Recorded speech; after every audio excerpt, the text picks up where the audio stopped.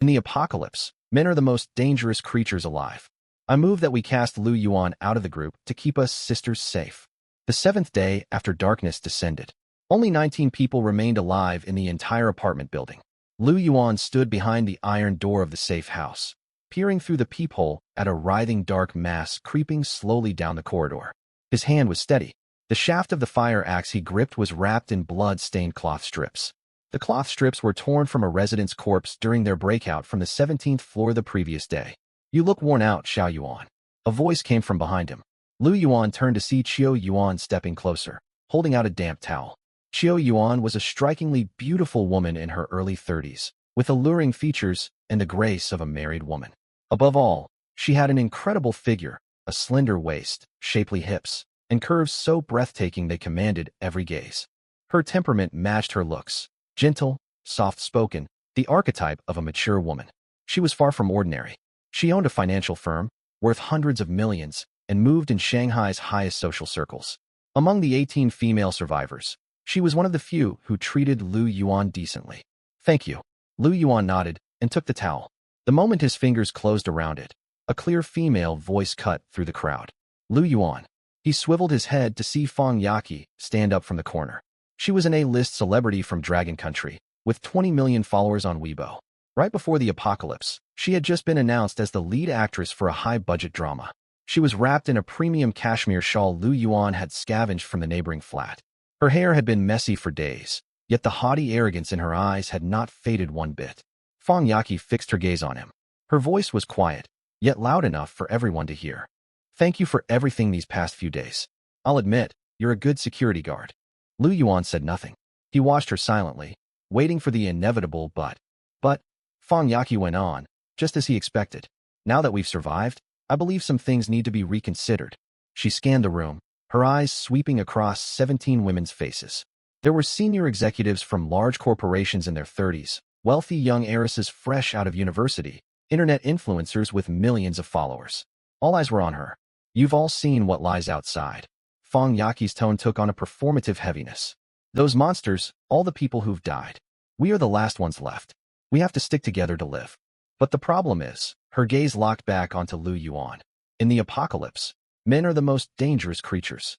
Silence hung in the safe house for a heartbeat. "Pardon." Lu Yuan wondered if he had misheard. "I mean every word." Fang Yaqi took a step forward, her cashmere shawl swaying gently behind her. "The 18 of us women pose no threat to one another. But you are a man. You are stronger than us, and you hold a weapon. Who can guarantee that one day you won't?" She paused, her tone thick with implication. "Turn into another monster?" It was clear exactly what monster she meant. Her words hit the room like a stone tossed into still water. "I think Miss Fang makes a valid point." A young woman with golden big waves spoke timidly. Lu Yuan recognized her as Su Wan, a beauty influencer, gorgeous with a great figure. "The night before last, I caught him staring at me for ages." "Me too. I've never felt fully safe around him." Another woman chimed in. "What's more, he's just a security guard. He was never part of our social circle. Why obey him?" Lu Yuan stood by the doorway, still clutching his axe. A bitter laugh rose in his throat. 7 days earlier, on the first night of eternal darkness, screams and the sound of tearing flesh echoed across the residential compound. He had sprinted out from the security booth, swinging his baton to beat back 2 monsters lunging at residents. After that, he had led these 18 women upward floor by floor. They seized their first stock of supplies from the property office. They cleared all shelves from the 5th-floor supermarket. When 3 monsters trapped them on the 8th floor, he stayed behind alone to hold them off so the women could flee. The unhealed gash on his back was left by a claw. The claw had aimed straight for Fang Yaqi. And now, Fang Yaqi stood before him, her refined face familiar to audiences nationwide, and declared calmly, "I propose that Lu Yuan leave our group for the safety of all sisters." She turned to the others once she finished speaking. "All those in favor, raise your hands." 1, 2, 3. Lu Yuan watched hands lift one after another, like rotting figures in slow motion from a zombie film. When he counted, 15 out of 18 women had voted yes. Only Qiu Yuan and 2 others kept their hands down. 15 against 3. There you have it. Fang Yaqi tilted her chin upward slightly. "This is the collective decision. Lu Yuan, you are a man. The outside world suits you better. We will set aside a share of supplies for you. You can leave now." She spoke as if granting him an immense favor. Lu Yuan remained silent for a long time. He glanced down at the axe in his hand, then at the pile of supplies. Then he lifted his head, his eyes as calm as stagnant water. Very well. The iron door slammed shut behind him, and Lu Yuan caught the first snicker. Finally, he's gone. Fang Yaqi's voice seeped out through the crack, like a snake flicking its tongue. I haven't slept properly these days. Always terrified I'd wake up to see a shadow looming by my bed. Now we don't have to fear anymore. Same here, Suwon replied right after, adopting the over-dramatic tone she used on live streams. You have no idea. Every time I went to the corner to change clothes, I felt eyes boring into my back. Ugh, a lowly security guard thinking he can reach for swans. Don't be harsh, Won. He did save us after all. It was Tang Shi, a rich heiress, a pampered little princess born into wealth. Her voice was soft and sugary. Still, honestly, things will be better with him gone. Men hold the advantage in strength. Who knows when their filthy thoughts might boil over. That's what I've been saying all along. Fang Yaqi raised her voice, as if announcing victory. In the apocalypse, women are safest when we stick only with other women. No male gaze, no disgusting possessive urges. If us sisters stand united, soft and gentle as we are, we can survive all the same. Exactly right. Someone echoed her, followed by a burst of feminine giggles. That security guard's out there now. The monsters will get him first. So what if they do? He's none of our business anymore. Hey, guess which floor he's on now? Do you think something's chasing him? Ha ha ha. Just imagining that scene makes me laugh. Enough. Fang Yaqi cut them off, satisfaction of a leader lacing her words. Forget about him. Let's redistribute and tally our supplies. We might even manage to live comfortably with plenty to eat and drink. From this moment, the 18 of us sisters are family. Sister Yaqi is absolutely right. We'll follow Sister Yaqi from now on. The cheerfulness from behind the iron door drifted through the thick fireproof panel, muffled, like bubbles rising from underwater. Lu Yuan stood in the dark stairwell, holding a sack of biscuits and a canteen. This was the only portion he took from their supplies before leaving. The so-called supply stockpile barely held enough food to last a week in total. He did not take more, nor did he need to. He had ample reserves hidden elsewhere. As for what awaited these women after he left, how many of the 18 would ever make it out of this building? Ridiculous. He walked straight forward. The voices behind him faded, growing blurry and distant. All that talk of male gaze, of being soft and safe together, of we can make it on our own, he heard every word and stored every one of them away. 21st floor. Lu Yuan pushed open the door to a secluded flat. The room was pitch black, nothing visible. But he did not need light. He knew every detail of this place.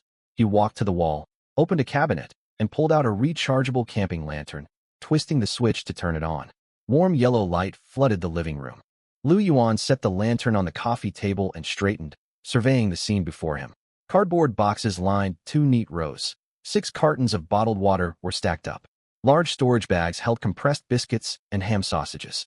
There were cans, self-heating rice meals, vacuum-packed marinated eggs, plus iodine, gauze and fever medicine he had scavenged from the pharmacy next door. These were Lu Yuan's private reserves. The supplies Fang Yaqi's group had access to amounted to roughly 1/4 of what lay here. The remaining 3/4 were hidden inside this flat. Lu Yuan had long realized he could not rely on those women, so he had prepared thoroughly. From day one, he knew they were not on the same path. Fang Yaqi in particular had always looked at him with condescending scrutiny.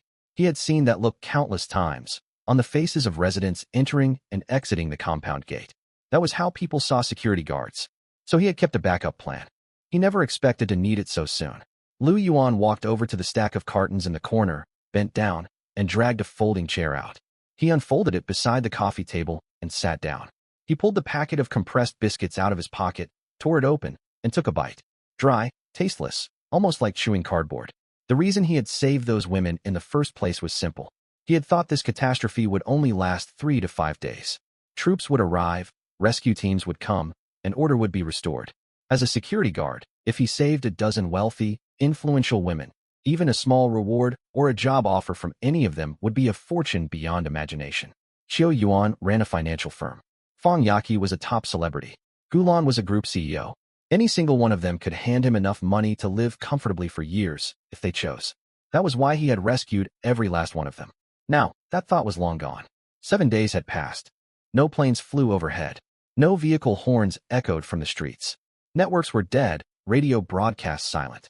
Outside the windows hung a permanent dark red sky, like a dried scab nailed above their heads. Never day, never night. Time had lost all meaning within this building. There existed only two states, alive or dead. Lu Yuan stuffed the last mouthful of biscuits into his mouth, chewed and swallowed. This crisis would most likely never end. At least, as far as he could foresee, no army would come rolling in armored vehicles to evacuate them. The world outside had turned into something beyond his comprehension. There was only one thing he could do: survive. So when Fang Yaqi spoke the words about casting him out, he barely held back laughter. He could not have wished for anything more. He had wanted to leave all along. He leaned back against the chair, closed his eyes, and sank his consciousness. A translucent panel unfolded in his vision, suspended in empty darkness. System: Apocalypse Survival Assistance System Beta Version Host. Lu Yuan current survival rating. Grade S day survived. 7 check-in status. Not checked in today daily check in reward pool refreshing. Lu Yuan whispered in his mind. Check in. Text on the panel flickered, and 3 lines of golden notification slowly surfaced. Check-in successful.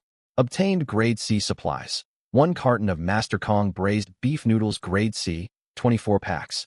Obtained attribute point. Stamina plus 1 current stamina. 7-8 obtained talent. Advanced lockpicking capable of unlocking all non-electronic mechanical locks. Skill cooldown only grade C supplies. A flicker of disappointment crossed Lu Yuan's mind. He opened his eyes. A cardboard box appeared on the coffee table, bright red packaging printed with the words Master Kong braised beef noodles. Neatly packed with 24 servings. He tapped the side of the carton, the corners of his mouth twitching. 1 carton of instant noodles. A small boost to stamina. A lockpicking skill. Before the end of the world, these things would have meant nothing. Hardly enough to hit the minimum order threshold for food delivery.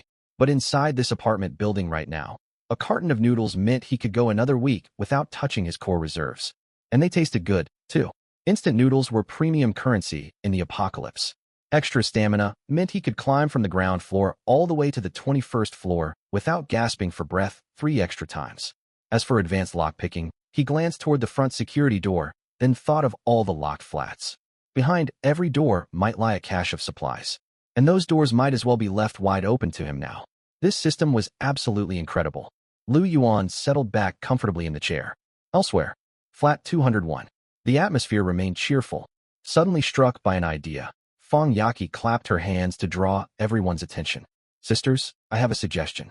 Let us have a proper feast tonight to celebrate. Her words were like tossing chopped green onions into sizzling oil. The room erupted. Yes. Ugh, I haven't slept a full night in days.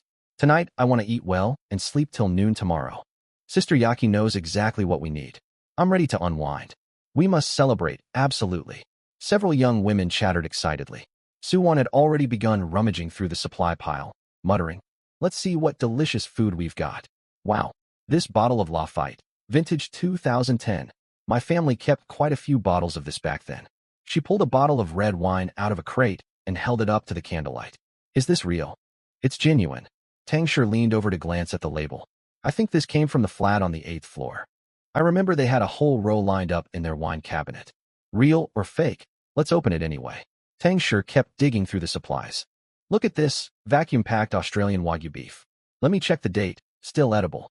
There's also a box of foie gras and a tin of caviar. The two squatted beside the crates, scavenging goods as if shopping in a luxury warehouse, pulling items out one by one. Red wine, steak, foie gras, black truffle paste, scattered all over the floor. Fang Yaqi watched the scene, a faint smile playing on her lips as she folded her arms. This sense of standing above everything filled her with immense satisfaction. Sister Yaqi, someone walked over and asked, how should we prepare all this? We don't have a kitchen. Simple, Fang Yaqi replied. Open the wine and drink it straight. We can pan-fry the steak over candles and fuel tablets, slice foie gras to eat with crackers, and scoop caviar. Immediate French cuisine. Suwon clapped her hands. Apocalypse-exclusive candlelit dinner. Sisters, we are pulling out all the stops. Open everything. Fang Yaqi waved her hand. We're in high spirits today, no need to hold back. Got it. Wait a moment. A voice came from the corner, quiet yet clear enough for all to hear. Qiu Yuan stood up from her chair. Her gaze swept calmly over the cheering crowd before settling on Fang Yaqi. Yaqi, she said, these supplies are our last reserves. A bottle of Lafite was worth tens of thousands before the apocalypse. Right now, it is worth less than a bottle of drinking water. If you devour our finest stock, what will we live on? The chatter in the room died down. Several women squatting by the supplies froze mid-movement and exchanged uneasy glances. Fong Yaqi's smile faded slightly, only to reappear quickly. Sister Qiu Yuan, she smiled unperturbed. I know you're looking out, but think about it. We have just made a vital decision and removed the threat among us. Isn't that worth celebrating? She stepped forward, looking around as if delivering a small speech. Supplies are important, yes, but emotional well-being matters too. What have all of us endured these days? Constant terror outside, perpetual anxiety inside the safe house. We could not even change clothes without fearing prying eyes. Now everything is different. We are truly safe at last. This meal is more than food. It is proof to ourselves. We made it. We survived. Emotional well-being is extremely important. She's right. Sister Yaqi speaks the truth. I just want to eat something nice. Who cares about tomorrow? And there are 18 of us. If we work together, how can we fail to survive? Voices of agreement rose one after another. Suwon had already pulled the cork from the wine bottle. Rich wine aroma filled the room. Tang Shi knelt on the floor, frying steak on a small metal tin over candle flames. The sizzle of melting butter sounded mouth-watering. The foie gras had been sliced and laid out on a chopping board, beside a half-open tin of caviar. Delicacies usually only seen in high-end restaurants were heaped all over the coffee table. Bathed in candlelight, the spread looked surprisingly authentic. Qiu Yuan watched the scene. Her lips parted as if she wanted to say something, yet she let out a sigh. She said no more. She sat back down, but a faint, strange glint flickered across her beautiful eyes. Her mind drifted back to the look Lu Yuan had worn before leaving. There was no anger, no hurt, not even a hint of disappointment to be found. That gaze was like a pool of water, unfathomably deep, with no visible bottom. He had left far too calmly. It was not as if he had been driven away. Rather, it felt as though he had chosen to leave of his own accord. Qiu Yuan pushed the thought down deep inside her and kept it to herself. The candlelit dinner continued. The steak was finished. The wagyu, cooked to medium rare and served with foie gras and black truffle sauce, carried a faint Michelin air. After several glasses of red wine, rosy tints crept onto everyone's cheeks, and their voices grew louder than before. But the peace did not last. One last piece of steak remained on the plate, pre-cut, roughly 2 fingers wide, resting on aluminum foil. Lin Muxue and Qin Yi reached out with their forks at exactly the same time. The tips of their cutlery clinked sharply. Lin Muxue paused and glanced up at Qin Yi. Qin Yi met her gaze. Neither withdrew her fork. Both were wealthy young ladies, pampered princesses who had grown accustomed to getting their way at home. Neither was willing to back down. I saw it first, Lin Muxue said. I extended my fork first, Qin Yi replied. Your fork moved faster, but I'd already set my sights on it long before. What good is spotting it? I had my eye on the whole steak. Does that mean you shouldn't eat any? They volleyed words back and forth. At first the others watched on in amusement and tried to mediate with laughter. Once they realized the argument was genuine, the smiles faded. I haven't had a single hot meal in 3 days, Lin Muxue said stiffly. Let me have this last piece. Who hasn't endured these past 3 days the same way? Qin Yi refused to yield. You ought to give it to me. I'm 2 years younger. Shouldn't the elder sister make allowances? Don't pull that line. That's enough. Fong Yaqi stood up from the sofa. A smile still lingered on her face, yet it had turned rigid. Holding her wine glass, she stepped forward and positioned herself between the two girls. Muxue Yi, she spoke with the steady poise of a gala host. It's only a piece of steak. It's not worth fighting over. We're sisters. Talk things through properly. Split this between you half each. Will that work? Lin Muxue shot Fong Yaqi a glance, her lips twisting downward. She said nothing, yet she did not pull her fork away. Qin Yi retracted her fork, only to roll her eyes and turn her head aside, muttering under her breath. Fine, split it. It's not even anything great anyway. Lin Muxue's brows knitted instantly. Who are you calling nothing great? I'm talking about the steak. Why are you getting so defensive? I can hear exactly what you meant. You. All right, enough. Fong Yaqi set her wine glass down heavily on the coffee table and raised her voice at last. Her outburst silenced the pair for a moment. Everyone in the room turned to look at her. Fong Yaqi drew a deep breath and adopted the commanding bearing she used playing queen roles on set, sweeping her gaze across the group. Girls, we were celebrating just now. We agreed to stand united from this day onward. And yet, after barely any time has passed, you're quarreling fiercely over food. Is it really necessary? It's just one steak. She paused and softened her tone, as if soothing a group of sulking children. Besides, think about where we are. The 21st floor, the highest in the entire building. There are countless apartments downstairs. Surely there must be food in people's refrigerators, cabinets, and storage rooms. Once we run out, look for more. She spread her hands casually. Finding food is hardly a difficult task. Lu Yuan managed it before he went out to search. If he can do it, so can we. Her words lightened the tension in the room noticeably. Suwan chimed in from the side. Exactly. Even a security guard like Lu Yuan can find supplies. With so many of us, how could we fail? Let's drop the argument and drink our red wine. Tang Shi lifted her glass. Come on, let's toast. Let bygones be bygones. Lin Muxue and Qin Yi exchanged a look. Though displeasure still clouded their faces, they stopped bickering. Qin Yi tossed her fork onto the table and took a sip from her glass. Lin Muxue picked up the piece of steak, and no one tried to stop her. Candle flames flickered once more. Glasses were refilled, and the steak was chewed and swallowed. The faint awkwardness was quickly washed away by wine. Sitting in the corner, however, Qi Yuan had witnessed everything clearly. She clutched her glass of red wine. Her gaze drifted from Lin Muxue to Qin Yi, then from Fang Yaqi to the nearly empty supply crates. Half a bottle of red wine remained. The foie gras was gone, the caviar almost finished. 3 out of several chocolate boxes had been opened, and crumpled aluminum foil littered the tabletop. Before the end, this was an ordinary dinner. But what about now? Now all of it was irreplaceable. And those ordinary dinners were gone forever. Qi Yuan set down her wine glass, interlaced her fingers, and rested them on her knees. She stared down at her hands. She said nothing, and no one paid her any mind. Amid such a crowd, quiet people were easily overlooked. One thought occupied her mind. When Fang Yaqi had said finding food was simple, she had spoken so lightly. She spoke as if mentioning going downstairs to collect a food delivery. She seemed to have completely forgotten the creatures roaming the building. She forgot Lu Yuan always carried an axe whenever he ventured out. She forgot the shadow on the 8th floor had once stood merely 3 steps behind them. She truly believed whatever Lu Yuan could accomplish, they could achieve too. Qi Yuan slowly clenched her fingers. Sooner or later, Fang Yaqi would get all of them killed. The vague thought lingering deep inside her had now turned crystal clear. She reached a decision in her heart. Elsewhere, Lu Yuan knew nothing of the farce.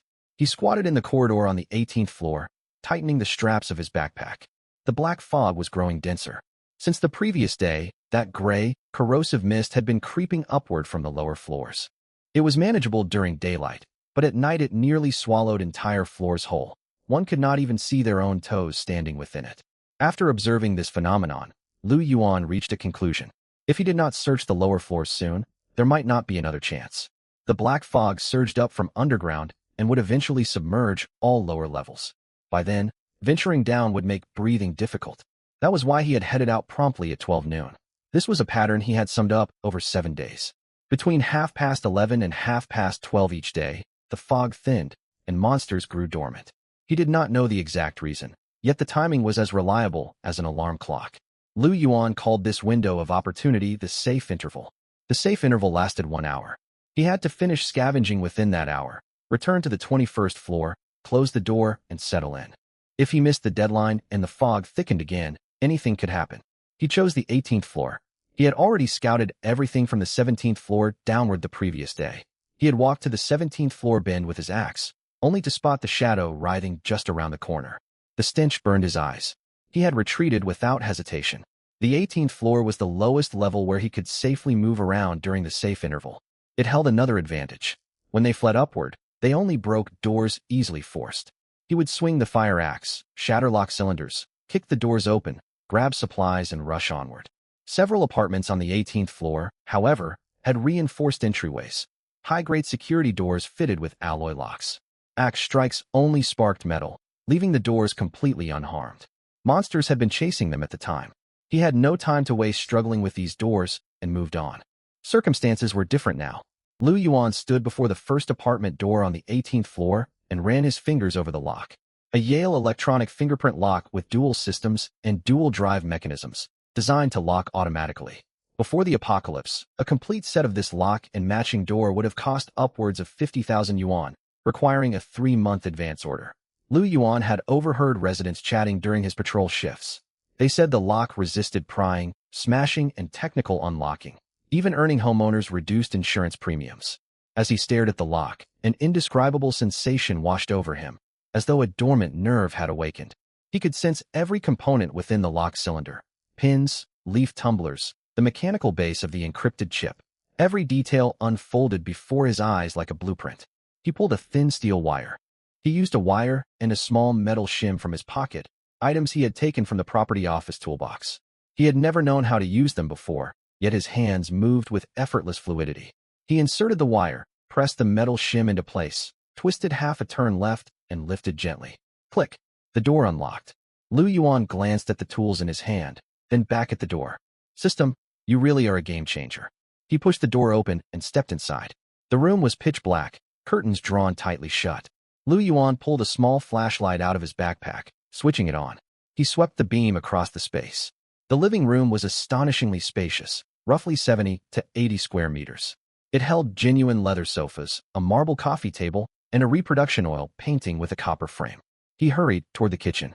When he pulled open the double-door refrigerator, a sour stench rushed out. All the premium fresh produce inside had rotted away. He frowned and closed it, then began rummaging. The moment he opened a cabinet, Lu Yuan's eyes widened. 7 or 8 bottles of well-aged red wine lined the wine rack. Below them sat a bottle of Hennessy XO and Japanese whiskey. Whoever lived here, Lu Yuan muttered, shifting the wine bottles aside. Wine could wait. He needed to find food first. Digging deeper, the dry goods cabinet held few items, yet all were high quality. A jar of Italian black truffle sauce, still more than half full. 2 packs of pasta, 1 wide and 1 thin. A tin of French foie gras, heavy in his hand. A small bag of dried scallops. There was also a 5-kilogram sack of rice. It had been opened, yet barely touched, enough for around 10 meals. At the bottom lay 2 packs of vacuum-packed rice noodles and self-heating hot pot. Lu Yuan squatted to examine everything, swallowing hard. Half an hour earlier, he had been huddled in the shelter chewing dry ration biscuits that made his jaw ache. He looked at the supplies spread out. Pasta, dried scallops, truffle sauce, foie gras tins, and a sack of rice. You folks were all wealthy once, he mumbled, clamping the flashlight between his teeth. Now you're all my lifesavers. He stuffed the entire sack of rice inside, took both packs of pasta, tucked the truffle sauce into a side pocket. He wrapped the dried scallops and foie gras tin in clothing and stowed them. He also took the rice noodles and self-heating hot pot. His first stop yielded decent gains. Next apartment. It required both fingerprint and mechanical lock verification. Lu Yuan worked at it, and click, the door opened. Several open bottles of red wine sat on the kitchen counter. He left them untouched. He did find 2 boxes of self-heating rice from a high-end outdoor brand inside the cabinets. Beside them stood 2 cans of instant coffee. One had been opened but still sealed, and it smelled fresh. In the corner lay an unopened box of imported chocolate. Lu Yuan packed the items. Third apartment. He did not head straight for the kitchen after opening the door. Something on the living room coffee table halted his steps. A foldable solar charging panel, palm-sized when compacted. It expanded to roughly 2 A4 sheets wide, fitted with 2 USB ports along its edge. He pulled out his cracked screen phone and plugged it in. The charging icon lit up. Though slow, it worked. Lu Yuan tucked the panel securely inside his jacket. He searched the kitchen thoroughly. All he found in the dry goods cabinet were several packs of vacuum rice noodles, 1 hot pot, and jujubes. The haul was modest, yet better than nothing. Fourth apartment, 5th, 6th. Within 1 hour, he unlocked the doors to 6 residences. Those high-security locks surrendered to him in under 2 minutes. But he dared not linger too long. Time was running out. Shortly after 12:30, the fog visibly thickened, and shadows at the end began to shift. Grabbing his supplies, he sprinted. By the time he clambered back up to the 21st floor, his shirt was soaked through with sweat, and his backpack bulged so full the zipper threatened to burst. He practically dragged himself inside. He dumped all the supplies onto the floor and collapsed onto a folding chair, gasping for breath for a full 5 minutes. The camping lamp cast warm yellow light over the pile of loot. 5 kilograms of rice, 2 boxes of self-heating rice, 2 packs of pasta, several packs of rice noodles, 3 boxes of self-heating hot pot, truffle sauce, foie gras, scallops, coffee, chocolate, jujubes, and the panel. Lu Yuan pushed himself upright using his knees, squatted beside the pile, and counted each item one by one. 5 kilograms of rice could last roughly 10 days if rationed carefully. The 2 boxes of self-heating rice and chocolate would serve as treats. Combined, the pasta, rice noodles, and hot pots could sustain him for about a week. Dried scallops and foie gras were premium. He ran quick calculations in his head, the tension gradually draining from his face. A month's supply. If I ration wisely, this could stretch to 2 months. Lu Yuan muttered to himself. The supply problem was solved. He stood up, brushed dust off his hands, and exhaled deeply. He fished out a box of self-heating rice from the pile, tore it open, added water, and waited. Bubbling sounds emerged as the heating pack activated. He retrieved the solar panel once more, set it beside the coffee table, and plugged in his broken phone. The charging lightning symbol glowed. The battery percentage slowly climbed up from 3%. He knelt before the panel for a long moment, gently touching its surface with cautious care. This thing sold for nearly 1,000 yuan. Now, I wouldn't trade it for any amount of wine. The self-heating rice was ready. He lifted the lid, and rich cured meat aroma washed over him. Each grain of rice stood distinct. The preserved sausages glowed a glossy crimson. He sank back into the folding chair, picked up the container, and scooped a large spoonful into his mouth. Delicious. He quickly finished the whole box. Lu Yuan scraped every last grain from the bottom, crunching down on the crispy rice crust. Once done, he set the empty container on the table, leaned back deep into the chair, and sighed. Lu Yuan narrowed his eyes, oil glistening at the corners of his mouth. He thought to himself, this scavenging trip had been well worth it. 10 o'clock at night. The candlelit dinner had ended. Wrapped in a cashmere shawl, Fang Yaqi curled up on the largest sofa, her cheeks still flushed from alcohol. She rolled over, mumbled something indistinct about dealing with things tomorrow, then fell silent. Tang Shi dozed in the corner with her knees drawn to her chest. The rest sprawled in small groups across sofas and carpets. Some whispered quietly, while others had already closed their eyes. Soon, snores rose up. Light and heavy sounds intertwined. Everyone was asleep. Xu Yuan remained awake. She leaned against the furthest chair in the corner, her back pressed to the wall. Her eyes were half-lidded, her breathing steady as if she slumbered. Her ears, however, stayed sharp, tracking every sound around her. After waiting roughly 40 minutes and confirming everyone remained asleep, Xu Yuan slowly opened her eyes and rose from the chair with extreme care. She wore disposable hotel slippers. Their thin soles barely made any noise against the floorboards. She padded over to the pile of supplies and knelt down to rummage through them. She took 1 bottle of mineral water, 2 packs of compressed biscuits, and 1 tin of luncheon meat, stowing them in a black canvas bag. She walked to the doorway, wrapped her hand around the iron handle, and pulled it open inch by inch, slowly. The metal door creaked ajar. Xu Yuan paused, glanced back, and saw no one stir. She slipped sideways outside into the complete darkness of the corridor. Standing at the doorway, Xu Yuan tightened her grip on the canvas bag straps, drew a deep breath, and began walking toward the left. She knew exactly where Lu Yuan was staying and headed straight there.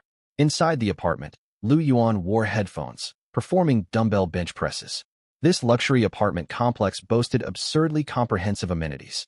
A gym sat adjacent to the residential wing, accessible by keycard, featuring treadmills, stationary bikes, a Smith machine, dumbbell racks, and a cable crossover station. Before the doomsday, he had never even stepped foot in a gym, but things were different now. Brutal daily training was a necessity. Working out burned a huge number of calories, yet he no longer worried about food supplies. Physical health was his top priority. In the apocalypse, a single extra second of speed meant survival, and every ounce of strength gained meant greater confidence. He had no intention of hiding away like a rat. One day, he would escape. To survive outside, his body would be his foundation, alongside his system as his other ace in the hole. He set down the dumbbells, took off 1 headphone, and crouched to stretch. The muscles in his calves were tight.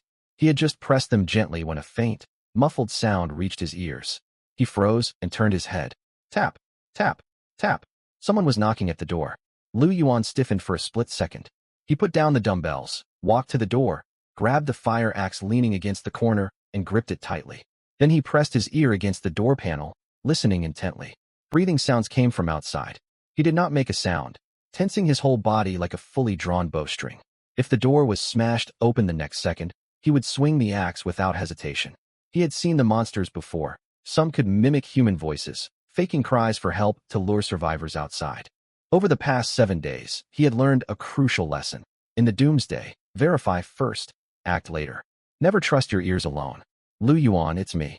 The voice came again, low and cautious. A moment later, she added softly, Are you inside? Lu Yuan blinked in surprise and peered through the peephole. The circular lens revealed a flustered face, Xiao Yuan. She stood outside the door in a dark coat, clutching a canvas bag. Her hair was messy, and she kept glancing back down the corridor, as if fearing something would follow her. Confirming it was truly her, Lu Yuan lowered the axe, unlocked the door, and pulled it open. Relief washed over Qiao Yuan the moment the door opened. Without waiting for Lu Yuan to speak, she slipped swiftly inside, her movement quick enough to stir a faint breeze. Lu Yuan stepped back to make way, quickly scanning both ends of the empty corridor. Seeing no sign of danger, he locked the door with a click. He turned to face the woman standing in the warm glow of the camping lamp. Qiao Yuan's chest rose and fell rapidly, her breathing unsteady from the tense journey through the dark corridor. Her gentle features were etched with a complex mix of panic, relief, and unyielding resolve. Lu Yuan looked at her. "What are you doing here?" Qiao Yuan stood quietly for a few seconds to steady her breath. She lifted her canvas bag slightly and met his eyes directly, no beating around the bush. "Staying with you gives me a better chance of survival." Lu Yuan said nothing, waiting. "The others won't last long." Qiao Yuan's voice was soft but clear. "Fang Yaqi and her group will run into disaster within a week. I don't want to regret staying with them until it's too late." Lu Yuan watched her, his expression impassive. Qiao Yuan was indeed a smart woman. He had noticed it from day one. In her early 30s, she rarely spoke among the group, yet she was calm, prudent, and extraordinarily intelligent. While others scrambled for water, she mapped out escape routes. While others wept in despair, she counted their remaining supplies. While others froze in fear, she planned their next move. Quiet and unassuming, she was far more perceptive than everyone else around her. Lu Yuan had long believed Qiao Yuan was one of the few in the group worthy of surviving the apocalypse, provided she made the right choice. And she had chosen wisely, coming to seek refuge only hours after he left. A top socialite who once moved in Shanghai's high-end elite circles, she was undeniably shrewd. Still, Lu Yuan did not agree to take her in immediately. Instead, he asked a practical question. "Why should I shelter you? What value can you bring?" Qiao Yuan glanced at him, calm and unflustered. "I've brought supplies with me." She pushed the canvas bag forward slightly. Lu Yuan glanced at the flat bag but made no move to touch it, a faint smile tugging at his lips. He then stood up and nodded toward the storage room. "Follow me." He pushed open the half-closed door and stepped aside. Qiao Yuan followed, and froze the moment she stepped inside. Warm light spilled from the living room, illuminating the full extent of the storage room. 6 cases of mineral water were stacked neatly in place. Beside them, large storage bags were crammed with self-heating rice noodles, pasta, instant noodles, and all kinds of food. In the corner stood several bottles of red wine and a bottle of Matai, scavenged from the lower floors that afternoon. A whole vacuum-packed Iberian ham hung on the wall, alongside countless other supplies piled halfway up the wall. Qiao Yuan stared at the stockpile, her eyes wide with undisguised astonishment. This is only part of what I have." Lu Yuan crossed his arms and leaned against the doorframe, his tone casual. "There are still unlooted households downstairs. I'll bring up more supplies next time." Qiao Yuan tore her gaze from the supplies, studied Lu Yuan's face intently for a few seconds, and smiled. "You truly are someone worth relying on." Lu Yuan said nothing, waiting for her to elaborate. Qiao Yuan understood his unspoken request. "A safe haven in the apocalypse requires careful planning and management," she said steadily. "Someone needs to oversee supply distribution, consumption control, and future scavenging plans. I can handle it." She spoke with quiet confidence, her gaze locked firmly on his. As the former owner of a financial firm, she had years of experience managing funds and personnel. In terms of overall planning and resource management, she was far more professional than Lu Yuan. Lu Yuan neither nodded nor shook his head. "I'm living alone for now. I don't need such meticulous management." Qiao Yuan nodded in understanding. She had anticipated his response. Managing resources for one person was vastly different from managing a group. Her current offer was only a minor bargaining chip, not yet fully useful. She paused, took a step forward, and spoke with complete sincerity. "My value goes far beyond supply management." She looked straight at him, her tone calm and resolute, stripped of all pretense. "The apocalypse is not only about strength and materials. It depends on strategy, connections, and long-term planning. I excel at resource integration, risk assessment, and team coordination. If you ever want to expand our safe haven, recruit more survivors, and build a complete survival system, I will be your most reliable partner. That is my true value." The warm lamplight softened her features. Once a glamorous elite socialite, she had cast off her worldly vanity. She retained only the poise and insight forged by years of navigating high-stakes environments. There was no flattery, no weakness in her words, only a straightforward, mutually beneficial partnership. A faint, calming herbal fragrance lingered in the air. A knowing smile crept onto Lu Yuan's face. Qiao Yuan was sharp and pragmatic. She understood the brutal rules of the apocalypse perfectly, abandoning empty pride to seize real survival opportunities. Once worth hundreds of millions, she had set aside her status and arrogance, choosing cooperation over dependence. Such clarity and decisiveness were rare in this chaotic world. Lu Yuan dropped his probing tone and spoke plainly. I'll take you in and accept your partnership. But there are rules in my safe house. If you stay, you obey my orders. We each do our part. No slacking, to survive together. Qiu Yuan's eyes lit up with determination. She nodded firmly. I understand. I will fully cooperate with you. Take charge of all logistics and planning, and prove my worth with actions. The night passed peacefully without disturbance. The next morning, room 201, no dawn broke. The sky was perpetually shrouded in a murky crimson haze. Human circadian rhythms remained, however. By 7 or 8 o'clock in the morning, the survivors began to wake one by one. Su Wan was the first to notice Qiu Yuan's absence. She rubbed her eyes, sat up from the carpet, glanced around the room, counted the people present, and froze. Where's Qiu Yuan? Her question jolted the others awake. Everyone scanned the room. The sofa was empty, the corner chair vacant, and the bathroom door stood open, deserted. She wasn't here last night? Tang Shi sat up, her hair messy and disheveled. She was here when I fell asleep. Qini frowned. An awkward silence fell over the group. Then someone muttered, she must have gone to find that security guard. The words shattered the last traces of drowsy camaraderie from the night before. No way. Su Wan's eyes widened in disbelief. She actually went to find Lu Yuan? Where else could she go?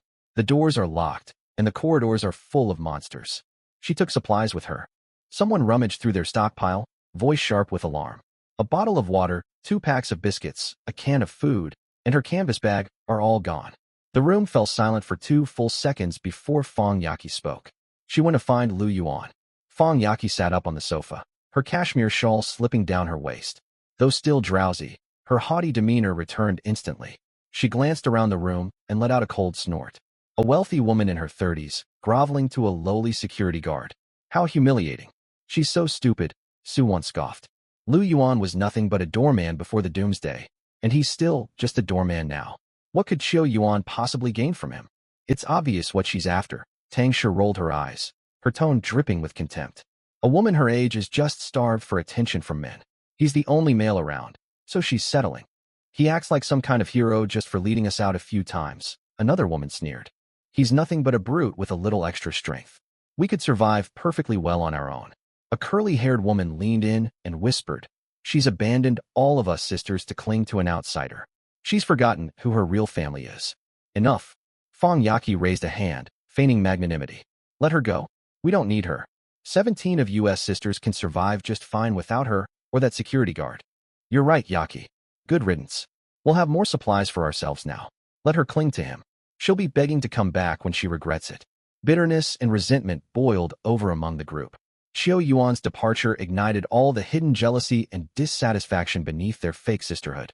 They hurled insults, calling her traitorous, mocking Lu Yuan for overreaching his station, all while insisting they could thrive independently.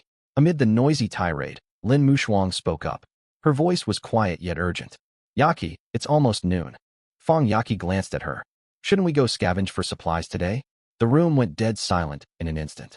The cheerful insults died on everyone's lips. Their supplies had dwindled drastically after their feast the previous night. The harsh truth hung over them. Lu Yuan had always been the one to do the heavy lifting. He was the one who braved the corridors, broke into rooms, and carried back supplies while they waited safely indoors. They had mocked him, but everyone knew he was their real provider. Now he was gone. A flicker of panic crossed Fang Yaqi's face, quickly masked by her calm, dismissive tone. There's no rush. We still have food left. We'll rest today and go scavenge tomorrow. Frowns spread across the room immediately.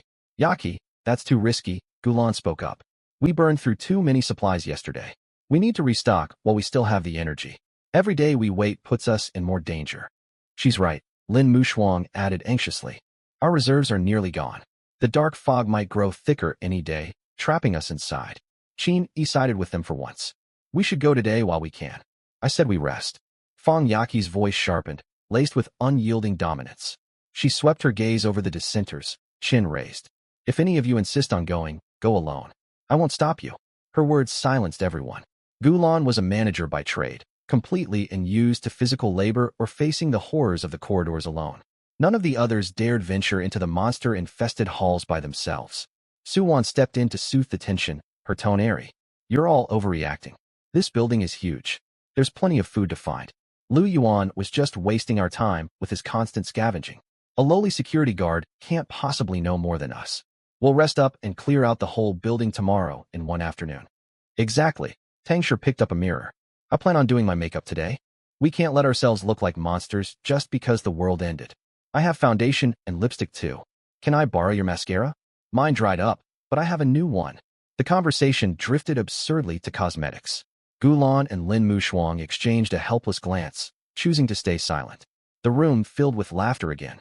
The women gathered around their makeup bags, lighting a new candle whose flickering glow illuminated their made-up faces. They smiled and chatted carelessly, ignoring the horrors outside.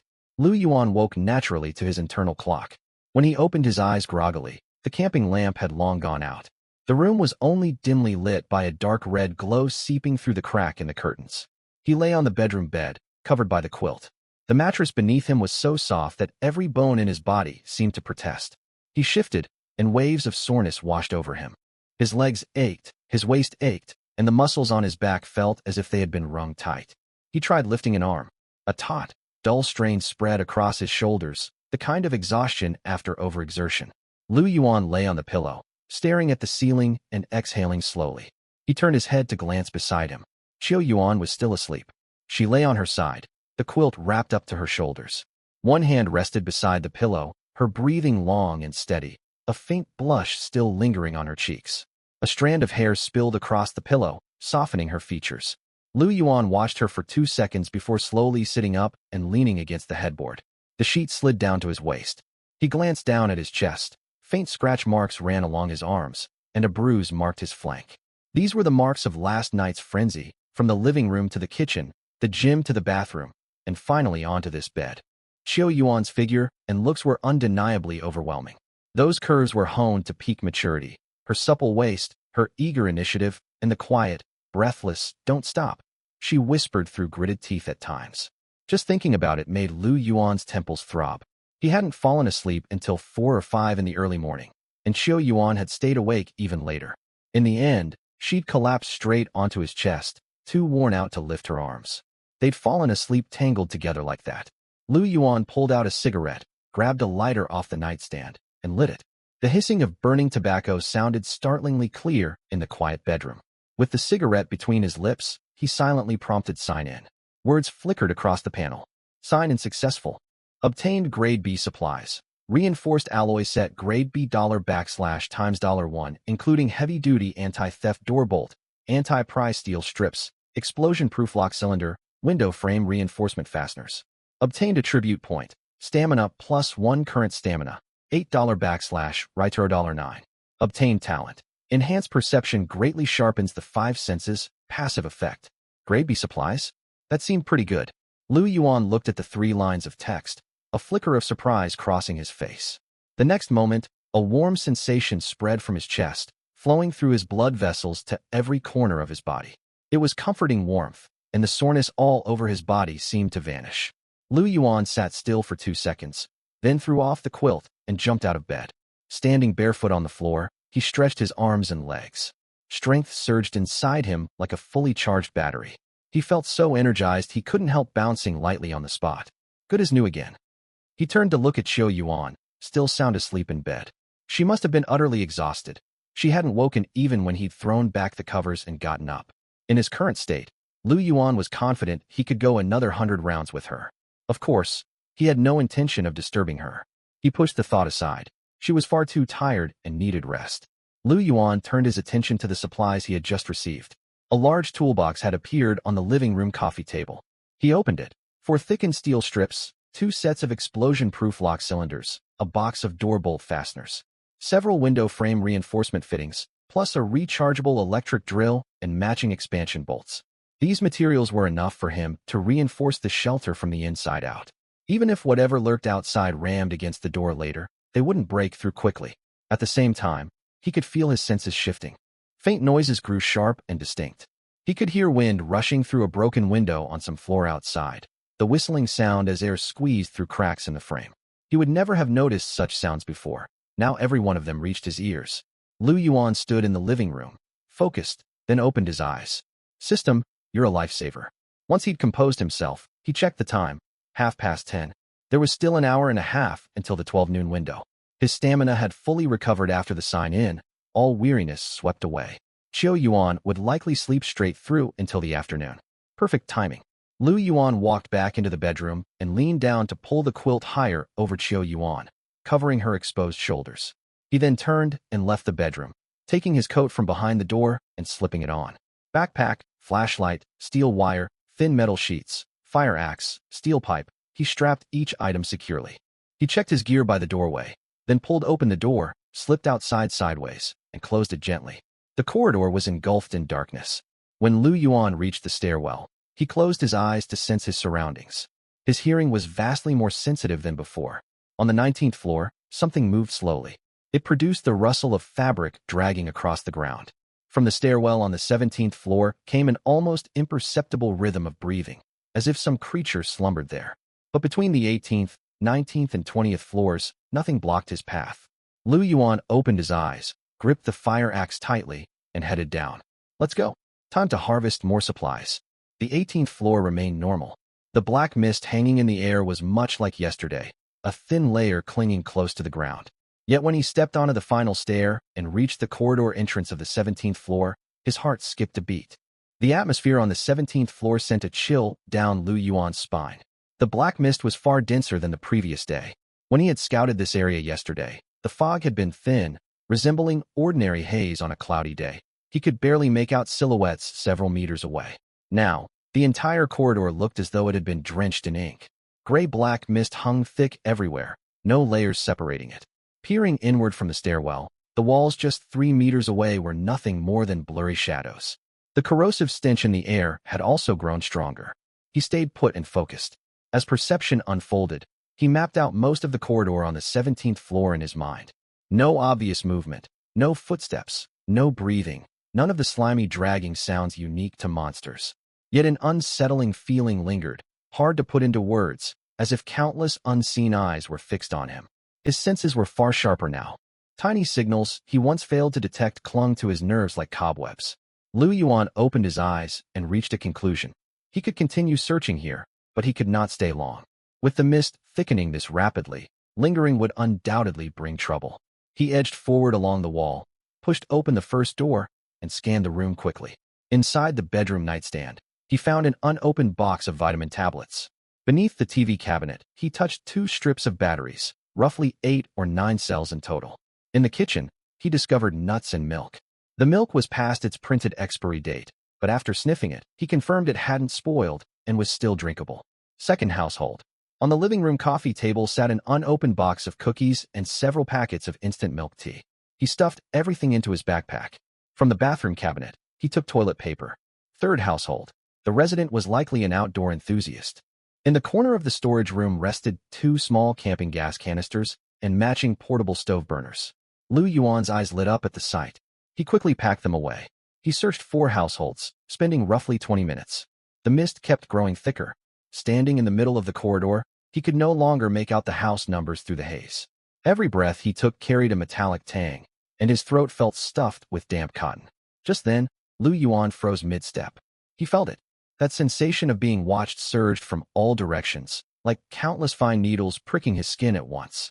The fog was too thick to see anything, but his perception spread outward like a net, catching those gazes.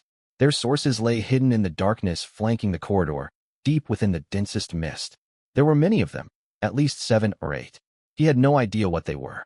What made Lu Yuan's back turn cold was that they did not move. Those stairs simply hung suspended in the thick fog, fixed silently upon him. No breathing, no footsteps, no growls, only steady, unwavering focus. It was as if a row of cameras were aimed straight at him. Lu Yuan could sense them standing there, their outlines concealed by the black mist. He could not see them, yet he knew they were present. This complete stillness was far more terrifying than being chased. He slowly stepped backward. The intensity of the gazes neither rose nor fell, pressing against his perception with the same weight. He kept retreating. Once he reached the stair entrance, he stopped moving slowly. Turning around, he sprinted upward 3 steps at a time. He raced back to the 21st floor in little time. He burst through the door into the shelter, locked it, and leaned against the panel gasping for breath. His shirt was soaked through with sweat. The metallic taste lingered in his throat. He swallowed repeatedly to ease the discomfort. He closed his eyes and sensed the surroundings. The feeling was gone. Lu Yuan remained leaning against the door for a long while until his rapid breathing steadied. He glanced down at his backpack. Vitamin tablets, batteries, nuts, 2 cartons of milk, cookies, instant milk tea, toilet paper, 2 camping gas canisters, and 1 portable stove burner. It was a decent haul. Rationed carefully, it would sustain him for 8 to 10 days. He walked over to the coffee table and laid out every item one by one. Then he sank into the folding chair, clutching the stove burner in his hand, his mind still lingering on those shadowy presences in the thick mist. He leaned back in the chair, recalling that eerie sensation of being observed. There had been no hostility, no killing intent, only watching, like an audience gathered outside a cage, quietly and patiently observing the creature trapped within. I can't go down to the 17th floor anymore. From now on, the 18th will be my limit. Lu Yuan was about to get a glass of water when a fragrant aroma drifted into his nostrils. The savory sizzle of fried food mixed with chopped green onion drifted over from the kitchen. He camped, walked forward, and pushed open the half-sliding kitchen door. Qiu Yuan stood with her back toward him. Blue flames from the portable gas stove lapped the bottom of a frying pan. 2 slices of ham sizzled inside, alongside an egg. The egg white had set, its edges lightly browned. She wore an apron, dug up from somewhere, light blue floral fabric tied into a bow at her waist. She had also changed clothes, light blue casual homeware woven from cotton and linen. Her sleeves were rolled up to her forearms, and the loose neckline exposed her collarbones. Her messy hair from the previous night was now braided into a single plait, falling over one shoulder, swaying gently. Lu Yuan stood in the doorway watching for 2 seconds. A woman in her early 30s, naturally curvy, the homeware clung to her frame in eye-catching lines. Yet as she bent to tend the fried egg, her movements were soft and gentle. With the braid resting against her shoulder, she radiated domestic warmth. Even dressed like this, Qiu Yuan's poise as an elite socialite could not be hidden. Instead, it created a striking contrast. Lu Yuan walked up behind her and slipped his arms around her waist. Qiu Yuan let out a soft gasp when he embraced her, the spatula halting mid-motion. But she quickly recognized him from the pressure and warmth of the hug. She turned her head slightly, not pulling away, and asked gently, "You're back. Did you run into any danger?" She continued flipping the ham, and the concern in her voice was impossible to mask. She understood better than anyone that Lu Yuan was her only hope. If something happened to him, she would not survive 2 days alone in this building. "I'm fine." Lu Yuan rested his chin on her shoulder, breathing in the scent of shampoo in her hair. After a brief pause, he added heavier context. "But things are likely going to grow more dangerous. The black mist downstairs is rising upward, far denser than yesterday. The 17th floor is caught up and barely habitable now." Lu Yuan's tone turned heavier. "At this rate, it won't be long before it reaches the 20th floor." Qiu Yuan fell silent. She scooped the fried ham and egg out of the pan onto a white porcelain plate and turned off the stove. Only then did she turn her head to meet Lu Yuan's gaze, offering a tender smile. "It's all right," she said. "With you here, I fear nothing." Her voice was soft, yet her gaze steady. No exaggerated expressions. She spoke plainly, as casually as commenting on pleasant weather. Yet the words warmed Lu Yuan's heart. No wonder she navigated high society so effortlessly. She was beautiful and emotionally intelligent, able to offer steady comfort with a single sentence. Lu Yuan smiled, tightening his hold and drawing her closer against him. His hands rested at her waist, brushing the soft curves of her hips. Through the thin cotton linen fabric, the warm, firm sensation shot straight to his head. Trapped in his embrace, Qiu Yuan clearly felt his reaction. She froze for a moment, still holding the plate, and glanced back at him with a look that held equal parts surprise and helpless amusement. She hesitated. "We already did so much last night." "Last night was last night." Lu Yuan pressed his chin into the crook of her shoulder. Qiu Yuan pressed her lips together. A swirl of complicated emotions crossed her face before she sighed softly. "You have far too much stamina." Her tone carried a faint trace of melancholy. She had witnessed his endurance the night before, yet she never expected him to recover completely so soon. "Don't you want me to?" Lu Yuan asked. Qiu Yuan smiled. "Of course I do. I belong to you now. You can do whatever you wish." Lu Yuan grinned. "How could I hold back around you?" He leaned close and whispered, "A top socialite worth hundreds of millions, crossing class boundaries. Xiao Yuan's cheeks flushed faintly at his words. She turned her head to shoot him a glance, though there was no real anger in it, only playful reproach. Forget socialites. Her voice dropped, heavy with soft longing. Right now, I'm yours. She did not finish, but the meaning was clear. He did not loosen his grip. Instead, he pulled her even tighter against him. Xiao Yuan remained encircled by him from behind, standing before the stove with the plate of freshly fried ham and egg resting nearby. Moments later, Xiao Yuan bent forward slowly over the kitchen countertop. Elsewhere, apartment 201, a full day of rest had passed.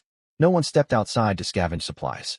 17 people huddled inside the 200-square-meter apartment, each trying to pass the increasingly tedious time. I want to take a shower. Suwon's words brought a moment of silence. She stood by the bathroom doorway, golden wavy hair falling over her shoulders. Her makeup was carefully touched up, lipstick freshly reapplied. But her expression was sour. Frowning, she repeated herself in a tone of exasperation. I haven't bathed in 3 days. I feel terrible. I'm showering today. We don't have running water. Qin replied, leaning against the opposite wall and clutching a half-empty bottle of mineral water. Look at the taps. The supply cut off ages ago. Use bottled mineral water then. Suwon said matter-of-factly. We still have several cases, don't we? Qin frowned. This suggestion struck her as completely unreasonable.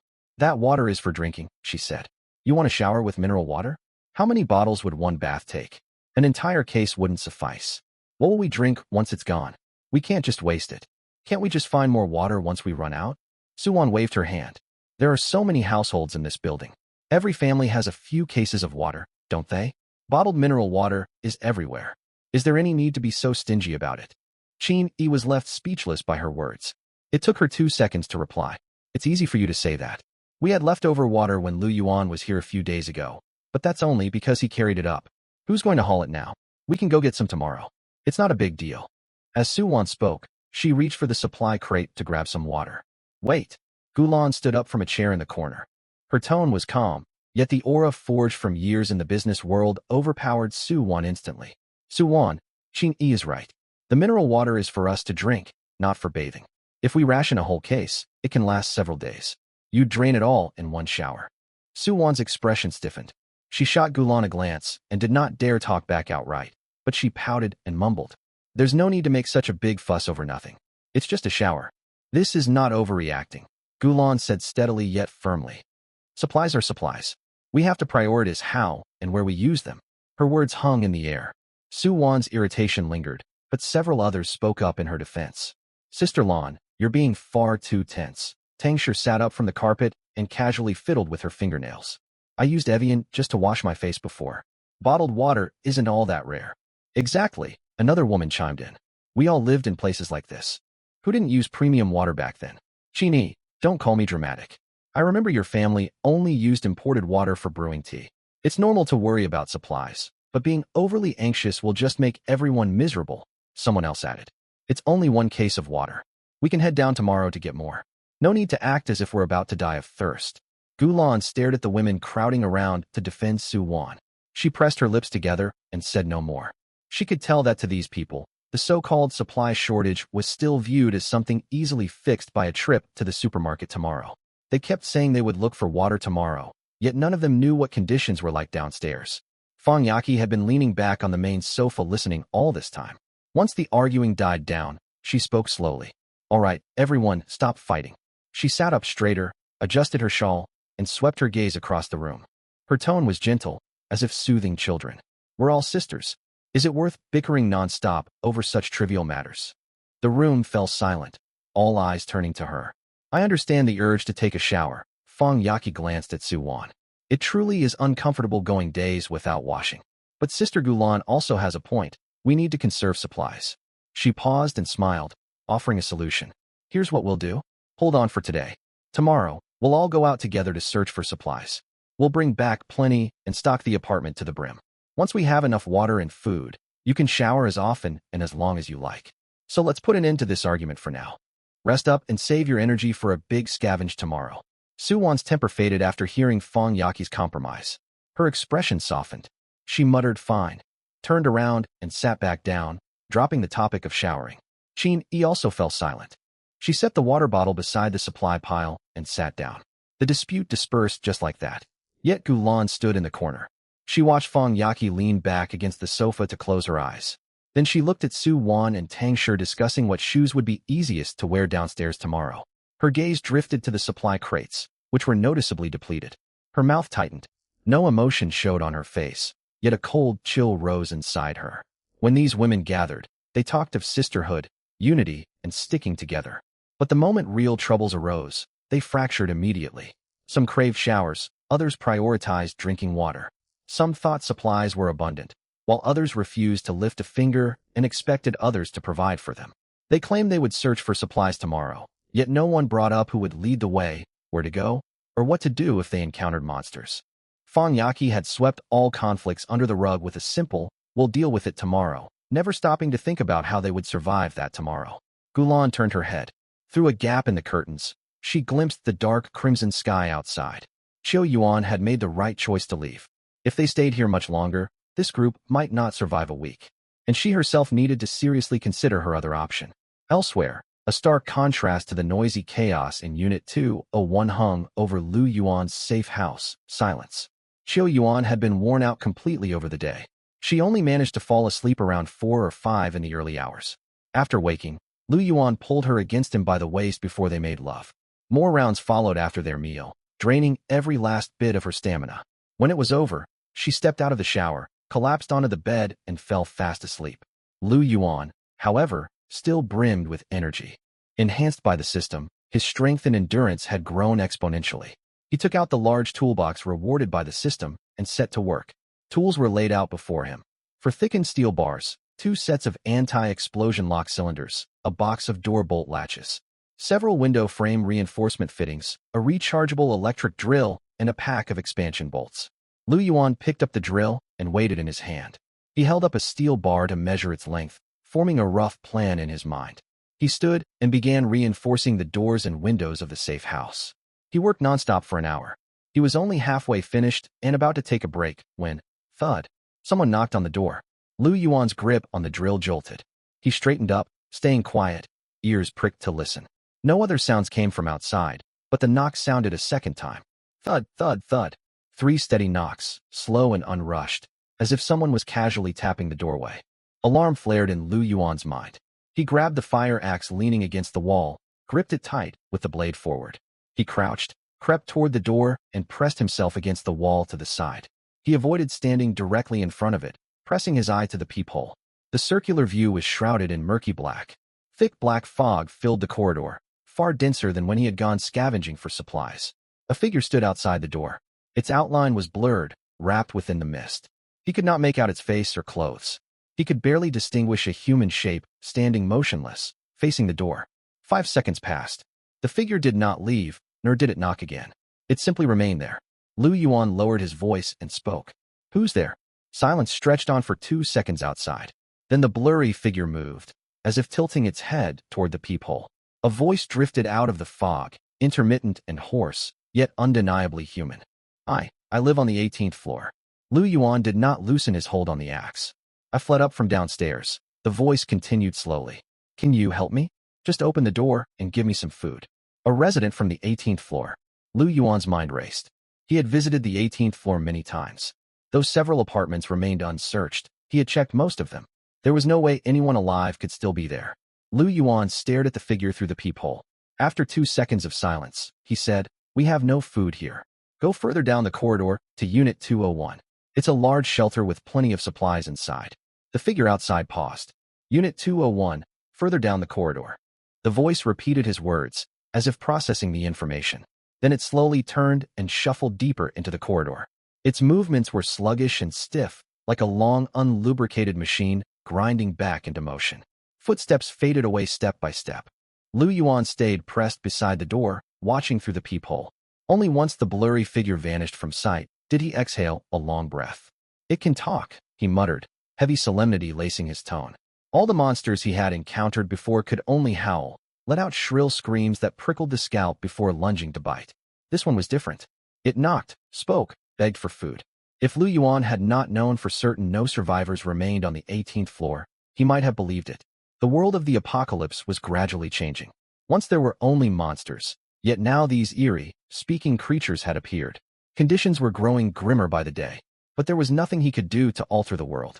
All he could do was keep reinforcing his safe house. Whatever the thing was, as long as it left him alone, he did not care. His next task was to seal his door tight.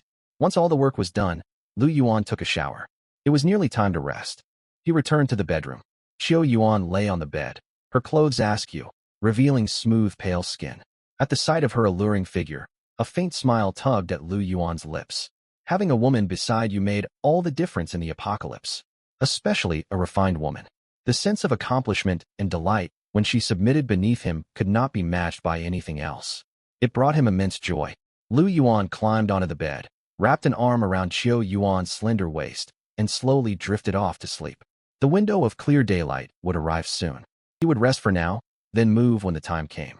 Inside Unit 201, Fang Yaqi sat on the main sofa with a grave expression. For once, she took the initiative to summon everyone for a meeting. They could not delay any longer. It was time to act and gather supplies. Everyone, listen to me. Fang Yaqi cleared her throat. There must still be supplies downstairs. We have to carry them up before the black fog rises completely. The midday window of clear visibility is almost here. It's the perfect time to move. We'll split into teams, divide the work, and act fast. Her words were refreshingly pragmatic. Though they had lived pampered lives, they were not foolish. They knew if they did not retrieve goods from the lower floors soon, they would never get the chance again. But the moment they moved on to assigning specific tasks, chaos erupted. I can carry supplies. I've got decent strength. Qini spoke first, sounding eager. How much can you haul? Lin Muxue crossed her arms and asked. I can carry 3 or 4 bottles of water. 3 or 4 bottles. Are you joking with me? Lin Muxue widened her eyes. If we only bring up that little per trip, how many times will we need to head down? Well, then you carry them. If you're so capable, you go. I never said I wouldn't. I'm talking about efficiency. You have no right to plan anything. You haven't even seen what downstairs looks like. Enough? Fang Yaqi raised her hand to cut them off. Muxue, you and Qin form a team to transport supplies. Sister Yaqi, Lin Muxue instantly softened her tone, speaking in a coaxing whine. I barely slept last night. My legs feel weak. Can I be the navigator? I have a good sense of direction. I can lead everyone the right way. Before Fang Yaqi could reply, Tang Shi cut in. What about me? I'm short. The stairwell is pitch black, and I'm scared of falling. Can I wait at the doorway? I can sort everything once you carry them up. Receive supplies my foot. Suwon rolled her eyes. You just want to stand around and wait for others to bring everything to you. Then you go. If you're so tough, head downstairs. I will. Suwon cut herself off mid-sentence. She glanced toward the door, and her voice weakened. But don't make me walk far. The stairwell is so dark. What if there are monsters if I'm alone? You're just waiting for others to work too. I'm just being cautious. Their argument grew fiercer, and the others joined. I can run fast, but I get lost easily. I'll team up with you. I know the way. You? Yesterday you wandered into the bathroom and couldn't find the exit. The bathroom door got stuck, that's all. My back hurts. I can't lift heavy things. What's the point of you coming down then? Sightseeing. I can cheer everyone on. Cheering won't stop us from starving. The room erupted into overlapping chatter. More than a dozen women spoke at once, their voices buzzing louder than a market square. Some wanted to bring backpacks. Others mentioned trainers, yet none had any with them. One woman suggested twisting bed sheets into ropes to hoist supplies upward, but the idea was immediately rejected. No one knew how to tie proper knots. Fang Yaqi sat on the sofa. Her expression stiffened bit by bit. She tried shouting for quiet, telling everyone to listen and organize teams, yet her voice was drowned out by louder bickering every time. Gulan sat in the farthest corner, knees pulled to her chest, watching the spectacle without bothering to speak. She watched them argue for nearly half an hour. Not a single task had been assigned. A heavy weariness washed over her, not physical exhaustion, but the draining feeling of watching a crowd circle an empty pot, heatedly debating whether to use an iron spoon or wooden spoon to serve rice. Before they could reach any conclusion, a knock echoed. Thud, thud, thud. The sound was soft, yet startlingly clear amid the raucous noise, like a pin pricking a balloon. Falling silent in an instant, everyone twisted toward the doorway, faces filled with surprise. Who could be knocking at this hour? It must be Qiu Yuan, Suwon guessed. She jumped to a conclusion, a mocking smirk tugging at her lips. She couldn't survive over at Lu Yuan's place, so she's slinking back to beg us. Really does sound like it, Tang Shi replied lightly. I told you so. What can a lowly security guard protect her from? He must have grown bored of her and thrown her out. They call her a top socialite in Shanghai, worth hundreds of millions, yet she has no common sense at all. She only had 2 packs of biscuits and 1 bottle of water. Lu Yuan must have stolen her supplies. She starved enough to come crawling back. TSK, she left so resolutely before, and now she returns just as quickly. This kind of woman only comes to her senses after being tricked by a man. Should we even let her back in? Absolutely not. Turn her away. The group traded mocking remarks, growing more carried away. A woman with long curly hair stood and walked toward the door, reaching for the doorknob. I'll open it and see. Her face must be a sight right now. Wait. Gulan strode over and caught her wrist. Her touch was gentle yet unyielding, pulling the hand away from the knob. Don't open it yet. Gulan lowered her voice, her expression stern. What if it's a monster? Let's check first. Her words hit them like a bucket of cold water. Several women fell silent. They exchanged glances, the excitement of anticipating someone's misfortune fading. Over the past 2 days, they had busied themselves with candlelit meals, makeup, gossip, and quarrels, nearly forgetting what the world outside was really like. They had forgotten the sounds of predators hunting, the screams drifting up that night. They had almost forgotten they lived through an apocalypse. Gulan's reminder snapped them back to reality, and unease prickled every spine. Ignoring their reactions, Gulan stepped to the door and spoke quietly. Who's there? Silence lingered outside for several seconds. Then a hoarse voice drifted in. I live on the 18th floor. I fled up from downstairs. Could you spare some food? A resident from the 18th floor? Fang Yaqi spoke up. She held herself with the authority of a leader, her tone probing. Are you a man or a woman? The voice outside stalled, as if caught off guard by the question. It took a long time to reply. Suwon cut in immediately. Does it even need asking? That voice is clearly a man's. Her comment ignited an uproar among the sisters. A man? We cannot let him in. Exactly. One Lu Yuan is already more trouble than we can handle. Men are the most dangerous in the apocalypse. Anyone can pretend to be helpless. We have no idea what he would do once inside. We learned our lesson. No men allowed. Fang Yaqi nodded, cleared her throat, and called toward the door. If you're a man, leave at once. This is an all-female shelter. We do not take in any men. Go look elsewhere. Silence descended over the other side of the door. It lasted a very long time. It had been so long that those inside the room began to wonder if he had already left. Then the voice spoke again, slower this time, as if weighing every single word carefully. Actually, I'm transgender. A beat of silence fell. Even though I appear male on the surface, the voice went on. I have always wanted to be a woman. The words hit like a bucket of water tossed into sizzling oil, and chaos erupted in an instant. Transgender?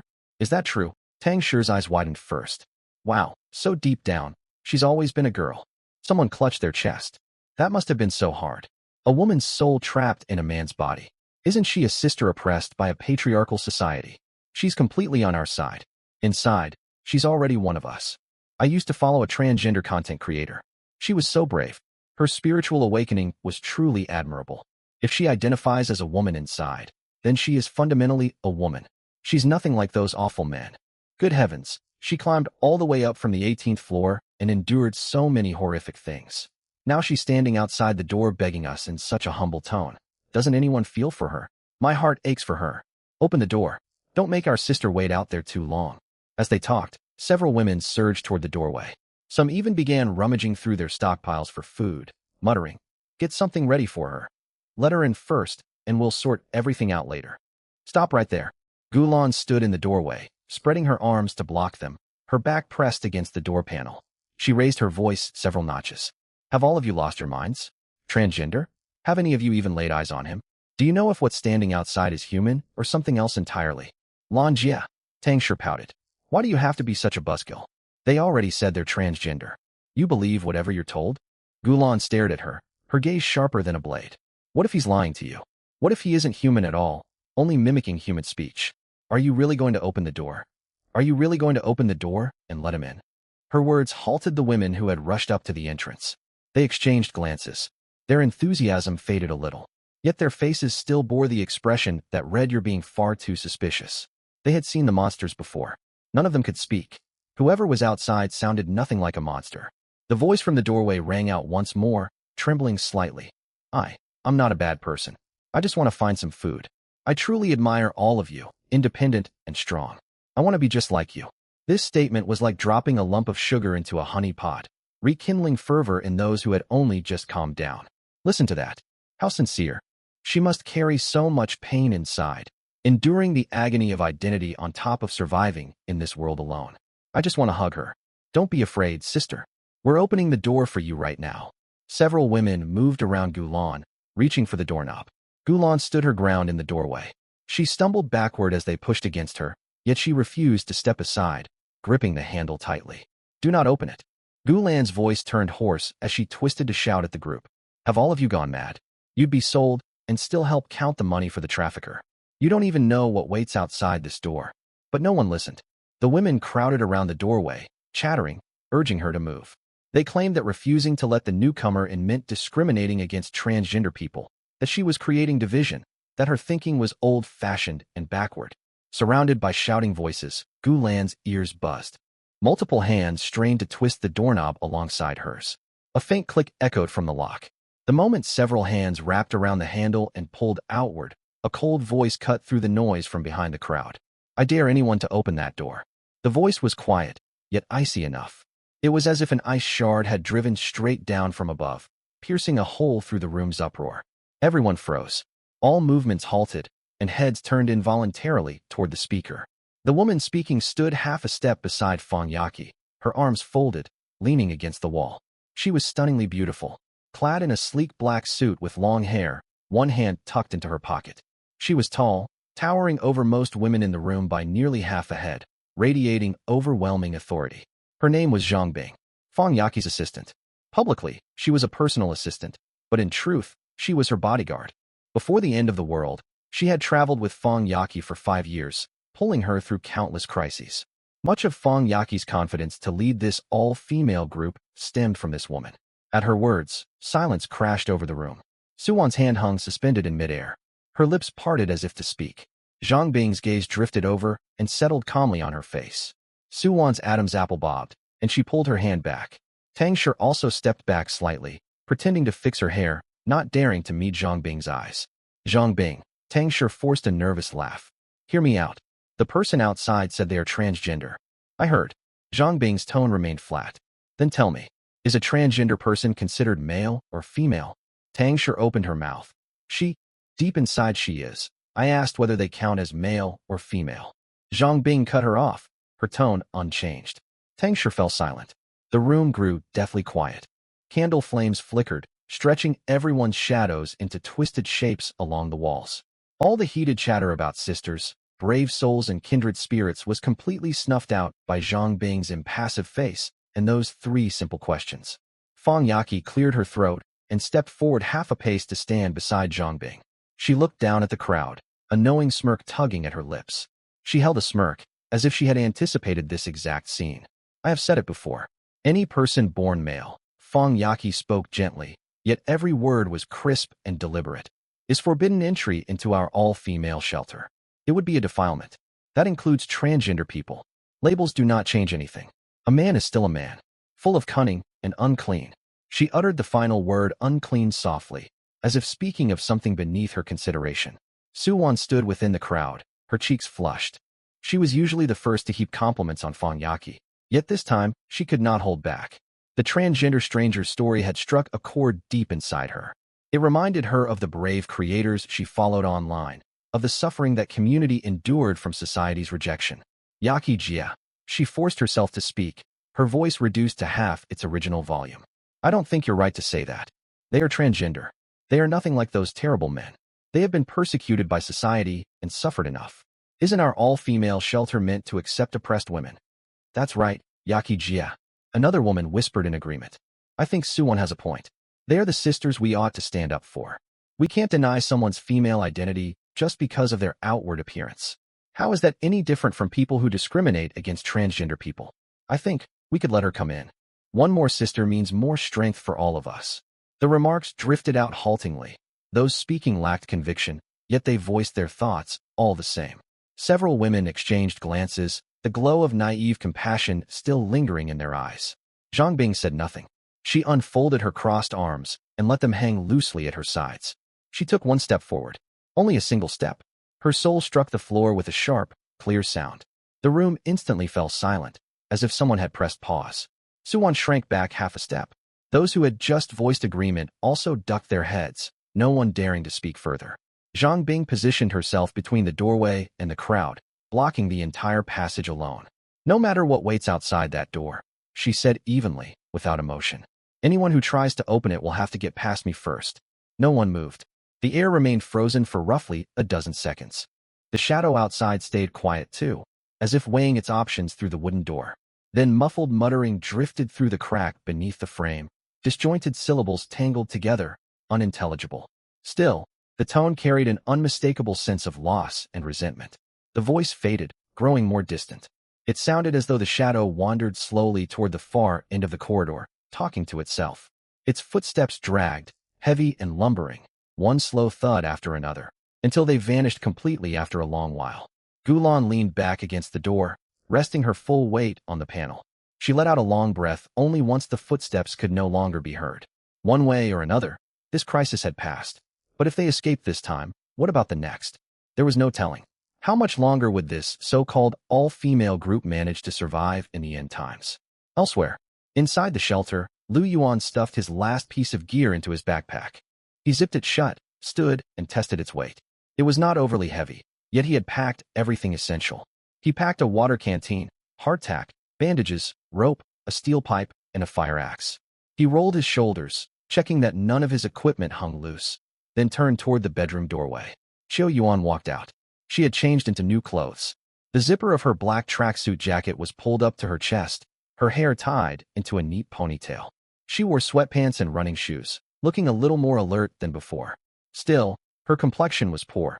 There was barely any color in her lips, and she took slower steps than usual. Her beautiful legs seemed weak and unsteady. Lu Yuan glanced her over and frowned. Are you sure you can manage? Do you want to rest another day? Since Qiu Yuan had come to him, he had pushed her far too hard. Time and time again. Lu Yuan had a system that boosted his stamina and sped up his recovery, but Qiu Yuan was an ordinary human woman, soft and delicate. It was inevitable that this would take its toll on her. Qiu Yuan lifted her head and forced a smile. I'm fine. I'll do anything as long as there is food to eat. That was the truth. In the end times, people would work for a single mouthful. It was the most basic rule of survival. This was where Qiu Yuan's intelligence showed. She was not pretentious or haughty. She understood what she needed to do. She also understood what she needed to give in return. Lu Yuan nodded. Let's go. Qiu Yuan breathed a quiet The two pushed open the door and walked along the corridor toward the fire escape. Lu Yuan led the way, with Qiu Yuan half a step behind him. Footsteps, one light and one heavy, echoed far through the silent stairwell. As they rounded the corner leading to the fire escape, they ran straight into a group of women. 7 or 8 women emerged from the opposite end of the corridor, walking sluggishly and scattered. Some carried plastic bags, others nothing at all. One clutched a clothes pole torn from somewhere, guarding it like a treasure. They bickered quietly among themselves about who should take which item. It was the group from room 201. Evidently, they had finally finished dawdling, reluctantly sorted out tasks, and dragged themselves outside. The two parties came face to face. Silence crashed over the corridor, the air stiffening for half a second. Fang Yaqi walked at the front. Her steps visibly halted the moment she spotted Lu Yuan and Qiu Yuan. The women behind her stopped too, every pair of eyes fixed on the two of them. Suwon was the first to speak. She leaned out from the crowd, looking Qiu Yuan up and down. Her mouth curled upward as she looked. Well, if it isn't Sister Qiu Yuan. I thought monsters had snatched you away. Turns out you threw yourself straight into a man's arms. She drew out the word sister mockingly, tilting her tone sharply at the end. Several women behind her laughed, their faces openly displaying the smug look of I knew this would happen. Tang Shi folded her arms and cut in, her gaze sweeping over Qiu Yuan's pale face. You look so washed out. Did he wear you out completely? My, a high society socialite from Shanghai with hundreds of millions to her name, reduced to this state by a mere security guard, TSK Tisk. What did I tell you? Suwon spread her hands. I said it when she left. Women in their 30s crave affection desperately. Once the end times hit, and they're loose among men, they cling right on. Just as I expected. I once thought you carried yourself with such dignity, another woman said sourly. Now, you're nothing special. A top socialite of Shanghai, running around with a security guard. How is this any different from being with a vagrant? Still claiming hundreds of millions? Who knows if that money is worth anything now? Truly used and discarded. Jeering remarks buzzed around them like flies, growing crueler by the second. The women wore excited grins, thrilled to have caught Qiu Yuan in what they saw as an embarrassing predicament, eager to mock her from head to toe. Qiu Yuan paid them no mind. She stood there, gripping the straps of her backpack, a faint smile still playing on her lips. She was a mature woman. This was the key difference between a woman like her and girls in their early 20s. She knew what mattered and what was not worth her attention at all. Surviving outweighed all idle gossip. Words could not harm her, so she simply ignored everything they said. Fang Yaqi stepped forward, lifting her chin slightly. Qiu Yuan, I will give you one last chance. Turn back while you still can. Leave Lu Yuan now, and you will be welcome to rejoin our all-female group. If you persist on this foolish path, do not blame me for offering no more chances. She stood tall, her posture identical to how she had held herself accepting awards before the apocalypse, as if waiting for Qiu Yuan to bow her head and beg to return. Qiu Yuan looked at her, fighting the urge to laugh. Go back. Return to room 201 and wait to die alongside these people? Constant hunger, endless quarrels, everyone dragging each other down, trivial conflicts blowing up into chaos. She had spent 7 days inside that room, and every minute remained etched in her memory. What would be the point of returning? To suffer more? With Lu Yuan, she had enough to eat and warm clothes. Admittedly, Lu Yuan was demanding and wild in bed, yet she did not mind. In this world, food, shelter, and protection always came with a price. Nothing in life was free. After years navigating elite social circles, Qiu Yuan understood this equation perfectly. She was about to turn down the offer when a hand suddenly closed around hers. Qiu Yuan glanced down. Lu Yuan had taken her hand. Yuan, Lu Yuan said casually, as if commenting on pleasant weather. There is no need to waste energy arguing with them. Then he pulled a Snickers bar out of his pocket with his free hand. Lu Yuan tore off the wrapper, revealing the chocolate and peanut energy bar, and held it out. Here, have a Snickers. Eat it to regain your strength. We're going down to hall supplies. He lifted the bar to her lips. Qiu Yuan froze for a moment. Then her faint smile softened into something genuine. She opened her mouth and took a bite. Chocolate melted on her tongue, and sweet crushed peanuts crunched between her teeth, bringing a long-forgotten sense of satisfaction. After swallowing, she spoke softly. Thank you, husband. She turned to look at Lu Yuan, her gaze warm and clinging. Husband, let's go. Let's go. Lu Yuan held her hand, and the two walked past the all-female group. As she walked, Qiu Yuan took another bite of the Snickers, her cheeks stuffed. Her face radiated pure contentment. The women behind them stiffened completely. Silence stretched on for several seconds, until someone swallowed loudly. Su Wan stared at the Snickers in Qiu Yuan's hand. Her eyes tracked it from Qiu Yuan's lips to her palm, then toward Lu Yuan's pocket. She clearly spotted at least 2 more bars tucked inside. Their own stockpiles had long run dry of treats like that. They had devoured all their best food during that candlelit dinner the night before. All that remained were hardtack and a handful of instant noodles they had managed to sort out late last night. A Snickers? Impossible. They had not seen a single proper snack in days. Their mouths felt so dry and tasteless they craved anything edible. Watching Qiu Yuan lean against Lu Yuan, hand in hand, being fed chocolate and peanuts, jealousy surged up, stinging far worse than the mockery they had hurled at her moments earlier. Fang Yaqi's face turned pitch black. She stared at their retreating backs, pressing her lips into a thin line. After several seconds, she forced the words out between her teeth. Bitch. Sold herself to a man for petty favors. A man-pleasing whore. She took a deep breath to suppress the bitter envy rising inside her, then raised her voice to address the women behind her. Pay no mind to this shameless pair. Search for supplies. It's only a Snickers. We will find piles of them easily. Move. Her words worked. The women who had been swallowing hard perked up instantly at the mention of countless Snickers bars, urging one another toward the fire escape. Let's go. Find the Snickers. We'll find far better snacks than those 2 bars he has. There are dozens of apartments downstairs. Any one of them will have chocolate. Mark my words. The crowd chattered as they flooded into the stairwell, footsteps clattering downward. Fang Yaqi marched at the front, walking quickly, as if hurrying faster would recover the dignity she had just lost. 18th floor. This was indeed the lowest floor, still safely accessible for activity. The 17th floor was completely cut off, swallowed by thick fog. Once the all-female group reached the 18th floor, Fang Yaqi immediately slipped into commander mode, ready to assign tasks to her followers. Work in pairs of 2. Split up and search. She stood in the middle of the corridor and swept her hand out, like a female general reviewing her troops. We've got so many people. We'll search far faster than those 2. Go through every room thoroughly. Carry off anything you can get your hands on. Don't let them beat us to it. Her arrangements certainly sounded convincing. Tang Shi paired up with Su Wan, Qin Yi with Lin Mushuang. The rest split into teams of 2, making 6 groups in total. Each team took charge of several apartments whose doors had already been broken open. Fang Yaqi stayed in the corridor to oversee and coordinate. Not far behind her, Zhang Bing leaned against the wall with folded arms, following along with a blank expression. Everyone sprang into action. They turned every ransacked apartment upside down, searching cabinets, coffee tables, nightstands, and bathrooms. Sure enough, they uncovered quite a few supplies. I found half a case of water over here. 3 packs of compressed biscuits.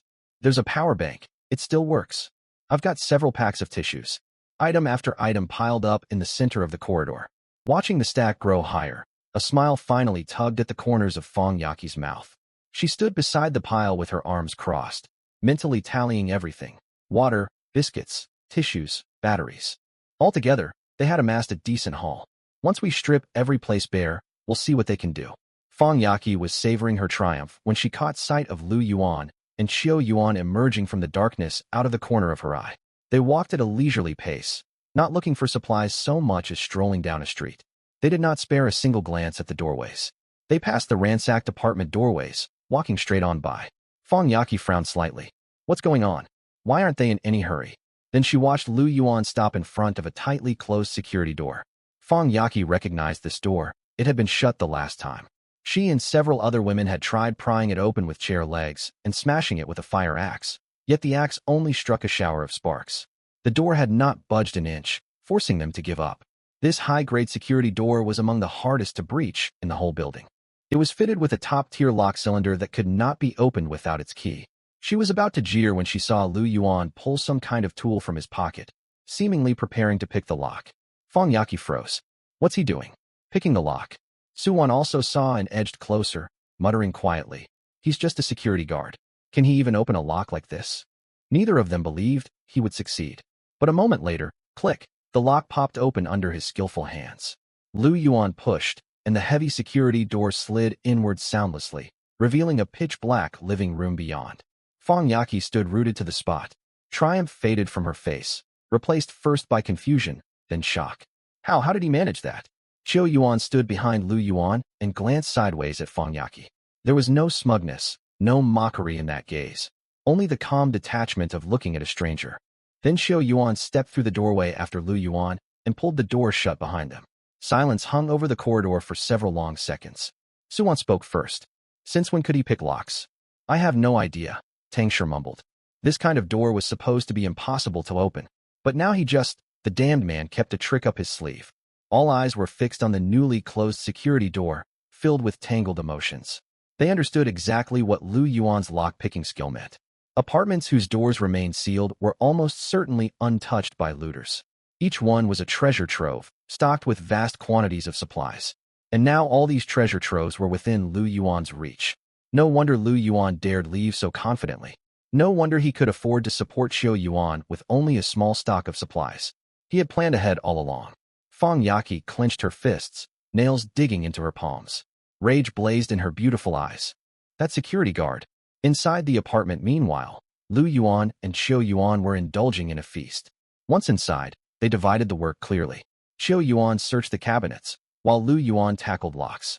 Several locked cabinets and a safe inside were all pried open by him in under 10 seconds apiece. Yet they held little of value, mostly cash, gold and silver jewelry, useless in the current world. Xiao Yuan, on the other hand, uncovered plenty of useful goods. Lu Yuan, 3 boxes of self-heating hot pot, a big jar of nuts over here, canned food, 5 or 6 tins of luncheon meat and braised pork, biscuits, chocolate, and a bag of beef jerky. Xiao Yuan called out as she stuffed items into her backpack. Soon the bag was overstuffed, its zipper refusing to close, and her tote bag was nearly full too. Lu Yuan knelt beside the pile, assessed how much the two of them could carry, and made a decision. Anything we can't take with us, open and eat it all. Xiao Yuan shot him a look without hesitation or doubt. She understood his reasoning, and she backed him unconditionally. She knelt down, tore open all 3 boxes of self-heating hot pot, and added water to activate the heating packs. She twisted open a tin of luncheon meat. She stuck a fork in and popped a chunk into her mouth. Lu Yuan ripped open the beef jerky and stuffed it in his pocket for snacks. He opened a bar of chocolate, broke off a piece, and handed it to her. The self-heating pots bubbled away. The pots filled the room with a mingled aroma of cured meat and spicy broth. The two knelt beside the coffee table, each holding a box of hot pot and eating hungrily. Beside them stood the open jar of nuts and the luncheon meat tin. Qiu Yuan scooped a handful of nuts into her hot pot and stirred, eating with obvious enjoyment. "This is delicious," Qiu Yuan mumbled through mouthfuls. "Open that tin of braised pork too," Lu Yuan said. "Got it." They happily continued their hearty meal. Outside the door, the all-female group had ransacked every accessible room on the 18th floor. Their haul was meager, mostly bottled water, instant noodles, and compressed biscuits. The better supplies had already been claimed earlier, back when Lu Yuan was still part of their group. He had always picked the best supplies first. After moving those supplies upstairs, most had been consumed during their candlelit dinner. All they had left were the scraps they had overlooked back then. Suwon stacked several cases of water and packs of instant noodles on the corridor floor. Her expression remained grim as she stacked. "That's all we've got." Fong Yaqi walked over with a frown and stared at the pile. "Why is there so little? We already searched the 18th floor once before." Suwon spread her hands. "Most edible supplies were eaten up. Only this remains. We took all the good stuff upstairs before, and then," she trailed off, yet everyone knew what came next. They had devoured wine, steak, and foie gras at that dinner. "Yeah, only this rubbish is left," Tang Shi muttered nearby. "I searched 4 apartments and didn't even find a crumb of chocolate. Compressed biscuits, more compressed biscuits. I can't stand eating this stuff. Be grateful we have food. Don't be picky." "I'm not being picky. I just want something different." Everyone stood sighing beside their pitiful pile of supplies. Some knelt and rummaged repeatedly, foolishly hoping to find something better underneath. Gulan stood at the back of the group, arms folded, leaning against the wall. She watched their glum faces, and the corners of her mouth tugged upward faintly. They were reaping what they had sown. They had driven Lu Yuan away because they found him a nuisance, then thrown that lavish candlelit dinner. Now that all the best supplies were gone, who could they blame? Fong Yaqi stood in the center, glaring at the shabby stockpile. She stamped her foot in anger. But once she stopped, her gaze drifted involuntarily toward the closed security door deeper in the corridor. Lu Yuan and Qiu Yuan had been inside for nearly half an hour. What had they found? Her imagination raced as she pictured the apartment. She imagined a spacious living room, intact kitchen cabinets, and shelves piled high with dried provisions. It must be full of excellent supplies, far better than these worthless instant noodles they had scavenged. No, a thought hardened in Fong Yaqi's mind. They could not return empty-handed. There were supplies behind that door. If Lu Yuan could pick locks, he would open one for them too. "Girls," Fong Yaqi raised her voice and turned to face everyone. "We can't settle for this little. There are still dozens of locked doors on this floor. Lu Yuan knows how to pick locks, doesn't he? Make him open them for us." Her words struck the group like lightning. Those who had just been moaning lifted their heads instantly, their eyes lighting up. "That's right. He can pick locks. Tell him to open them. We all live in this building. We're residents, and he's the security guard. Isn't it only right he helps us?" "Exactly. He was employed to serve us. Now he strikes out on his own and refuses to help? That's ridiculous. Let's go wait for Lu Yuan to come out." The women instantly perked up and surged toward the security door in a noisy crowd. Gulan watched them and shook her head gently. She knew they were heading for humiliation. Lu Yuan rarely spoke much, but he acted with clear purpose. He was not the sort of man you could pressure simply by blocking his path and claiming it was his job as a security guard. With this lock-picking skill, he had more access to supplies than anyone else in the building. Why would he share his advantage? Why would he share with the very people who chased him away? Gulan settled in to watch what would unfold. Time ticked by. The women crowded in front of the door, chattering about how to approach Lu Yuan. Some said they ought to speak politely. They noted they needed a favor. Others argued there was no need for politeness, as he was paid to work for them. Their quarrel was at its loudest when there was a sharp click from the lock. The door opened. Lu Yuan and Qiu Yuan stepped out. Lu Yuan carried a bulging military backpack, its side pockets stuffed full. He also held a tote bag crammed tight, cardboard packaging poking out from the opening. Qiu Yuan walked beside him, her backpack similarly overloaded. She held 2 unopened boxes of self-heating hot pot in her arms. Her face remained relaxed and content after their hearty meal. Most notably, as soon as the door swung open, a rich aroma drifted out. Spicy broth, cured meat claypot rice, mixed with the scent of luncheon meat and nuts, spread through the corridor, stirring hunger in everyone. The all-female group had barely eaten all day. Searching and hauling supplies had drained their energy, leaving them ravenous. The smell crashed over them, triggering a wave of hunger. Several swallowed hard in unison. Suwon stared fixedly at the two hot pot boxes, mesmerized. Fong Yaki caught the scent too. Her Adam's apple bobbed, though she gave no outward sign. Her expression only turned colder, and she tilted her chin higher. Lu Yuan swept his gaze over the crowd blocking the doorway and spoke bluntly. What do you want? Move aside. Fong Yaki stepped forward directly into his path. She tilted her head up, staring at him as though demanding his full attention, leaving no room for negotiation in her tone. Lu Yuan, open the door to the neighboring apartment for us. Lu Yuan looked at her. He paused for a second, then he laughed. It was no polite smile. He was genuinely amused, his eyes asking whether she was joking. Why should I help you? Is that part of my job? Lu Yuan asked, his voice calm. No sooner had he finished speaking than someone in the crowd cut in. You are the building's security guard. We pay huge property management fees every year. You are obligated to help us. Precisely. Suwon stepped up beside Fong Yaki, hands planted on her hips. She spoke with unshakable self-righteousness. We pay your wages. What's the trouble with opening a door? Isn't that what you're supposed to do? Exactly. Think about it. You drew a salary every month when you worked here. Our fees support you. Now you drag your feet. It's only a few doors. Opening them won't hurt you. You already know how. It would take no effort. Why are you so stingy? We're all neighbors in the same building. How can you be so selfish? Voices overlapped, one demand following another in the hall. The women regained their confidence, chests puffed out and chins raised, convinced they held the moral high ground. Words from the old world, property fees, security guard, service, obligation, rolled off their tongues with absurd self-assurance. They stood in the corridor on the 7th day. They stood on the 18th floor shrouded in black mist, with only a few bottles of water and packs of compressed biscuits at their feet. Yet they still dared to claim, we pay for you. It was as if the old label still clung to everyone. It was as if Lu Yuan remained the uniformed security guard bowing and scraping at the complex gate. Lu Yuan watched them, and his smile widened. He glanced sideways at Xiao Yuan. She met his gaze, a smile playing on her lips as well. He turned back. His voice was quiet, yet every word rang clear, like pebbles dropping into water.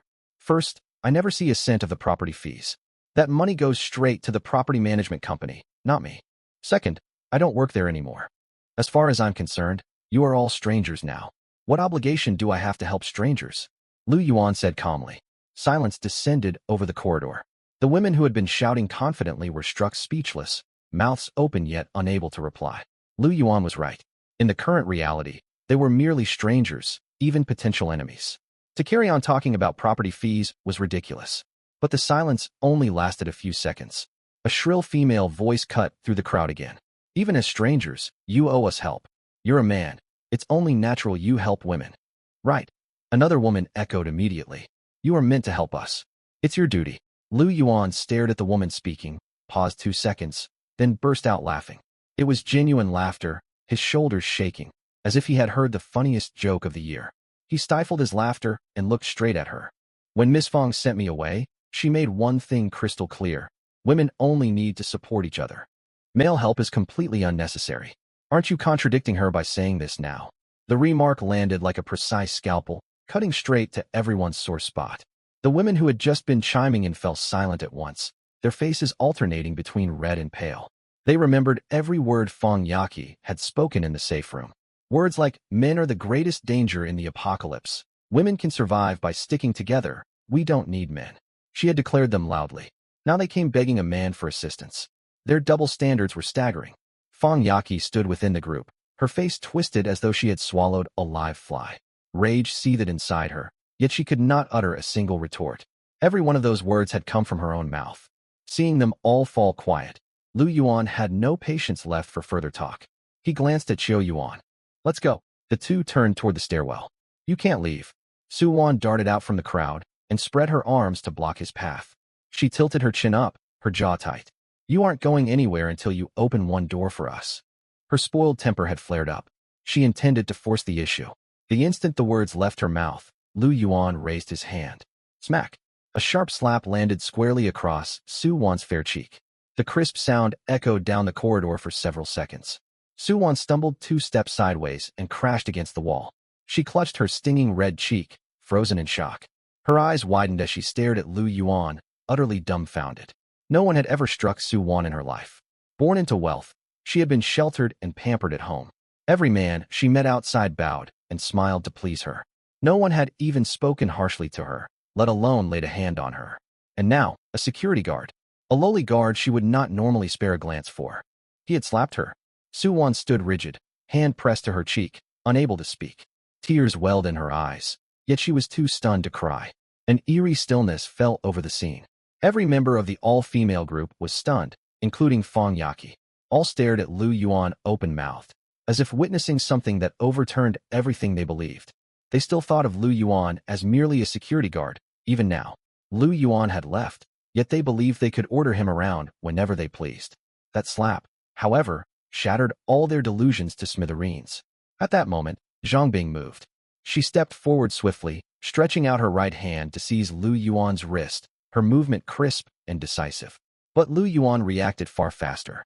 Before her fingers could touch him, his hand snapped back to grab hers. He was quicker and stronger. His fingers closed firmly around her wrist, twisting it downward. Zhang Bing stumbled half a step forward. As she lifted her other hand to fight back, Lu Yuan shifted her arm and pinned her shoulder from the side. The sequence looked as though he had practiced it 100 times.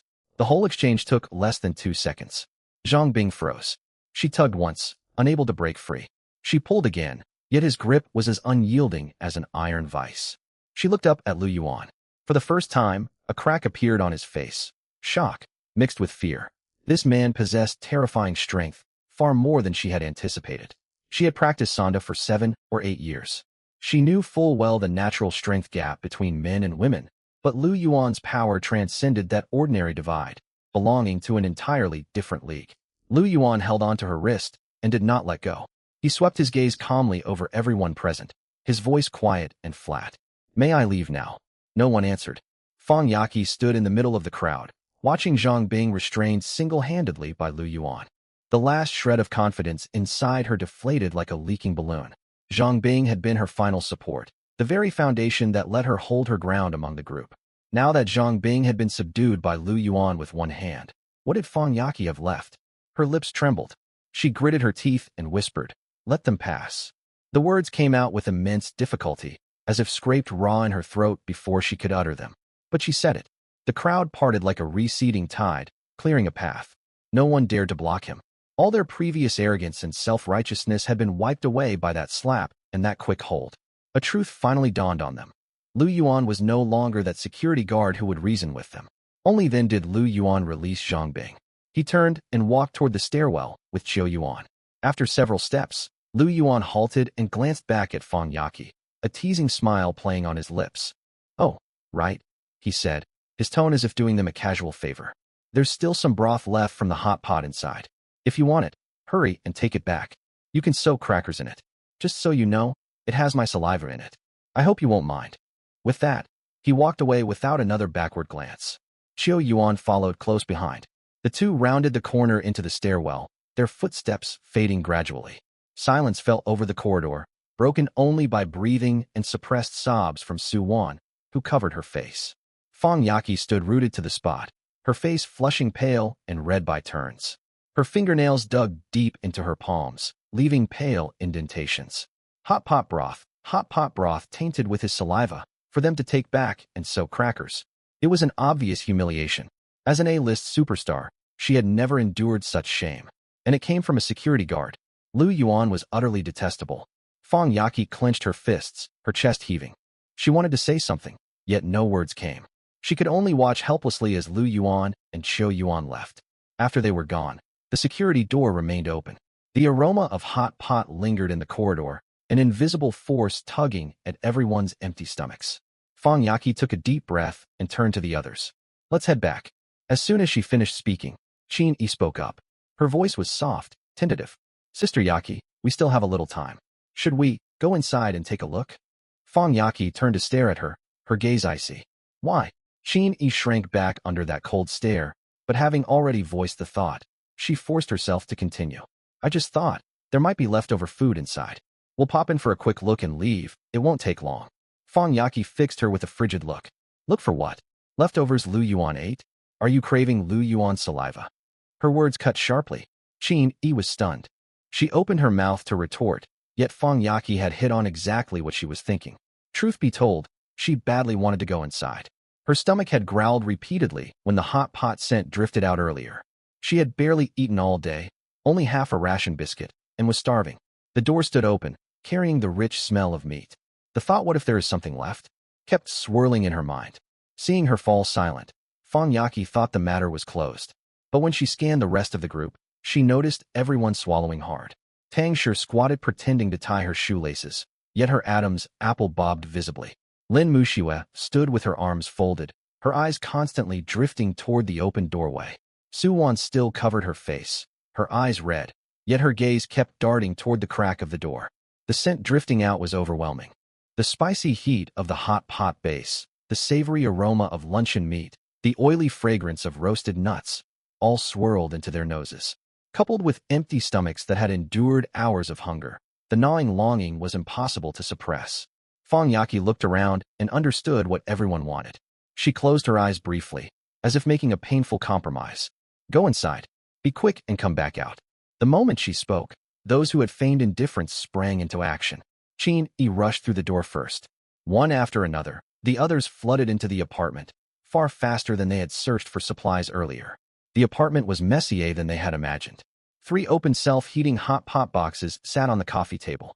All noodles and vegetables had been consumed, leaving only red, oily broth dotted with a few chopped green onions. Beside them were empty tin cans, still labeled for luncheon meat, scraped completely clean of every last trace of grease. A nut jar stood open, holding nothing but tiny crumbs. Chocolate wrappers littered the floor. The air was thick with warm food aromas, mixed with the sweet scent of carbohydrates. Faced with this aftermath, none of them could speak. The same scene replayed endlessly in their minds. While they had been scrambling through looted, dusty buildings outside, hauling ration biscuits, Lu Yuan and Qiu Yuan had sat comfortably here, basking in hot pot steam, prying open cans and eating to their heart's content. They gnawed dry ration biscuits outside. Inside, Lu Yuan and Qiu Yuan enjoyed self-heating hot pot paired with all sorts of canned food. It wasn't fair. It was one thing for Lu Yuan to live so well. But why Qiu Yuan? Simply because she chose to stay with him? Jealousy burned bitter in every woman's chest. Staring at the empty boxes on the table, the stinging pain from the slap on their cheeks faded. The ache of hunger was far worse. Let's see what's left, Qin Yi muttered, squatting to search under the coffee table. The others followed suit, like starved animals scavenging for leftover scraps. Some tipped nut crumbs from the jar into their palms and ate them. Others picked chocolate flakes off wrappers and licked their fingers. There's a beef granule on the floor, Tang Shi called out. Several people turned. Sure enough, a piece of beef jerky lay beside a sofa leg. Tang Shi knelt, brushed dust off it, and popped it into her mouth. A wealthy heiress, picking stray beef off the ground to eat. The others watched, heavy-hearted, yet no one dared mock her. No one touched the self-heating hot pot boxes still filled with red broth on the table. Scattered green onions and tiny meat fragments floated on top, yet everyone deliberately stepped around them. Saliva. Lu Yuan had warned them. Hungry as they were not desperate enough for that. They avoided looking too closely, fearing temptation would overcome them. Only Gulan acted differently. She walked to the coffee table, knelt, and lifted each hot pot box one by one. She carefully replaced the lids, wrapped them in newspaper, and tucked them into a plastic bag she had brought. Tang Shi saw this and frowned. Gulan, what are you doing? Are you really going to eat food with Lu Yuan's saliva on it? Gulan glanced up at her without a word. She finished wrapping all the boxes tightly, stood, tied the plastic bag shut, and held it. Tang Shi rolled her eyes. Gulan paid her no mind. She knew this food could save lives in a crisis. Others might turn their noses up, but she would not. Surviving mattered more than petty pride. Finish up and let's go, Fang Yaqi said from the doorway. She was eager to leave as soon as possible. The scent tormented her. Even she craved something to eat. The group filed out of the apartment, clutching tiny scraps they had found, a stark contrast to the confident way they had arrived empty-handed. Everyone stayed quiet, their expressions tangled, embarrassment, resentment, and gnawing hunger all woven together. The group retreated from the 18th floor like a receding tide, climbing upward along the stairwell. Lu Yuan and Qiu Yuan returned to the 21st floor. He double-checked the 3 steel bars and anti-explosion locks.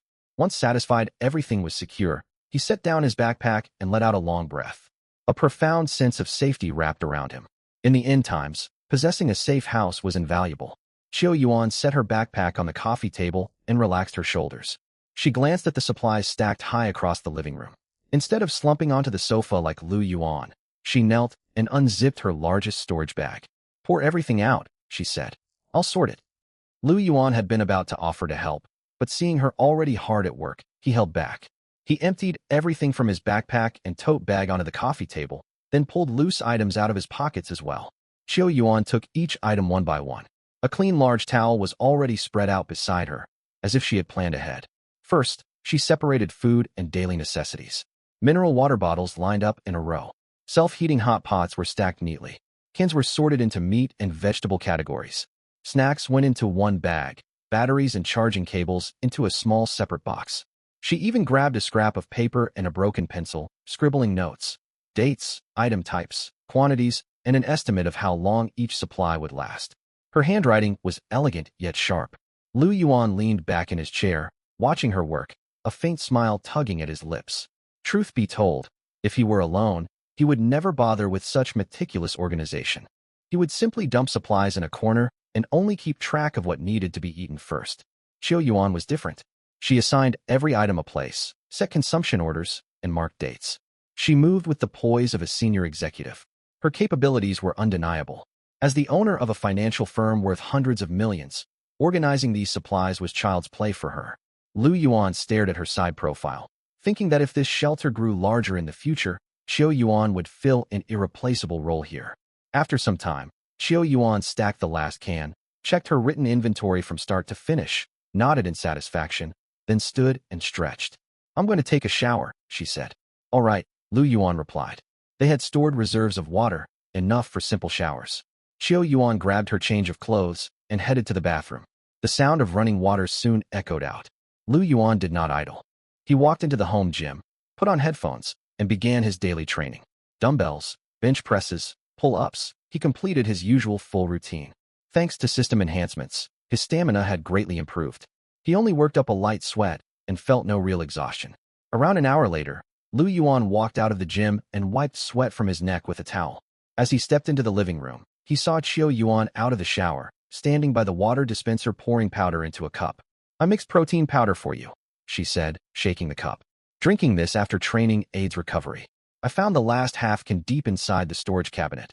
It hasn't expired." Lu Yuan walked over and took the cup. It was pleasantly warm. She really was thoughtful. Lu Yuan smiled, then gently pulled her into his embrace, his gaze falling on her full figure. "I'm craving something else." Qiu Yuan blushed and shot him a flirtatious glance. "I don't have what you want, otherwise I'd let you have your fill." Lu Yuan laughed, drained the protein shake in one gulp, set the cup on the coffee table, then headed to take his own shower. Hot water washed away all traces of sweat. He turned off the tap, dried himself, and stepped out wearing shorts and a t-shirt. The moment he pushed open the bedroom door, Lu Yuan froze at the sight before him. Qiu Yuan had changed into a lace nightgown at some point. The fabric was so sheer it was almost transparent. She wore nothing underneath. Her figure was stunning by any standard.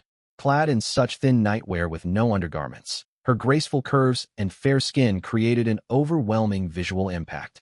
Most of all, Qiu Yuan knelt halfway on the floor, resembling a docile kitten waiting for her master's affection. Lu Yuan stepped closer, and Qiu Yuan lifted her head.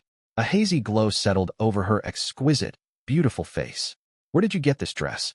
Lu Yuan asked after studying her carefully. "I found it in that room earlier.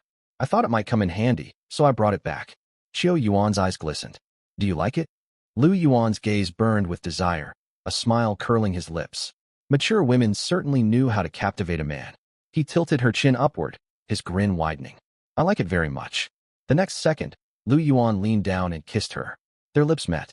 Before long, they became tangled in a passionate embrace. Meanwhile, at the far end of the corridor on the 21st floor, the atmosphere inside room 201 could not have been more different. The group trudged back inside. Everyone collapsed onto sofas, carpets, and corners. No one spoke. A suffocating low pressure hung in the air. Suwon plopped onto the floor, leaning against the sofa leg. She clutched the half bottle of mineral water she had picked up on the 18th floor, staring at it without twisting open the cap. Tang Shi, still stinging from the slap, curled up in the corner with her knees drawn to her chest, red-eyed and lost in thought. Qin Yi leaned her head back against the sofa and stared at the ceiling, drained of all energy. The others were in much the same state. Some stared blankly at the ground. Others clutched ration biscuits they had found, but could not bring themselves to unwrap. The supplies they had hauled lay scattered by the door, less than 1/5 of what they had enjoyed at their candlelit dinner the night before. Reality had shattered all fantasies. No one voiced it, yet the same thought weighed on every mind. Would they truly survive? The question hung in their heads like a thin shard of ice. It was the 7th day since the end times descended. No planes, no rescue teams, no broadcasts, no mobile signal. Trapped inside this building, they bickered over single packs of ration biscuits. Qiu Yuan had left them. Since siding with Lu Yuan, she ate well and stayed warm, able to enjoy as many self-heating hot pots as she wished. Meanwhile, they sat on cold floors gnawing dry ration biscuits. The carefree sisterhood atmosphere faded from every face, revealing the truth beneath. Panic, confusion, helplessness. It finally sank in. Rescue might never arrive. They might never be saved. They needed to focus on one thing, staying alive. Fang Yaqi sat on the sofa, clearly sensing this shift. She scanned every face in the room, her heart sinking. She stood, clapped her hands, and raised her voice. Don't lose hope, everyone. All eyes turned toward her. We failed this time, but one setback means nothing. Fang Yaqi spread her arms wide. She posed as if standing center stage waiting for applause. As long as we sisters stand united, we can overcome any hardship. Lu Yuan is just one man, and he managed to survive. How could the 17 of us sisters possibly fail? She took a step forward and went on. Every single one of us girls is our own leading lady. As long as we hold fast to that belief, we will definitely stay alive inside this building. Her words rang out powerfully, brimming with emotion. Su Wan's eyes lit up and she sniffled. Tang Shi lifted her head from the corner. Several women exchanged glances. The panic that had just begun to creep over them eased slightly after hearing her speech. Seeing it was working, Fang Yaqi's lips tugged upward into a faint smile, and she added another line. Stay calm, everyone. Everything is still under control. We were simply unprepared today. Tomorrow we will turn things around. Yet she did not say a single word about exactly how they would turn things around, what plans they had for the next day, or who would carry out any tasks. Even so, those words were enough for some of the women. Many of the young women craved this empty emotional reassurance, clinging to fantasies of a brighter future. No one knew how to put any of it into practice. Only a handful watched on with flickering eyes, refusing to get swept up in the excitement. Gulan sat in the corner, gnawing on compressed biscuits. She watched the group reinvigorated by Fang Yaqi's words, her thoughts hidden away. Zhang Bing stood leaning against the wall, sweeping her gaze over everyone with a blank expression, saying nothing. The night passed like this. The next morning, the sky remained perpetually dark. One by one, the women inside the room woke up. None of them had slept well. Most had tossed and turned through the night in a half-slumber, their stomachs growling relentlessly. Zhang Bing stood beside the pile of supplies, handing out breakfast portions.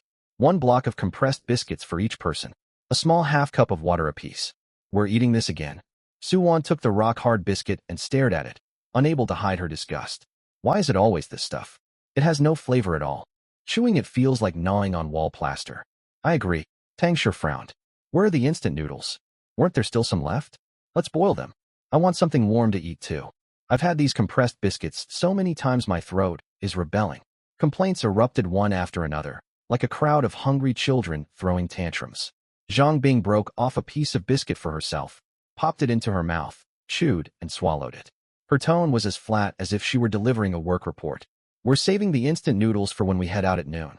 Moving outside burns plenty of energy, and we need extra calories then. While we stay indoors, compressed biscuits will suffice.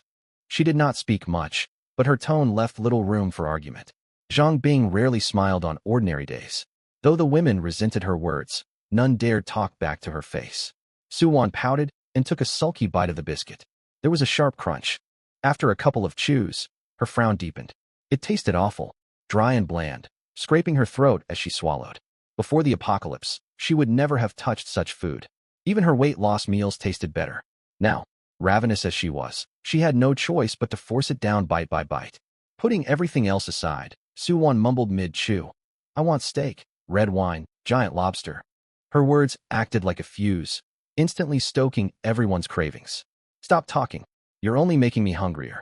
Back home, my maid would pan-fry steak and serve it to me. I never even set foot in the kitchen. I miss lobster too, garlic steamed, or baked with cheese. The aroma was incredible. Does anyone remember that French restaurant we went to before everything fell apart? Their foie gras was perfect. Ugh, don't keep going, I'm practically drooling. The more they talked, the hungrier they grew. As they chewed their compressed biscuits, their minds filled with images of steak, wine, lobster, and foie gras. Before the apocalypse, these foods were ordinary luxuries to them. They would even grow tired of eating them. Now, they would eat a bowl of hot pork knuckle rice with tears in their eyes if it were set before them. But reality was unforgiving. All they had in front of them were rock-hard biscuits and half a cup of cold water. Hey, someone suddenly spoke up. Where's Moo Moo? Has anyone seen her? The question stunned everyone. They quickly glanced around the room. She was not on the sofa, not in the corner. The bathroom door stood open, empty. Su Mumu, that sweet, lovely girl in her early 20s, as beautiful as a character straight out of a comic book. She rarely spoke within the group, quietly staying tucked away in corners, easy to overlook, but her sweet face was unforgettable. More importantly, she had been one of the 3 women who opposed forcing Lu Yuan out of the group. And now she was gone. Could she be in the bathroom? No, the door's open. It's empty. She was here last night. I'm sure she slept over by the sofa. No one saw her when we woke up this morning. The women exchanged uneasy looks, a terrible premonition settling deeper in their hearts. Gulan sat in the corner, still holding her unfinished compressed biscuit. She lifted her head when she heard Su Mumu's name. The girl's sweet oval face appeared in her thoughts, the quiet figure always huddled silently in the corner. She is far smarter than any of you realize. The thought crossed Gulan's mind. Su Mumu had not raised her hand during the vote. She had not uttered a word when Lu Yuan left.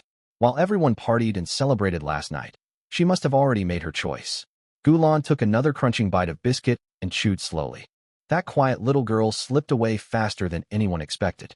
Elsewhere, inside Lu Yuan's apartment, the clanging of weight plates echoed repeatedly from the home gym, steady and rhythmic.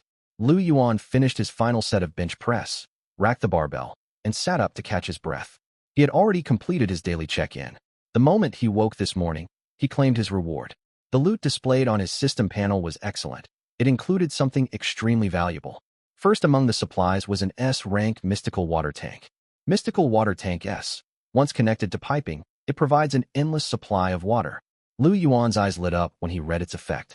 An endless water source was arguably the most vital resource in the apocalypse. He did have stored water inside the apartment, but the reserves were far from sufficient.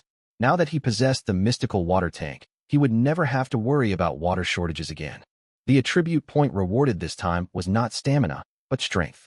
A warm surge spread from his chest to every limb after he allocated the point. He clenched his fist while still lying in bed, immediately noticing a clear difference in his grip strength. He had tested it during bench presses just now. His previous limit sat just above 120 kilograms, yet he could push 140 kilograms without hitting his ceiling. Though it was only a 20-kilogram increase, such progress marked a noticeable leap for a human body. If he kept earning attribute points day after day, his physique would grow stronger, far surpassing ordinary human limits. The new ability unlocked today was night vision. It allowed him to distinguish the outlines of objects in complete darkness. He had walked into the gym without switching on a light a short while ago. The room was pitch black, yet the dumbbell rack, cable machine, and steel pipe in the corner all appeared in clear shades of gray, visible enough to navigate. Inside this perpetually shadowed high-rise building, this skill was more useful than any weapon. Not bad at all. After finishing his workout, Lu Yuan headed for a shower. He walked into the bedroom and installed the mystical water tank following the system's instructions. Once connected, water quickly circulated through all plumbing in the apartment. From now on, Lu Yuan would no longer ration water, even for bathing. He could take a proper, satisfying shower. After washing, he dried his neck and chest with a towel, changed into a dry t-shirt, and stepped out of the bathroom. Sounds drifted over from the kitchen. Qiu Yuan was cooking. She knelt in the kitchen corner beside a shallow basin, holding water used to wash vegetables. A few stray leaf fragments floated on the surface. Carefully, slowly, she poured the gray water into another bucket, moving with extreme caution so not a single drop spilled. 2 empty bottles sat nearby, waiting to be filled with the vegetable wash water to flush the toilet later. Lu Yuan walked in from the living room and witnessed the scene. Water was an extremely precious resource in the apocalypse. That explained why Qiu Yuan saved every drop. But those days were over. He leaned against the doorframe and watched her for a moment before stepping forward and gently wrapping his arms around her waist from behind. Qiu Yuan's movements paused at his embrace, yet she soon resumed pouring the water, a faint smile tugging at her lips. "What is it?" Sympathy colored Lu Yuan's voice. You don't need to save water so strictly anymore. She stopped what she was doing and turned her head to look at him. Why? Our water is almost gone. If we don't conserve, how will we survive later? She spoke earnestly, long accustomed to rationing every single drop. She had even made plans in her head. If they ran out of recycled kitchen water, she might have to venture outside to collect mist. Though Qiao Yuan was a wealthy socialite worth hundreds of millions, she was also a diligent, practical woman. Lu Yuan smiled, released her, and walked over to the kitchen counter. He reached out and twisted open the tap. Clatter. Clear running water gushed out. The flow was not massive, yet steady and constant. The sound of water striking the sink echoed clearly in the quiet kitchen. Qiao Yuan stayed kneeling where she was, her mouth falling slightly open, astonishment shining in her beautiful eyes. She stared at the endless stream as if witnessing an impossible miracle. In the past, she collected water drop by drop using small bowls, rushing to catch any stray splashes with her hands. Now, water could flow freely like this. Instinctively, she stretched her hand under the stream. The icy cool touch against her fingertips confirmed it was real. She had never enjoyed such a steady flow of water since the apocalypse began. How is this possible? She stood quickly, hurrying to the sink. She glanced at the running tap, then turned back toward Lu Yuan. What did you do? Lu Yuan twisted the tap shut. The stream dwindled and stopped. Leaning casually against the counter, he answered, I managed to connect to the building's water pipes. The storage tank on the roof hasn't dried out completely. I set up a simple diversion. We'll have usable water for quite some time now. He made it sound effortless, as if he had merely fixed a leaky faucet. But Qiao Yuan was sharp-witted. She knew things could not be that simple. Power across the entire building was dead, and the water supply system had collapsed long ago. To channel water down from the roof required navigating countless pipes, valves and pumping stations while maintaining stable pressure and preventing leaks. She knew nothing about plumbing, yet she could imagine how complicated the task must be.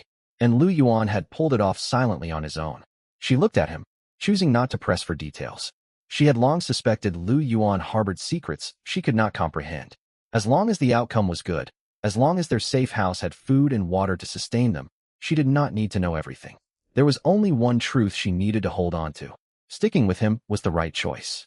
Qiao Yuan suddenly rushed forward and threw herself into his arms, unmasked admiration glowing on her lovely face. You are incredible.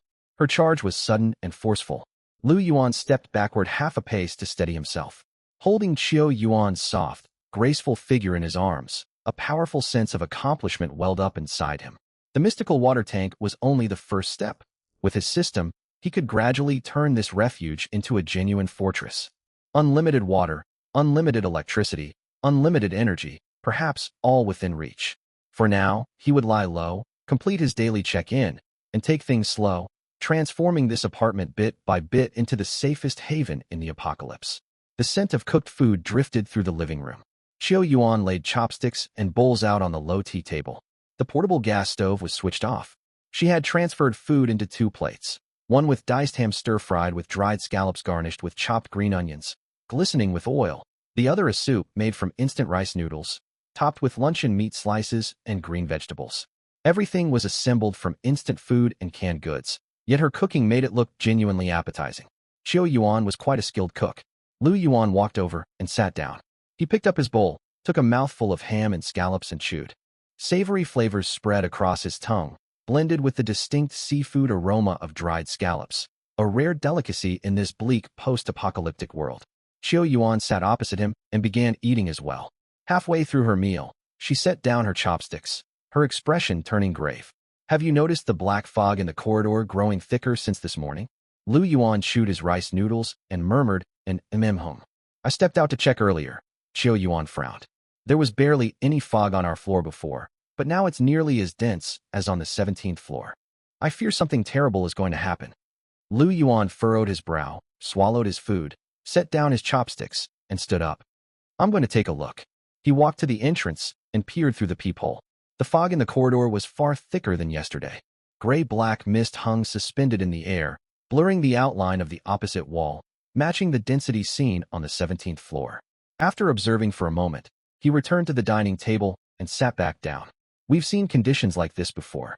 He picked up another mouthful of food and spoke casually. On the 3rd day, the 21st floor was completely flooded with black fog, far denser than it is now, as if submerged in ink. Everyone panicked back then, convinced we were doomed.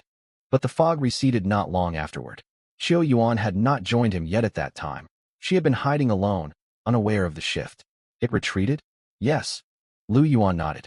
My guess is this sudden surge of fog differs from the slow, creeping kind. The abrupt surges sometimes pull back, rolling in and out like tides. We do not know the exact cause, but we need not panic over it. What we should truly watch out for is the fog that creeps upward slowly. It builds thicker and thicker and never fades away. Qiu Yuan exhaled in partial relief, though her brows remained knit tight. It's already reached the 18th floor. It will climb to the 21st before long. When that happens, her voice trailed off. She rested her chopsticks on the rim of her bowl, gaze dropping as she pondered the uncertain future. Where would they go once the fog covered this floor? The rooftop? The terrace? Then what? Lu Yuan watched her worried expression.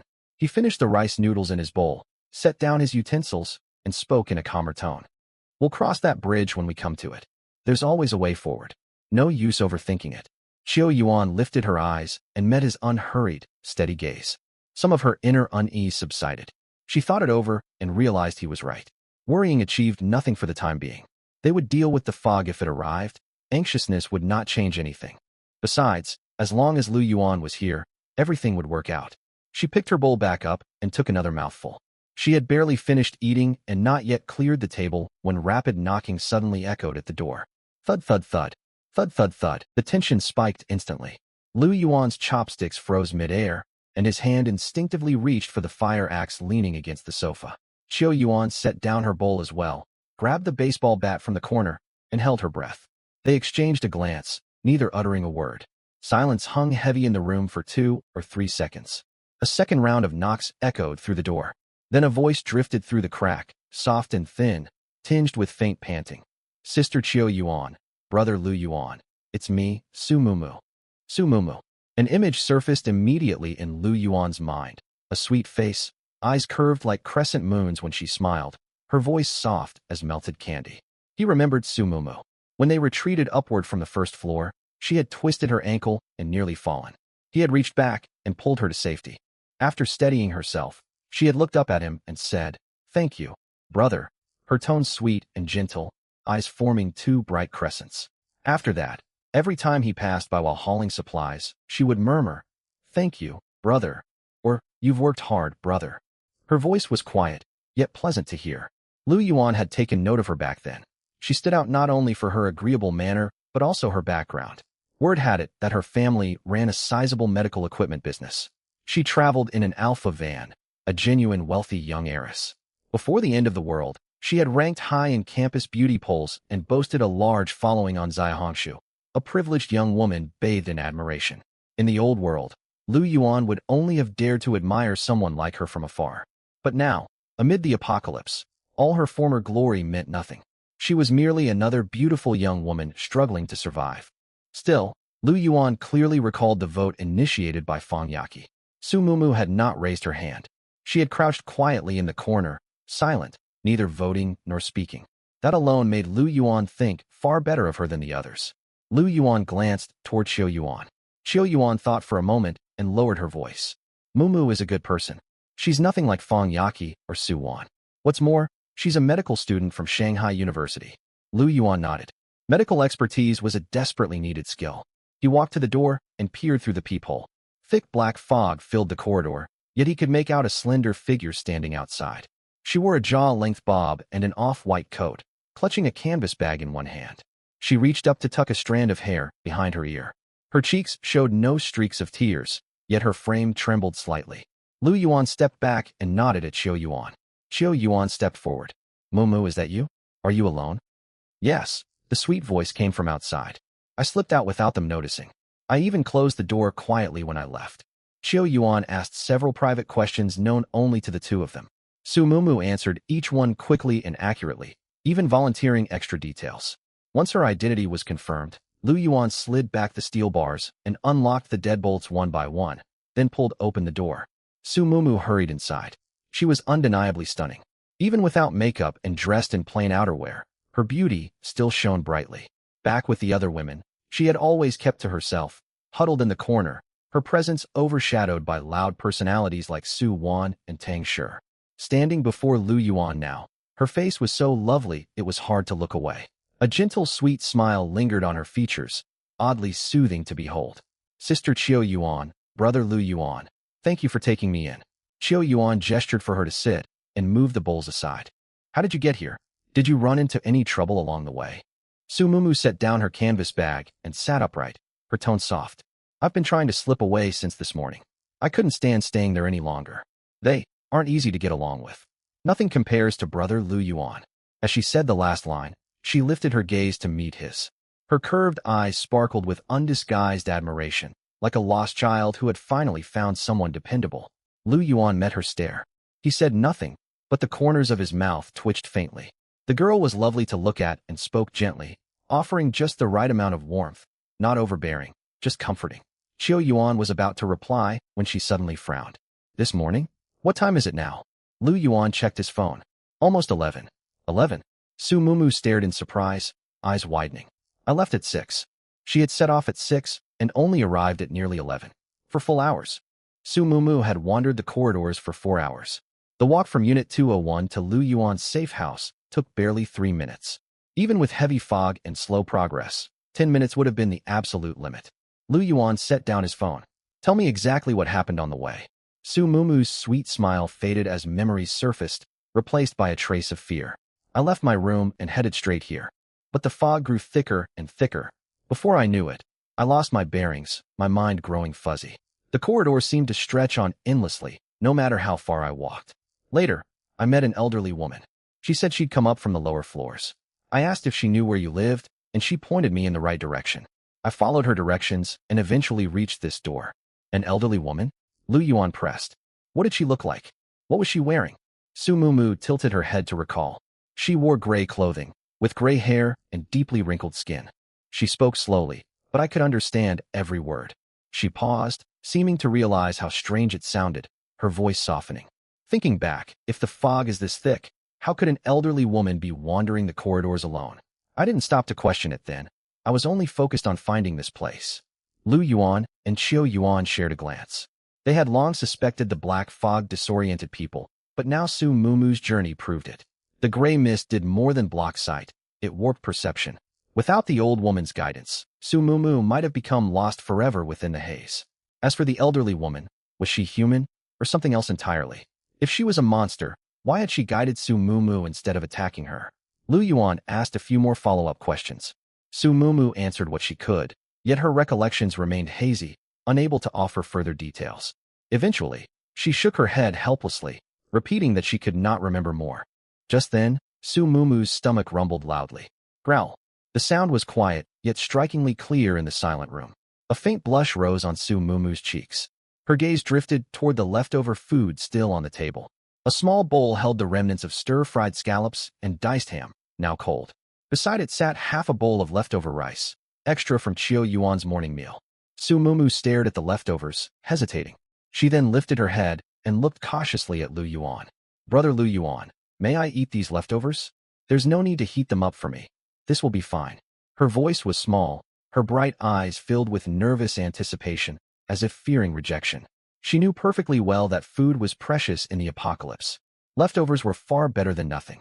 It beat the hard ration biscuits they had eaten back in Unit 201 by a wide margin. She was already fortunate that Lu Yuan had agreed to shelter her. She had no right to make demands. Qiu Yuan glanced at Lu Yuan, who gave a nod. Qiu Yuan smiled. Don't eat cold leftovers. I'll heat up a self-heating rice pack for you. No, please don't bother. Su Mumu waved her hands earnestly. Truly, Brother Lu Yuan, this food is perfectly edible. Times being what they are, I won't be picky. We can't afford to waste food. She picked up the small bowl of leftovers, took her chopsticks, and popped a mouthful of cold ham into her mouth. She chewed and swallowed, a look of genuine satisfaction spreading across her face. She scooped up cold rice and ate carefully, as though enjoying a feast. Qiu Yuan stood frozen, holding the self-heating rice container, watching the scene unfold. Lu Yuan also observed Su Mumu, the former heiress chauffeured in an Alpha van, campus internet celebrity admired by countless suitors, now seated beneath a camping lamp, eating cold leftover rice with relish. A grain of rice clung unnoticed to the corner of her lips. Lu Yuan's thoughts drifted. Before the catastrophe, Su Mumu had been an admired beauty, her line of suitors seemingly endless. Now, a simple bowl of leftovers brought her such obvious joy, as though she had stumbled upon a great treasure. Circumstances could reshape a person completely. At the same time, his opinion of Su Mumu grew more favorable. She was not pretentious or entitled. She knew when to lower her expectations and did not shrink from eating leftovers. People like her stood a far better chance of surviving the apocalypse than those who clung to the belief that wealthy young ladies should never endure hardship. Elsewhere, inside Unit 201, the atmosphere felt even heavier than the day before. She ran away? She's really gone. Su-won perched on the arm of the sofa, her expression dark. Su-mumu? That quiet, sweet girl? She slipped off without a single word. I saw her sitting in the corner this morning, Tang Shi recalled. After that, no one kept an eye on her. None of us knew when she left. She didn't even bother to say goodbye before leaving. Always seemed so docile. Who knew she was so scheming? Another woman rolled her eyes. Humph. Obviously she went over there to curry favor, Su-won sneered. Just to get more food. She threw away all her pride. She used to be the campus beauty at Shanghai University, swarmed by admirers, Tang Shi said sourly. Now she's rushing to seek shelter with a security guard. If her old suitors saw this, their whole worldview would crumble. What's so special about being a campus beauty? Su-won curled her lip. Now she's just someone who'd run off to a man for a few scraps of food. I always said Xiao Yuan was that sort, and Su Mumu isn't any different. They put on an air of being high-minded, but deep down. Her sentence trailed off. She struggled to find the right insult. She wanted to call Su Mumu shameless, yet the girl had never wronged anyone and always spoken politely. Still, resentment simmered inside her. Why did Su Mumu get to leave? The thought of Su Mumu living comfortably at Lu Yuan's place gnawed at her. A brief silence fell over the room. The women exchanged looks, each wearing a complicated expression. No one admitted it aloud, yet bitter jealousy hung thick in the air. Zhang Bing had stood near the door, silently gnawing a ration biscuit. She swallowed the last bite and spoke up. The fog is extremely heavy today. No one goes outside. We rest for the day. Her words brought quiet relief to everyone present. Staying indoors meant no trips down to the 18th floor, no climbing stairs, no hauling supplies. Though unspoken, none of them wanted to venture out into such dangerous weather. No one bothered to wonder why the fog had suddenly thickened or what threats it might carry. They only cared about their own comfort. Zhang Bing added another remark. Save the instant noodles for later. Stick to ration biscuits for now. Her comment sparked immediate uproar. Why? We need more energy, even if we don't go out. The biscuits leave my throat parched. I can't keep eating them. I want instant noodles. Protests erupted like haggling vendors in a market. Su-won led the complaints. Tang Shi nodded in agreement, and even Qin Yi frowned, thinking Zhang Bing's rules were too strict. Zhang Bing stood with her arms folded, waiting for the shouting to die down before speaking calmly. We have very few instant noodles left. We need to ration them carefully. If we eat them now, we'll have nothing to fall back on later. She swept her gaze slowly across every protesting woman. There was no overt threat, yet everyone she met fell silent. Su-won opened her mouth to argue, but she held her tongue. She slumped back onto the sofa, broke her biscuit into small pieces, and chewed slowly, her jaw tensed. Quiet returned to the room, broken only by the crunch of hard biscuits. Everyone stared blankly as they chewed, as if biting into rubber soles. Then a scent drifted through the air. It was not a strong cooked aroma, but a savory, spicy blend of chili oil and seasonings, spreading slowly through the silence. Everyone stopped chewing and turned toward the smell. Gulan sat in the far corner, holding an open, transparent takeout container filled with spicy hot pot broth recovered from the 18th floor the previous day. A thin layer of congealed fat and chopped green onions floated atop the chili oil. When she stirred it, the grease melted again. She broke her ration biscuit into chunks, dipped them in the oily broth, and ate steadily, a sheen of oil glistening at the corner of her mouth. Silence stretched for several seconds, all eyes fixed on her container. The day before, they had collectively rejected the broth. Knowing Lu Yuan had eaten from it, none had been willing to touch it, preferring hunger. When Gulan stowed it away, Tang Shi had mocked her for lowering herself for food. Now, as the spicy aroma washed over them, the disgust they had felt seemed to fade away. Lin Mushuang, seated close to Gulan, stood up after a moment's hesitation. She carried her half-eaten biscuit and walked over. Sister Lan, can I dip a little? Just a small bite. Gulan looked up at her, said nothing, and pushed the container toward her. Lin Mushuang looked as though she had received a precious gift. She carefully broke off a piece of biscuit, dipped it deep in the chili oil, coated it with rich sauce, and took a bite. She froze mid-chew. The long-forgotten savory spice burst across her tongue. The richness of oil and aroma of spices chased away the dull dryness of the ration biscuit. She swallowed hard and dipped another, larger piece. It tasted incredible. Qin Yi stood next, followed by more women. Soon 7 or 8 people crowded around Gulan, some standing, some squatting, dipping their biscuits into the cold broth. A few even soaked entire chunks of biscuit in the oil, eating with expressions of pure delight, as if enjoying a lavish feast. Gulan sat at the center, her container surrounded by the crowd. She said nothing and did not complain about the throng, quietly holding the bowl. She watched the former wealthy heiresses and online influencers crowd around it, like starving children fighting over a single pot. All of them savored every mouthful. The scene was bitterly ironic. Fang Yaqi sat on the sofa watching, her lips pressed tight, her expression conflicted. She clutched half a ration biscuit in her hand, yet could not bring herself to walk over. She remained seated, observing the huddle of women eating together. She did not join them, yet she did not take another bite of her biscuit for a very long time. Back at Lu Yuan's safe house, the meal finished and dishes cleared away. The three of them sat in the living room for a while. Dim reddish daylight seeped through the curtains, casting a gray haze. The faint metallic tang in the air grew stronger, noticeable even with the doors and windows sealed shut. Qiu Yuan yawned, eyes watering from exhaustion. She was clearly worn out. The fog's too heavy to head out today. Lu Yuan glanced toward the corridor. The black mist was impossibly dense. Through the peephole, he could barely make out the shadow of the opposite wall. Qiu Yuan nodded in agreement.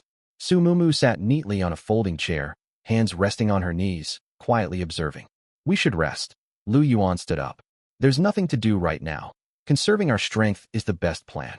Qiu Yuan smiled, understanding his meaning. She stretched her neck. Mumu and I will share one room. You can take the master bedroom alone. Lu Yuan raised no objections.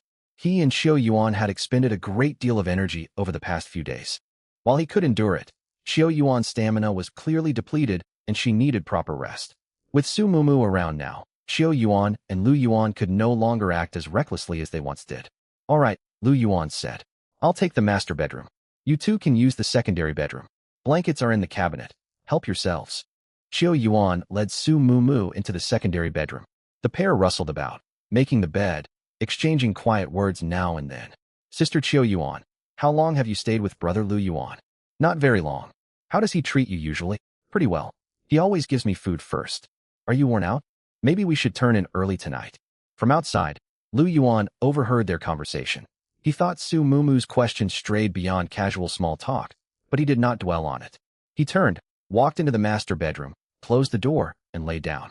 The mattress in the master bedroom was firmer than the one next door. The quilt still carried Qiu Yuan's faint scent. He closed his eyes. Soft laughter drifted over from the adjacent room, and he slowly relaxed, weariness washing over him.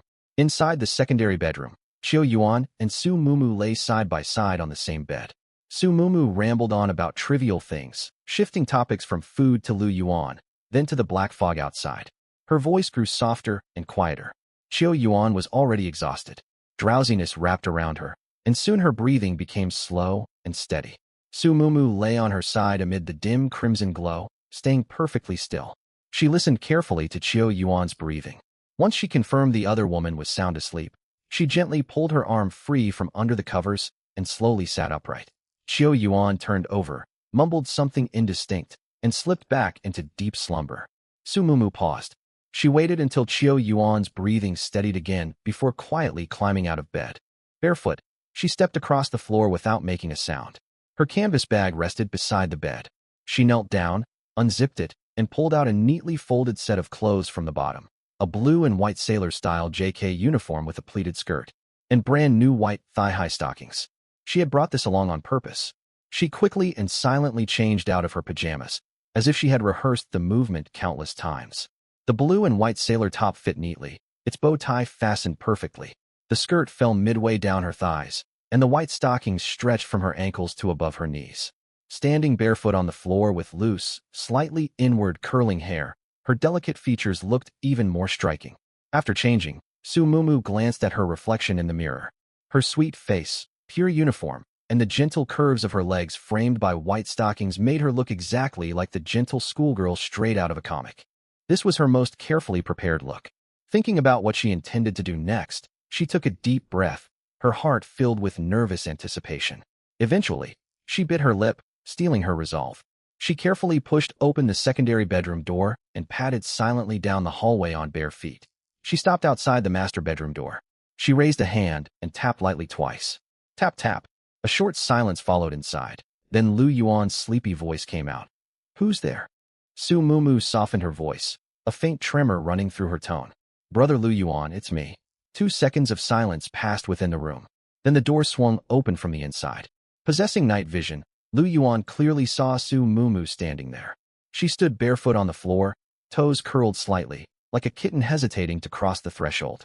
Clad in the JK uniform, with her beautiful, sweet features, the famed campus belle of Magic City stood before him once more. Lu Yuan studied her for 2 seconds, seeming to guess her purpose. He stepped sideways to clear the doorway. "Come in and talk."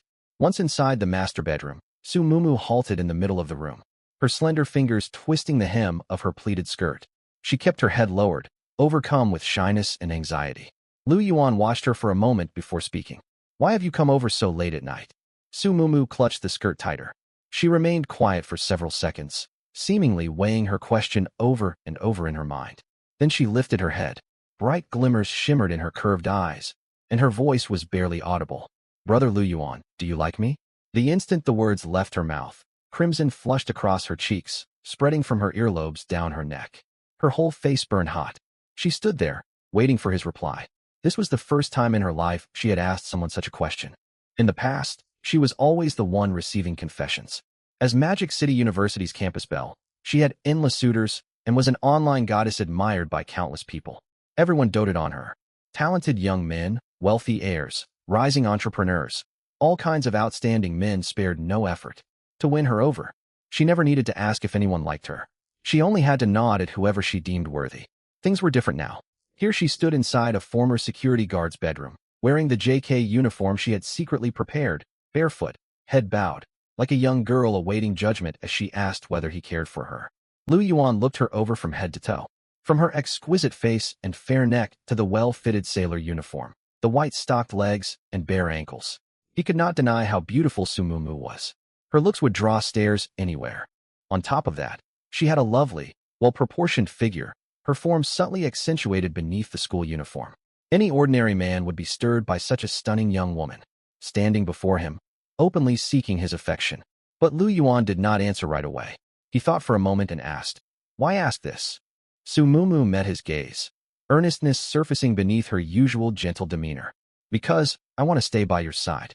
Lu Yuan blinked in surprise. "I already said you can stay with our group." "That's not the kind of staying I mean." Su Mumu shook her head. Her voice was quiet yet firm. "I want to truly stay, right beside you, brother Lu Yuan." As she spoke, she held his eyes, determined in a way that clashed with her earlier timid manner. Lu Yuan understood her meaning clearly.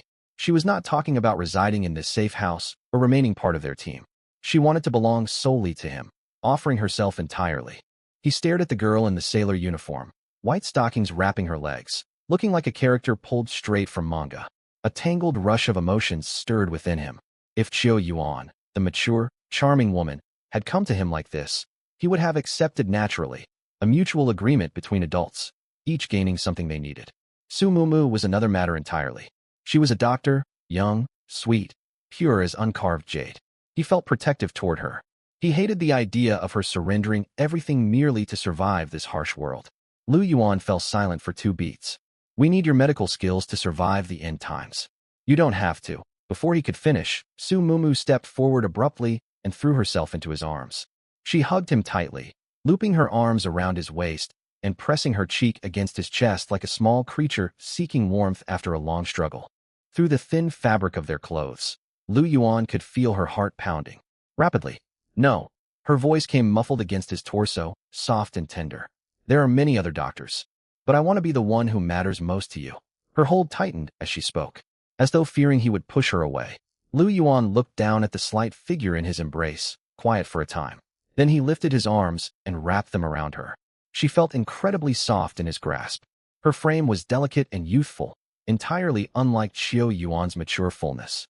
There was a lithe freshness to Su Mumu, reminiscent of new willow shoots budding in spring. Even through clothing, he could feel the smoothness of her skin. He found himself drawing her closer instinctively. Are you absolutely certain? He asked, pulling her nearer. Su Mumu lifted her head from his chest. Crimson still stained her features, and her expression was sincere. She blinked her beautiful large eyes and gave a small nod. I'm sure. No more hesitation lingered in Lu Yuan's mind. He leaned down and kissed her. The moment their lips touched, a strange feeling washed over him. Her lips were nothing like Qiu Yuan's. Qiu Yuan's kisses carried the warm acceptance of a grown woman. Su Mumu's lips were soft and thin, with a faint sweet freshness, akin to biting into ripe young peach flesh. It was obvious she had never kissed anyone before. Her lips grew stiff against his. She did not know how to move or regulate her breathing, drawing short, shallow gasps. Lu Yuan guided her gently, parting her lips slowly and setting a steady rhythm. She tried to follow his lead, clumsy yet earnest, like a fledgling learning to fly. They kissed for a long while. Su Mumu's rapid breathing gradually steadied. Her rigid body relaxed little by little, until she leaned limply against him. After roughly 10 minutes, Lu Yuan slowly pulled away. Su Mumu looked up. Her face burned red, her lips slightly swollen. A hazy sheen clouded her eyes, as if she had not fully returned to her senses. She met Lu Yuan's gaze and sensed the warmth in his stare, aware that they were about to grow far closer. Her voice trembled faintly. Brother Lu Yuan, this is my first time. Please be gentle with me. Once the words left her, she seemed to exhaust every ounce of courage. She buried her face deep into his chest, the tips of her ears flaming scarlet. Lu Yuan held the young girl tucked against him and stroked her silky hair. Magic City's campus belle, admired goddess, untouchable heiress, Su Mumu, bearing all those titles, now huddled in his embrace, ears burning, trembling slightly, afraid to breathe too loudly. Few could resist such a sight. Heat stirred inside Lu Yuan. Without another word, he gently guided Su Mumu onto the bed. Are you scared? I'm not. Sometime later. In the secondary bedroom, Qiu Yuan stirred slowly as consciousness dragged her out of sleep. She opened her eyes. The room was dim. The crimson twilight seeping through the curtain cracks had darkened further since bedtime. Dusk was likely approaching. She shifted her body, heavy weariness still clinging to her limbs. She stared flat at the ceiling and let out a long breath. Thoughts drifted involuntarily to recent days. Lu Yuan possessed astonishing stamina. Even though she worked out 3 times weekly at the gym, she was always left drained and shaky after spending time with him. Qiu Yuan rolled onto her side and reached out, only to touch empty sheets. She turned her head. The quilt on Su Mumu's side was thrown back. The girl was gone. Warmth still lingered in the bedding, meaning she had not left long ago. Gone to use the washroom? Qiu Yuan did not think much of it. She rubbed her eyes and sat up, her throat parched. She wanted to fetch some water to drink. She slipped on a coat, slid her feet into slippers, and walked out of the secondary bedroom. A camping lamp cast warm yellow light over a small section of the living room. She walked toward the tea table and picked up her water cup. Finding it empty, she turned toward the kitchen to refill it. As she passed the master bedroom door, she halted. Faint sounds drifted out from inside, muffled by the wooden panel. At first, Qiu Yuan paid it no mind, assuming Lu Yuan was tossing and turning in his sleep. But as she took another step forward, she heard another soft noise. She froze where she stood, the cup still in her hand. Slowly she leaned her ear against the door. The sounds within were quiet yet distinct in the silent space. Soft, muffled murmurs carrying sweet nasality mixed with faint creaks from the mattress and short, restrained gasps. Qiu Yuan lingered at the door, listening for several seconds. Then she straightened, and a subtle smile tugged at the corners of her mouth. Just as she suspected. Little Mumu, she whispered to herself, quiet enough that no one else could hear. You truly are a clever girl. She had judged Su Mumu correctly. For all her sweet, innocent appearance, the young woman thought far clearer than most. She understood that simply working as a doctor would not guarantee safety in this chaotic world. She needed something solid to secure her footing, and she had chosen the fastest, most effective path. Previously, Qiu Yuan had endured Lu Yuan's attention alone, often pushed to her limits. Now that Su Mumu was here to share the burden, things would grow easier for her. As for Lu Yuan, would he be able to handle them? Still, she wondered whether the girl would even be able to stand on her feet tomorrow morning. Inside the master bedroom, quiet slowly returned. Su Mumu lay on the bed, a thin layer of sweat glistening on her forehead. Strands of damp hair stuck to her skin. A faint pallor lingered on her flushed cheeks. Her chest rose and fell unevenly, tremors rippling through her frame. Damp traces glistened at the corners of her eyes, and her lips remained slightly swollen. She felt thoroughly drained. Lu Yuan lay beside her, and pulled her into his arms. Su Mumu felt light nestled against him, warm and smooth like polished jade. Every curve of her youthful body was delicate and refined, utterly different from Qiu Yuan's lush, mature figure. Qiu Yuan was ripe and full, like ripe fruit ready to burst. Su Mumu was slender and youthful, like newly sprouted buds, precious because of her inexperience. Her youth made her far less resilient, though. Toward the end, she could barely hold back quiet cries. Lu Yuan had restrained himself, yet he could tell she had reached her absolute limit. By the end, she trembled with tears in her eyes, lacking the strength even to lift a finger. Su Mumu curled up against his chest, her voice small. "I'm sorry, brother Lu Yuan." Lu Yuan glanced down at her. I wasn't much help." She trailed off, too embarrassed to finish the sentence, ears flushing once more as she buried her face deeper against him. "I'm too weak." Lu Yuan did not laugh. He brushed damp hair away from her forehead and spoke gently. "It's all right. You were wonderful. It's normal to feel this way the first time." But doubt lingered in Su Mumu's mind, and fresh moisture pooled in her eyes. It was not pain that troubled her. She feared she had failed to satisfy him after summoning such great courage, changing into the uniform, and bracing herself for everything. What if brother Lu Yuan grew disappointed in her? That was what frightened her most. Lu Yuan leaned down and pressed a light kiss to her forehead, soothing her like comforting a distressed kitten. "Rest now. Stop overthinking. You are perfect." Warmth spread gently through Su Mumu's chest at his words. She snuggled closer to him, her tone soft and sweet. "Thank you, brother Lu Yuan." They stayed in each other's embrace for a while longer. Lu Yuan checked the time on his phone. It was nearly 10 o'clock. He shifted carefully, preparing to rise. "I need to take the night watch." Conditions within the building remained relatively safe during daytime windows. The monsters rarely emerged at midday, following predictable patterns. After dark, however, the black fog thickened. Creatures began to roam, and all manner of unexpected dangers could surface at any moment. Lu Yuan had maintained this nightly watch routine for days, refusing to let his guard slip. He climbed out of the covers and started getting dressed. He pulled on his t-shirt, zipped up his jacket, and rested his fire axe beside the bed within easy reach. Su Mumu watched him and struggled to push herself upright. "Brother Lu Yuan, I'm coming with you." She never finished the sentence. The moment she lifted half her body, searing pain crashed over her like a tide. She gasped sharply and sank back onto the pillow. Her blanket slipped down from her shoulders, revealing a section of pale collarbone. Lu Yuan finished dressing and glanced back at her.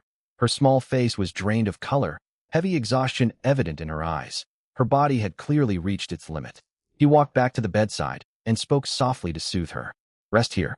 I'll secure the apartment. No one will hurt you while I'm here." His tone was calm, free of grand declarations, yet that steady assurance felt more reassuring than any oath. Su Mumu lay on the bed, gazing up at him. Her reddened eyes glistened. She thought of the dark walk out from room 201, the terror and resentment she'd felt standing in the fog knocking on this door. She thought of the nervous resolve when she'd put on her school uniform. Every hardship she'd endured felt worthwhile now. In the end times, a sense of safety was the rarest luxury, and brother Lu Yuan could give that to her. She nodded firmly, her voice sweet and docile. "All right." Lu Yuan leaned forward and gently rested his palm lightly on her forehead in a comforting gesture. He held it there for 2 seconds before straightening up. He turned and stepped out of the master bedroom, pulling the door shut behind him with a quiet click of the lock. Left alone beneath the covers, Su Mumu could still feel the gentle warmth left on her forehead. She reached up to touch the spot where his hand had rested. Then she smiled softly. She curled deeper into the quilt, like a cat that had finally found a safe nest, closed her eyes, and drifted off into peaceful sleep. Inside room 201. Night brought no peace to Unit 201. "Fong Yaqi, what's that on your lips?" Qin Yi suddenly sat up from the sofa, staring at Fong Yaqi as she walked out of the master bedroom, her voice sharp with the thrill of discovery. Fong Yaqi was heading toward the sofa. Her lips glistened faintly, with a fleck of leftover crumbs stuck to the corner of her mouth. She froze for a second and instinctively raised a hand to wipe her mouth, but the gesture only strengthened Qin Yi's conviction. "You snuck instant noodles, didn't you?" Qin Yi stood and raised her voice. "We're out here choking down hardtack, while you hide in the bedroom cooking noodles alone." "What are you talking about?" Fong Yaqi frowned, suppressing the fleeting panic of being caught and regaining her usual composure. "I only went in to tidy up some belongings." "Tidying things left your mouth covered in oil."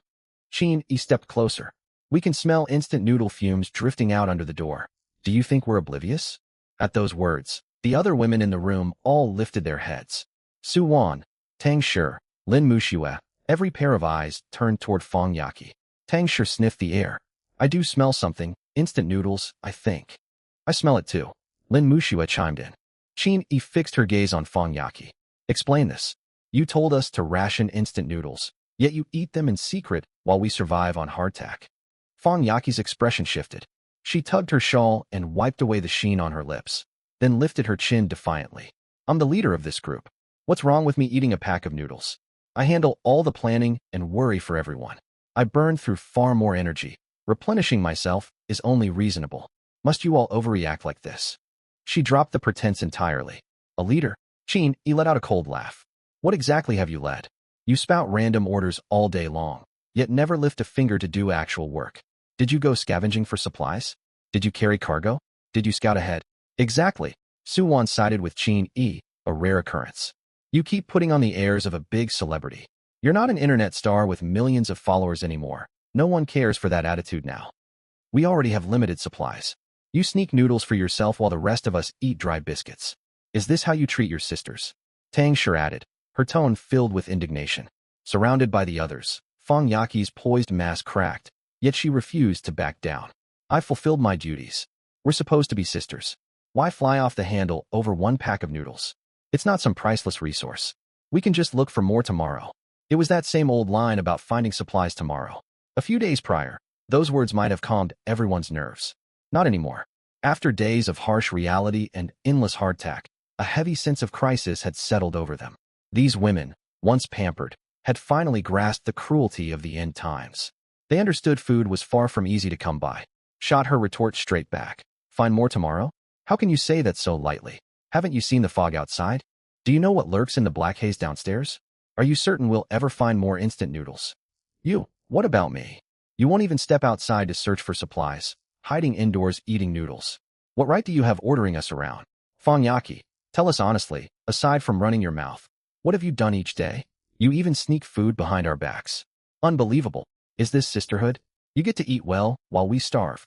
One accusation followed another, releasing all the resentment built up over days. Fong Yaqi stood trapped in the middle of the crowd, assailed by overlapping voices. She shouted back, her pitch rising higher and higher, shrill cries bouncing off the walls. She pointed fingers, accusing others. Didn't you sneak chocolate a few days ago? Only to be cut off at once. That chocolate was something I found myself. It has nothing to do with you. Fong Yaqi was a fierce arguer, but the others matched her ferocity. Room 201 devolved into a noisy marketplace. Gulan sat tucked in the furthest corner, clutching half a leftover hardtack biscuit. She had remained in that posture since the argument erupted. She was watching the women shout red-faced, shoving one another. Their voices rose and fell like a flock of squabbling sparrows. A saying crossed her mind. 3 women make a drama. Right now, she was witnessing at least 5 dramas unfolding all at once. She had no intention of joining in. What good would all this shouting achieve? They were only digging their own graves. Just then, thud thud thud, chaotic footsteps echoed from the hallway, hurried and heavy. Multiple pairs of feet pounded the floor, mixed with muffled, indistinct sounds. The noise drew near, then receded again, echoing back and forth along the corridor, as if something chased a crowd racing through the darkness. The quarrel inside room 201 was instantly snuffed out, as if someone had choked off every voice. Every woman twisted toward the door, eyes wide. Their flushed faces paled in an instant. Su Wan's mouth hung open, the retort on her tongue trapped in her throat. Her lips trembled, and no sound came out. Tang Shi gripped a clothes pole, her fingertips whitening. Qin Yi instinctively stepped backward, tripping over the sofa leg and nearly falling. The room fell so quiet they could hear their own heartbeats. What is that sound? Someone whispered shakily. It sounds like people running. Another replied, even quieter. Lots of them. The footsteps outside persisted, drawing near and drifting away, like lost things wandering the corridor. Every so often, faint murmurs drifted through the door, unclear, guttural utterances far more unsettling than any scream. Zhang Bing had stayed silent all along. The instant she heard the commotion, she moved. She strode to the wall, grabbed the fire axe propped in the corner, and carried it to the doorway. She made no extra noise, pressing her back against the wall beside the doorframe and listening intently for several seconds. The footsteps continued to circulate outside, After confirming nothing lingered directly outside the door, she cautiously leaned her eye to the peephole. Through the lens, the hallway fog was far thicker than it had been during daylight. Gray-black mist swirled like a living entity, filling nearly the entire view. Within that churning haze, dark silhouettes darted rapidly. Their forms blurred, human outlines wrapped in fog, rushing back and forth along the corridor. Some traveled east to west, others west to east, crossing paths without collision or communication, only mechanically pacing endlessly through the mist. As they ran, they emitted fragmented, incoherent mutterings, like spirits trapped in a dream. Cold sweat beaded on Zhang Bing's forehead. She pulled away from the peephole and hissed a warning to the others behind her. "Grab your weapons, quickly." The words doused everyone like a bucket of ice water. The women, frozen with fear, scrambled to seize anything usable as a weapon. Steel pipes, baseball bats, pocket knives, fruit blades, clothes poles, broken chair legs, an assortment of crude tools. Many trembled as they gripped them. Some were awkward and unwieldy to hold.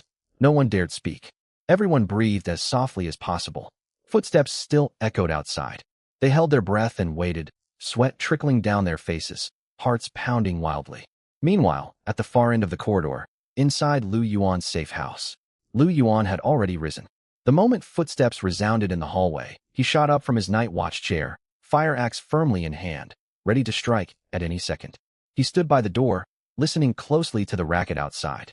The chaotic, circling footsteps felt different from the watchful presence he had sensed on the 17th floor earlier. It was urgent, as though the figures fled from something terrifying. Qiu Yuan had woken too.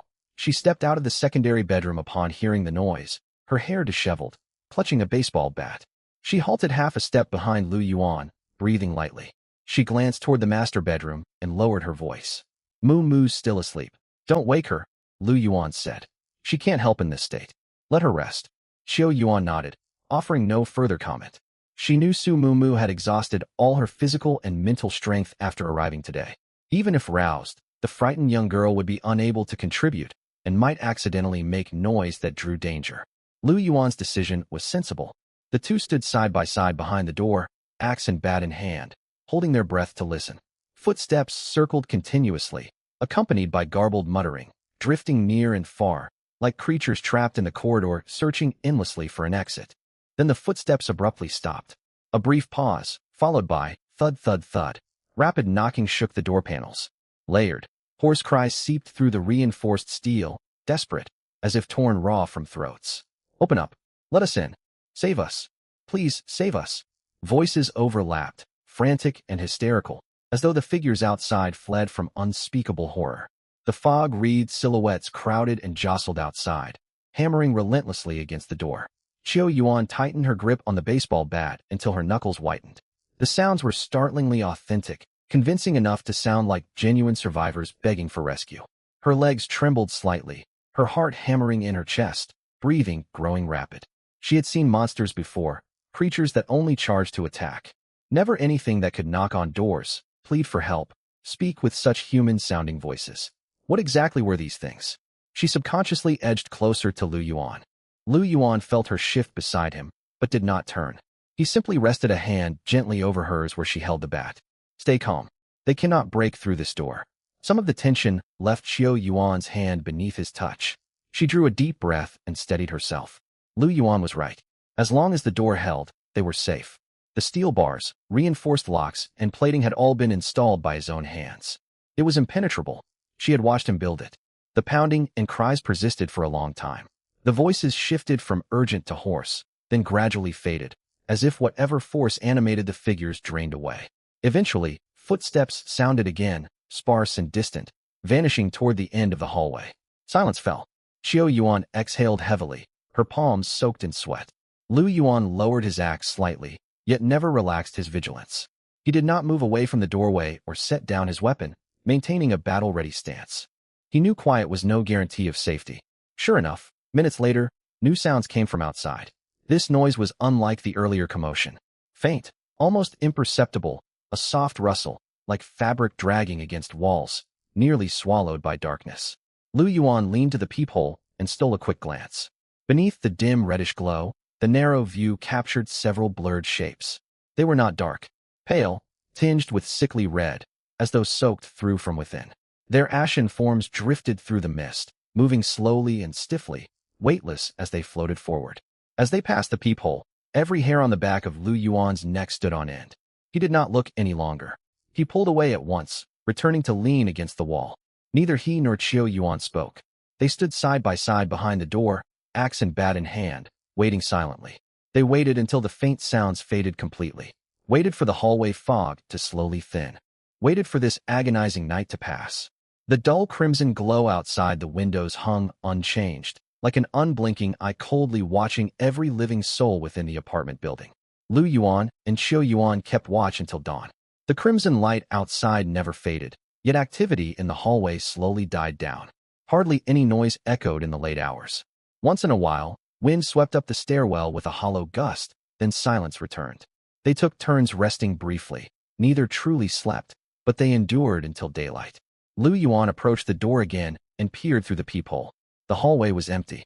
No trace of the eerie silhouettes remained, and the persistent fog of previous days had vanished entirely. Visibility cleared. He could make out the red fire hose cabinet on the opposite wall and the broken emergency light mounted overhead. Apart from the dim, gloomy lighting, the corridor looked identical to how it had been before the end times. The fogs lifted. Lu Yuan spoke quietly. Qiu Yuan squeezed beside him to look through the peephole. It's completely gone. Relief crept into her tone, as if a heavy weight had lifted from her chest. Lu Yuan did not respond. He stepped away from the peephole and leaned against the wall, his expression still grim. Qiu Yuan noticed his somber mood. What's wrong? Isn't the fog clearing a good thing? It's not that simple, Lu Yuan said. The last time the fog dispersed, everything looked exactly like this. Qiu Yuan stared at him. What happened afterward? Lu Yuan fell silent for several seconds, as if recalling a painful memory. Monsters emerged. Many of our people died in that attack. Qiu Yuan's breath caught. She understood his meaning. When the fog lingered, strange creatures stayed hidden within it. Both the monsters and the wandering figures from last night seemed concealed by the haze. Once the fog lifts, they will come out. You mean, the dense fog is linked to the monsters? Qiu Yuan confirmed. Is it safer when the fog hangs around? Something like that, Lu Yuan nodded. They barely move in the fog, but once it clears, they'll head out to hunt for food. What are we going to do? Qiu Yuan asked. Lu Yuan yawned and stretched. These monsters are still easier to handle than whatever we encountered in the fog last night. We can strike them down with axes, fend them off with sticks, or simply run faster. I still have no clue what those things from last night were. We couldn't even find a way to fight them. He spoke casually, showing no trace of tension. Qiu Yuan relaxed a little, affected by his calm demeanor. Indeed, those pale, reddish figures she'd glimpsed through the cat's eye were impossible to identify as physical entities or something else entirely. If she'd had to face such creatures, she doubted she would even be able to pinpoint where her opponents were. Compared to that, the monsters that could run and bite counted as conventional threats. All right, Lu Yuan clapped his hands. Let's get some sleep first. We'll head out during the midday window of safety. We stayed up all night. We won't have the energy to venture outside without rest. Okay. Qiu Yuan nodded. She turned to walk back to her bedroom, then paused with a thought and glanced back at Lu Yuan. Who are you planning to rest with? Me or Mumu? Lu Yuan looked at her smiling face, his gaze sweeping over her frame. Qiu Yuan wore an old t-shirt with a loose neckline revealing a section of pale collarbone. The tilted look she gave him carried the natural languid charm of a mature woman. Lu Yuan stroked his chin for a moment and smiled. I'll rest with Mumu. It's more comforting to have the young girl beside me. Qiu Yuan let out a soft huff and rolled her eyes at him. Easily swayed by new company. I suppose I'll sleep alone then. Her tone sounded faintly dejected. Lu Yuan stepped forward and pulled her into a gentle embrace. Qiu Yuan did not pull away, leaning against him and tilting her head upward. Lu Yuan lowered his head and spoke softly beside her ear. Don't worry. We'll have plenty of time later. He tightened his hold slightly around her waist. Qiu Yuan felt his warmth through the thin fabric of her shirt and tapped her fingertips lightly against his chest, her eyes glinting with playful challenge. I'll hold you to that. With that, she stepped out of his embrace and walked toward the secondary bedroom. She glanced back at him before pushing the door open, a faint smile lingering on her lips, then slipped inside and closed the door gently. Lu Yuan watched her retreating figure, his smile growing broader. He turned toward the master bedroom, pushed open the door, and stepped inside. The room was quiet. The young girl on the bed remained sound asleep, covered up to her chest by the quilt. A section of fair shoulder and long hair spread across the pillow. She slept peacefully with steady breathing, her eyelashes resting lightly, flickering every now and then.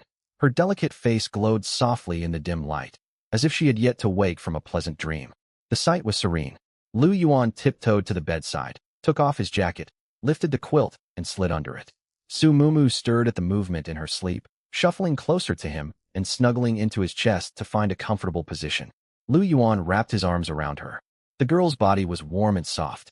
Xiao Yuan burned bright and intense, while Su Mumu was like calm, gentle water, soothing the tension that had lingered in his nerves all night. In the end times, it was a luxury to rest in such a warm embrace. Silence settled over the master bedroom, only the steady rhythm of their breaths floating in the faint light. The dark red glow outside the window still hung in the sky, yet it no longer felt so bitterly cold. Lu Yuan slept deeply. When he opened his eyes again, the clock showed just past 10. He shifted, feeling much more refreshed. The exhaustion from pulling an all-nighter had faded significantly. Su Mumu was still nestled against him. He intended to let her sleep longer, only to meet a pair of bright, clear eyes. Su Mumu had woken without him noticing. She lay quietly in his arms, gazing up at him with the dazed, crystalline look of someone who had just roused from sleep. "You're awake." Lu Yuan smiled after she stared at him for a while. Just woke up." Su Mumu's voice carried the husky softness of sleep. She twisted slightly in his arms, adjusting her posture to settle more comfortably against him. Lu Yuan naturally held her tighter, savoring the warmth of her body pressed against his. Su Mumu nuzzled against him before speaking in a muffled tone. "Brother Lu Yuan, something terrible happened last night, didn't it? I heard so much noise outside. I wanted to come help you and Sister Qiu Yuan, but..." She trailed off, cheeks flushing, and buried her face against his chest. Lu Yuan understood what she left unsaid. She had been far too drained to move last night. If she had forced herself outside, she would have only become another person he needed to protect. As a doctor, she logically knew she could contribute nothing in that state, yet guilt lingered in her heart. Lu Yuan stroked her silky hair gently, running his fingers slowly through the strands. "It's nothing serious. We're safe now." Su Mumu nodded against his chest, the faint guilt easing away at his reassurance. "Thank you, Brother Lu Yuan." Lu Yuan looked down at her sweet face and was about to reply when Su Mumu spoke again. "But I'm feeling much better now. I can come out with you two later." Lu Yuan raised an eyebrow. "Don't you need more rest?" "I'm not that fragile." Su Mumu clenched her small fist and waved it playfully, trying to prove she had recovered her strength. Lu Yuan laughed at her earnest display and tapped the tip of her nose. "Very well. I'll see how you hold up later." Su Mumu giggled and snuggling deeper into his arms. After sharing this quiet moment, Lu Yuan suddenly thought of something. "Let's take a shower first. Sticky skin isn't comfortable." Su Mumu fell silent for a moment. She knew she was covered in sweat and felt grimy, yet she hesitated. "Maybe not." Lu Yuan looked down at her. "Why? Water supplies are precious," Su Mumu said earnestly, speaking with the frugality she had learned these past few days. "Taking a full shower wastes too much. I can just wipe myself clean instead." Her tone was sincere, not forced. Once a wealthy young lady accustomed to every comfort, she had adapted quickly to the harsh reality and learned to conserve resources when necessary. Lu Yuan looked at the sweet girl in his arms and curved his lips into a smile. "Water is scarce elsewhere, but not here with me. Take as much as you need for your shower." Su Mumu's eyes lit up. "Really? Of course. I wouldn't lie to you." A bright smile bloomed across her face. She leaned forward and pressed a light kiss to his lips before drawing back, her cheeks tinted pink. "You're amazing, Brother Lu Yuan." Lu Yuan blinked in surprise at the sudden kiss and shook his head with laughter. Su Mumu pushed herself up from under the quilt, swung her legs over the edge of the bed, and hopped onto the floor barefoot. Though she still felt lingering soreness, she ignored it and smiled back at him. "I'm going to shower now." Her voice was light and cheerful as she turned toward the door, then paused to glance over her shoulder. "I'll come back smelling fresh." Su Mumu embodied youthful sweetness completely. She was genuinely excited by the chance to bathe freely. Before the end times, she had been a young woman who valued cleanliness above all else. It had been ages since she'd enjoyed such a luxury. Back in apartment 201, showers were an unimaginable privilege. Here, she could finally do as she pleased, and joy surged within her. Lu Yuan lay on the bed listening to her footsteps, his mood buoyant. He rolled onto his side, closing his eyes and focusing inward. A system panel materialized in his mind. "Sign in available." Lu Yuan silently activated the sign-in. Text flashed across the panel before new notifications appeared. "Sign in successful." Obtained S-class supplies. Mini household nuclear generator ×1. Requires no external fuel, operates indefinitely, low noise design, equipped with standard voltage conversion module. Obtained attribute point. Spirit +1 current spirit, 6-7. Obtained talent. Master vehicular proficiency. Grants expert command of all common land vehicles, specialized transport, and select engineering machinery. Lu Yuan froze for 2 seconds. A nuclear generator. He sat up and opened his eyes, glancing toward the living room. Sure enough, a matte silver metal case rested beside the coffee table. It was roughly the size of a suitcase, fitted with subtle ventilation grills, standard power sockets, and a small LCD display showing output wattage, alongside a matching power cord. Lu Yuan climbed out of bed barefoot, knelt beside the unit, and touched its sturdy casing. He pressed the power button on the side. The screen lit up, showing standby, with a maximum output marked 5000 W. No fuel, no charging, no external power source required. It could generate electricity endlessly with barely any sound. 5 kilowatts was not overwhelming, yet it could sustain all basic utilities within the safe house. Lighting, device charging, small appliances, even a refrigerator. The system's rewards grew more impressive by the day. The mysterious water tank resolved their water shortage, and now this generator solved their power needs. Piece by piece, he was building the essential infrastructure for this apartment. If he kept this up, he could transform the space into a fully self-sufficient fortress to weather the end times. Even if the world outside descended into total chaos, he could live comfortably within these walls. He stood and turned his attention to the second reward. Spirit +1. He had previously gained strength and stamina points, and this marked his first spirit upgrade. A warm sensation spread outward from his chest, different from the muscular heat of prior attribute boosts. A cool current flowed down from his forehead, washing over every taut nerve. He closed his eyes and focused. Lingering mental fatigue melted away like a receding tide. His thoughts sharpened instantly. Though he had slept after staying up all night, a faint mental fog had remained. Now it vanished entirely, and his reaction speed sharpened noticeably. He mentally reviewed their inventory list. Figures that once required conscious effort to recall were now crystal clear in his mind, down to exact quantities. It felt as though his mind had grown younger, his thinking and reflexes quicker. This spirit boost was incredibly valuable. Lu Yuan's mood lifted further as he examined the third reward, Master Vehicular Proficiency. Knowledge of driving all manner of vehicles and engineering equipment flooded his mind, as if he possessed decades of practical experience. A highly useful skill. Only, Lu Yuan chuckled to himself at their current situation. What vehicle could he drive inside this high-rise building? A shopping cart? Not even an electric tricycle was available. Though useless right now, he would eventually leave this building. Master driving ability would be an invaluable asset in the end times. Racing across broken roads, maneuvering through danger, the thought alone stirred excitement. He would keep the talent ready for future use. Lu Yuan was thoroughly satisfied with today's sign and reward. The nuclear generator alone made it an incredible gain.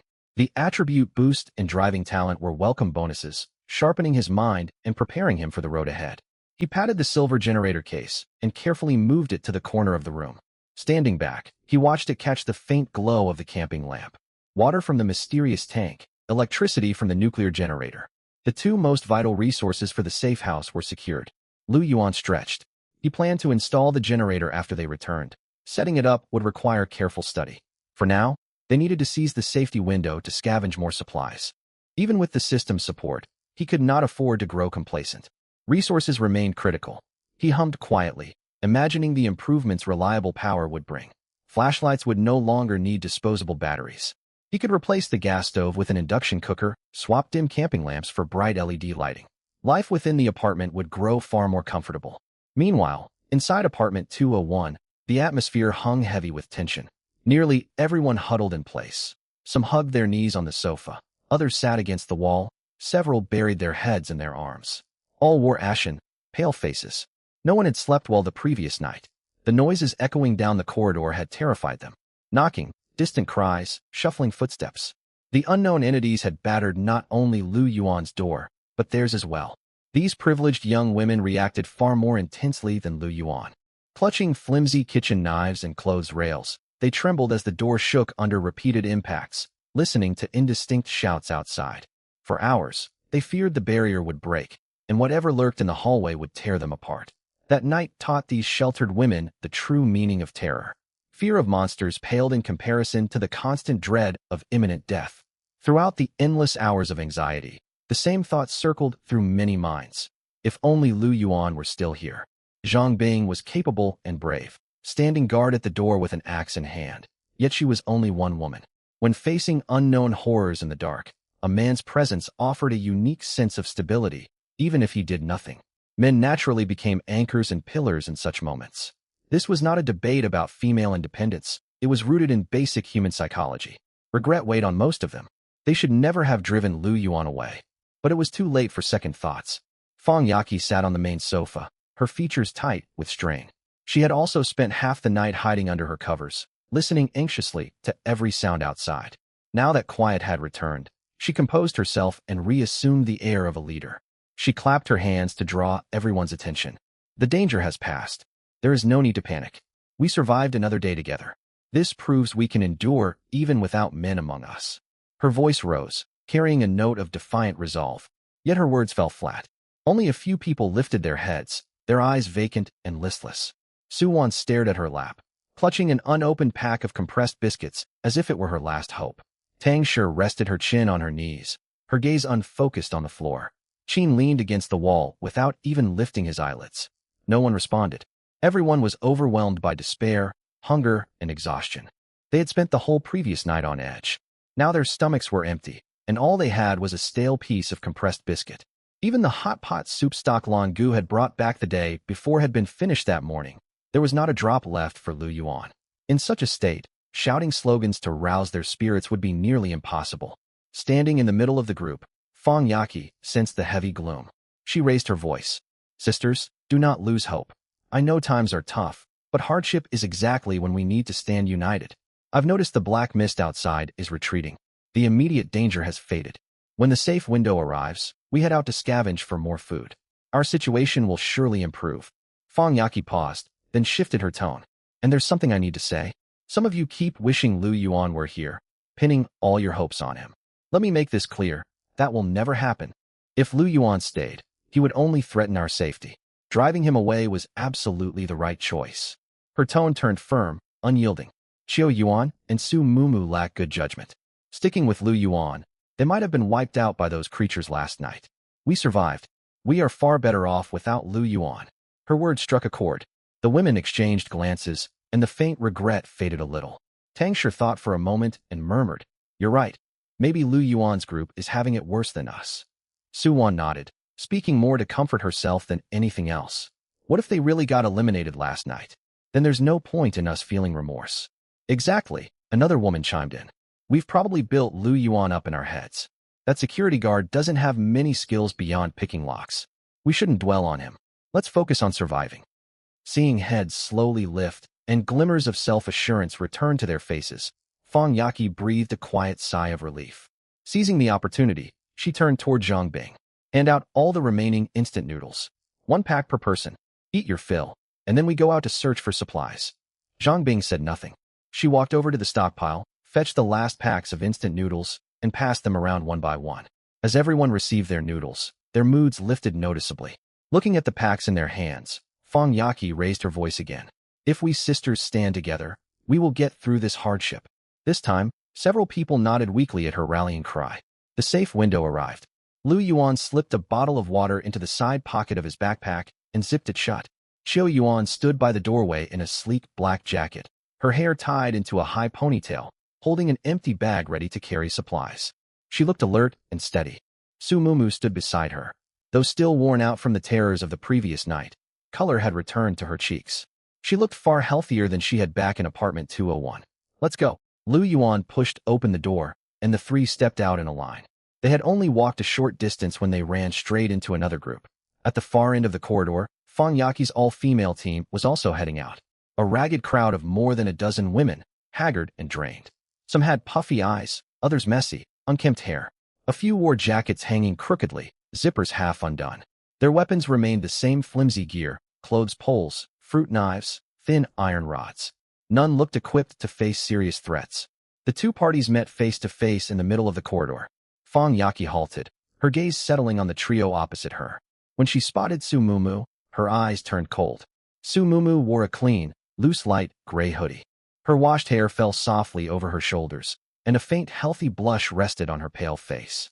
She walked slightly slower than usual, yet she was unrecognizable compared to the dirt-streaked, withdrawn girl hiding in the corner of 201. The women behind Fong Yaki noticed the contrast too. Su-won stared at Su Mumu's freshly washed hair and rosy cheeks, pressing her lips together tightly. Tang Shi glanced at Su Mumu's neat hoodie, then down at her own crumpled t-shirt, swallowing hard. Fong Yaki spoke first, her tone sharp and sarcastic. Well, look who it is. The young Miss Su. What a surprise. Even the famous campus beauty from Shanghai has learned to seek shelter with a man.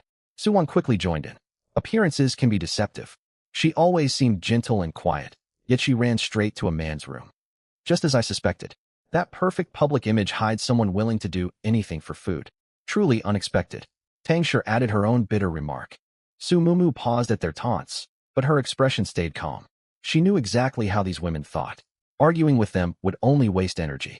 Still, her silence did not mean no one would defend her. Qiu Yuan stepped half a pace forward, shielding Su Mumu behind her. She pulled a full bottle of water from her pocket, then retrieved a pack of beef jerky from her backpack and handed both to Su Mumu. She smiled gently, her voice quiet yet loud enough for everyone opposite to hear. Mumu, have something to eat and drink. You endured a great deal yesterday. Eat well to regain your strength. Su Mumu blinked in surprise. She took the water and beef jerky, glanced at Qiu Yuan, then at Fong Yaki's group. She immediately caught Qiu Yuan's intention. She smiled, twisting open the water bottle to take a sip.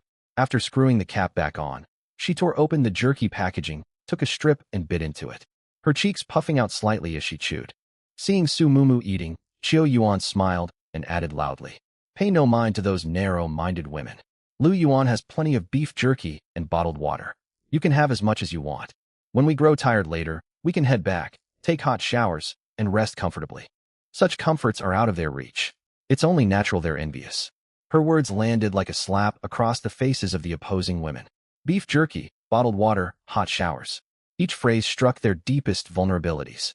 They rationed every pack of instant noodles, gnawed dry compressed biscuits, and measured water out cap by cap. Most could barely remember what beef jerky tasted like, and hot showers were nothing more than a distant fantasy. Now Qiu Yuan stood right in front of them, casually handing bottled water and jerky to Su Mumu, saying Lu Yuan had an endless supply. It was a crushing blow. Su Wan swallowed hard, unable to tear her eyes from the jerky strip in Su Mumu's hand. She watched Su Mumu chew, and could almost taste the savory, salty flavor spreading across her tongue. Her stomach rumbled softly, and the sound echoed clearly in the quiet corridor. Tang Shi fixed her stare on the water bottle. It was full. The cap had been opened for one sip and tightened again, water sloshing inside. Every drop of water they drank was carefully portioned. A full unrationed bottle was priceless to them. Fong Yaki's face turned mottled red and pale. Her lips whitened, and she gripped her shawl so tightly her knuckles blanched. She could feel every woman behind her gazing at the jerky and water, blatant longing and jealousy plain to see. What stung most of all was Lu Yuan's reaction. He stood aside and did not stop Qiu Yuan. He even pulled another strip of jerky and held it out to Su Mumu. "Eat more. There's no shortage." Su Mumu accepted it with a smile. "Thank you, brother Lu Yuan." Fong Yaki's group fell completely silent. The only sounds were Su Mumu's quiet chewing and the repeated gulp of swallowed saliva. Lu Yuan, Qiu Yuan, and Su Mumu did not linger to bicker. They walked past without another word. Their light footsteps carried them around the corridor bend, heading toward the stairwell, then faded away. Once the echoes vanished, the women remained frozen in place. Fong Yaki snapped out of her daze, resentment rising to the surface again. She glared toward the direction the three had disappeared. Humph. The famed campus beauty lowering herself like this, all for a few pieces of beef jerky. Shameless. Exactly, Su-won replied dryly. She was once swarmed by suitors. To throw away her pride just for food is embarrassing to witness. Selling herself for snacks, she will never amount to anything. Tang Shi piled on more bitter comments. Yet even as they spoke, their eyes glittered with turbulent thoughts. Images replayed in their heads, Su Mumu chewing jerky, lifting the water bottle to her lips. The memory of her satisfied expression made every stomach in the group growl. A dangerous thought sprouted quietly inside each woman's mind, unspoken yet shared by all. If such supplies could be gained, perhaps it was a worthwhile trade. The idea took root in their hearts. No one voiced it aloud, yet everyone sensed it growing within them. Fong Yaki raised her voice. Stop lingering here. We're going scavenging too. We'll find beef jerky, instant noodles, everything. Move quickly. Her shout jolted the others out of their wandering thoughts. Pulling themselves back to the task, they trailed after her toward the stairwell. Footsteps filled the staircase, reverberating against the bare concrete walls. But every woman's mind lingered on one question. Would they really find beef jerky? The stairwell was eerily quiet. After the chaos of the previous night, the air felt unervingly clear. Lu Yuan stood at the stair landing for the 18th floor and did not continue downward. He glanced toward the steps leading to the 17th floor. The landing door was just a few steps below. No mist, no movement. The silence made the entire building seem dormant. In theory, they could safely descend to the 17th floor, even the 16th. But he did not take another step down. Something was wrong. He could not pinpoint exactly what, yet his instincts screamed that this unnatural clarity was a warning. The black mist would not retreat for no reason, nor vanish permanently. It breathed, surging and fading. Now it lay at its lowest ebb, and no one could guess what would follow next. We searched the 18th floor. Lu Yuan turned, pushed open the fire door to the 18th floor, and stepped inside.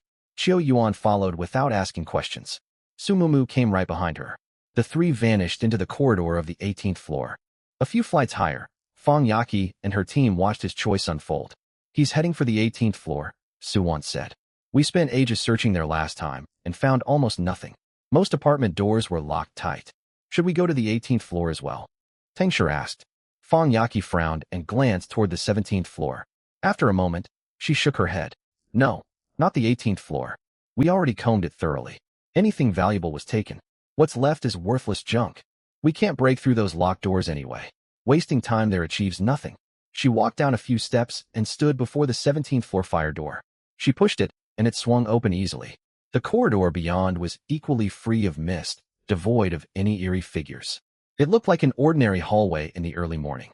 The mist has gone down here, Fong Yaki said, a spark of excitement in her voice. The 17th floor was sealed off by fog before, so we barely explored it. Now that the mist has lifted, there must be valuable supplies waiting. Food, water, all kinds of things.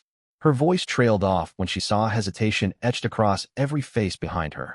Su Wan clutched her thin iron rod until her knuckles whitened. Tang Shi edged backward. Qin Yi bit her lip, shifting her gaze between the 17th floor corridor and Fong Yaki. Someone whispered, but Lu Yuan warned this area isn't safe. What does Lu Yuan know? Fong Yaki raised her volume. The mist is gone. You can all see for yourselves. The corridor is empty. What danger could there be? No one replied. No one stepped forward either. Fong Yaki looked out at their uncertain faces and softened her tone. Don't you want beef jerky? Don't you want instant noodles? At those words, everyone swallowed heavily. The memory of Su Mumu chewing jerky surfaced again, stoking their hunger. We have to take risks if we want supplies, one woman muttered. True. No reward comes without risk. If Lu Yuan can find goods, so can we. United as sisters, we can succeed. More quiet voices joined in. Though still trembling with unease, the hesitation faded, replaced by longing fueled by visions of jerky and noodles. Relieved to see their courage reignited, Fong Yaki pushed fully open the fire door to the 17th floor. Let's go. They filed into the corridor, their footsteps echoing as they advanced deeper into the 17th floor. More than a dozen women crowded along the passage, gripping their crude weapons, eyes sharp yet greedy as they scanned ahead. The corridor was disturbingly empty. Dim crimson daylight filtered through a broken window at the far end, casting wavering shadows. Rows of apartment doors lined both sides. Some were broken open, others firmly shut, standing like silent sentinels waiting to be breached. Fong Yaki marched at the front, walking quickly as if competing with an unseen rival. Check every door carefully. There must be supplies somewhere. Footsteps trailed behind her, scattering into fragmented echoes down the hall. None of them noticed faint movement behind a half-cracked door deep within the corridor. The 18th floor corridor remained quiet. Lu Yuan led Qiu Yuan and Su Mumu to a tightly secured front door. He quickly disabled the lock, and they entered the apartment. The first residence held little of value. Rotting raw meat in the refrigerator filled the air with a sour stench, making all three wrinkle their noses.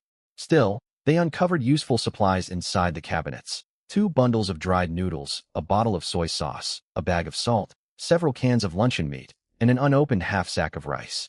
Lu Yuan surveyed the hall. It was modest, yet better than nothing. They packed everything they could carry into their backpacks, which were only partially filled. On to the next apartment. The second home clearly belonged to a wealthier resident. As soon as the door opened, packs of snacks and 2 unopened boxes of chocolate were visible on the coffee table. Qiu Yuan hurried into the kitchen and pulled open the cabinet, gasping with delight. There's so much here. Lu Yuan stepped forward to look. The shelves were neatly stocked. 3 10-kilogram sacks of rice, 2 sacks of flour, 2 large jugs of cooking oil, and a full selection of seasonings. In the corner stood stacks of bottled water, snack packs, and self-heating rice and hot pot meals piled high like a small hill. Does this family run some kind of wholesale business? Su Mumu knelt beside the stacks, her voice bright with surprise. Doesn't matter who they were. We take what we need. Lu Yuan emptied his backpack and began loading supplies inside. Qiu Yuan and Su Mumu unpacked their own bags to fill them as well. They worked busily for a long while. Every backpack bulged, zippers strained to stay closed, and they carried extra tote bags stuffed to capacity. He had even stuffed several packs of chocolate into his waist pouch. Have something to eat first. Lu Yuan tore open a box of self-heating rice, poured in water, and waited for it to heat up. Qiu Yuan opened her own pack, while Su Mumu unwrapped a bag of nuts. The 3 squatted beside the coffee table, sharing a simple late-night meal beneath the dim glow of a camping lantern. After eating, Su Mumu's eyes crinkled into thin slits with satisfaction. We found so many supplies just from this trip. Brother Lu Yuan, you're amazing. Her gaze toward Lu Yuan sparkled with unmasked admiration, just like an adoring fan. A grain of rice clung to the corner of her mouth, unnoticed by herself. Lu Yuan felt a smile tug at his lips as she stared at him. He was about to speak when his senses suddenly prickled. His brows knotted instantly. There was movement outside the door.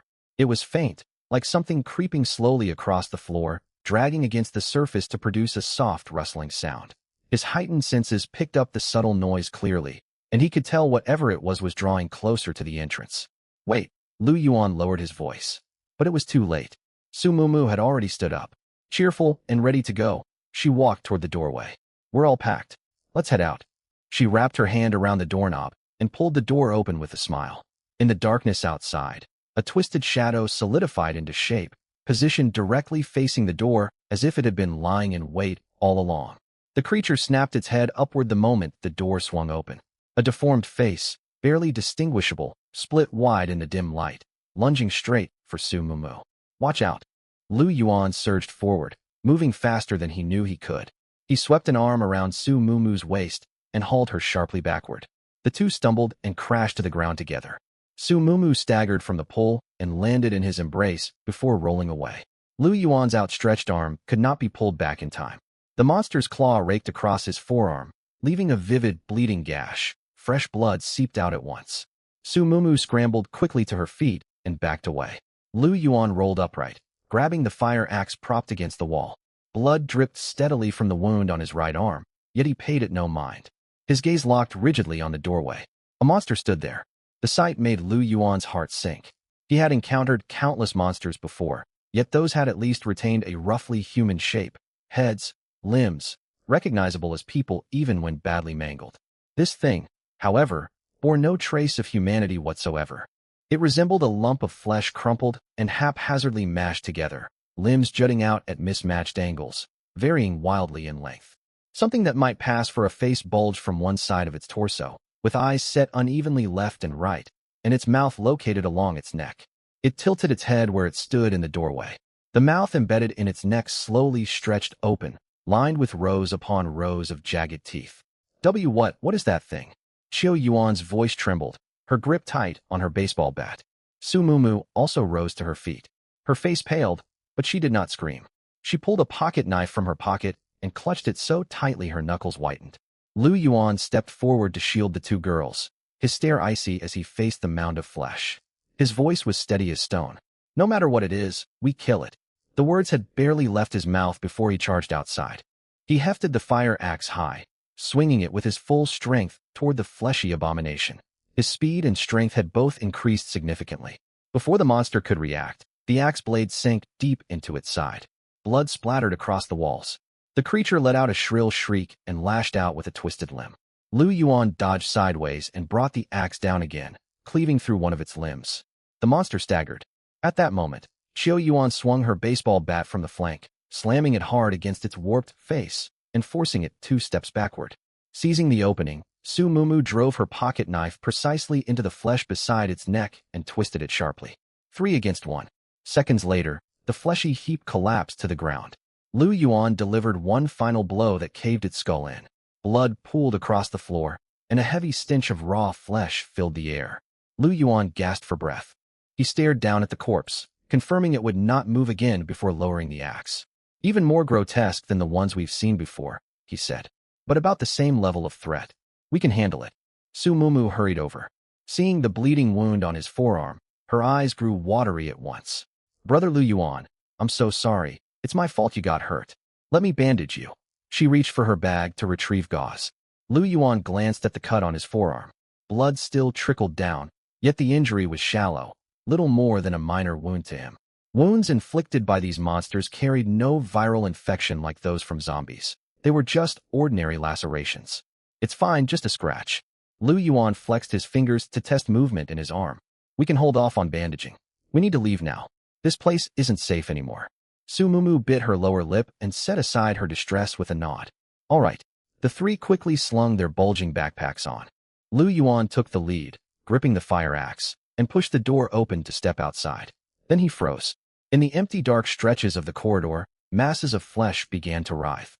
From shadowed corners, cracks in the ceiling, and gaps between floorboards, sticky tissue surged upward as if sprouting from the ground, coalescing into twisted silhouettes on both sides of the hallway. 1, 2, 3. More kept forming. At least 7 or 8 fleshy monsters rose to their feet from every direction. They tilted their heads, opening mouths set in odd positions, letting out garbled hisses as they closed in on the 3 people in the middle of the corridor. Qiu Yuan tightened her hold on the baseball bat, and Su Mumu gripped her pocket knife. Both stepped behind Lu Yuan. Lu Yuan spun the fire axe once in his grasp. His eyes swept across the line of stinking, deformed abominations ahead, his jaw set firmly. Today, he took one step forward. The axe edge glinted coldly under the dim reddish light. We have no choice but to fight our way through.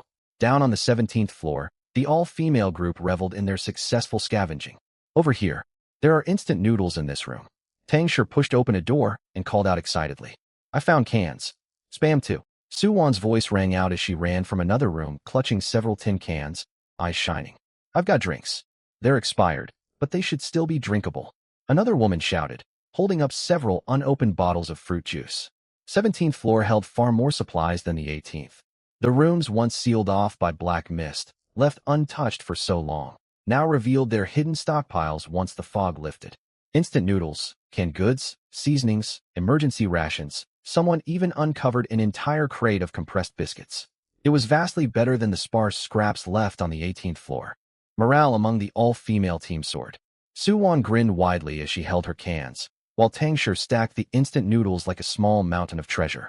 Lin Muxua even found vacuum-packed marinated eggs. She tore open a pack and passed them around.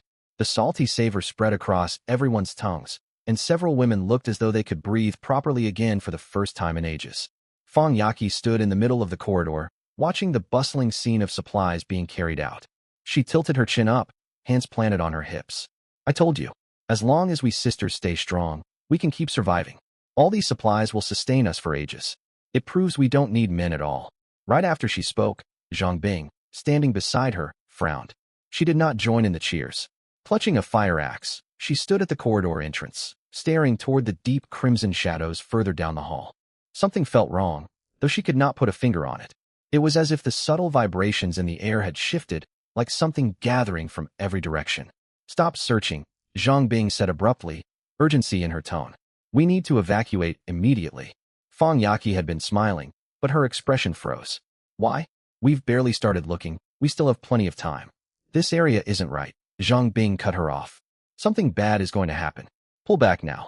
Fang Yaqi's smile faded slowly.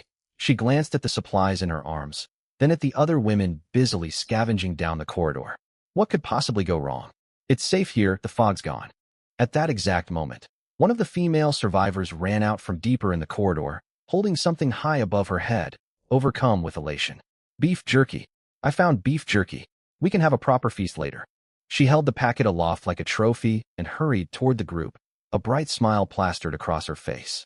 Then came a crisp crack. It sounded like biting into a thin cracker. Her smile remained fixed on her face, her body still running forward, but her head was gone. A massive maw lunged from behind her, tearing off her entire skull in a single bite. She did not even have time to scream.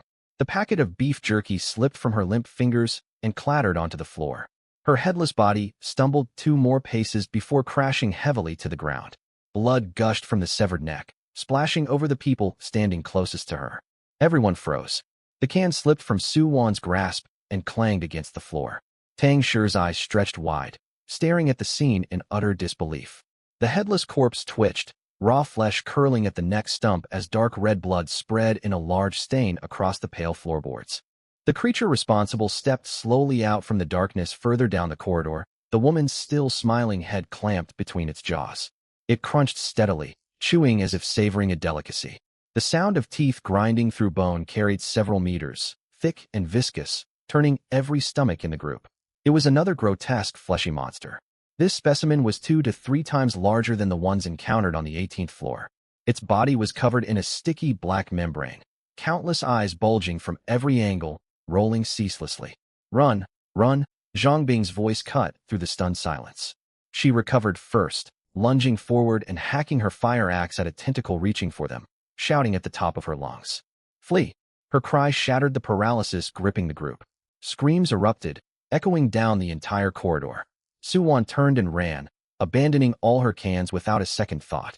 Tang Shi dropped her stack of instant noodles and scrambled toward the stairwell. Lin Muxue grabbed Lin Mushuang's hand and sprinted for safety. The two nearly tripped over one another. Everyone stampeded toward the far end of the corridor in a panicked herd. Zhang Bing stayed behind to hold them off, swinging her fire axe again and again at the monster's flailing tentacles. She quickly realized she could not kill it, only stall it. She struck to push it back, retreated a few steps, struck once more, and kept falling back. Another survivor lagged behind, tripping and crashing to the floor. Before she could push herself up, a twisted claw shot out from the darkness, seized her ankle, and dragged her into the crimson shadows. A piercing scream followed, only to be cut short after barely 2 seconds, silenced in an instant. Nothing remained but wet chewing sounds. The rest ran faster, chaotic footsteps pounding through the stairwell. No one bothered checking on anyone else. Some fell and scrambled back to their feet. Others discarded every possession to move quicker. Weeping and shouts filled the air. Su Wan sobbed uncontrollably as she ran, her lips trembling violently. The all-female group raced desperately into the stairwell, charging upward without pause. When they reached the landing between the 17th and 18th floors, the first thing they saw was a field of monster corpses. Dark and scarlet viscous fluid streamed across the floor, thick with the stench of rotting blood. 7 or 8 fleshy monster carcasses lay scattered everywhere, some split open, others with crushed skulls, severed limbs strewn beside them. The piled bodies resembled a makeshift slaughterhouse. Standing amid the remains was a single figure, Lu Yuan. He was soaked head to toe in blood.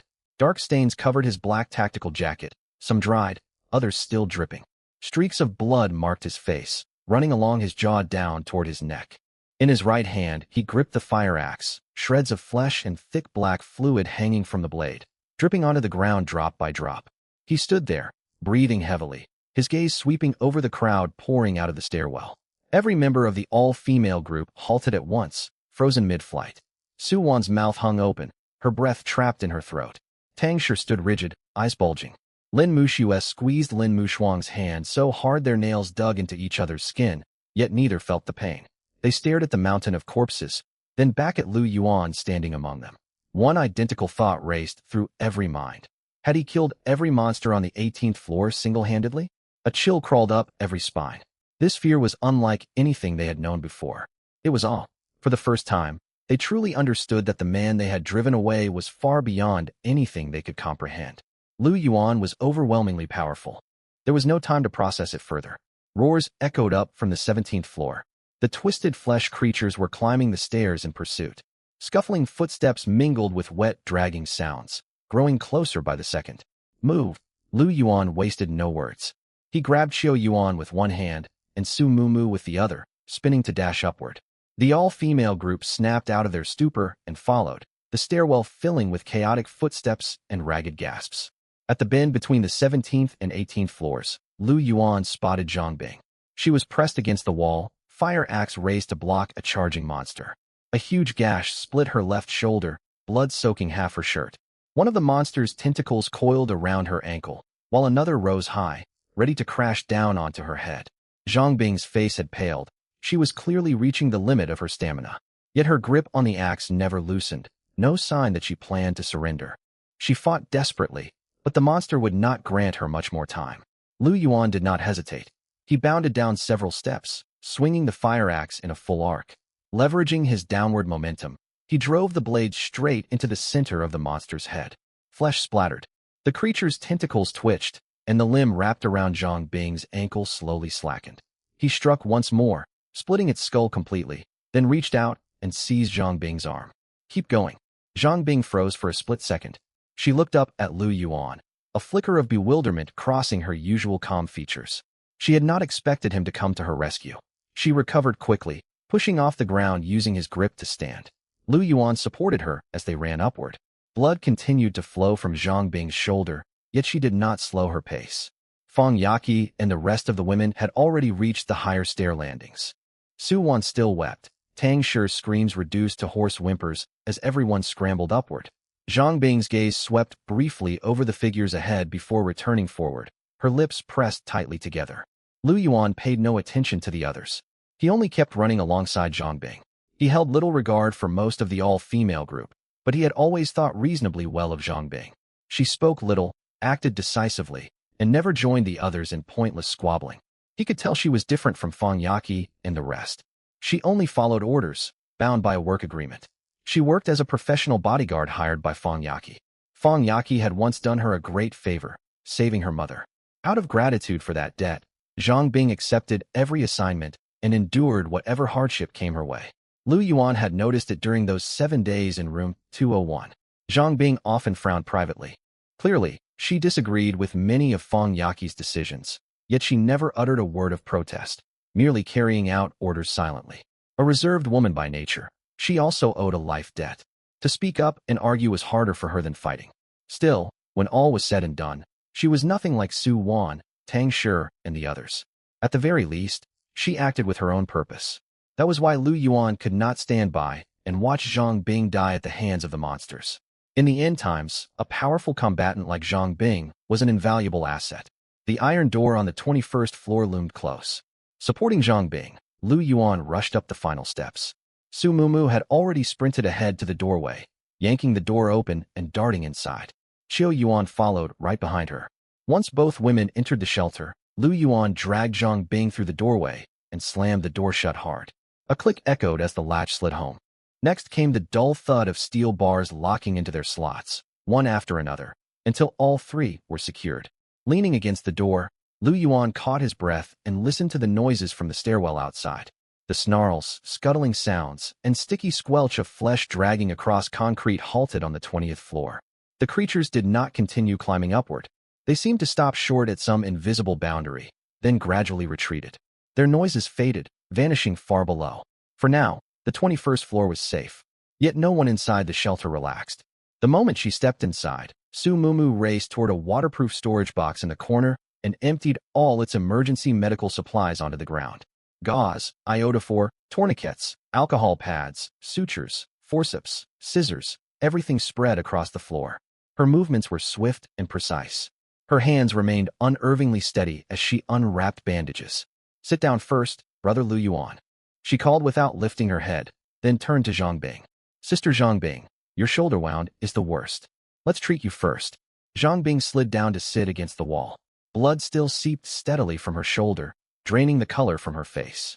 Su Mumu knelt beside her, using scissors to cut away the fabric covering the injury, revealing a horrific gash beneath. Torn flesh curled outward along jagged edges, deep enough to expose bone. Su Mumu's brows drew tight, but her hands never paused. Cleaning, disinfecting, applying medicine, stitching, she completed the sequence fluidly. Fingers as steady as if she had performed the procedure thousands of times. Lu Yuan sat on a folding chair opposite them.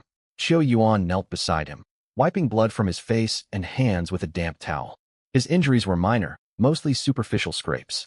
A thin scab had already formed over the gash on his arm. Even so, after finishing with Zhang Bing, Su Mumu returned to re-bandage his wounds neatly. More than an hour passed before Su Mumu finished treating both of them. She sank onto the floor and let out a long breath. The wounds are stabilized for now. She glanced at Zhang Bing's bandaged shoulder. The cut is deep. I've stitched it closed. You must be careful not to strain it and tear the sutures open. Zhang Bing nodded, saying nothing. She sat there, her shoulders swathed in gauze, blood still crusting her clothes. Her cold, impassive expression had returned. She stared at Lu Yuan in silence for a long while before speaking. Why did you save me? Lu Yuan leaned back against the chair, his arm wrapped in fresh bandages. He glanced over at her, his tone flat. You covered our retreat. I could not abandon you. Zhang Bing fell quiet. She caught the distinction. He had said, our retreat, not their retreat. Back in the stairwell, the all-female group had fled separately from Lu Yuan's trio. But when she blocked the landing to fight the monster, she sealed off the entire stairway. She held back beasts chasing the women just as much as those pursuing Lu Yuan's party. Regardless of who she had intended to stop at first, she had bought everyone time. She had not planned to survive that stand. The wound was too deep, and she had lost far too much blood. She had not believed she could make it to the 21st floor. Her only thought had been to hold the monsters off as long as possible. Dying while taking one of the creatures down would have felt worthwhile. But Lu Yuan had dragged her away. She hesitated for several seconds, her lips parting faintly. Thank you. She pushed herself upright slowly. The movement pulled at her shoulder injury, and she winced, though she made no sound. Seeing her stand, Qiu Yuan asked, Are you heading back? Zhang Bing nodded. Yes. She saved my mother. She only said that much, yet Lu Yuan and Qiu Yuan understood completely. Fang Yaqi had saved her mother. That life debt weighed heavily on her, forcing her to obey every order, even though she disagreed with deep down. Lu Yuan watched her, making no attempt to persuade her otherwise. Outsiders could not meddle in such matters. The debt was hers, and the choice belonged to her alone. Zhang Bing had endured everything up to this point simply to repay that favor. No one had the right to judge her. Su Mumu spoke up instead. It is still far too dangerous outside, and your injuries are severe. Fresh stitches cannot withstand strenuous activity.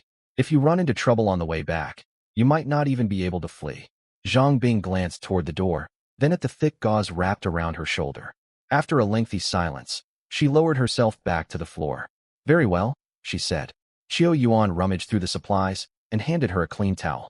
Wipe the blood off first and change into fresh clothes. I'll get you some water. Zhang Bing took the towel and murmured another quiet thank you. She sat there, weariness softening her usual icy demeanor. Her bandaged shoulders sagged slightly, as if she had finally been granted a chance to catch her breath. Once the door to room 201 slammed shut, silence engulfed the apartment.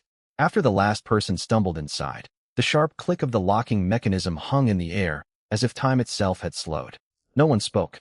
Everyone remained frozen in place, some leaning against walls, others collapsing onto the floor, a few sinking to their knees, too drained to crawl back up. Su Wan sat on the ground, her back propped against a sofa leg. She planted her palms flat on the floor, her fingers trembling uncontrollably. Her head hung low, her gaze unfocused on the floorboards before her, seeing nothing. Blood splattered her clothes and face. A dried drop clung to the corner of her mouth, which she made no effort to wipe away. Tang Shi curled into a ball in the corner, arms wrapped around her knees, her face buried against them. Her shoulders shook, yet she muffled all cries. Only thin, shuddering inhales escaped the space between her chest and legs. Several survivors retched. They had been unable to vomit while fleeing, but now that they had stopped, nausea surged upward again.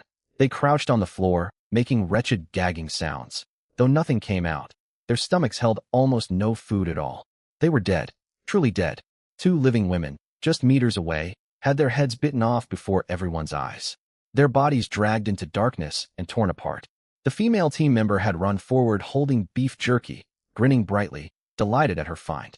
Then came that crunch, and everything ended. All that remained were sounds of chewing, bones cracking. The sticky, wet noise of teeth grinding through flesh drifted faintly up the stairwell, burrowing into every listener's ears, impossible to shake off. Lin Muxue sat across from the sofa, knees drawn to her chest. Her lips drained of all color, her eyes fixed blankly forward. Pupils blown wide as if she still witnessed the horror on the 17th floor corridor. Lin Mushuang clutched her wrist beside her. She trembled too, but her grip stayed tight, clinging to the only thing stopping her from sinking into despair. Qin Yi leaned against the wall, neither crying nor speaking. She squatted motionlessly, hands limp at her sides, gaze fixed on the floor. A scrap of flesh, human or monster, stuck to the sole of her shoe, yet she did not notice it. In this moment, no one chanted slogans of sisterhood or bold female resilience. Those fantasies and rallying cries had shattered completely alongside the victim's skull. Amid that terrible crunch on the 17th floor, they finally understood. This was not an end times where women could survive simply by sticking together. This was raw, brutal reality, where death lurked around every corner.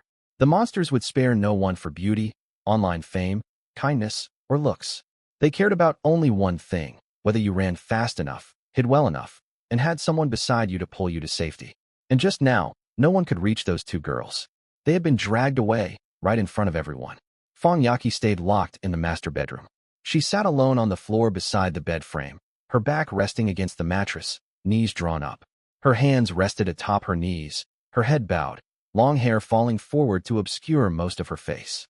A cashmere shawl slipped crookedly off one shoulder, sliding down to her elbow, yet she did not bother adjusting it. She did not cry. Her eyes held no tears, but the glamour that always marked the celebrity had vanished, replaced by overwhelming terror. A suffocating fear that threatened to swallow her whole. She huddled against the bedboard, trying to press herself deeper into the corner. Her fingers interlaced so tightly her knuckles whitened. Images of the 17th floor corridor replayed in her mind. The woman running forward with beef jerky, smiling, then losing her head in an instant. She imagined herself in that victim's place. If the slowest runner had been her instead of those two girls, if she had hesitated even one step. She dared not finish the thought.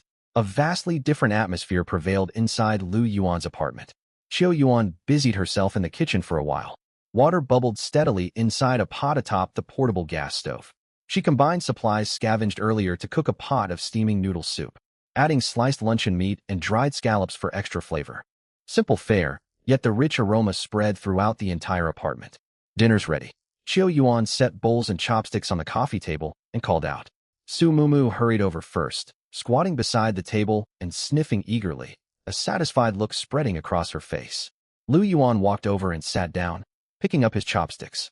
Zhang Bing sat on the folding chair opposite him, staring at her bowl of steaming noodle soup. Oil flecks floated on the surface, mixed with chunks of luncheon meat.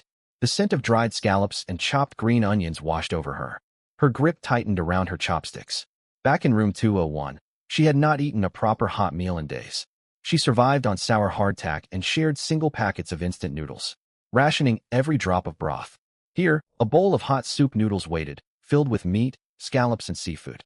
Steam curled upward, stinging her eyes. She stared down at her food and did not eat immediately. Qiu Yuan sat beside her with her own bowl and noticed her hesitation. What's wrong? Nothing. Zhang Bing's voice came out hoarse, yet her tone remained calm.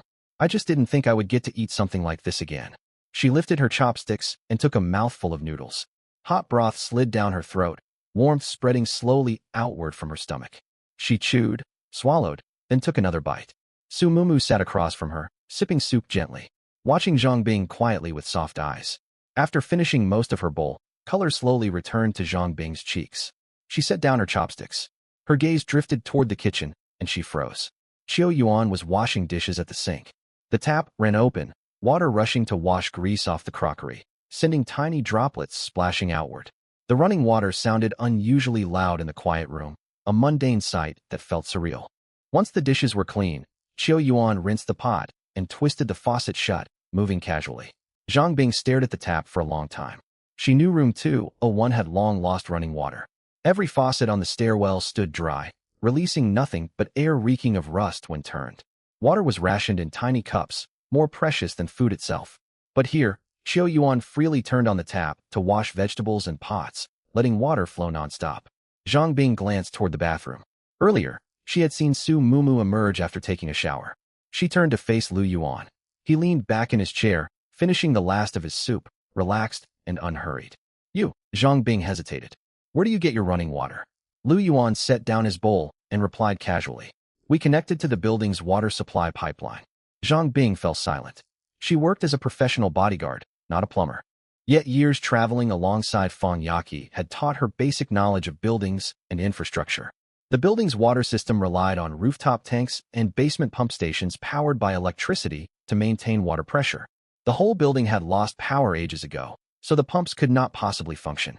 Even residual water left in rooftop tanks could not deliver steady tap flow, let alone such strong water pressure. She looked at Lu Yuan, choosing not to press further. She could tell he had no intention of elaborating. His answer had been offhand, as if he wanted to drop the subject. Still, Zhang Bing knew connecting pipelines alone could not explain the running water. This hinted at secrets she could not fathom. Proof this man wielded power far beyond her imagination. But she would not ask. Years working security had taught her a simple rule: never inquire about things that were none of your business. Once dinner ended and the table cleared, Lu Yuan dragged a silver-gray generator out from the corner and set it in the center of the living room. The case was compact yet heavy, landing with a dull thud when he set it down. Xiao Yuan, Su Mumu, and Zhang Bing all turned to look, curious. Zhang Bing had spotted the case before but never asked, and she fixed her gaze on it now that Lu Yuan brought it out. Lu Yuan lifted the lid, revealing the machine inside. It featured matte silver casing, ventilation grills, and power outlets on the side, plus an LCD panel on top. Its streamlined design looked far more advanced than ordinary equipment. Xiao Yuan leaned closer and recognized it. A generator? Yes, Lu Yuan nodded. Su Mumu's eyes lit up instantly with excitement. Brother Lu Yuan, that's amazing. You actually found a generator.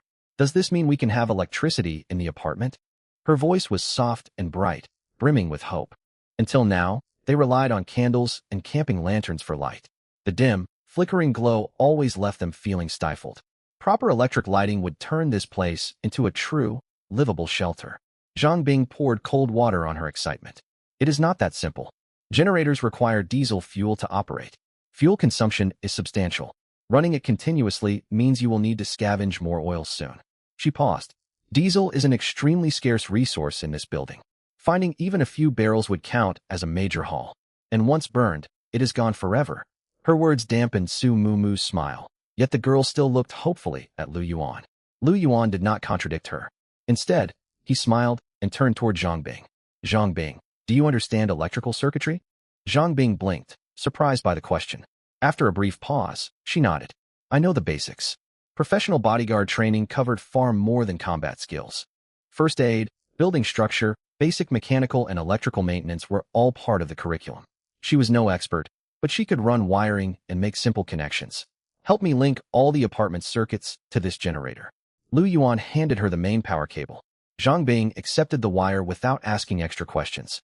She knelt to inspect the wiring inside the distribution box, opened the main circuit breaker with tools she carried, and connected the main power cord to the generator's reserve port.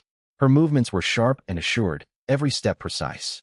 Xiao Yuan handed her tools while Su Mumu held up a camping lamp to illuminate her work. The four of them cooperated for more than half an hour until the entire apartment's wiring was fully connected to the generator. Zhang Bing checked all the connections thoroughly. Once she confirmed everything was in order, she stepped back 2 paces and looked up at Lu Yuan. It's ready. She thought Lu Yuan would start pouring diesel into the generator next. She even waited, wondering which corner he would retrieve a barrel of diesel from. But Lu Yuan did nothing of the sort. He walked over to the generator and pressed the power button on its side. The liquid crystal panel lit up, displaying a line of text, starting. Shortly after came faint buzzing sounds, soft vibrations just like current passing through circuits. There was none of the deafening roar typical of diesel generators. Then the lights turned on. The warm yellow camping lamp overhead brightened noticeably. The forgotten LED tube in the corner blinked twice before shining steady white light, flooding the entire room with clarity. A soft ding followed. The air conditioning control panel on the wall lit up, showing a string of numbers. The idle mini fridge in the corner hummed as its compressor kicked on, and temperature readings appeared on its screen. Power had returned to the whole apartment. Zhang Bing froze where she stood. She glanced at the brilliant overhead lights, then the quietly operating generator, then Lu Yuan. He held a newly lit cigarette, leaning against the wall with a faint smirk, as if asking, impressed? She knelt beside the generator and examined it carefully. There was no fuel inlet, no exhaust pipe, none of the cooling fans standard for diesel engines. The machine sat as silent as stone. Only the small liquid crystal panel on its side showed slowly fluctuating output power, indicating stable electricity supply. Where is the diesel? She heard her own voice, dry in ways she did not notice. Where is the power mode switch? Lu Yuan exhaled smoke, speaking casually. This uses new energy, cutting-edge technology. No diesel required. Zhang Bing fell silent for several seconds. She stared at the silver-gray machine, then back at Lu Yuan. She stood, stepped backward, and studied him for a long moment. I'm impressed. She said only those 2 words and asked no further questions. She was intelligent. She knew Lu Yuan's explanation was merely a brush off, and that the device's origin was far more complicated than he claimed. But she also understood that some matters were better left unasked. Su Mumu was overjoyed. She hurried to tap the buttons on the air conditioning panel, then pulled open the mini fridge to feel the cool air spilling out. She spun around and trotted toward Lu Yuan. "Brother Lu Yuan, we have electricity now. The air conditioner and fridge both work. You're amazing." She wrapped both arms around Lu Yuan's arm and tilted her head to gaze at him, her eyes brimming with admiration. Her choice had been correct. She would wholeheartedly stand by Brother Lu Yuan. He deserved all of her devotion. Running water and electricity were luxuries they could never have imagined back in Unit 201. Now Brother Lu Yuan had made them a reality. Qiu Yuan walked over, a relieved smile on her face beneath the bright lights. She reached up to touch the LED tube overhead. Light streamed through her fingers, casting fragmented shadows across the floor. She once thought surviving the apocalypse was enough, and brightness did not matter. Yet as light filled every corner of the room, she realized how deeply she missed this sense of normalcy. Lu Yuan felt the same way. Leaning against the wall, he watched the glowing lamps, humming refrigerator and illuminated control panels. A sense of calm settling over him.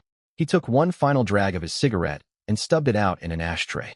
The dull crimson sky still hung outside the windows, yet everything inside had changed. The moment the lights switched on, this safe haven truly became a place where one could live without fear amid the apocalypse. Zhang Bing, however, watched the scene with tangled emotions. Her thoughts drifted to Fang Yaqi, who sought to compete with Lu Yuan, and the dire situation inside Unit 201. She sighed deeply. That young lady really overestimated herself. On the other side, Unit 201 stood in stark contrast to Lu Yuan's brightly lit apartment. Nearly everyone remained seated on the floor, frozen in the positions they had collapsed into after fleeing. No one had moved. Su Wan sat leaning against a sofa leg, knees drawn up, trembling faintly. Tang Shi curled herself into a corner. Qin Yi rested her back against the wall, her gaze fixed blankly on the floor. Lin Muxue and Lin Mushuang huddled together. The younger sister rested her head on her elder sister's shoulder, and the elder sister wrapped an arm around her waist. Neither spoke. A stifling silence hung in the air, heavy enough to weigh on their chests and make every breath difficult. No one stood, no one spoke, no one blinked or bothered sorting through the supplies they had brought back.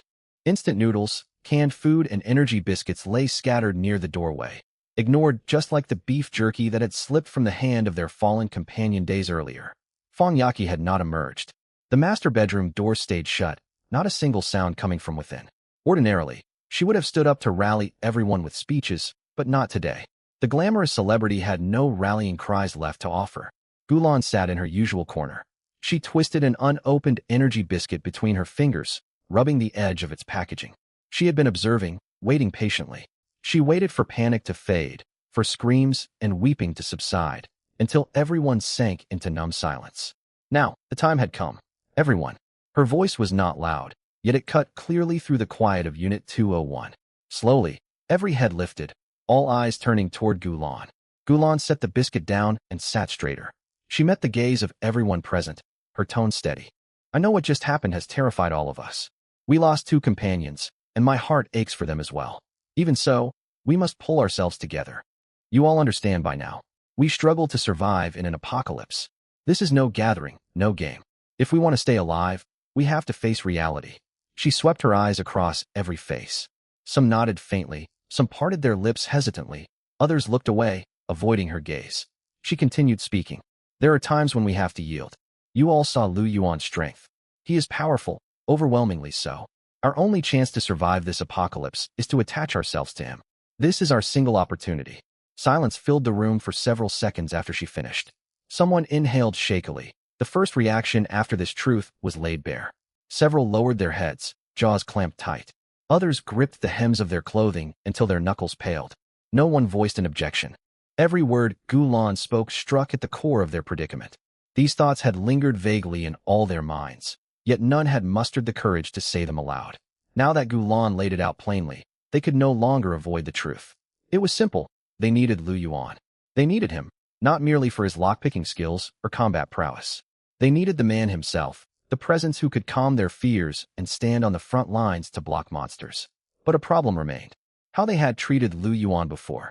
They had voted to drive him out, and cheered openly once he left. Could he possibly accept them if they now begged to rely on him? Every harsh word and action from the past remained fresh, impossible to deny. Moreover, they had seen Xiao Yuan and Su Mumu.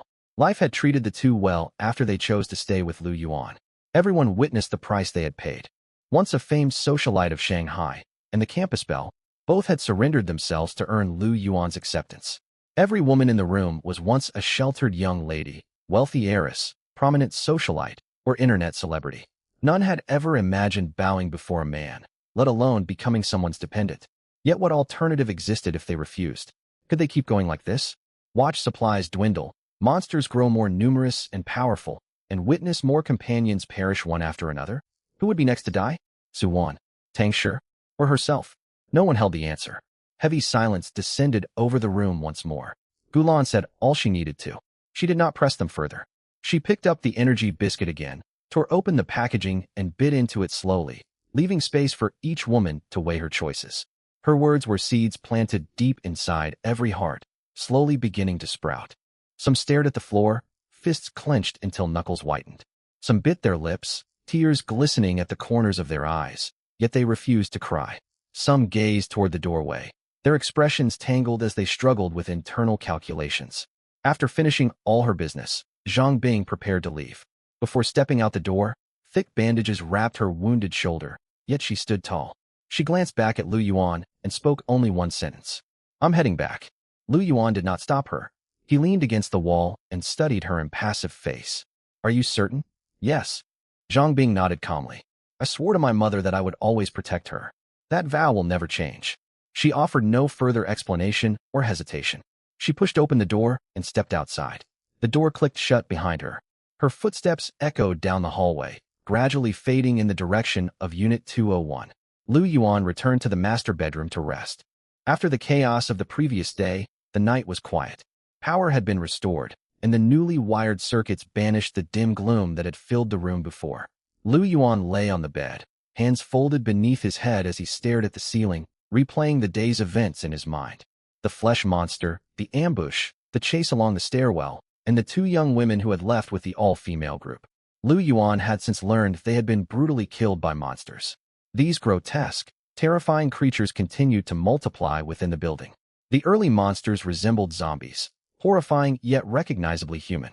Now, shadowy figures that knocked on doors and mimicked cries for help roamed the corridors, alongside shapeless masses of fused flesh far more terrifying than anything they had encountered before. A thought crossed his mind. What lay beyond the building walls? Was the outside world overrun with similar abominations? Under this blood-red sky, trapped in endless darkness, hunted by flesh-eating creatures, was there any real hope for humanity to survive this apocalypse? Lu Yuan closed his eyes. He had no answer. For now, he could only take things one step at a time. With his system to rely on, he faced no immediate danger. Hiding safely within the building and completing daily sign-ins remained his best strategy for survival. Just then, the bedroom door creaked open. A graceful figure appeared in the doorway. Lu Yuan opened his eyes and blinked in surprise. Su Mumu stood there, hand resting on the doorknob. She peeked into the room, gazing toward him shyly. She had just bathed. Damp hair fell loosely over her shoulders, accentuating her fair, delicate features. What caught his attention was her clothing. She had traded her usual pure school uniform for a thin nightgown that belonged to Qiu Yuan.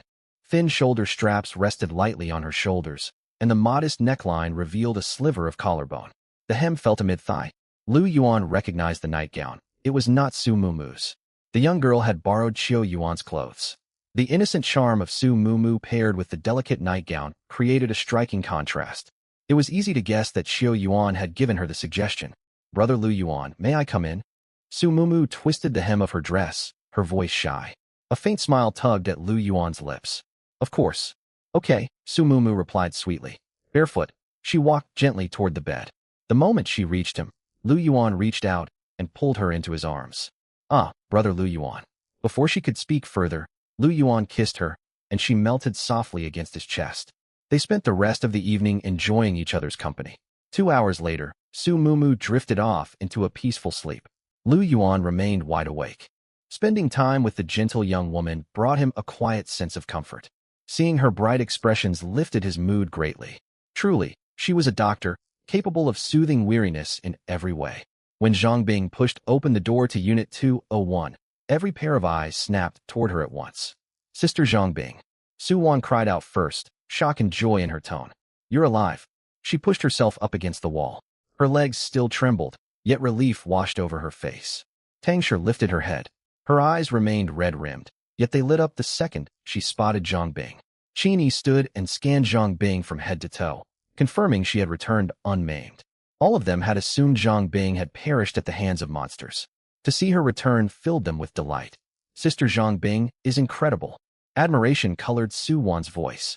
She escaped those monsters alone. I always knew you would make it. Exactly, Tang Shi chimed in. Her voice was still hoarse, yet more energetic. I thought Sister Zhang Bing might even be stronger than Lu Yuan. This proves it. With you on our side, we will be fine. Sister Zhang Bing held off the monsters and escaped unharmed. That's extraordinary. We have our own powerful warrior.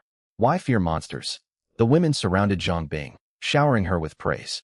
In their eyes, Zhang Bing represented female strength. They had a formidable woman among them, someone who could rival Lu Yuan. They clung to this thought desperately, grasping for hope. Zhang Bing stood in their center, offering no response. Thick bandages wrapped her shoulder, faint traces of blood seeping out from beneath the gauze. She slowly lowered herself to sit against the wall. The movement pulled at her wound, yet she only frowned faintly. Once their chatter quieted, she finally spoke. Lu Yuan saved me. Her voice was calm, as if stating a simple fact, yet her words silenced the room instantly. Every smile froze on their faces. Su Wan parted her lips, her throat dry. What? I blocked the monster on the stairwell, but I could not defeat it. Zhang Bing explained evenly. Lu Yuan charged down from the 18th floor, split the beast open with an axe, and pulled me to safety. She paused and swept her gaze across their stunned faces. He brought me back to his safe house and treated my injuries. Without him, I would be dead. Silence hung thick in the room for several long seconds. The temperature in the air seemed to drain away, and subtle shifts appeared on everyone's faces in that instant. Su Wan's lips twitched, as if she wanted to say something but swallowed the words back. Tang Shi lowered her head, her gaze fixed on her own toes. The delight they had felt moments ago vanished completely. Zhang Bing watched their expressions and added another sentence. I cannot compare to Lu Yuan. I never will. Her tone remained calm, yet there was no trace of false modesty in it. It sounded more like she was stating an objective fact. She had seen Lu Yuan's safe house with her own eyes, endless lights, running tap water, ample supplies of food, and the sense of peace on Qiu Yuan and Su Mumu's faces that she had never witnessed inside Unit 201. The gap between them was unimaginably vast, like heaven and earth. How could she possibly measure up? That is why, Zhang Bing said, do not speak of such things again. No one said another word. The fleeting surge of shared optimism had been snuffed out by her statement. If even Zhang Bing admitted she was no match for Lu Yuan, what grounds did the rest of them, who were far weaker than Zhang Bing, have to argue? Gulan stepped forward from the corner. She walked up to Zhang Bing and glanced over the wound on her shoulder. The dressing was professionally done, with neatly arranged gauze and tidy bandages. You've been to Lu Yuan's apartment? Gulan asked. Yes, Zhang Bing nodded. They treated my injury there. A barely perceptible flicker crossed Gulan's eyes. She had long wondered how developed Lu Yuan's hideout was. Every time Lu Yuan, Qiu Yuan, and Su Mumu appeared, they looked healthy, and she had formed vague suspicions. But she had never known the full truth. What is it like over there? Gulan spoke softly, as though afraid of disturbing something. Su Wan cut in beside her. It's probably just a little more food than Unit 201. How impressive can a shabby apartment really be? The others all turned their eyes toward Zhang Bing. Their gazes were mixed with curiosity, anticipation, and quiet unease, as if they sensed the answer would be difficult to accept. Zhang Bing began to speak slowly. Lu Yuan reconnected the building's water pipelines. Water flows freely from the taps. He also owns a new energy generator that requires no diesel. Lights run throughout the unit, and the refrigerator and air conditioner work perfectly. She paused, her tone flat as if describing events unrelated to herself. He has abundant medical supplies, food, and all kinds of resources. After those few sentences fell, silence engulfed Unit 201, as if all the air had been sucked out of the room. Several people gaped, unable to close their mouths. Qin Yi's water cup slipped from her hand and clattered onto the floor, rolling a short distance before stopping. She made no move to pick it up.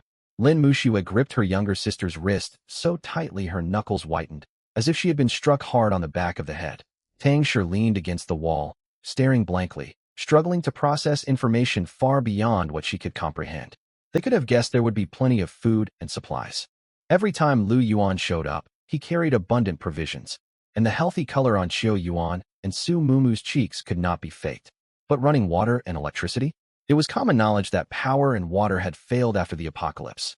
The entire building systems had collapsed, pipes ran dry, power lines lay dormant. Taps only exhaled air tainted with rust, and light switches no longer worked. They had long accepted this as an unalterable truth of the ruined world.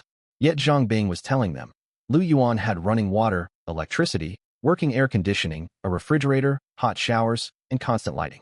Su Wan was the first to break the silence. Her voice was dry, tinged with stubborn disbelief. Sister Zhang Bing, you can't be lying to us, can you? How is that possible? The building's utilities failed ages ago.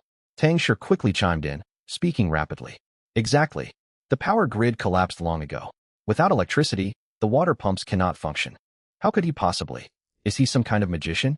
Several women spoke over one another, clinging to that last shred of denial, trying to resist a reality they refused to acknowledge.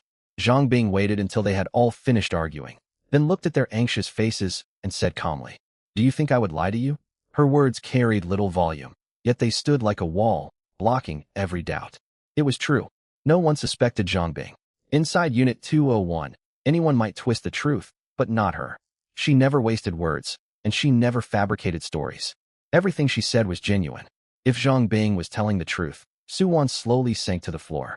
Only one thought looped endlessly in her mind. Running water, electricity, air conditioning, a refrigerator, brightly lit rooms.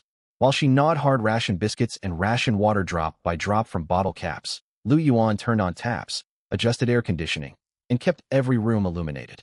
While she shouted herself hoarse over half a pack of instant noodles, his refrigerator was stocked full of food, and he could even take hot showers.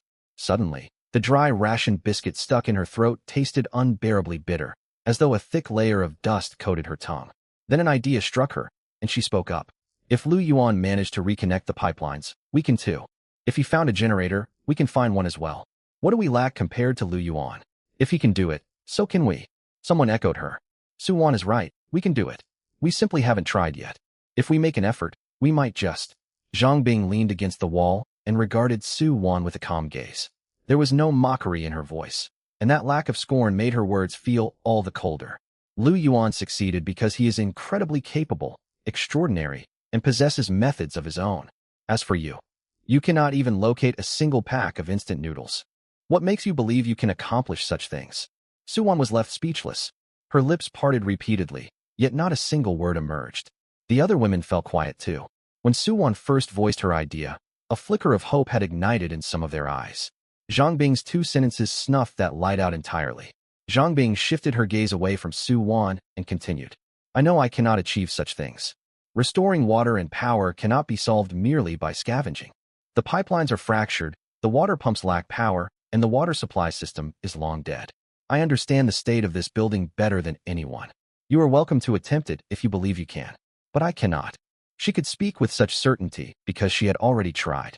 After the water was cut off, she had attempted pipe repairs, manual pumping, and climbed endlessly through pipe shafts searching for usable connections.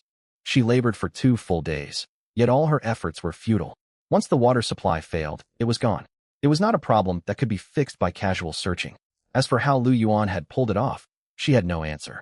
She truly did not know. There was something unfathomable about that man, a mystery that made her feel as though she was observing a being that should not exist in this world. She looked over their downcast faces and said nothing more. She had said everything that needed to be said. Unit 201 sank once more into profound silence. This silence was unlike any that had come before. Earlier silences stemmed from fear, shock, or numb disbelief. This time, a heavier weight hung over them. Their understanding of the world was crumbling piece by piece. They had once believed that the group of women could survive the apocalypse on their own, that they could endure without relying on men. Now reality had dealt them a harsh blow. Lu Yuan was undoubtedly operating on an entirely different level. The divide was far too great, so vast that they did not even have the energy left to feel jealous. Gulan sat in the corner, watching their stunned, bewildered faces, and shook her head faintly. She had suspected Lu Yuan's hideout was exceptional, yet she had never imagined it would reach such heights. Solving water and power shortages amid the apocalypse exceeded all her expectations. How exactly had Lu Yuan managed it? At that moment, someone glanced toward the master bedroom and asked curiously, "Yaki has stayed locked in her room ever since we returned. What's wrong with her?" "I'm not sure. She's been acting strange. Could something have happened to her?" Lu Yuan did not remain in the master bedroom for long. He got up and walked out into the living room. The lights were switched on, flooding the space with brightness. The newly installed circuit banished the dimness that had lingered in the safe house before. LED light strips cast clear outlines of every object. Staring at the well-lit room, Lu Yuan reached out and flipped the light switch off. The camping lamp flickered back to life, its warm yellow glow confined to a small radius, plunging most of the room back into shadow. Now that he had stable water and electricity, there was no urgent need to conserve power as strictly as before. Still, the idea troubled him. In this dark, shadow-shrouded world, keeping bright lights burning constantly was likely unwise. Caution remained essential. Lu Yuan lay down on the living room sofa, resting his hands beneath his head, staring at the shadows across the ceiling, lost in quiet thought. The room was silent, save for an almost imperceptible low hum of electric current from the nuclear generator. He mentally reviewed their current circumstances. The safe house had running water, electricity, and stockpiled food. Supplies were enough to sustain the three of them for a good while. With power restored, the refrigerator functioned, allowing food to be preserved longer. The mysterious water tank delivered a steady supply of water every day, and the nuclear generator ran nonstop. Little by little, he had transformed this apartment into a small fortress. While it was not impenetrable, it was unquestionably the safest corner within the entire building. With the system at his disposal, there was no reason to panic. He simply needed to complete daily check-ins, accumulate resources steadily, and deal with whatever threats came his way. Lu Yuan walked over to the window. His apartment occupied a high-end residential tower fitted with floor-to-ceiling glass windows. A balcony stretched outside. He usually kept heavy curtains drawn, wary of strange entities lurking in the darkness. Today, however, Lu Yuan stepped up to the window and gently pulled the curtains aside. He wanted to look out at the world beyond. Peering outside, he saw the sky stained a dull crimson, oppressive and hopeless, devoid of any sign of life. The world outside remained deathly quiet. Nothing stirred. Before he gained night vision, Lu Yuan could only see endless blackness beyond the glass. Now, with enhanced night vision, he could make out rough shapes and silhouettes. His unit was on the 21st floor, so his view was limited. The area below was swallowed by thick black fog, hiding everything from sight. Lu Yuan could only gaze straight ahead. Not far away stood another towering building. It was not a residential complex, but an office tower. Before the apocalypse, it had been filled with office workers. He wondered what it looked like now. The office building also featured floor-to-ceiling windows, and a silhouette seemed to be visible behind one pane. It looked as though a figure stood inside the office tower, staring back toward him. Lu Yuan felt no fear. He did not believe it was a person. He had seen that silhouette before. He first spotted it shortly after moving into this apartment. While its shape resembled a human being, Lu Yuan suspected it was not alive. After all, it had never moved an inch for days on end, standing perfectly still like a statue, continuously watching his apartment. He guessed it was either a mannequin or a hanging garment of some sort. He pushed the thought aside. It was better not to stare too long at outside anomalies. After a brief glance, Lu Yuan closed the curtains and returned to the sofa. He settled back down and waited. The time on his phone soon ticked to 12 o'clock. A translucent interface materialized in the void at the back of his mind right on schedule. Check-in time available. Lu Yuan silently thought the command to check in. The text on the panel flickered, then lines of notifications slowly appeared. Check-in successful. Obtained supplies. Grade a mechanical equipment set ×1. Obtained attribute points. Strength +1 current strength. 8-9. Obtained trait. Blood of the Silver Knight S rank. Your blood possesses sacred purifying properties, inflicting a 200 suppression effect upon all corrupted beings. Corrupted creatures will instinctively feel fear and avoid approaching you. Passive effect. Lu Yuan's mind raced as he read the information on the panel. First, the attribute point. His strength had increased once more. His physical condition was already approaching the peak of ordinary human capability. Coupled with steady improvements to his stamina, spirit, and strength attributes, he was far stronger. He was far stronger than he had been at the start of the apocalypse. His physical abilities now vastly outstripped those of regular people. Next came the mechanical equipment set. He stood and walked toward the coffee table. A black metal crate materialized out of thin air on the empty living room floor. It was larger than previous supply crates, coated with matte fog paint, and carved with streamlined mechanical patterns along its edges. Lu Yuan knelt down and lifted the lid. Neatly arranged items rested on black velvet padding, glinting with cold metallic luster. A combat sword lay horizontally on top. The blade measured roughly 1 meter long. Its streamlined edge shimmered with dull silver light. Fine mechanical grooves lined the section near the hilt, designed for internal power mechanisms to drive the blade. Lu Yuan picked it up and tested the grip. It was lighter than he expected, and the handle curved perfectly to fit his palm. As if custom made for him, he swung it once. The blade sliced through the air with a sharp, clean whoosh. It felt perfectly balanced, razor-sharp, and capable of delivering devastating force. Its unique mechanical structure allowed Lu Yuan to unleash 7 to 8 times his normal strength. With this blade, slaying the flesh monster he had fought the previous day would pose no difficulty. Beneath the combat sword rested 2 composite bows of differing designs. One was entirely silver-white, with faint blue veins running along its limbs, as though electric currents flowed within. The other was dark crimson, a faint warm glow hovering across its surface. Lu Yuan lifted them and tested their weight. Neither was heavy, and they sat smoothly in his hands.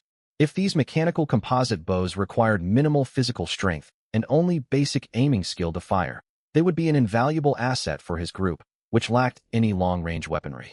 According to the description, one bow channeled electricity and the other fire. Hidden energy was built into each arrow. No ammunition needed to be loaded to unleash those elemental forces. They were extraordinarily powerful. 2 more sets of items lay at the bottom of the crate. These were thin metal plates etched with intricate patterns, forming wearable armor components. Lu Yuan picked one up. It felt cold to the touch, lined with soft cushioning where it made contact with skin, though he had yet to figure out how to assemble and wear them. This was a mechanical alloy protective kit. The system description stated that once equipped, it would detect incoming attacks and activate defensive barriers automatically. The promise alone brought him a measure of reassurance. Lu Yuan placed the combat sword back inside the crate, closed the lid, and leaned against the coffee table for a moment. Acquiring this equipment instantly elevated his combat prowess to a new level. Before now, he had relied solely on the fire axe for close-quarters fighting. While functional, it came with heavy limitations and a low-damage ceiling. With the mechanical combat sword and 2 composite bows, he now possessed both ranged and melee capabilities. The protective kit was effectively an extra lifeline. Then there was the S-rank trait, Blood of the Silver Knight.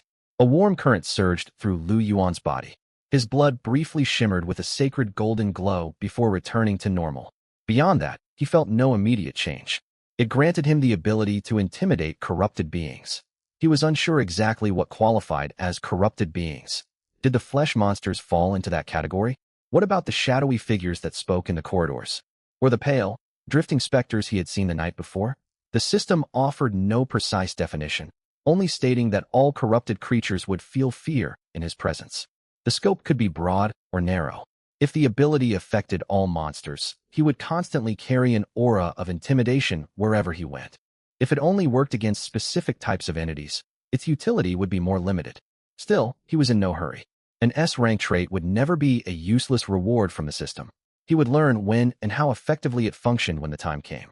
For now, the mechanical equipment set was his most valuable gain. Armed with this gear, Lu Yuan's upcoming explorations throughout the high-rise building would become far less arduous. Just as Lu Yuan was lost in these thoughts, he suddenly froze. An indescribable sensation crept up his back, as if someone's gaze was sliding across his skin. Lu Yuan stiffened for a split second before whipping his head around, his gaze locking sharply onto the French window. The curtains were drawn. Thick fabric covered most of the window, leaving only a narrow gap. Beyond the slit stretched the dark red sky shrouded in billowing black mist. Nothing could be seen except the murky dim light, yet he could feel it clearly. That oppressive sense of being watched, of being locked onto by something far away, continuously seeped in through the crack. Without hesitation, he pulled the mechanical alloy combat knife out of the storage box, stride over to the French window, and yanked the curtains open. Nothing was outside. The dark red sky hung overhead like a faded, frozen old photograph, and black mist swirled slowly in the air. The world outside the building remained lifeless and bleak, with no sign of any moving living creature. The opposite high-rise stood dozens of meters away, enveloped in fog. Its glass curtain wall reflected dull light, as silent as it had been for days. Lu Yuan's eyes swept rapidly across every floor of the opposite building, from the top floor down to the ground floor. His gaze moved as swiftly and precisely as a scanner. No human figures, no traces of movement, no strange dark spots. He narrowed his eyes and checked again, still finding nothing. Could it have just been an illusion? He was about to look away and close the window. Then his pupils abruptly constricted. On the 19th floor of the opposite building, behind one window, something was missing. That dark silhouette was gone. The shadow that had stood inside the building, silently watching their side for more than 10 days, had vanished without a trace. A chill surged through Lu Yuan. He quickly closed the curtains and stepped back. Even after retreating, his heart still raced with unease. He had long assumed the silhouette was merely hanging clothing or a mannequin. If that figure was actually a person or some kind of monster, the implications were deeply unsettling. It was not merely the existence of a monster that troubled him. There was something different about that shadow. It did not behave like an ordinary monster. It observed everything, watching Lu Yuan and the others, as if it was watching a drama or some sort of performance. Creatures like this were terrifying. Whether human, monster, or some unknown being, it possessed extraordinary intelligence. It seemed to hold all the strings before. Lu Yuan thought he knew why it had disappeared now, the blood of the true Silver Knight. His acquisition of the blood of the true Silver Knight had likely far exceeded the creature's expectations and even filled it with fear, driving it away.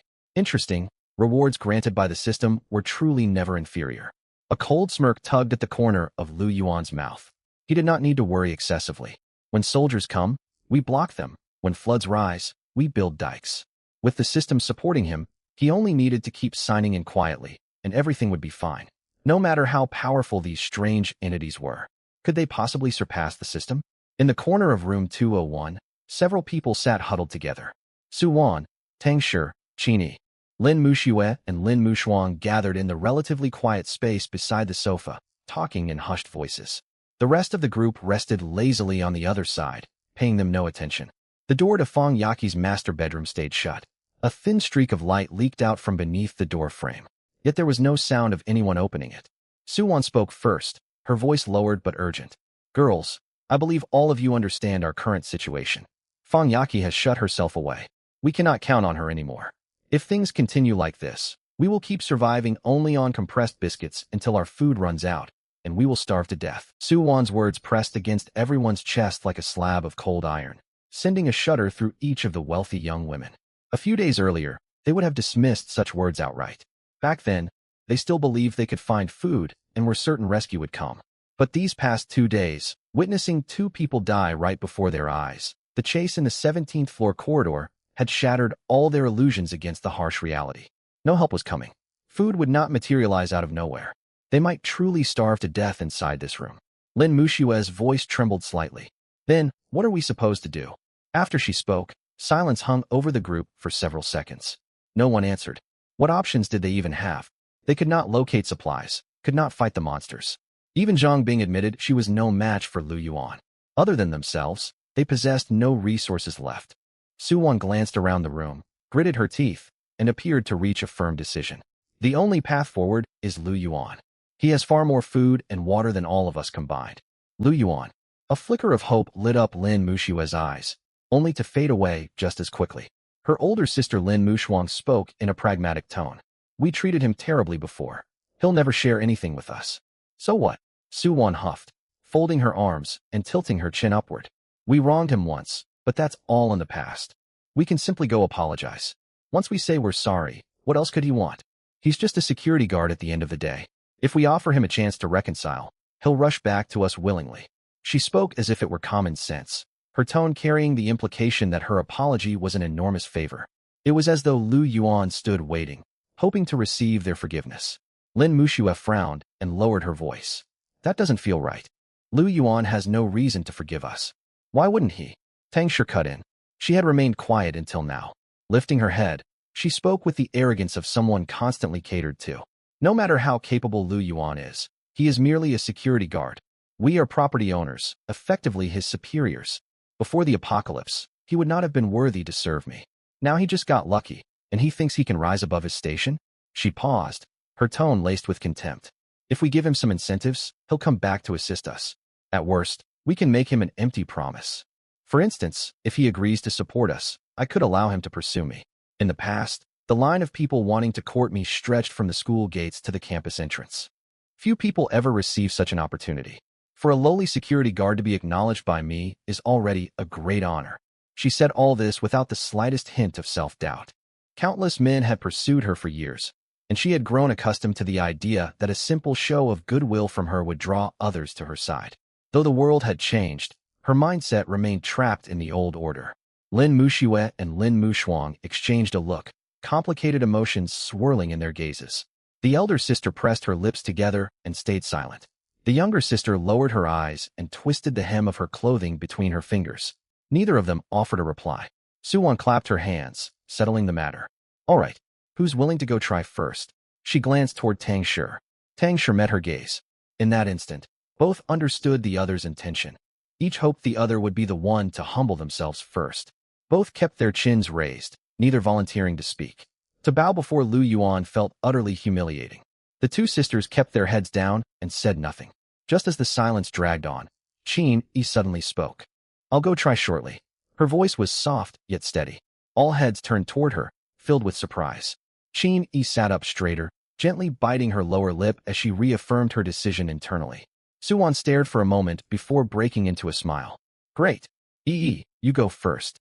If you manage to get food, we'll follow afterward.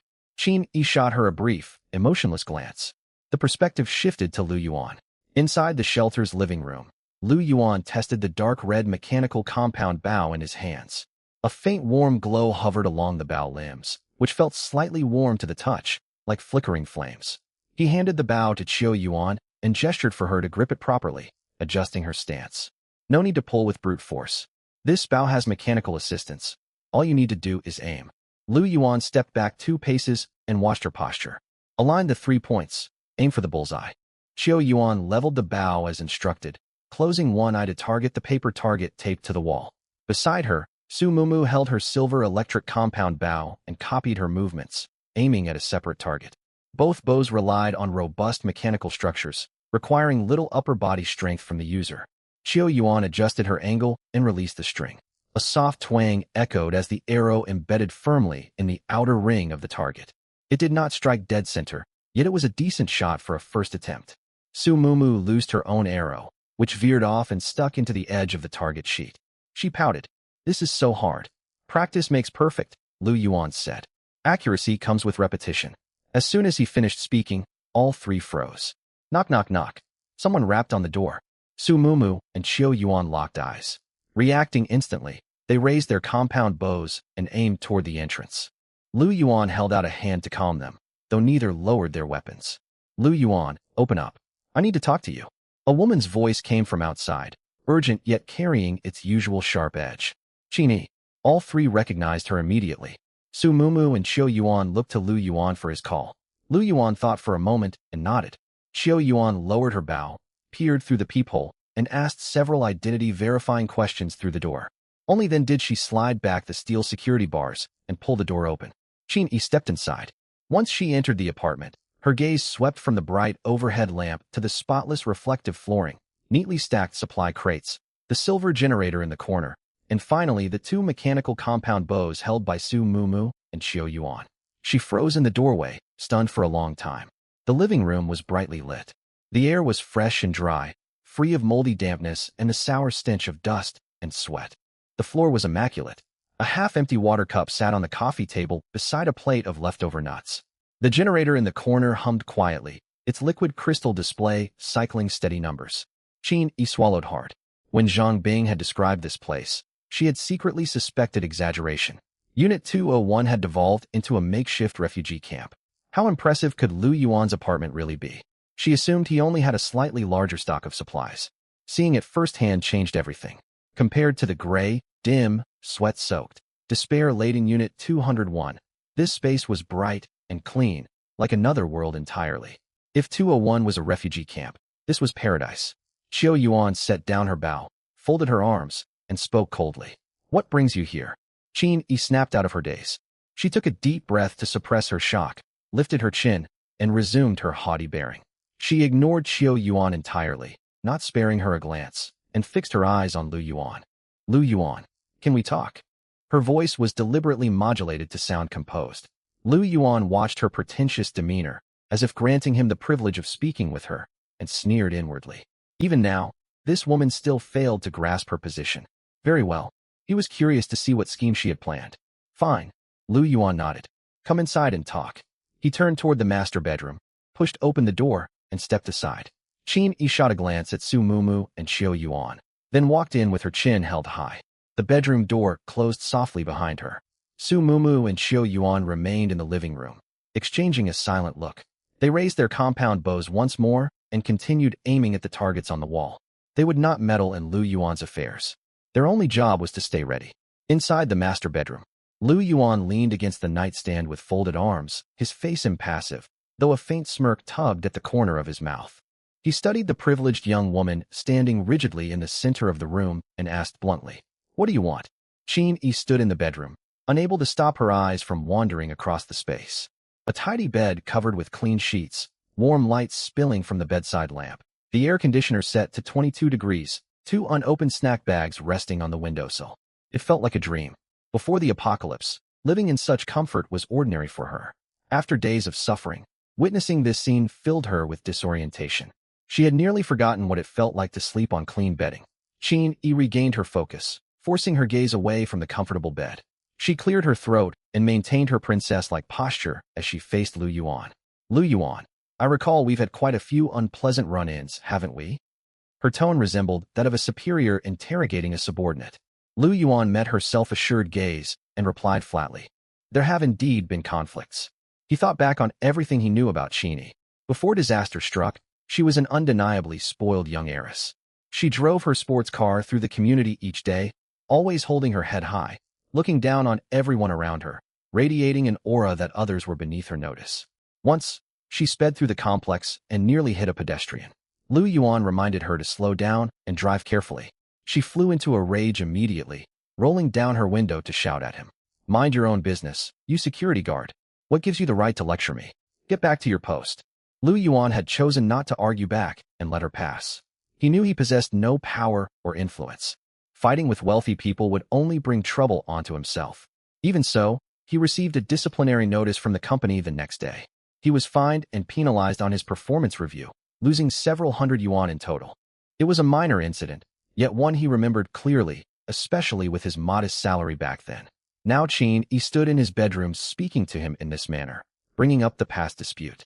Lu Yuan's internal smirk deepened, and his voice carried a hint of sarcasm. So you've come to apologize to me?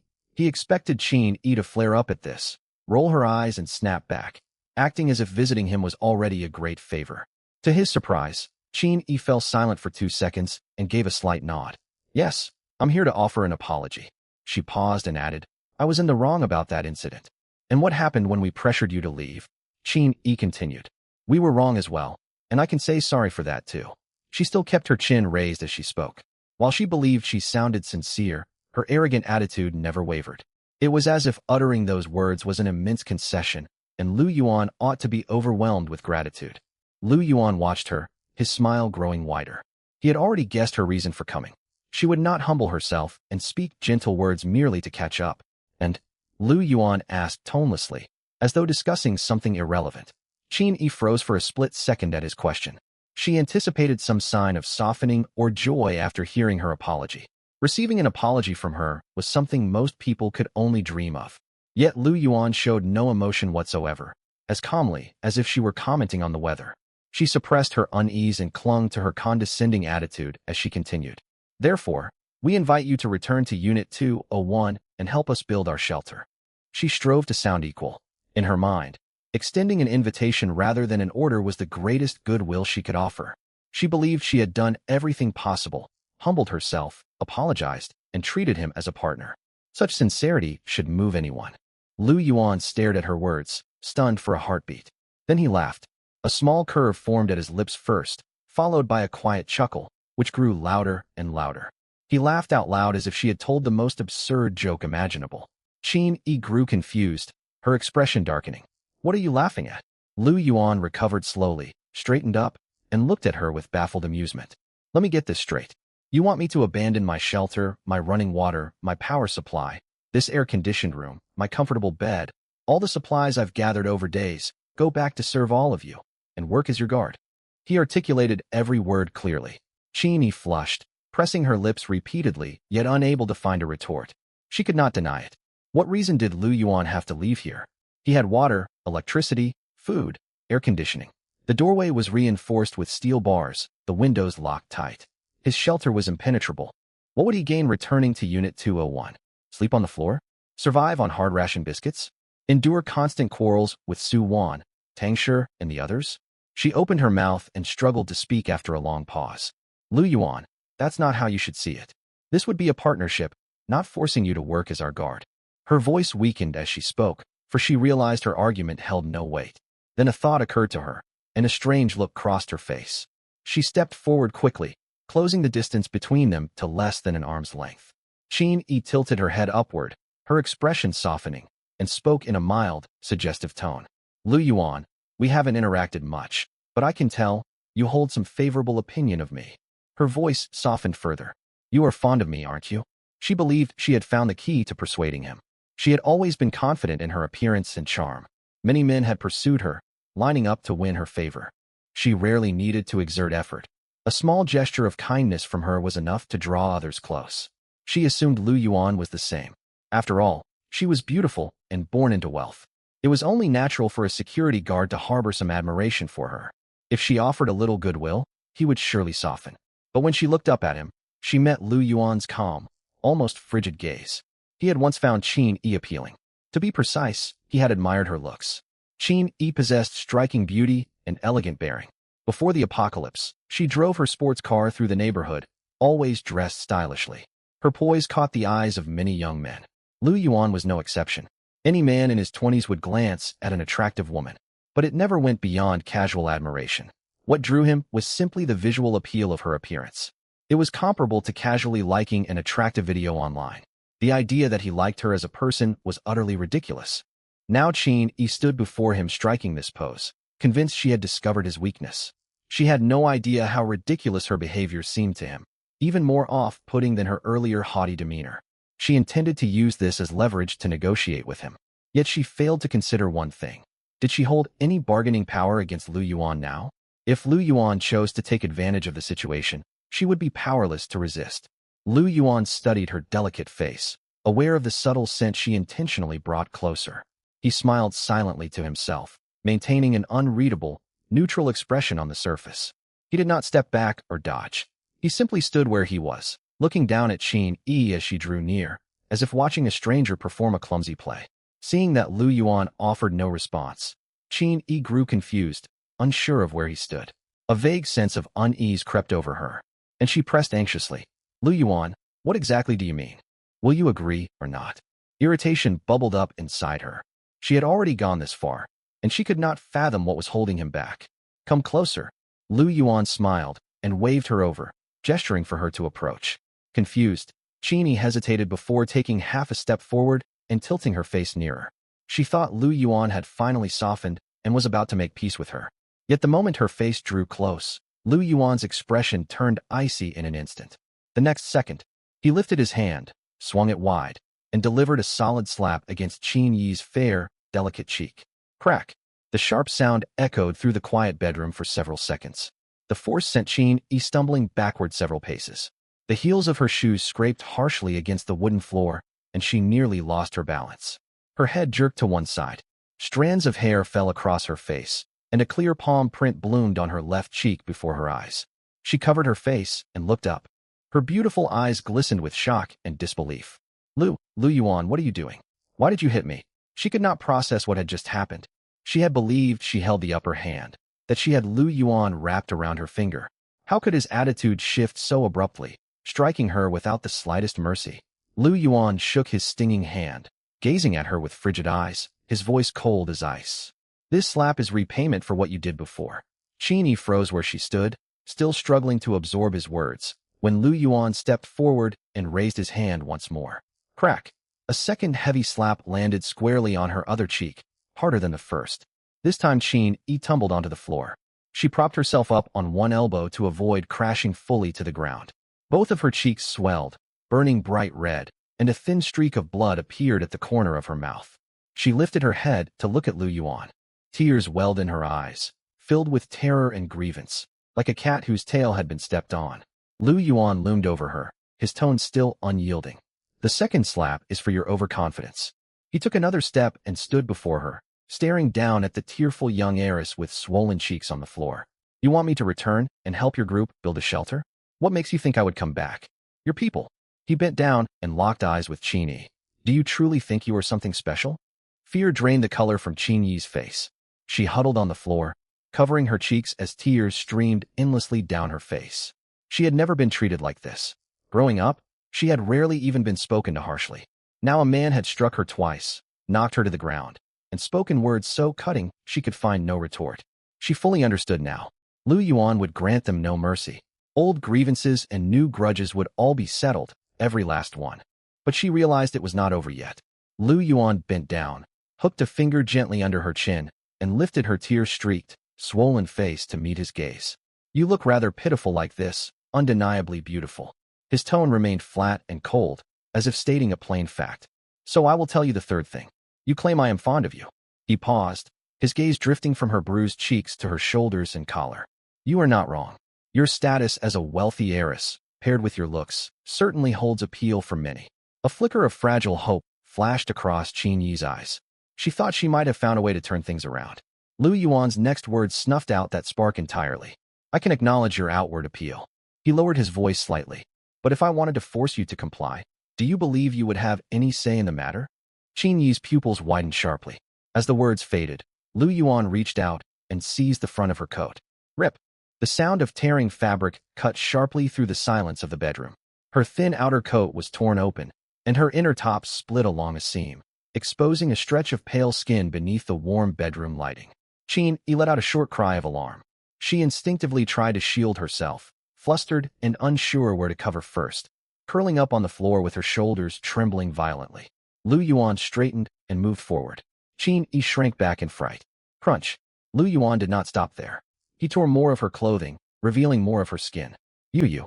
Qin Yi was too shaken to form coherent sentences, trembling uncontrollably. Born into wealth, she had always been doted on. She had never endured such humiliation. Lu Yuan raised his hand once more and struck her, sending her sprawling again. Blood trickled from her lips. Now, do you still believe you hold any bargaining power against me? Lu Yuan pulled Qin Yi upright and drew her close by her slender waist. At that moment, fear dominated every emotion in her eyes. She dared not utter a single word, shaking her head repeatedly. Lu Yuan looked her over and let out a cold laugh. Do you think I need your permission to do whatever I want with you? Tears filled Qin Yi's eyes. She kept her head lowered, not daring to resist in the slightest. Before Lu Yuan, she was like a lamb waiting to be dealt with. Everything depended on his choice. Qin Yi braced herself, certain Lu Yuan would subject her to further mistreatment. To her surprise, Lu Yuan simply let out a scoff and tossed her back onto the floor. It is a pity, you failed to interest me at all. It was the ultimate humiliation. Lu Yuan discarded her as casually as trash. Her pride, her self-respect, all the qualities she had once flaunted meant nothing to him. Qin Yi clutched her torn clothing and curled into a tight ball. Tears splattered against the floorboards, mixing with her muffled sobs as her body shook nonstop. Her face, once proud and assured, was now streaked with tears and marked by terror. Qin Yi pushed herself slowly to her feet, her legs still trembling. She kept her head down and shuffled step by step toward the doorway. Her elegant high heels clicked against the wooden planks, each step as painful as treading on broken glass. Lu Yuan watched her. When she reached the door, she stopped. She stood there with her back to him, her shoulders quivering. One hand loosened its grip on her torn clothes, then clenched again, torn by inner conflict. Lu Yuan frowned, about to urge her to leave if that was her intention. Qin Yi suddenly turned around, her tear-filled eyes fixed directly on Lu Yuan, swirling with tangled emotions. She bit her lower lip hard, as if making an enormous decision. The hands that had been shielding herself slowly fell to her sides. Her half-torn coat hung loosely from one arm, and several buttons on her inner top had popped open. Before Lu Yuan could react, Qin Yi's knees buckled. She knelt down. Both knees met the floor. She knelt before him, her hair falling forward to obscure her swollen cheeks, though her trembling lips were still visible. Lu Yuan stared at the heiress kneeling on the ground, genuinely surprised. He had imagined countless reactions, crying, shouting insults, storming out. but he never expected her to kneel. Then Qin Yi spoke. Her voice shook with sobs, yet every word rang clear. Lu Yuan, I know I was wrong. I treated you terribly before. I apologize. I'm sorry. This apology was nothing like her earlier attempts. The haughty arrogance of a privileged young woman had vanished completely, replaced by raw, broken sincerity. There was genuine regret and fear woven into those two words. Lu Yuan's slaps had shattered the last traces of her conceit. The young heiress had finally faced reality. Qin Yi sniffled, fresh tears spilling onto the floor.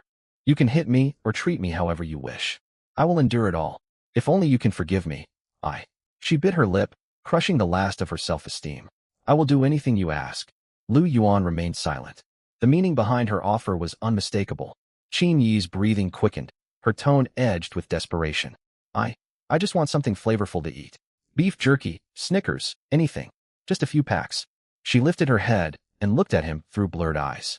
I beg you, Lu Yuan, I am sick of tasteless food. I cannot stand eating only hardtack any longer.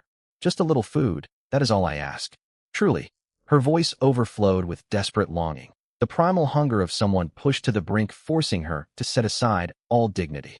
Once a proud heiress, a sheltered princess who never bowed to anyone, she knelt before Lu Yuan now, disheveled and tearful, pleading for simple snacks. A few Snickers bars, some strips of beef jerky. Before the apocalypse, such a scene would have made headlines. But in this shattered world, sights like this would grow commonplace. Lu Yuan stared down at the kneeling Qin Yi, his expression as calm as still water. Qin Yi tilted her face upward, her lips parted, her gaze locked firmly on him. She had steeled herself. If she could taste something savory once more, she would submit to whatever demands Lu Yuan made of her. As long as she could eat beef jerky, she would accept anything. Lu Yuan looked away, walked to the nightstand, and took a pack of beef jerky from the pile of snacks. Qin Yi's eyes followed his hand, like a starving cat fixated on food. She watched him tear open the packaging. At the crisp sound of plastic splitting, her body leaned forward instinctively, ready to lunge. Then Lu Yuan brought the jerky to his mouth and took a bite. Qin Yi froze. She watched his jaw move as he chewed slowly, swallowing before taking another bite. A faint swallowing sound escaped her throat. Her eyes remained glued to the snack shrinking between his fingers, watching her last hope fade away bit by bit. After finishing his second bite, Lu Yuan glanced back at the woman on her knees and spoke as casually as if discussing the weather. I have plenty of beef jerky and Snickers here. He paused and shook the remaining half-strip of jerky. I simply have no desire to give you any. Qin Yi's gaze clung to the swaying jerky. She shifted forward on her knees, crawling 2 steps until she reached Lu Yuan's feet. I beg you, Lu Yuan. Every trace of her princess-like pride was gone, replaced by extreme humility. Just one strip. If I can have just one, I will do anything you want. Anything at all. She tilted her head upward. Old tear tracks stained her cheeks while new tears fell. Her eyes swam with craving and despair. The once arrogant heiress had sunk to the lowest depths. Lu Yuan looked down at her without moving. He finished the last bite of beef jerky, crumpled the wrapper, and tossed it into the trash can beside him. Only then did he meet Qin Yi's eyes, a faint smile tugging at his lips. Qin Yi, do you truly believe you still hold much value to me? Qin Yi's body trembled slightly. She stared up at him through tear-blurred vision. Lu Yuan continued slowly. I already have Qiu Yuan and Su Mumu beside me. Qiu Yuan is far more striking than you, and you have seen Su Mumu's beauty for yourself. They are beautiful, capable, obedient, and efficient. You want to strike a deal with me? He bent slightly to meet her eyes. What do you have to offer? Qin Yi opened her mouth, yet words caught in her throat. She wanted to argue that she was attractive, to mention her family background and status as the young lady of the Qin family, but she could not speak. None of those things mattered anymore. Inside this building, within this shelter, her old titles were worthless. Now she was merely a woman who lacked decent food and knelt to beg others. Qin Yi sank back onto her heels, every ounce of strength draining away. Her hands fell limp at her sides. She stared blankly at the floor, her lips moving soundlessly. She finally understood. To Lu Yuan, she seemed to have nothing of worth. Even her appearance, which she had always taken pride in, meant nothing to him. Just then, however, Lu Yuan's voice cut through the silence, with a deliberate pause. There is something you possess that does interest me. Qin Yi's body jolted. Like a drowning person spotting driftwood, she lifted her head sharply. A glimmer of light returned to her weary eyes. What is it? Whatever you want, I will give it to you. She answered without the slightest hesitation. She had cast aside all self-respect. She would pay any price for food, for a single strip of beef jerky. Lu Yuan looked down at her, studying her as though appraising an object's worth. After a moment, he spoke.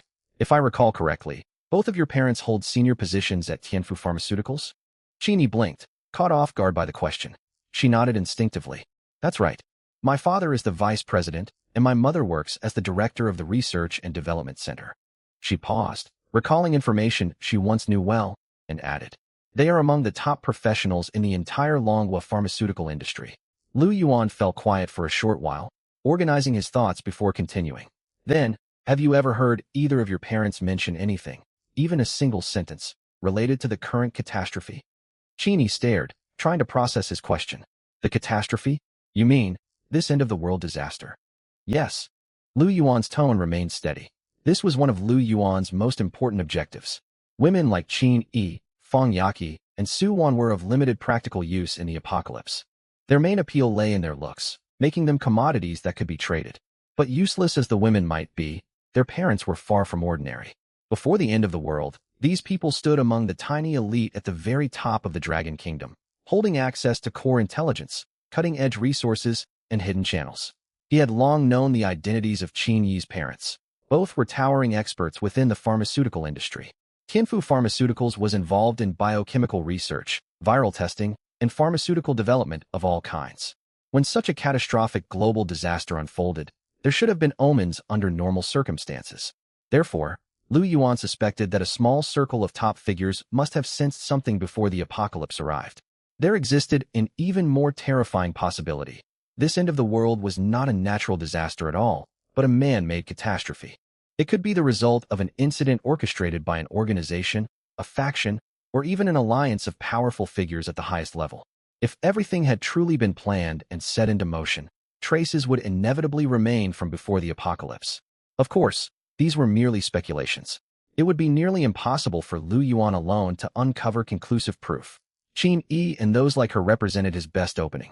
If those elite figures had made preparations or dropped subtle hints prior to disaster, these wealthy heiresses would have likely overheard scraps of information.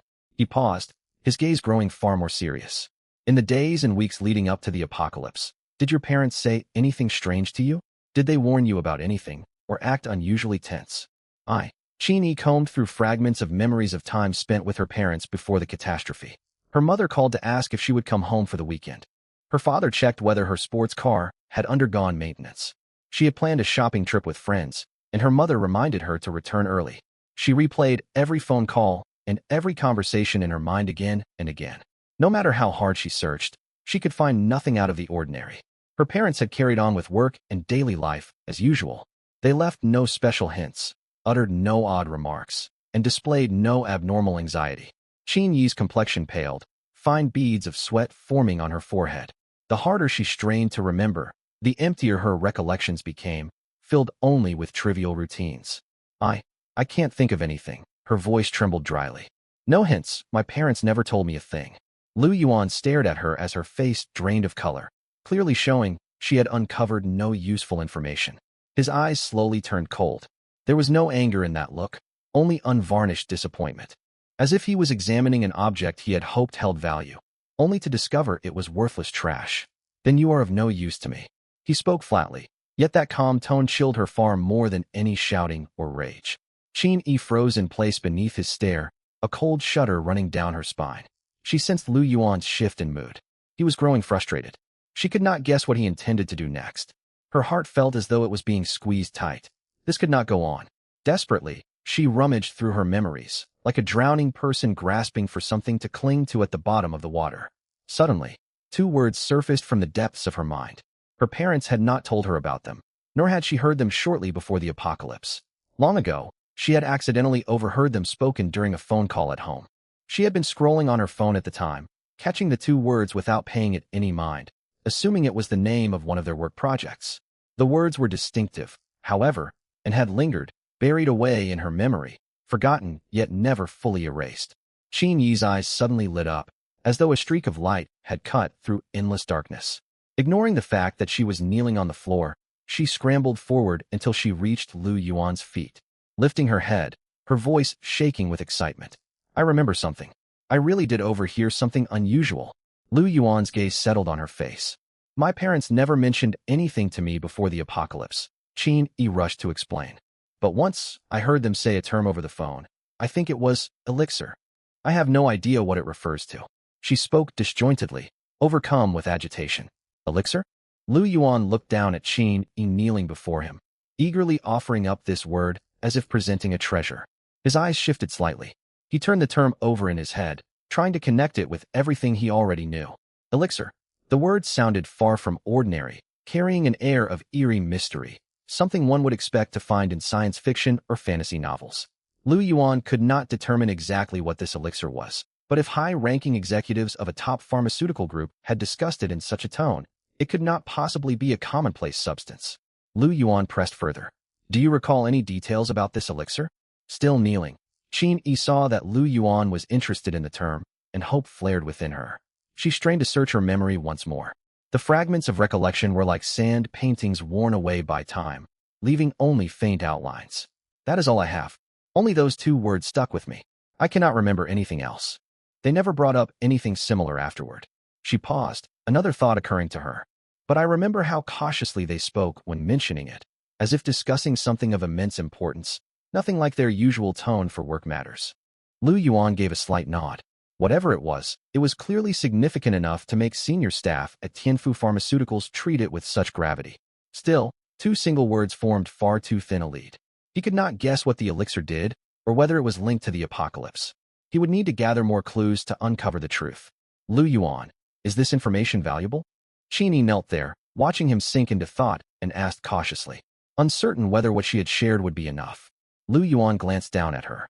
Once a wealthy heiress who roamed the streets in a luxury sports car, she now knelt helplessly at his feet, worn and disheveled. A faint, amused smile tugged at the corner of Lu Yuan's mouth. He reached out and gently stroked her messy hair, much like soothing a creature that had finally learned to submit. With his other hand, he pulled out an unopened beef jerky packet and waved it in front of Qin Yi. Her eyes locked onto the brown packaging as if drawn by a magnet, and she swallowed hard. Your information, Lu Yuan said slowly, does hold some worth. In that case, I am willing to give you a reward. Qin Yi's eyes brightened, and she leaned forward instinctively. Lu Yuan did not hand over the snack, however. He continued speaking at an unhurried pace. Before that, though, I want to see how sincere you truly are. Confusion flickered across Qin Yi's beautiful eyes. Sincerity, how should I show you? Lu Yuan's gaze swept over her form, sliding from her exposed shoulders to her waist before returning to her face. His smile deepening. You are the young lady of the Qin family, part of the elite upper class of Magic City. You are intelligent enough to understand what I mean, are you not? The words poured over her like icy water, extinguishing the last flicker of hope inside her. She understood. Lu Yuan demanded that she cast aside the last remnants of her pride. He wanted more than information. He wanted complete submission. Qin Yi trembled where she knelt. Her gaze shifted repeatedly between the beef jerky and Lu Yuan's face. Before she slowly lowered her eyes, she bit her lip, forcing herself to reach a decision that demanded every ounce of her strength. She moved. Instead of standing and turning to leave, she crawled forward on her knees across the quiet bedroom floor until she stood directly before him. When she lifted her head, a deliberate, soft smile curved her tear-streaked, reddened face, her eyes warm and inviting. I understand, sir. Her voice was soft and gentle. I will do everything I can to satisfy you. The once proud heiress had finally bowed completely, surrendering before Lu Yuan. Sometime later, Qin Yi pushed open the master bedroom door and stumbled outside. She looked thoroughly worn out, walking unsteadily as if treading on cotton. Her head hung low, strands of messy hair falling to hide most of her face, though they could not conceal the clear red mark across her left cheek. She dabbed at her mouth with tissues as she walked, swallowing repeatedly to suppress rising nausea. Her clothing was torn, barely covering her body. She clutched the ripped fabric tightly, trying in vain to shield herself. Faint red marks were visible on her skin. She hurried toward the entrance, desperate to flee the apartment as quickly as possible.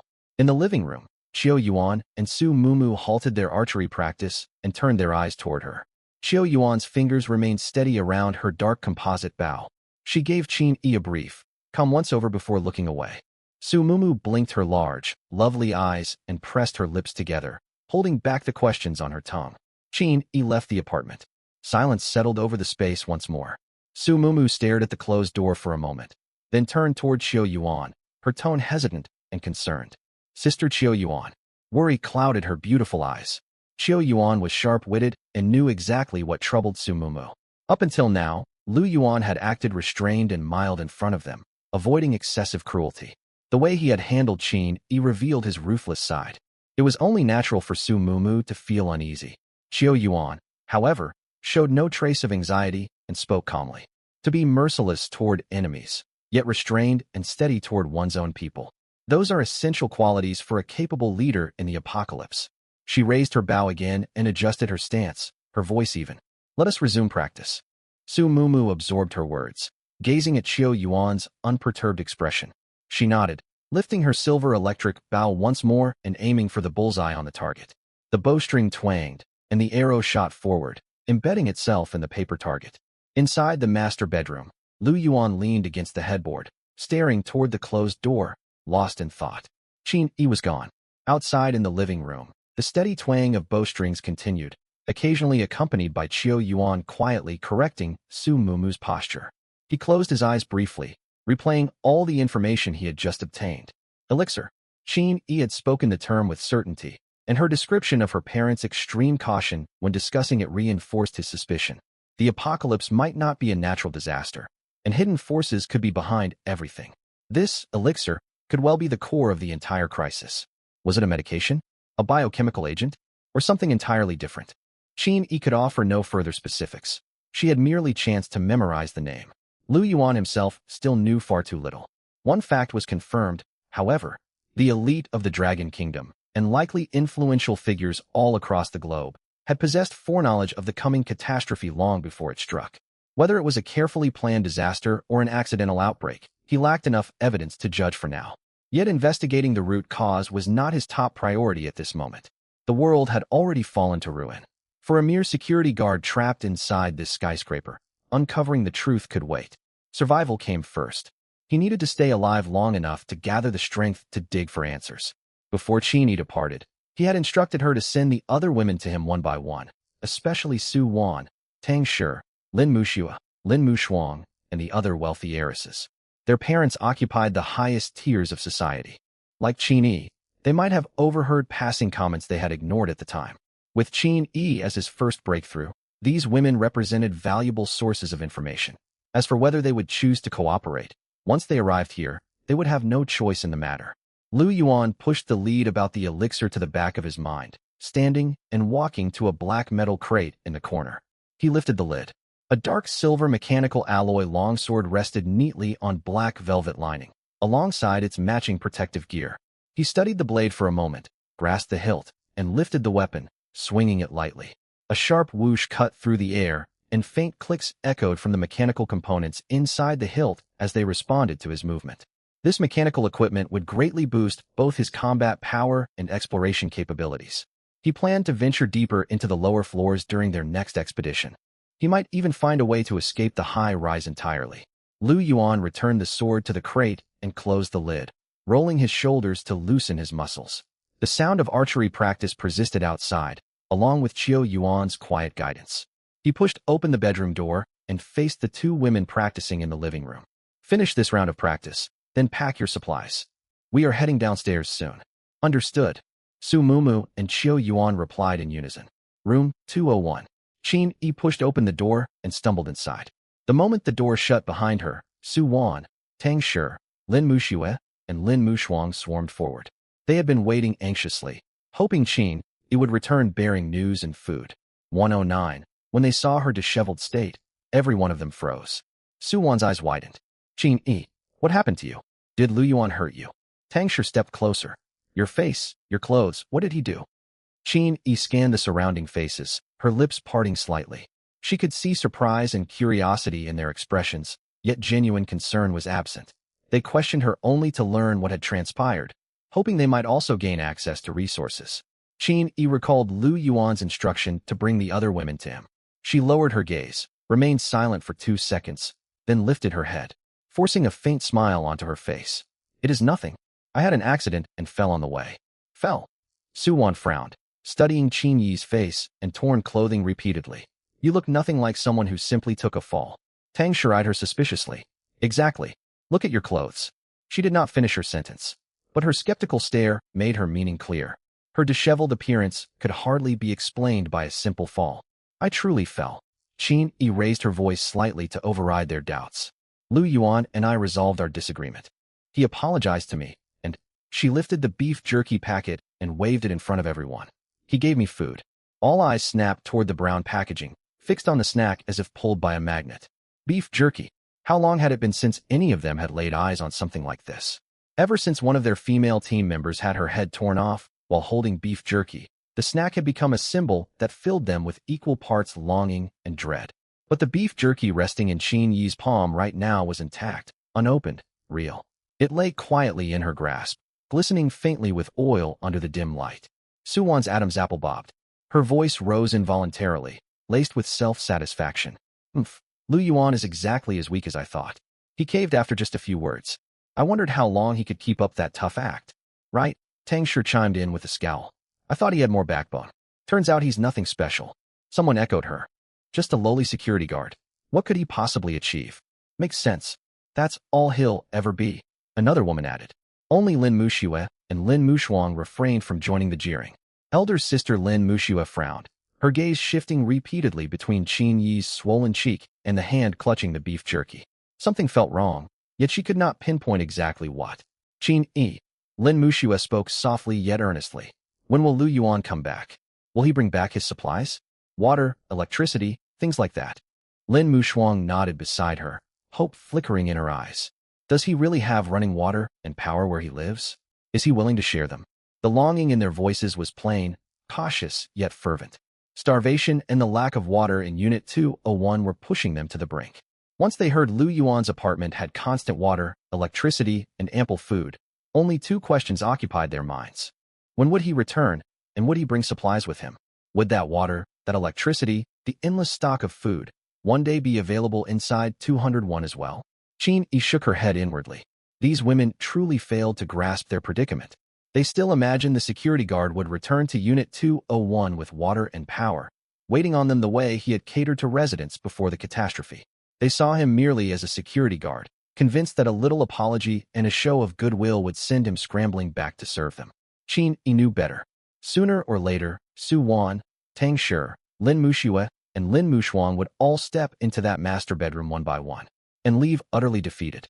They would face harsh realities and finally understand how powerless they truly were. Everyone would meet that fate. And so Qin Yi was plotting something else. If these foolish women were destined to clash with Lu Yuan and suffer defeat, she needed to adjust her stance far earlier and faster than them. Lu Yuan was her anchor now, and she would obey his every word. If she served him faithfully, becoming his most reliable and trusted ally, she would survive. She would not end up like those two who'd lost their lives in the corridor. The once haughty wealthy heiress had undergone a complete shift after everything she had endured. She harbored no other ambitions. Survival was her sole priority. Lost in her thoughts for a moment, Qin Yi slowly lifted her head. Her gaze swept across the hopeful faces around her, and she curved her lips into a measured smile. Lu Yuan will definitely come back. But before he returns, he wants to gauge everyone's attitude. She paused briefly before continuing. He sent me to deliver a message. Each of you can go see him one at a time. He will hand out food, let you use running water and electricity. You can take hot showers, and air conditioning will be running. It's an experience that feels utterly wonderful. There was deliberate yearning in her tone as she finished speaking, as if she were reminiscing about something marvelous. Su Wan and the others' eyes lit up instantly. Food, water, electricity. Those words held an almost magical power. In an instant, the weariness gnawing from their hunger faded. Trapped inside the dull, shadowy Unit 201 for so long, they could barely recall the sensation of hot water flowing over skin or what it was like to stand beneath glowing lights. Now Qin Yi told them all of that could be theirs, if only they went to see Lu Yuan. Su Wan snorted with satisfaction. That's more like it. Lu Yuan knows how to behave properly. Running water and electricity, just thinking about it feels incredible. Tang Shi nodded beside her, barely containing her anticipation. Since he's reached out like this, we ought to give him a chance. After all, his gesture is sincere enough. Her words sounded reserved, but her eyes betrayed her. She burned with eagerness. Lin Muxue exchanged a glance with Lin Mushuang. The elder sister pressed her lips together without speaking, yet the spark of hope in her eyes was impossible to hide. The younger sister spoke up cautiously. Will he really provide food and electricity? Doubt mingled with desperate hope in her voice, as though she feared this might only be an empty fantasy. Of course it's true, Qin Yi replied firmly. I already brought back proof. What reason do you have to doubt me? Her argument carried weight. The beef jerky still sat within her pocket, tangible evidence that could not be faked. The women looked at one another, unable to resist the allure, longing shining clearly in their eyes. Moments later, Tang Shi could wait no longer and volunteered. Very well, I'll go over first. Wait and hear how it goes for me. Soft laughter rippled through the group, and the atmosphere lightened for the first time in a while. Suwan clapped Tang Shi on the shoulder. Go on then. Show him what you're made of. Tang Shi tilted her chin upward, carrying the pride of a pampered young lady. Beneath lowered eyelids, however, Qin Yi's eyes glinted coldly. Tang Shi was the most unruly and arrogant among all of them. She had once been Fang Yaqi's most loyal follower. When confronting Lu Yuan, her words had always been the sharpest. Phrases such as a worthless security guard, a toad craving swan meat, and he is far from worthy, had rolled effortlessly off her tongue. Qin Yi could easily picture what awaited Tang Shi when she arrived. How would Lu Yuan respond to her arrogance? Would he be stricter with her than he had been with Qin Yi? A faint twinge of anticipation stirred within Qin Yi. Once the proud heiress had been forced to recognize her vulnerable position, her mindset had transformed entirely. Looking at Su Wan, Tang Shi, Lin Muxue, and Lin Mushuang, women who had once stood equal to her, she felt no sympathy. Instead, she half expected each of them to face a humbling reckoning, to learn humility and acknowledge Lu Yuan's strength. Once that happened, she would no longer be the one in the most precarious position. Just then, a mature female voice cut through the low chatter in the room. Everyone. Gulan stood up. Her gaze swept steadily over every woman present, her tone commanding attention. The exploration window will open soon. We should prepare to head out and search for food. Her words dropped like a stone into stagnant water, not sparking excitement, only heavy silence. Heads bowed. Some picked nervously at their fingers, others turned toward the wall, a few pretended to straighten their clothing. The exploration on the 17th floor remained etched in everyone's mind. They had watched two people die brutally, their bodies dragged into darkness. That horrific image haunted each of them endlessly. Seeing their defeatist attitudes, Gulan's voice sharpened. I know morale is low, yet we have no choice but to continue exploring. Our food reserves will not last another full day. If we do not venture out to scavenge, we will starve to death inside these walls. Her logic was sound, yet reason alone could not motivate them. One girl slouched against the corner, voice drained of energy. I twisted my ankle during our last run. It's still swollen. Another kept her head lowered, mumbling quietly. I faint at the sight of blood. I would only slow everyone down. A third woman huddled toward the back, speaking weakly. I'm menstruating. The cramps are terrible. I truly cannot walk far. Every excuse sounded plausible on the surface, yet everyone knew they were simply avoiding danger. Gulan stared at the stream of evasions, overcome with helplessness. These sheltered young women could never pull together in a crisis. She opened her mouth to speak further when a slender figure stepped forward. Zhang Bing. She walked silently through the crowd until she stood before the girl who had claimed she fainted at the sight of blood. She paused and looked down at her. The girl cowered against the wall. When she met Zhang Bing's stare, her body trembled involuntarily. Zhang Bing, what are you going to do? Zhang Bing offered no reply. Without warning, she raised her hand. Slap. A crisp blow sent the girl tumbling onto the floor. One side of her face swelled instantly, and a thin streak of blood seeped from the corner of her mouth. She sat stunned on the ground, too shocked even to cry. Zhang Bing knelt down, brushed her fingertip across the girl's bleeding lip and held the stained digit before her eyes, her expression calm. Do you still faint at the sight of blood now? Staring at her own blood only inches away, the girl's throat convulsed violently. Shaking like a leaf, she shook her head frantically. No, I don't. I'm fine. I can handle it. Zhang Bing stood upright and turned toward the woman who had mentioned her twisted ankle. Is your leg still troubling you? Chilled by that unwavering gaze, the woman scrambled to her feet and paced back and forth quickly. It's completely fine. Look, I can run and jump without any trouble at all. She stamped her feet forcefully to prove her claim. Zhang Bing ignored her display and shifted her attention to the woman who had complained of menstrual pain. And you? That woman was already standing straight, her voice clearer than it had been all day. I'm perfectly capable. I can leave at any moment. A miraculous recovery. Zhang Bing truly knew how to motivate them. After her intervention, every ailment vanished. Zhang Bing nodded once. She exchanged a brief glance with Gulan, who shot her a grateful look. Zhang Bing did not respond to the gesture. She walked back to the wall, picked up the fire axe leaning against it, hefted it gently, and inspected the blade as though nothing out of the ordinary had occurred. Silence descended over the living room, broken only by the women's restrained breathing. No one repeated their excuses of sprained ankles, hemophobia, or cramps. All hesitation had been struck away by that single slap. Reluctantly, they began gathering their supplies to set off. Before long, the exploration window arrived. Lu Yuan's group was ready to move. Qiu Yuan wore a sleek black jacket, a dark crimson composite bow slung at her waist. Warm light shimmered along its limbs. She looked sharp and battle-ready. Su Mumu carried a silvery electric bow on her back. Blue patterns flowed slowly across its limbs in the dimness, as if alive. The two followed Lu Yuan out through the doorway. When they rounded the corridor bend, they ran straight into the all-female survivor group. More than a dozen women stood loosely clustered in the hallway. Some held clothes rails, others clutched fruit knives, and a few gripped sections of steel pipe. Gulan led them at the front, holding an empty sack. Zhang Bing stood half a step behind Gulan, fire axe resting on her shoulder, her expression as impassive as always. Fang Yaqi was absent from the group. The woman wrapped in her cashmere shawl was nowhere to be seen. Zhang Bing had volunteered to take over Fang Yaqi's responsibilities. She would carry twice the workload to cover Fang Yaqi's role. No one raised any objections. Fang Yaqi would stay behind and skip the scavenging run. Lu Yuan glanced over the crowd without lingering and continued forward. Every woman in the group fixed their eyes on the trio. Lu Yuan walked at the head with steady strides. Qiu Yuan and Su Mumu flanked him, poised for combat. Their complexions and energy far surpassed the rest, radiating readiness for a fight. Watching them, several women swallowed hard. If only they had never driven Lu Yuan away. Would he have remained part of their team? Would they have shared access to all of his resources?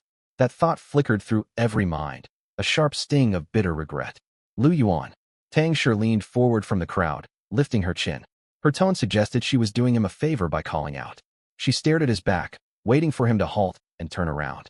Qin Yi had claimed Lu Yuan had backed down and yielded, so surely he would hurry over to ingratiate himself once she summoned him. Lu Yuan did not slow his pace, acting as if he had heard nothing. He walked past the all-female group alongside Qiu Yuan and Su Mumu. The three moved forward at an unhurried pace, rounded the corridor corner, and vanished toward the stairwell. Tang Shi froze mid-motion, mouth hanging open as though she had just been publicly humiliated. Her face shifted through multiple shades of anger in the dim light before flushing with humiliation, pretending to be uninterested. Just wait until I visit him. We will see how eager he is then. Confidence filled her. If Lu Yuan had compromised with Qin Yi, he would be all the more eager to accommodate her. She could already picture him apologizing and trying hard to win her favor. Ignoring everyone's shifting moods, Gulan pulled her gaze back to her distracted team and spoke pragmatically. Let us begin our search. Today we will only go down to the 20th floor and comb through those levels again. Focus on gathering whatever supplies we can find. Relief washed over several women upon hearing this. The 20th floor was far enough. They would not have to venture deeper to face terrifying monsters. Starving as they were, they cherished escaping the constant fear of sudden, brutal death. One woman stepped toward the stairwell, with the others trailing after her.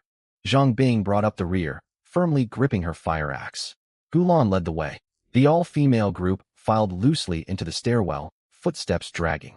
Some stared at the ground, others clutched their weapons tightly, and a handful whispered quietly among themselves. The corridor soon fell quiet, only echoes of receding footsteps lingering in the air. Lu Yuan, Qiu Yuan, and Su Mumu had different plans from the other survivors. They would continue descending far deeper. The further they traveled down the stairs, the thicker the sickening stench of rust and rotting flesh grew. Lu Yuan walked in front without slowing. Qiu Yuan and Su Mumu followed behind, composite bows drawn and ready. The 17th floor. As soon as they reached it, the foul odor of monsters washed over them. The creatures on the 17th floor were growing more numerous by the day. Lu Yuan frowned, but did not hesitate. He pushed open the fire door leading to the 17th floor. The moment the door swung wide, low growls echoed from along the corridor. Shapeless masses of writhing flesh crept out from shadowed recesses, stirred into motion, and surging toward the doorway. Lu Yuan did not stop. He crossed the threshold, stepping aside to clear the entrance, his voice as calm as if discussing ordinary weather. Qiu Yuan. The crimson bowstring hummed. A flame-wreathed arrow flew from Qiu Yuan's grasp, cutting through the air and burying itself in the center of the foremost flesh monster. Flames erupted the instant impact landed, blooming like a crimson lotus and engulfing the twisted creature entirely. The monster did not even have time to screech before it curled, charred and shattered, crumbling into black ash scattered across the floor. A second wave of monsters advanced to surround them from the sides. Su Mumu raised her silvery electric bow. Blue markings across its limbs lit up brightly. She released her grip, and an arrow crackling with electricity shot forward, detonating amid the pack of creatures. A flash of pale blue lightning flooded the corridor. The monsters seized up rigidly, trapped in paralysis. Mucus covering their bodies steamed and sizzled as it burned. They remained alive, yet completely immobilized, unable to twitch a single limb. Lu Yuan gripped his dark silver mechanical alloy battle blade and stepped forward. The blade seemed to come alive in his grip, letting out a low hum as it sliced through the air. His movements were concise and efficient, free of any flashy flourishes. The first cut sheared off half the body of the monster on the left.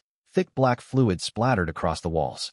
The second horizontal slash severed another creature's spine, and the twisted mass of flesh crumpled to the ground like a puppet with cut strings. The third vertical downward strike split the last twitching monster cleanly in two.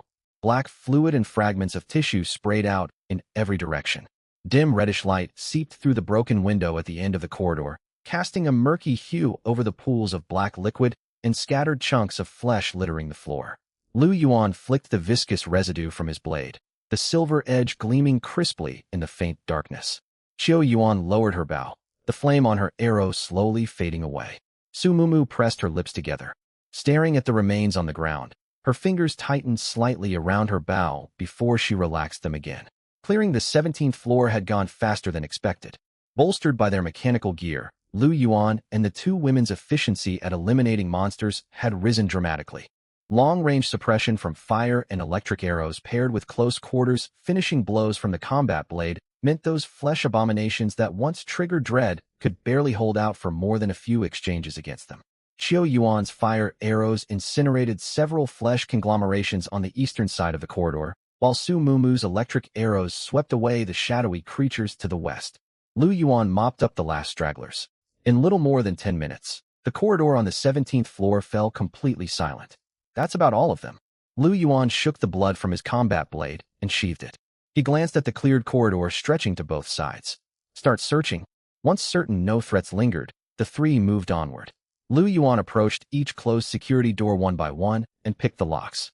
He held each door open while Qiu Yuan and Su Mumu followed behind, stowing supplies into their backpacks. In the first room, they uncovered several cases of bottled water and assorted canned goods. The second yielded boxes of self-heating meals and a sack of rice.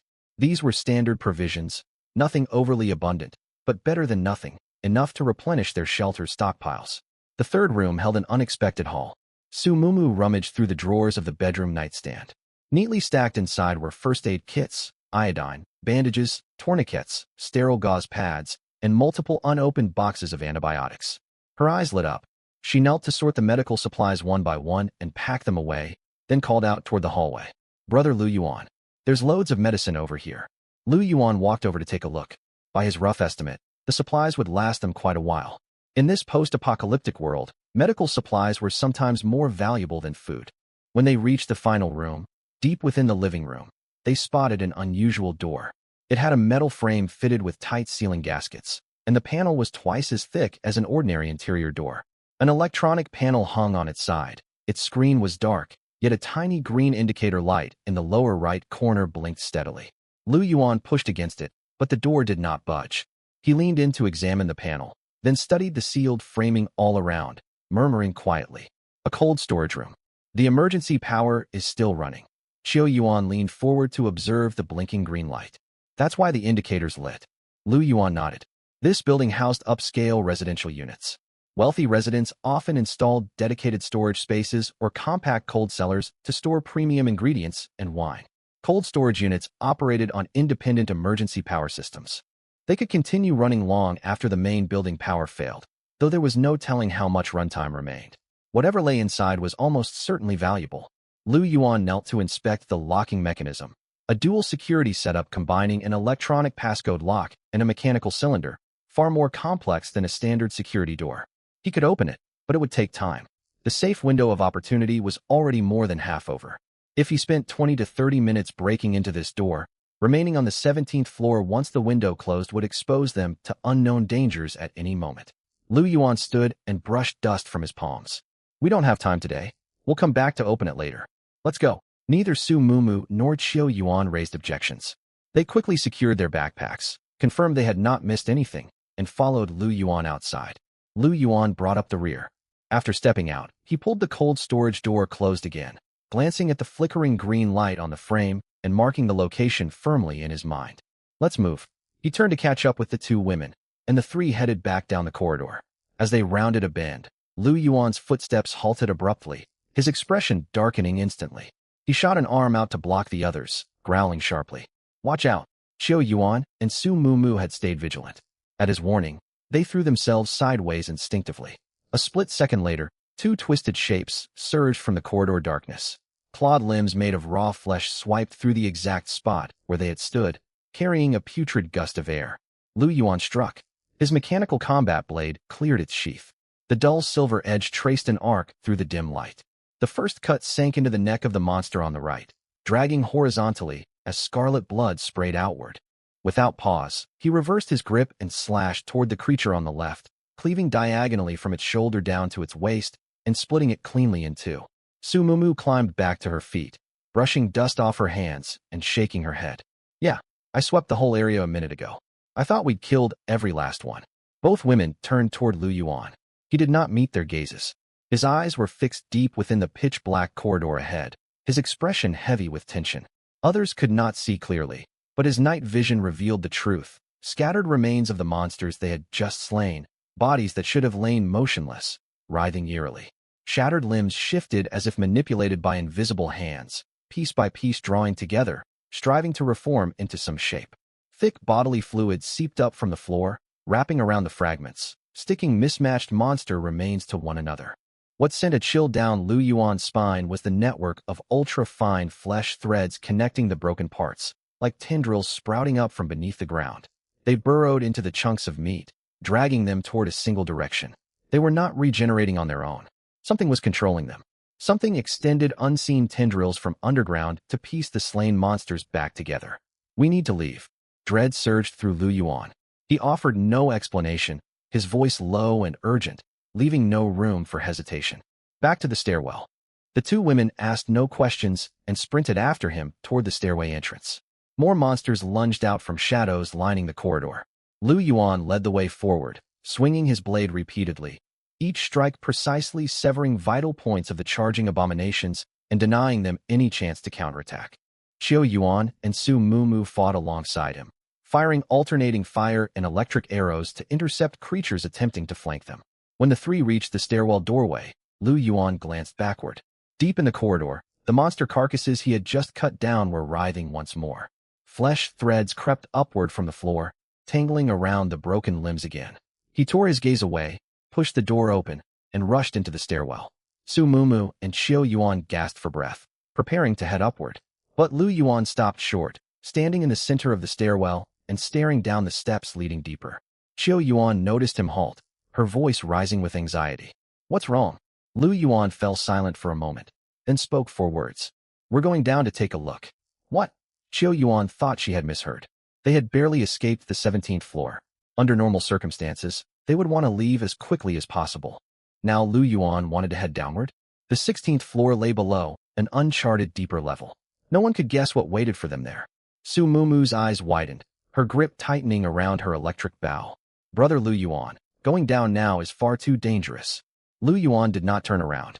His tone carried unyielding command. Follow me. He had already begun descending the stairs. The two women exchanged a glance. Neither dared to argue further. They gritted their teeth and followed. Their hurried footsteps echoed through the stairwell, sinking lower step by step. The air grew damper and reeked of rot. The doorway to the 16th floor came into view. Lu Yuan stopped before it and pressed his ear against the panel. His enhanced senses far surpassed ordinary humans. He could hear clearly through the thick door, breathing. Heavy, slow, labored breathing. It rumbled through the wood, vibrations emanating from a massive chest. No human could produce such sounds. Whatever lay beyond dwarfed ordinary flesh monsters dozens of times over. Lu Yuan closed his eyes, focusing all his senses on the great mass hidden in the darkness past the door. The rhythm, position, and depth of its breathing mapped out before him like an invisible web. Once he pinpointed the creature's exact location, he held out a hand. "Give me your bow." Qiu Yuan did not hesitate and handed over her fire bow.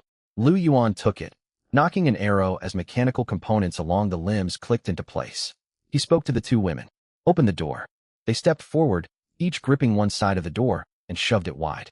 A wave of putrid stench washed over them, thick enough to feel tangible.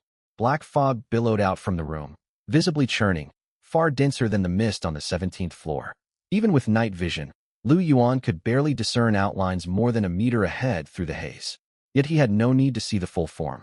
He already locked onto the source of the breathing. He released his fingers. The blazing arrow streaked through the thick fog, leaving a trail of bright flame as it shot deep into the darkness. Boom! The arrow collided with something, and fire erupted instantly, spreading like poured oil. Orange flames surged outward, illuminating most of the 16th floor. The moment the fire flared into sight, all three beheld the full shape of the creature. It was no ordinary flesh monster. It was a tree, an enormous tree constructed from intertwined flesh and broken limbs. Its branches twisted from fused arms and leg bones, and its canopy formed from stacked faces and human heads. Every visor bore eyes, nostrils, and mouths, shifting constantly, opening and closing as if drawing breath. The faces belonged to men and women, the elderly and children, packed tightly together, forcibly fused into the tree's body. Flames raced up its trunk. The faces contorted, releasing a chorus of low wails that blended into one another, cries of agony. Yet those moans echoed in their ears, sending shudders racing down their spines. At the sight, Su Mumu clapped a hand over her mouth, frozen to the spot. What is that?" Qiu Yuan could find no words to speak. Her vision of the apocalypse had always been limited to zombies and monsters from films. What stood before her defied every expectation. Nothing like this existed in any movie. For a split second, her mind stalled, unable to process such an absurd sight. Lu Yuan did not linger to observe. He tossed the bow back to Qiu Yuan and turned to sprint upward. "Run!" The two women snapped out of their shock and raced after him. The three charged back onto the 17th floor. As they passed the corridor entrance, Lu Yuan caught a glimpse inside. The monster remains being woven together by flesh threads were now engulfed in fire. Reddish flames licked the twisted masses. The creatures screeched sharply, thrashing wildly amid the blaze. Lu Yuan's expression sharpened. His guess had been correct. The regenerating monsters on the 17th floor were connected through some kind of channel. The fire unleashed on the 16th floor spread upward along those threads and ignited them as well. But there was no time to watch further. Black fog roiled from the far end of the corridor, as if something was creeping upward from deeper levels. The safe window had closed. Threats that had lain dormant during the window were reawakening. Lu Yuan tore his gaze away and led the women forward. The three sprinted up the stairs step after step. Low roars and the crackle of flames echoed behind them, mixed with the dull rumble of churning black mist. Something was giving chase from the area they had just fled. Their footsteps thundered in unison through the empty stairwell, growing faster and more frantic as they raced toward the barred steel door on the 21st floor. The instant the three burst into the apartment, Lu Yuan slammed the steel bars back into their slots, twisted the lock tight, then leaned against the door, exhaling heavily. Qiu Yuan and Su Mumu could barely stand. Both sank to the floor at nearly the same moment. None of them spoke. Only ragged breathing reverberated through the quiet room. After a long pause, Su Mumu lifted a hand to wipe sweat from her forehead, her voice still trembling with lingering fear. "That tree, what exactly was it?" Her voice wavered on the word tree. The image remained burned into her vision, impossible to shake off. She replayed the sight of the flesh-built giant tree covered in writhing, wailing faces engulfed in fire. As a medical worker, she had seen countless corpses and severe injuries over the years, yet nothing compared to this. It could not be explained by anatomy or medical science. It was a fundamentally wrong existence beyond all comprehension. Qiu Yuan said nothing. She leaned against the wall with her eyes closed, still struggling to steady her breathing. Zombies, monsters, ruined cities. That was the vision of the apocalypse Qiu Yuan held. Horrifying, yet still within the boundaries of human imagination. But the tree she had seen today proved this ruined world was far stranger and more terrifying than she ever imagined. A tree grown from flesh, rooted to the 16th floor, spreading and growing endlessly. Hundreds of human bodies woven into its form. If they had not descended and loosed that arrow, she dared not imagine what would happen as it continued to expand. Lu Yuan stood by the door without speaking. He rested against the frame with a grave expression, gaze lowered as he processed everything he had witnessed. Though the flesh tree shocked him, he was not entirely surprised.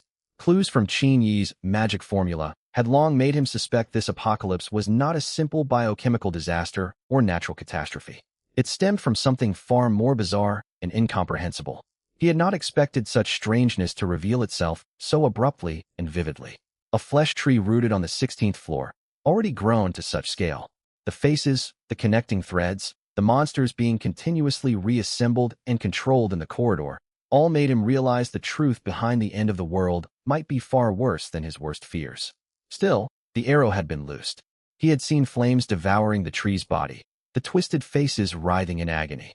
It might slow the tree's growth, but could that single arrow burn it completely and destroy it? He had no answer. Those underground threads and the endlessly merging remains made him suspect he had only inflicted a temporary wound, not a fatal blow. They would have to return during the next safe window to investigate. Lu Yuan set aside his thoughts and pushed away from the doorframe, his voice calm and steady. Don't dwell on it. Let's rest first. His tone was quiet, yet reassuring, pulling the two women out of their heightened state of panic. Su Mumu glanced up at him, the tension in her shoulders slowly fading. Qiu Yuan opened her eyes, gave a silent nod, and pushed herself up from the floor. The three began removing their gear. Lu Yuan unstrapped his mechanical combat blade from his waist and leaned it against the wall. Qiu Yuan and Su Mumu set down their bows and arrow quivers as well. Qiu Yuan started tallying the supplies they had collected, sorting food and daily necessities into neat piles. Su Mumu knelt in the corner to organize the newly acquired medical supplies.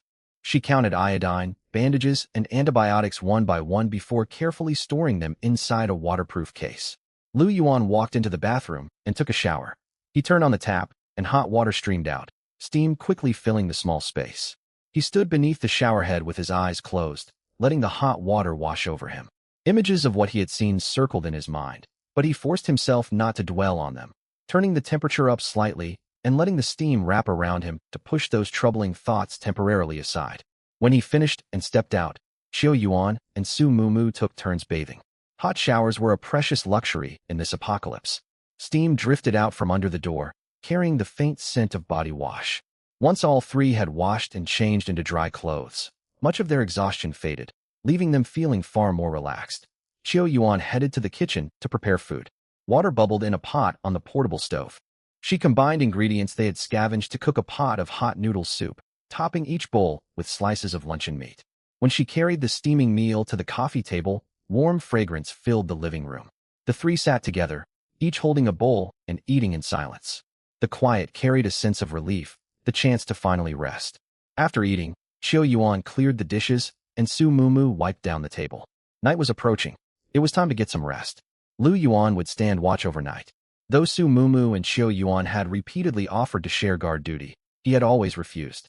Without night vision and heightened senses, Lu Yuan could never trust them to keep watch. Only when he stood guard himself could he truly feel at ease. Lu Yuan returned to the master bedroom. The moment he twisted the doorknob and pushed the door open, he froze. The lights in the master bedroom were on, warm yellow light filling the room with soft brightness. Two graceful figures knelt side by side on the floor before the bed, heads slightly lowered, looking as docile as cats waiting for attention. The woman on the left was Qiu Yuan. Qiu Yuan had changed into a burgundy satin nightgown. Fine shimmer glided across the silk fabric, with thin shoulder straps resting lightly atop her shoulders. The material fell naturally along her frame, outlining her mature, well-proportioned figure. The hem reached just above her thighs, and a loosely tied ribbon bow hung at her waist, looking as if it might slip undone at any moment. The silky fabric clung gently to her form, and smooth skin glowed faintly beneath the warm lamplight with every quiet breath. To the right stood Su Mumu. She had put on an office OL uniform, a white blouse tucked into a black pencil skirt that ended just above her knees, paired with sheer black tights and slim black high heels. Two buttons on the blouse collar were undone, revealing a stretch of fair neck and a faint hollow of her collarbone. The uniform had likely been found from a closet in one of the apartments. On her frame, it created a striking contrast against her former image as an innocent campus beauty. The mix of youthful features and formal workwear carried a uniquely stirring charm. The two women knelt side by side before him, heads bowed, waiting quietly. Lu Yuan stood in the doorway, his gaze shifting from Qiu Yuan to Su Mumu, then back again. He paused briefly. You too. Qiu Yuan lifted her head, her charming eyes glinting with a soft smile, her tone gentle. Lu Yuan, pick one. Su Mumu raised her head as well, a light blush spreading across her fair cheeks, her voice sweet and soft. Brother Lu Yuan, choose me. Lu Yuan looked at the two stunning women before him. One exuded mature grace and charm, while the other held youthful purity offset by the sharp contrast of her uniform. Both knelt and looked up at him, awaiting his decision. He lingered in the doorway for a moment, then curled the corner of his mouth. Without hesitation, he stepped forward and leaned down to take both of their hands at once. Qiu Yuan's palm was smooth, and Su Mumu's was soft and tender. Each carried its own distinct warmth. Only children make choices, Lu Yuan said with a smile as he held both hands. Adults usually take everything. A flush rose quickly across Qiu Yuan's cheeks. Su Mumu lowered her head, the tips of her ears turning bright red. Yet she did not pull her hand away. Instead, she subtly curled her fingers to hold his. Lu Yuan gently pulled, lifting both women to their feet.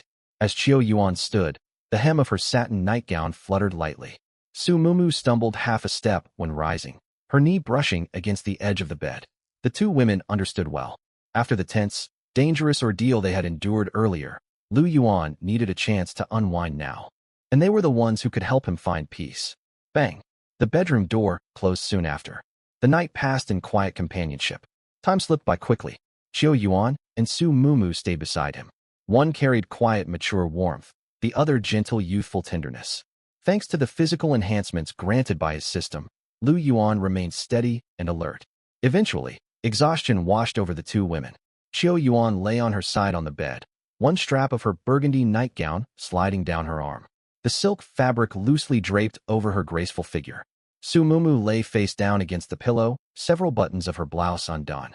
A large stretch of fair back exposed. Her breathing came shallow and unsteady, as if she barely had strength left to lift her hands. Once the two women drifted into rest, Lu Yuan also took time to recover. It was past 11 at night when he sat up, swung his legs over the bed, dressed, picked up the mechanical combat knife, leaning against the headboard, and quietly stepped out of the master bedroom, closing the door behind him. The living room was silent. The warm glow of a camping lamp spread over the sofa. As usual, he dragged a chair to the entrance and sat down, placing the combat knife within easy reach. He leaned back against the chair, half closing his eyes to keep watch through the night. There was no movement in the corridor. The entire building was silent, as if submerged in deep water. Now and then, a distant gust of wind drifted up from the stairwell, only to vanish quickly into the darkness. Time ticked onward. The hands of the wall clock moved slowly, shifting from 11 to half past, then to 50 to 12.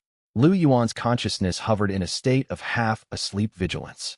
When the numbers on his phone screen turned to 12 o'clock exactly, his mind sharpened instantly. He focused inward, and a translucent panel popped up, suspended in the void before him. Sign-in time reached. Lu Yuan silently thought the word sign-in. Words flickered on the panel, and lines of golden text slowly appeared. Sign-in successful. Obtained attribute point. Stamina +1. His regular daily attribute reward had arrived. A warm sensation spread from his chest, flowing through his veins to every limb. All lingering weariness faded away completely. He sat upright and rolled his shoulders, feeling fully recharged and clear-headed. Obtain talent. Killing intent perception passive. When facing imminent fatal danger, an alert will trigger in advance, granting a brief window of reaction time to evade or counterattack. Lu Yuan's eyes lit up as he read it. This functioned as an early warning system, buying precious fractions of a second before disaster struck. In the end times, life and death often hinged on that tiny window of reaction. With this ability, he effectively gained an extra chance to survive. Excellent. Truly excellent. The final reward was far more intriguing. Obtain supplies. Which potion ×1 grade B witchcraft path unlocked. Lu Yuan's breath hitched for a moment. Witchcraft? He had only heard the term from Qin Yi that afternoon, and the system rewarded him with it that same night. Moreover, the witchcraft path had been unlocked. It meant future sign-in rewards might include more items tied to witchcraft. Interesting. He focused his attention on the line about the witch potion, and a detailed description unfolded clearly on the panel. Witch potion grade B effect. may be administered to one female target. After ingestion, the target becomes the exclusive witch of the user, bound by absolute loyalty, unable to disobey any command. The user gains full command over the witch, including her vitality, physical capabilities, and mental power. The witch may grow stronger by consuming flesh and blood, yet all gains from her growth belong entirely to the user. The user may decide the witch's life or death with a single thought. Lu Yuan's gaze grew intense as he read. The power of the witch potion was simply overpowered. With one bottle, a woman would become his fully loyal witch, hers to command completely. She could grow endlessly stronger by consuming flesh and blood, all progress feeding back to him. He could drain her life away whenever he wished. It amounted to a permanent, obedient combat unit that could continuously increase in strength. This item held immense value for him right now. He did not waste time dwelling on moral qualms. Discussing morality in the end times was absurd. Only one thought occupied his mind. It was a shame there was merely one bottle of the potion. He wondered if more could be obtained from future sign-ins, and just how far the newly unlocked witchcraft path would extend. Even this single bottle alone was enough to stir his excitement. There was, however, one drawback to the witch potion. The witch potion is highly unstable. Ingestion carries a risk of unforeseen mutation. Host is advised to exercise caution. If not for that risk, Lu Yuan would have considered using it on Su Mumu and Xiao Yuan. It could boost their strength while solidifying their loyalty. Given the mutation risk, he decided against it for now.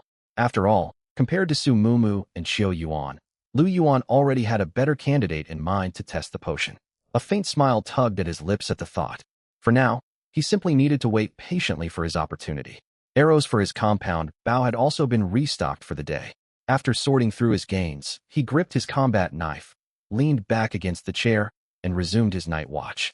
Following the crisis on the 16th floor and the sight of the twisted flesh tree, Lu Yuan was far more cautious during guard duty.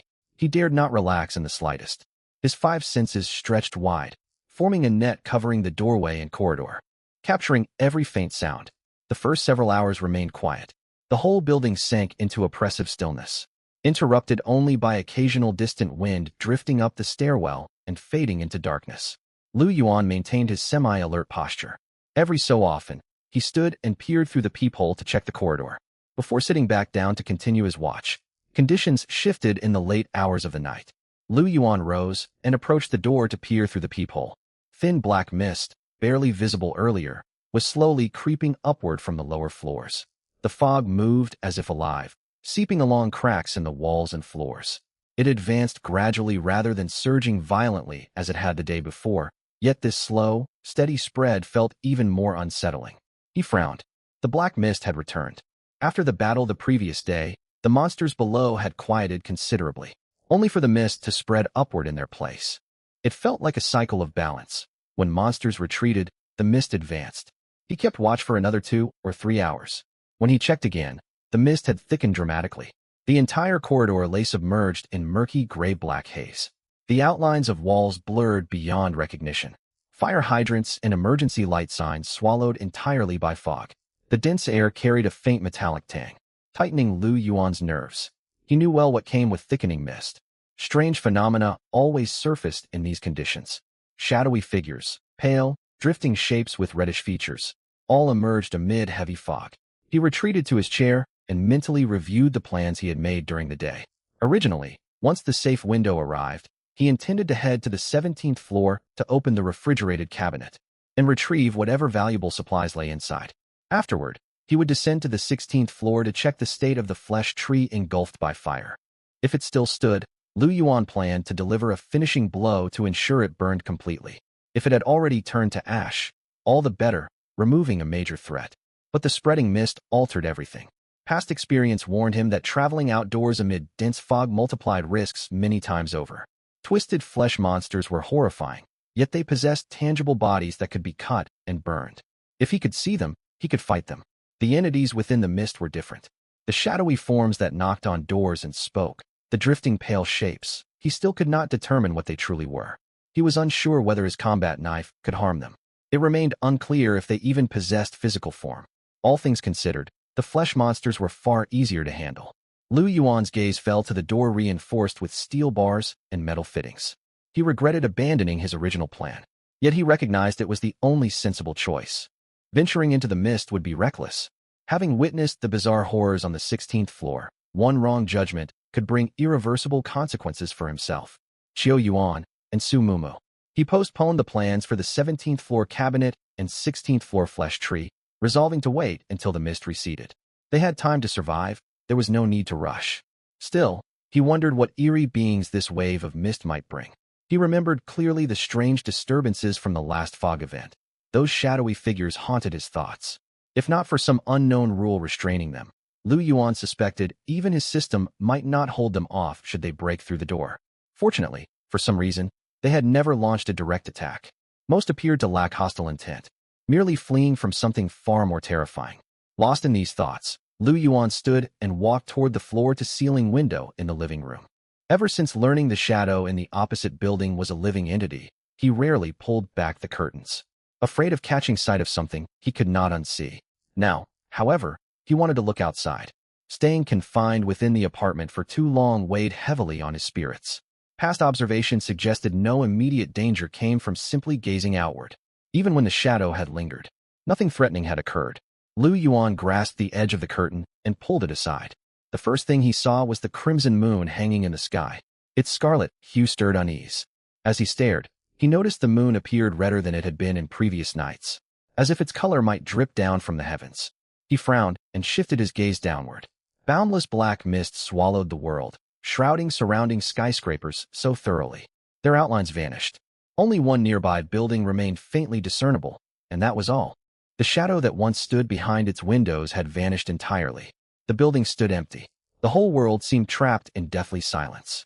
He watched for a while, discovering nothing noteworthy, and prepared to draw the curtain closed once more. Suddenly, the dense black mist outside churned violently. It looked as if something was about to burst forth from within the haze. Lu Yuan's expression hardened. He spun, grabbed the compound bough beside the window, nocked an arrow, and drew the string taut, aiming at the roiling mist, ready for battle. Moments later, the creature emerged from the fog. Lu Yuan inhaled sharply at the sight. It was a bird. More precisely, an eagle. Yet the eagle was grotesquely mutated. Its eyes bulged from their sockets, hanging only by strands of blood vessels. Even so, crimson pupils swiveled with ferocity. Its body was rotting, most feathers shed to reveal black, decaying flesh, with pale maggots crawling beneath the skin. Still, it flew, moving in awkward, unnatural motions, as if an outside force drove its long-dead frame. Most unsettling of all were its talons. Draped beneath them hung several lengths of bloody intestines. It was plainly human innards, the wounds fresh and red, torn free only moments earlier. Lu Yuan kept the bow drawn, arrow aimed at the blood eagle flying toward him. The eagle sensed his presence. Its rotting neck twisted stiffly, turning to face Lu Yuan. Those bulging eyes locked onto him, crimson light blazing from its pupils. It let out a shrill, excited cry, hoarse as if its throat filled with rotting tissue. Then altered course and charged straight for the floor-to-ceiling window. Lu Yuan maintained his aim, yet he felt no overwhelming alarm, because the next instant, bang, the blood eagle crashed headfirst into the thick window glass. A cloud of murky blood splattered outward, rotten feathers and black flesh bursting across the pane like a grotesque flower. The eagle twitched once, its talons going limp, then plummeted from high altitude into the endless black mist, swallowed by shadow in an instant. Lu Yuan stayed drawn for several more seconds to confirm no second creature followed, then slowly lowered the bow and exhaled. He stared at the filthy blood smears left on the glass and frowned deeply. What exactly was that creature a moment ago? Calling it an eagle would be inaccurate. More precisely, it was a monster draped in an eagle's skin. Its body had long been dead. Rotten flesh, shedding feathers, wriggling maggots. Nothing about it belonged to a living creature. Yet it could still fly, still hunt for targets, and even sense his presence, wheeling around to dive straight for him. Could something like that even be called a bird? What troubled him more was its ferocious urge to attack. Even rotting away as it was, it could lock onto the French window with pinpoint accuracy and charge forward, letting out an ecstatic shriek. Had the world outside been overrun by creatures like this? Lu Yuan's mood sank. If beasts of this kind lurked everywhere out there, then even if he found a way to leave this skyscraper someday, the world beyond would be fraught with endless danger. If the creatures flying in the sky had turned into such abominations, whatever roamed the ground would surely be far worse. He stood by the window and stared at the filthy bloodstain for a while, then shook his head. There was no use dwelling on it. Life still had to go on. When the soldiers come, we block them. When floods arrive, we dam them. He would take things one step at a time. With the system at his side, if he pressed forward steadily, he would find a way eventually. Lu Yuan reached out and drew the curtains shut tightly, blocking out the crimson moon and churning black fog. He then turned and walked back to the doorway, sitting down once more on the chair. His battle blade rested within easy reach as he kept watch through the long night. Thanks to Gu Lan's arrangements and Zhang Bing's mediation, the all-female group gradually calmed down. They had not made any major finds, yet they managed to scavenge scattered supplies. Roughly a dozen bottles of water and a collection of food, barely enough to sustain them for 2 or 3 days. But as their situation eased slightly, conflicts surfaced. I'm using this bottle of water to wash my hair. You can't take it. Tang Shi's voice carried unthinking arrogance. One hand pressed firmly on the bottle of mineral water on the table, her knuckles whitening from the grip. Opposite her stood Jiang Xiaoran, a girl with a ponytail. Before the apocalypse, her family ran a business and lived comfortably. Yet she still paled in comparison to a wealthy heiress like Tang Shi.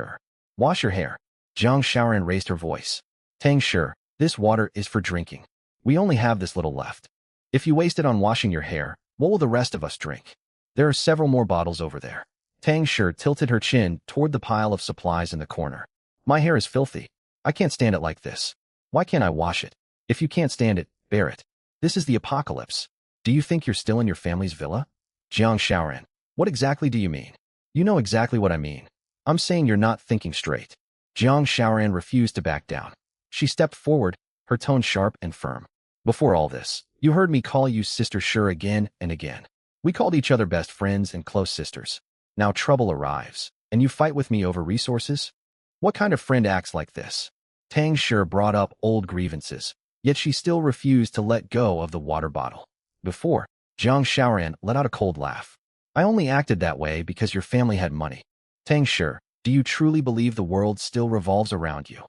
I'm telling you, without your family's influence, you are nothing inside this building. The words struck like a needle, piercing the last remnants of Tang Shi's pride. Her face flushed deep red. Her lips trembled, and she could no longer utter the retort that she was far above the other girl. Jiang Xiaoran was right. In the past, Tang Shi had commanded attention within her social circle, with countless people catering to her every whim. All of that relied on her family's wealth and status. Now those things no longer existed. She was merely an ordinary young woman, no different from everyone else. That reality was what Tang Shi could not endure most. You?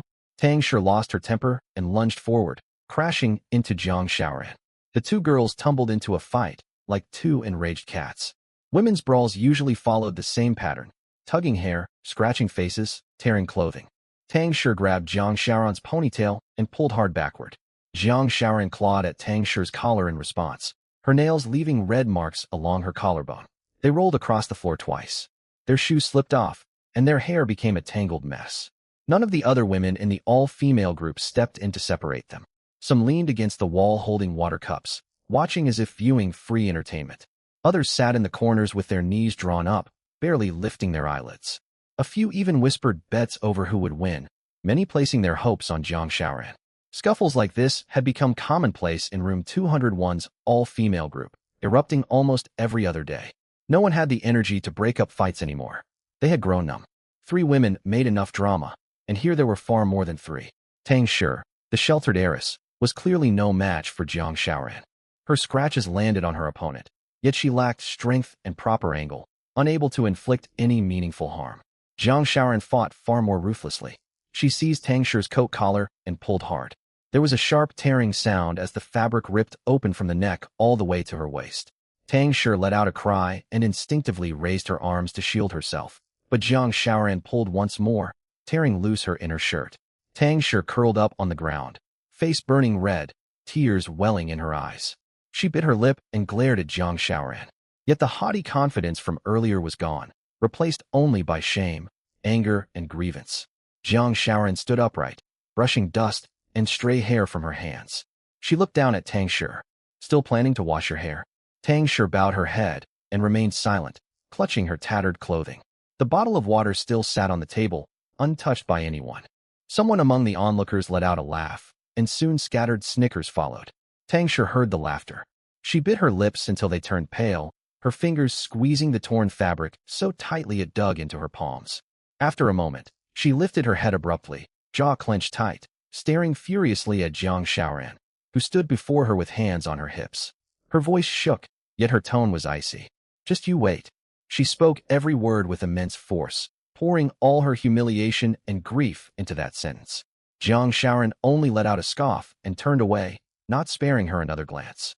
Tang Shi wiped her tears roughly with the back of her hand, pushed herself off the floor, and clutched her ripped clothes. She hurried back to her corner with her head lowered.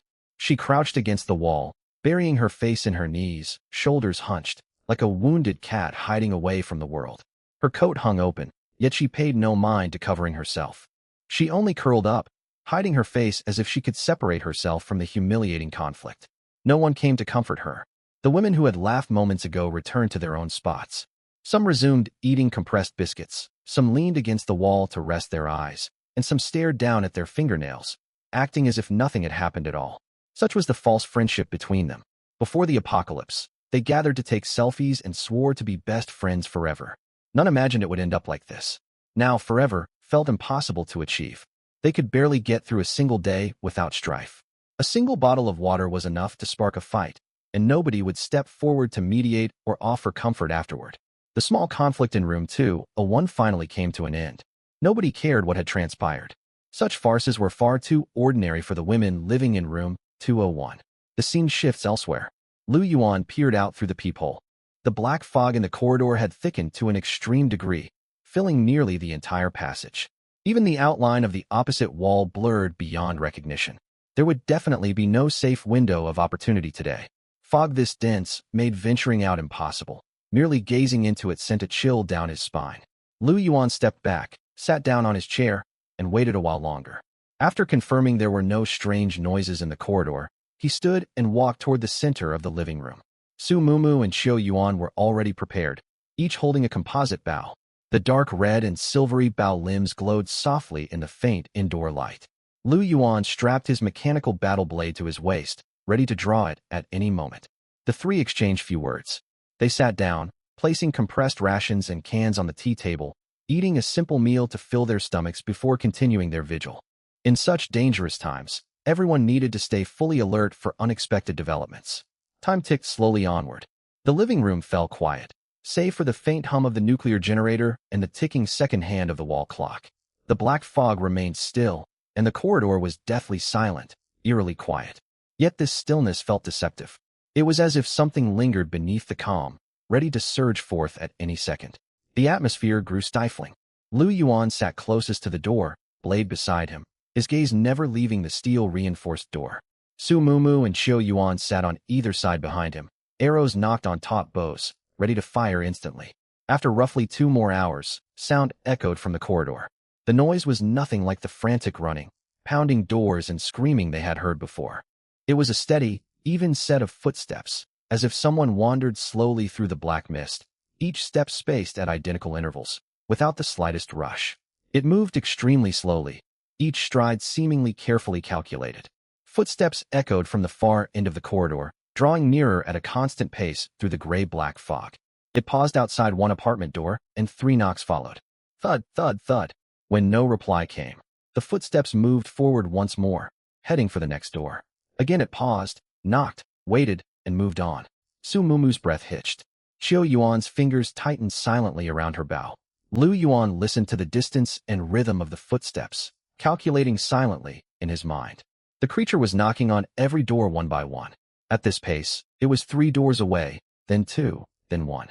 The footsteps halted outside their shelter. Lu Yuan shot a look towards Su Mumu and Xiao Yuan. The two understood immediately. Stay silent. Do not make a sound. Even breathe as shallowly as possible. The 3 held their breath, frozen in place, not daring to blink. Sure enough, the creature raised a hand and knocked. Thud, thud, thud. 3 knocks, the exact same rhythm as on all the other doors, unhurried, like a machine executing a fixed program. Lu Yuan tightened his grip on his blade, but stayed motionless. Su Mumu lifted her bow slightly, aiming the arrow straight at the door panel. He had assumed that after knocking, it would leave just as it had for every other silent doorway. But this time it did not. The footsteps did not move onward. It remained outside the door, standing still. A terrible premonition washed over Lu Yuan like icy water. His grip on the blade tightened further, his eyes fixed firmly on the door, ready to strike at any moment. Then the shadow outside spoke. Its voice was hoarse and low, as if squeezed out from deep within its throat, every word coated in a viscous heaviness. You do not need to hide any longer. It paused. I have seen you. The voice penetrated the thick door and drifted through the living room air. A cold shudder ran down all three of their backs. Lu Yuan's pupils constricted. It felt as if a bucket of ice water had been poured over his head. Seen them? How? His gaze drifted involuntarily to the peephole in the doorway. Through that tiny circular opening, they could see the corridor outside, yet anyone outside could also peer inward and spot faint light and human silhouettes. If this creature possessed eyes, if it stood outside, staring inward through the peephole, within this pitch-black, terrifying world, some unknown entity stood before the door, watching you through the peephole. It was an utterly unsettling thought. Hearing the creature's words, Su Mumu and Qiu Yuan paled with fright and turned to Lu Yuan. Lu Yuan said nothing, only held up a hand gently to calm them and signal them to maintain silence. The two women swallowed the words rising to their lips, steadied their bows again, and quieted their breathing. The shadow outside did not leave. It remained standing there, separated by the door, steel bars and reinforced lock, silent as a stone statue in the corridor. A stalemate lasted roughly 2 minutes. Then the shadow outside spoke again. Its voice retained that hoarse, low tone, yet carried a note of helpless entreaty. I know you fear me. Truthfully, I am also terrified of what I have become. It paused, seemingly gathering its thoughts, or summoning the strength to continue speaking. But rest assured, I am no evil being, truly. I belong to the Aurora Church. We worship the Northern Aurora, and I am a cleric tasked with handling this catastrophe of aberrations. We follow the Archbishop's orders to purge all aberrant monsters within this region. Yet when we arrived, we discovered the scale of this mutation far exceeded our expectations. We came under attack from countless aberrant beasts and suffered heavy casualties. I became separated from the other clerics. The Archbishop has also vanished, lost within these premises. Its voice grew raspier, heavy with exhaustion. I have been infected by the aberration, and my strength is nearly spent. If I cannot rest soon, I will not survive. Death itself holds no terror, yet the aberration continues to erode this world. If it cannot be contained, every survivor in this region will face unparalleled disaster. It fell quiet for a moment, its tone turning solemn once more. So, I beg you to save me. Spare my life, and I swear by the Aurora that I will always be grateful. Lu Yuan stared at the blurred shadow through the peephole, his brows drawn tight. The speech was far too complete. The Aurora Church, the aberration crisis, regional purification missions, the Archbishop, scattered clerics. Nothing like this had come from any of the Nox he had encountered before. All the other shadows had used shallow excuses, claiming to be neighbors downstairs or begging for food, transparent attempts to trick people into opening doors. This time, however, the creature wove a full, previously unknown narrative, complete with an organization, mission, background, and goals. It seemed faintly connected to the flesh and blood tree he had seen on the 16th floor, the merging monsters, and the elixirs Qin Yi's parents had mentioned. But the question remained.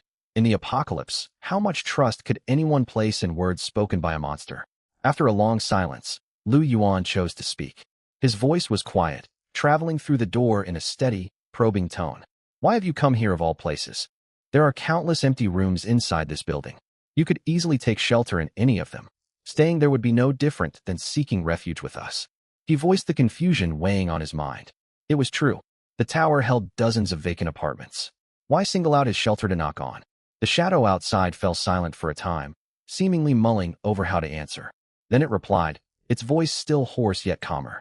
There are indeed many rooms within this skyscraper, but very few still hold living survivors. Only places inhabited by living humans can receive genuine protection. Lu Yuan frowned. Why? Because, the shadow paused, gathering energy to continue. Before we arrived, the Cardinal placed runic blessings upon every room, sheltering survivors. As long as you stay indoors and do not open the door recklessly, you will not face severe danger. Its voice carried weary certainty. This is our last line of defense. Among these upper floors, only your dwelling still bears the blessing.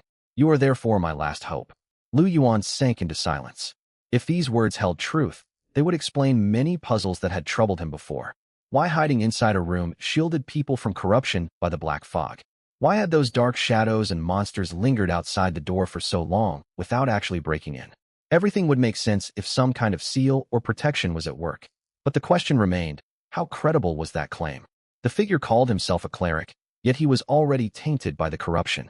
Were his words an honest account of the truth, or merely a ploy to win their trust so he could get inside the room? Lu Yuan stood on the inner side of the door, still gripping his battle blade. The firm texture of the hilt rested steadily in his palm. He did not lower his weapon, nor did he move closer to the peephole. After a while, "How can you prove everything you say is true?" Lu Yuan asked. "How can you be certain you are not already a corrupted monster?" The shadow outside fell silent for a very long time. The corridor grew so quiet it felt as if time itself had frozen. Su Mumu could not help tilting her head, straining to catch every sound beyond the door. Qiu Yuan's fingers tightened and loosened repeatedly around her bow. Lu Yuan did not press for an answer. He simply waited quietly. Then the voice spoke again, weaker than before, heavy with profound exhaustion. "I cannot be certain." Lu Yuan raised an eyebrow slightly. Cannot be certain? That introduced far too many unknown variables. How could he possibly open the door and let in something that could not even confirm whether it was human or a monster? The shadow seemed to sense his hesitation.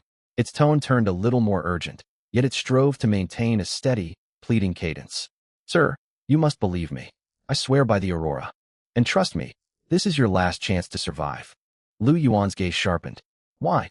Tomorrow," the shadow's voice sank, as if stating an unalterable truth. "The monsters within the black mist will fully succumb to corruption and run amok.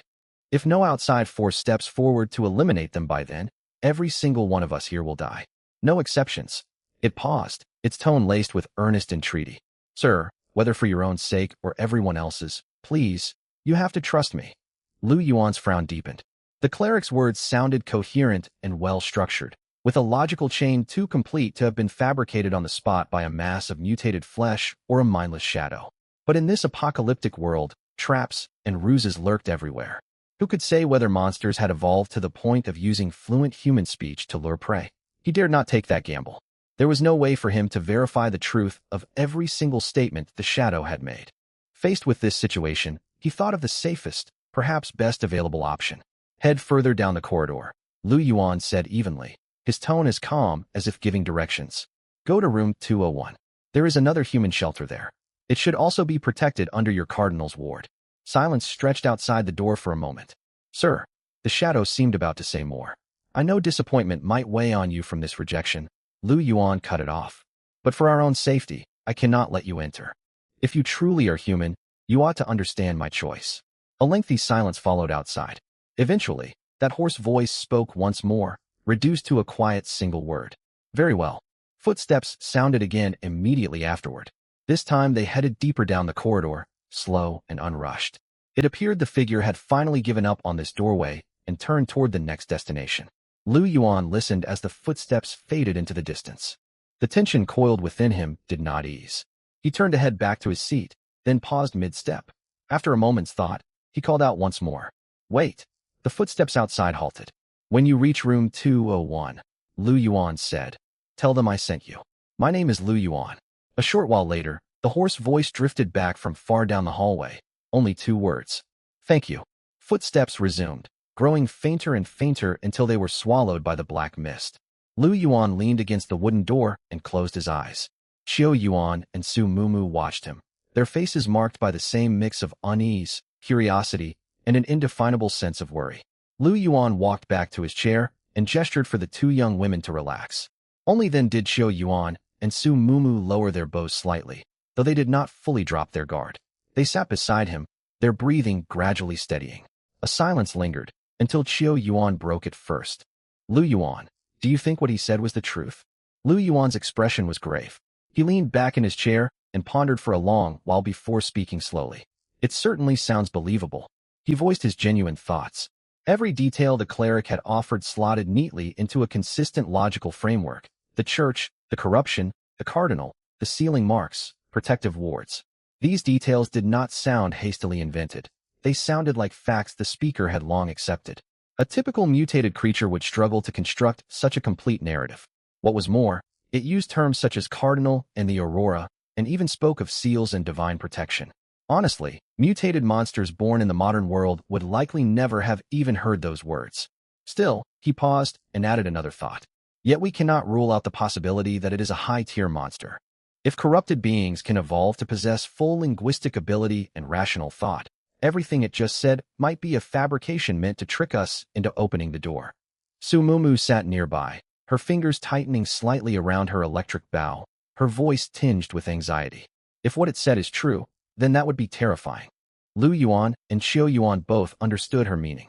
If the cleric spoke the truth, it meant beyond the world they knew existed another group of people, members of some ancient, mysterious organization, one that might exist separate from ordinary modern society. Their influence stretched far beyond regular search and rescue teams and police forces. They bore responsibility for quelling corruption and resolving this crisis, yet they too had suffered heavy casualties. Even their cardinal could only lay sealing marks to shelter survivors. If even they lacked the means to defeat these monsters, what hope remained for ordinary people? Xiao Yuan rested her fire bow across her knees, her voice heavier than usual. What's more, if such an organization truly exists, this apocalypse is far more complicated than we imagined. This is no ordinary disaster. It feels as though some far greater force is pulling the strings behind everything. The three fell silent again. The cleric's appearance had subtly shifted their understanding of this apocalypse. This was not a catastrophe they could simply endure while waiting for rescue. It was a world-shaking upheaval steeped in eeriness and madness, far beyond anything they could conceive. Ordinary monsters and ruined landscapes were merely surface appearances. Something far more horrifying lurked beneath. Su Mumu's voice cut through the quiet, carrying a simple sigh. If all he said is real, then he truly is a good person, risking his life to hunt corrupted monsters and protect innocent survivors. On the surface, he sounded like someone worthy of trust. But neither Lu Yuan nor Xiao Yuan responded. Xiao Yuan lowered her gaze, lost in thought, her fingers gently brushing the fine grain patterns carved into her bow. Lu Yuan stared at the tightly drawn curtains covering the window, his vision unfocused as his thoughts wandered further afield. He had few hobbies back when he worked. During lunch breaks, he often read books on world history and possessed a basic understanding of church traditions. Within such organizations, many low-ranking clerics were sincere believers, ordinary folk driven by goodwill, willing to sacrifice everything to safeguard others. Yet the higher one climbed the hierarchy, the more tangled things became.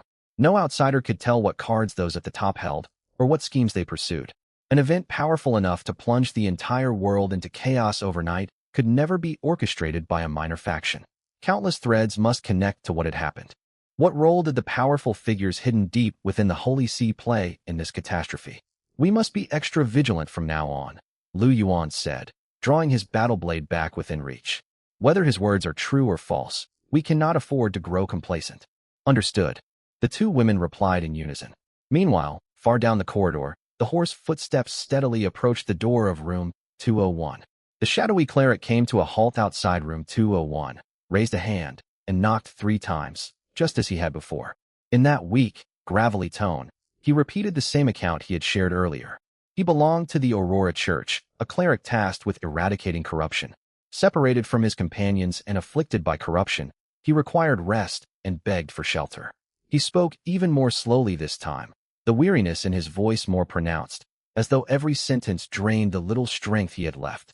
Inside room 201, several women exchanged uneasy glances. Suwon stepped forward first, planting her hands firmly on her hips to block the doorway. Her tone was unyielding. "No way. We are not letting you in." Silence hung outside for a heartbeat. Then the shadow's voice rang out again, filled with evident confusion and frailty. "Why? Are you also afraid I am a corrupted monster?" Suwon let out a cold huff. "I care nothing for all your ramblings. As long as you are male, you will not set foot inside." The words rolled off her tongue easily, as if she had repeated this rule countless times. This time, however, she received none of the expected agreement. The Lin sisters, Lin Muxue and Lin Mushuang, traded a glance and said nothing.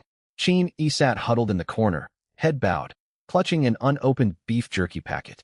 She did not even lift her eyes. Once, she had been among the loudest echoing Su Wan's cry of keeping all men out. But she had previously sought aid from Lu Yuan and placed immense faith in him.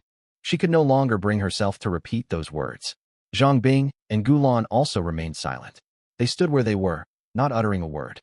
Gulan's fingers tightened around her water cup. Her silence stemmed from more than just the all-female shelter rule. She was weighing the truth of the Shadow's claims. If he really was a member of the church, would opening the door invite unforeseen complications? If he was lying, unlocking the entrance would amount to a death sentence. With no way to confirm his identity, turning him away remained the safest choice. And so she chose to stay quiet. The Shadow outside clearly had not anticipated Su-won's reasoning. It fell silent for a long time before speaking again, its voice rougher, yet it strove to maintain patience. "Madam, I fail to understand your reasoning. Why bar entry solely because I am male?" Su-won spoke sharply and quickly. "First of all, I have no proof any of what you claim is true. Second, even if you are telling the truth, so what? The kindness you show us now does not guarantee you will not harm us later. Who can know what you might do once inside the shelter? Could you give in to lust? Lose control and turn violent? All of it is possible." The Shadow lapsed into silence once more. It had imagined countless reasons for being rejected, being mistaken for a monster, doubts over its identity, fear of being burdened. Yet it could never have anticipated being turned away purely on account of its gender. It struck the cleric as utterly absurd. After a lengthy pause, the voice returned, heavy with barely restrained helplessness. "Madam, you cannot assume wrongdoing on my part based on events that have not come to pass. That is deeply unfair to me. Does the absence of wrongdoing mean harm will never happen?" Su-won shot back quickly. "I have witnessed too many such incidents. Do you believe you bear no risk at all?" The Shadow fell completely silent. This cleric, whether hailing from some ancient organization or another world, appeared thoroughly flustered. It stood outside the door, all arguments trapped in its throat, only faint, hoarse gasps escaping. Gulan's heart tightened watching Su-won's triumphant posture. She dared not let the impulsive woman continue speaking. If they enraged the cleric enough that he abandoned hunting monsters to slaughter everyone inside this room, disaster would follow. She set down her water cup and stepped forward, adopting as calm and polite a tone as she could manage. "Sir, we apologize. We have little combat strength here and cannot take you in. You should seek shelter elsewhere." The Shadow lingered outside the door for a moment, as if its remaining energy had been exhausted. Just as Gulan thought it would turn and leave, it spoke once more, its voice so hoarse it threatened to dissolve into thin air. "A man named Lu Yuan sent me here and said you might offer me shelter." It laid down this final card, spoken with a flicker of uncertain hope. Mentioning Lu Yuan felt like clinging to the only thread that might lead to survival. The moment the name Lu Yuan left its lips, the quiet inside room 201 shifted. Gulan's fingers around her cup twitched, her eyes flickering. Qin-Yi lifted her head from the corner, and her downcast eyes suddenly lit up. Zhang Bing, leaning against the wall, stirred slightly, as if hearing the name roused her from her prolonged, gloomy stupor. "What does Lu Yuan have to do with this?" Su-won crossed her arms, her tone dismissive. "Just because he said you can come in doesn't mean we have to agree." Before she could finish her sentence, Qin-Yi stood to her feet. She gripped the beef jerky packet so tightly her knuckles whitened. Her gaze fixed sharply on Su-won. "If Lu Yuan says we should let him enter, I am in favor." Su-won stared in shock. She never expected Qin-Yi to be the first to object, nor anticipated the fervent certainty in her tone, as though anything Lu Yuan said was an unchallengeable truth. Su-won parted her lips, a twinge of unease rising within her. She feared that if she uttered another refusal, Qin-Yi would lash out at her. She instinctively stepped backward, and the retort on her tongue died unspoken. Gulan glanced toward Zhang Bing. Zhang Bing said nothing, yet gave a subtle nod. Gulan understood the signal. She turned back toward the door, her tone cautious and steady. "Why would Lu Yuan send you here?" "Mr. Lu acknowledged my words." The Shadow's gravelly voice drifted through the wood. "He is a good man." "A good man?" Gulan and Zhang Bing exchanged a look from across the room, both wearing complex expressions. If Lu Yuan truly was a good man, why had he refused shelter to the Shadow himself and sent him to room 201 instead? It suggested Lu Yuan harbored his own suspicions and had passed the problem on to them. At the same time, it implied Lu Yuan found the cleric's claims somewhat credible, shaking Gulan's resolve. Deep down, she had long suspected the Shadow was telling the truth. Its consistent, logically cohesive account was far too polished to be a hastily constructed lie meant to trick its way inside. Still, in this apocalyptic world, she hesitated to trust easily. After all, anything was possible. But if Lu Yuan trusted the cleric, her own judgment wavered. Zhang Bing spoke up then, her voice quiet yet clear. "Let him come inside." Gulan turned to look at her. Zhang Bing remained leaning against the wall, her expression neutral, but she gave Gulan another slight nod. The meaning was plain. She trusted Lu Yuan's judgment. Gulan drew a deep breath and walked toward the doorway. Suwon panicked. She hurried forward, spreading her arms to block the doorway. We cannot let this man in, absolutely. Her words were cut short as Qin Yi suddenly moved beside her. Qin Yi stepped forward in one swift motion, pressing her palm against Suwon's shoulder. Caught off guard, Suwon was forced flat onto the floor, and Qin Yi planted herself firmly on her back. Suwon's face scraped against the floorboards. She struggled to rise, muffled protests spilling out. MMPH, what are you doing? Qin Yi, sitting atop her back, Qin Yi held Suwon's nape in a firm grip, her voice icy cold. If you utter another word, I will tear your clothing to shreds. As she spoke, her free hand latched onto the hem of Suwon's collar, pretending to yank it open. Terrified, Suwon instinctively shielded herself. Half her face pressed against the floor, she froze in place, biting her red lips and swallowing every complaint she had. With Suwon subdued, no one else in the room dared raise further opposition. Those who once followed Feng Yaqi's shouting fierce slogans had long since lost their fire after enduring days of the apocalypse. They now understood clearly that driving Lu Yuan away had been a catastrophic mistake. Regret gnawed at them relentlessly, yet nothing could undo what had happened. Gulan walked to the door. She peered through the peephole for a while, only making out a blurry dark shape with no discernible details. She gritted her teeth, hesitated for several seconds, then twisted the lock and pulled the door open a crack. Boom. A frigid gust surged through the gap. Invisible currents swept along the floors and walls, filling every corner of Unit 201 at once. A chill ran down every woman's spine, and they all hunched their shoulders involuntarily. Eyes locked onto the slowly widening doorway, their hearts hammering wildly. The corridor outside stood empty. Dark gray mist swirled beyond the threshold, yet nothing stood directly in front of the door. The shadowy figure that had spoken moments earlier seemed to have vanished out of thin air, leaving only endless fog drifting slowly outside. Where did he go? Someone stammered. He was just talking. How can he disappear like this? Panic rippled through the group. Some edged backward, others tightened their grips on weapons, and several trembled uncontrollably. They feared the voice might not belong to a human at all, but some unseen, horrifying monster. Only Zhang Bing retained her composure. She did not retreat an inch, her sharp gaze sweeping every inch of the doorway in search of the faintest clue. Seconds later, her eyes fixed on one spot. Squinting, she caught sight of an extremely faint outline amid the churning mist. It belonged to a towering figure, at least 190 centimeters tall, like a statue grown straight out of the darkness. The person was draped in a voluminous black robe, the hood pulled low so its edge nearly brushed the ground. Their silhouette blended almost seamlessly with the fog behind them. It would have been impossible to spot were it not a shade darker than the haze. Gulan also caught sight of the shape. Her heart lurched, but she did not scream or step back. She moved aside to clear the doorway and whispered, "Come inside." The tall shadow stirred. He stepped across the threshold without making the slightest sound. Once he stood fully within Unit 201, a tangible weight of oppression descended upon everyone's shoulders as if carried in with him. Gulan quickly shut the door behind him, sliding the steel bolt back into its groove and twisting the lock tight. With the corridor's mist no longer shielding him, the outline of the figure grew slightly clearer.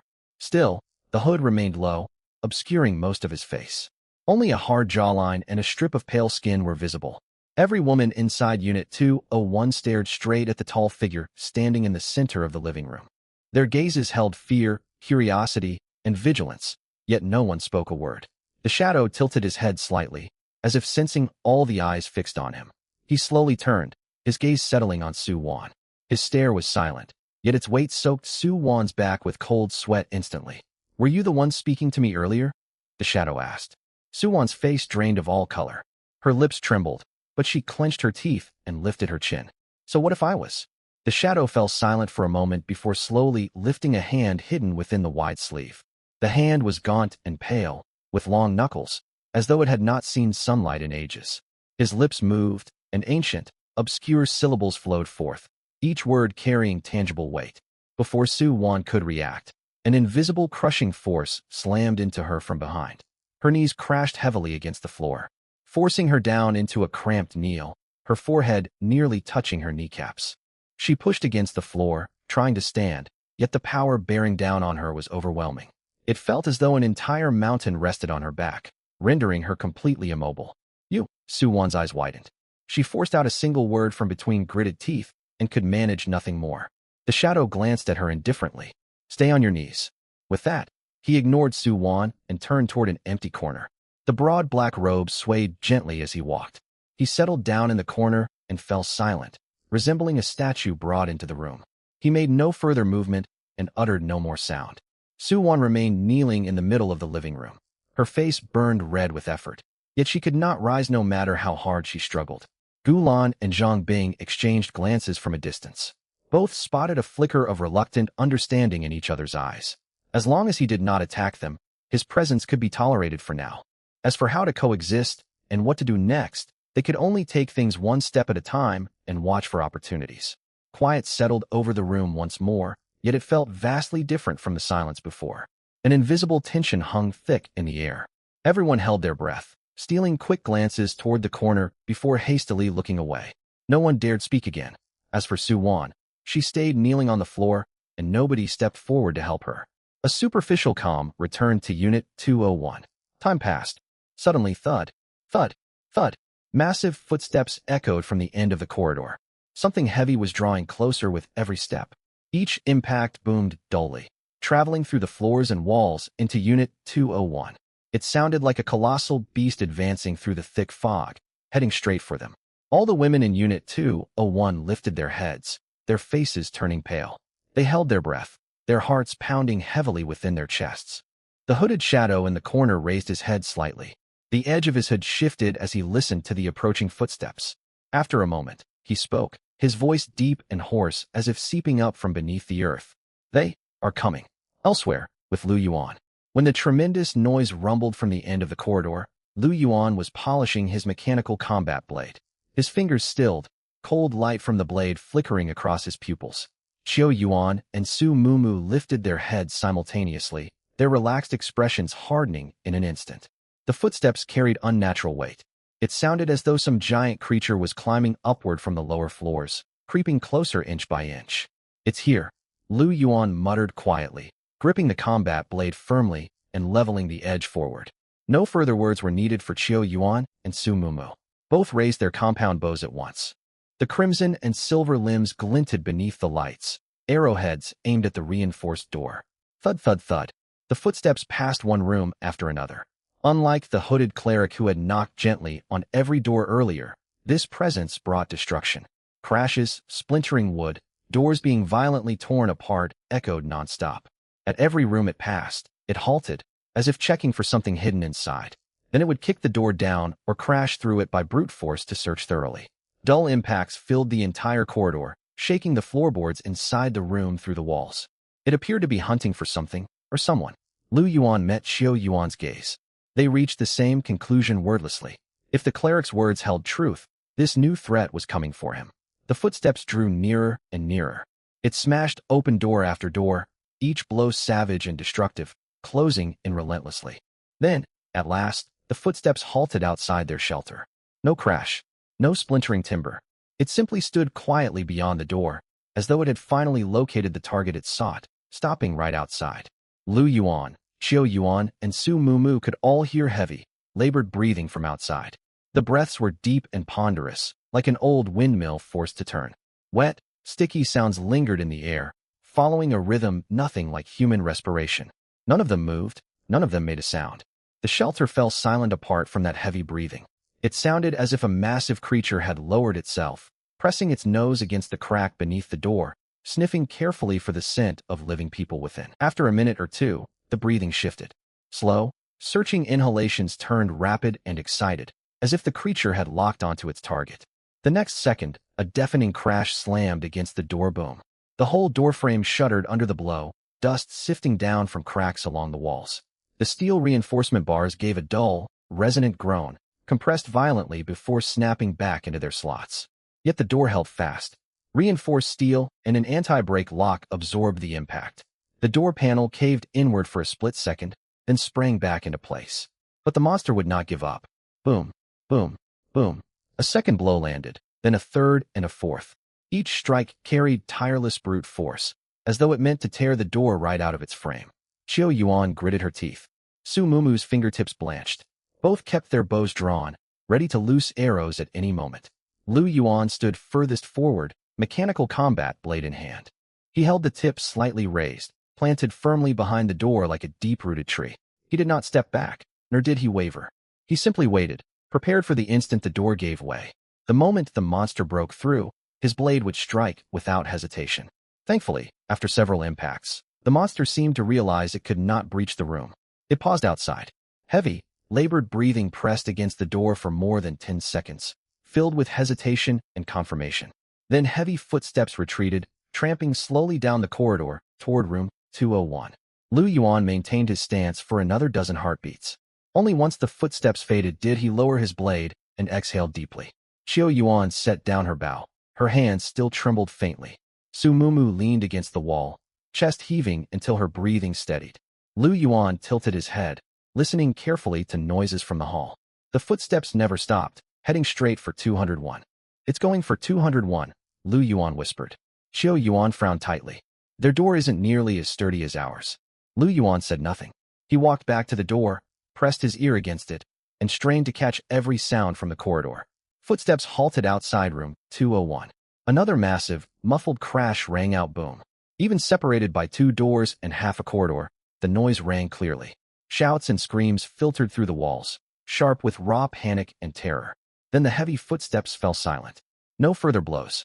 No agonized shrieks. No sounds of being torn apart. The door to 201 had been smashed open, yet the monster had not stepped inside. Lu Yuan's eyes narrowed. If what the cleric had said was a lie, if the runes and divine protection held no power, the monster would already have burst into 201 and begun slaughtering everyone. All he heard was that initial burst of alarm. Afterward, screams continued, but muffled, as though someone were clamping hands over mouths. There were none of the horrific cries of people being killed. The runes are real, he murmured, quiet certainty laced with complexity in his tone. Qiu Yuan and Su Mumu stared at him, waiting for him to go on. Lu Yuan stepped away from the door and sat back down in his chair, setting his mechanical blade beside him. What the cleric told us, the church, the archbishop, the protective runes, the mutated monsters, most of it is probably true. Qiu Yuan and Su Mumu exchanged glances. Their faces paled. Qiu Yuan kept her voice low. So, was that cleric genuinely trying to save people? Lu Yuan nodded, then shook his head. It might be true, but we still know almost nothing about who he really is, or what kind of organization stands behind his church. Neither woman spoke. Black mist still roiled beyond the windows. Lu Yuan's gaze lingered briefly on the damaged door before he picked his blade back up. Truth about this apocalypse was unfolding bit by bit before him, far more convoluted and uncanny than he had imagined. He knew the road ahead would only grow harder. Inside room 201. Though the monster was gone, the atmosphere remained taut and oppressive. All the girls huddled in corners. Some hugged their knees. Others clutched at their clothing. One girl dug her nails so hard into another's wrist, she drew blood without noticing. Terror had completely overwhelmed them. When that huge, twisted shadow loomed in the shattered doorway, it felt as though every breath of air had been sucked out of the room. Every girl had believed their final moment had arrived. The creature was enormous. Even shrouded in black fog, its bulk filled the entire doorway. A crushing pressure hung over them, as though an invisible hand squeezed every throat, robbing them of the ability to scream. A foul stench drifted inward, a sick mixture of rust and rotting flesh. They could make out 2 burning coal-red eyes deep within the mist, greedily scanning every person in the chamber.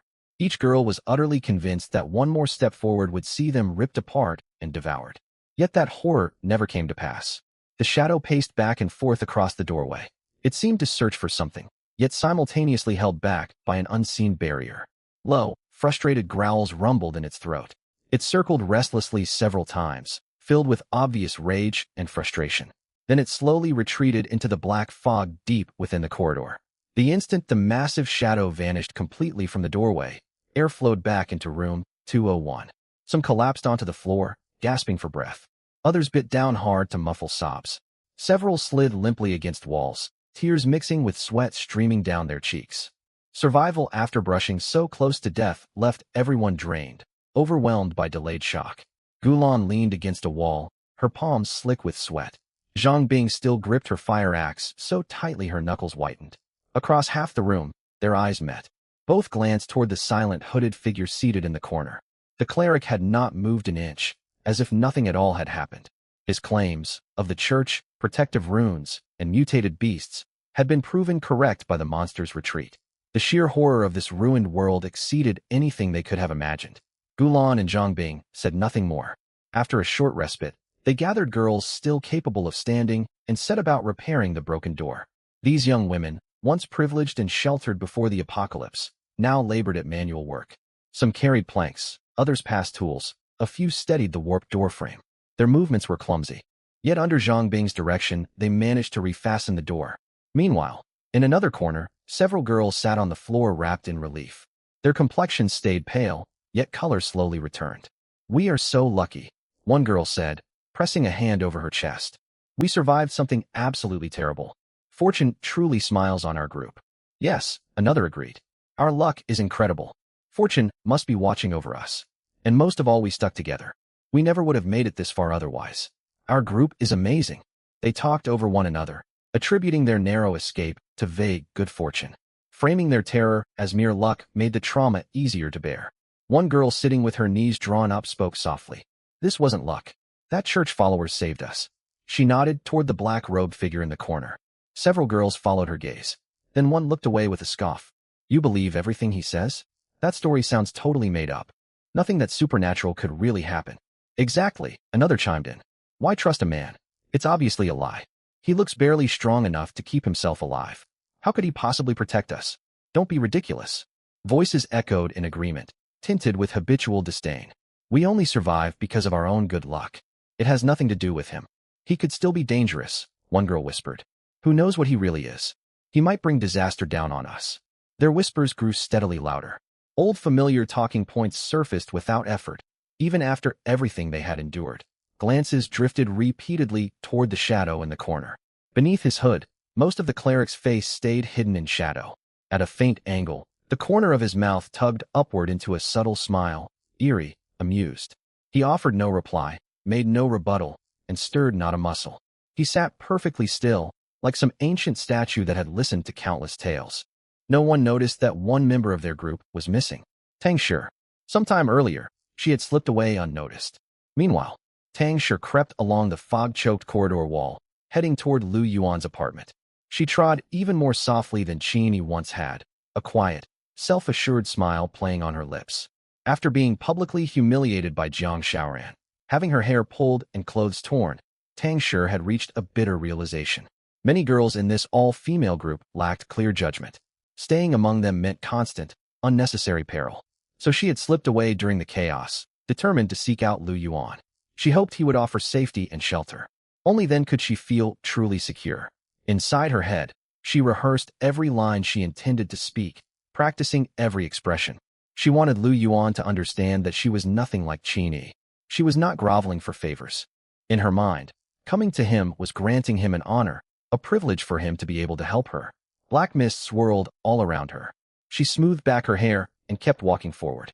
Tang Shi had no idea that a strange shadow had crept up behind her, drawing steadily nearer. Scene shifts back to Lu Yuan's apartment. Shrouded in black mist, they had remained on constant high alert the entire day. None of the three dared fully relax. Above the murk outside hung the crimson moon. Their eyes kept drifting toward the steel-reinforced front door. Evening fell. Qiu Yuan stepped away from the door and walked into the kitchen to prepare supper. Flames flickered from the portable stove. Water inside the pot began to bubble. Lu Yuan and Su Mumu stayed in the living room, weapons close at hand, perpetually ready for danger.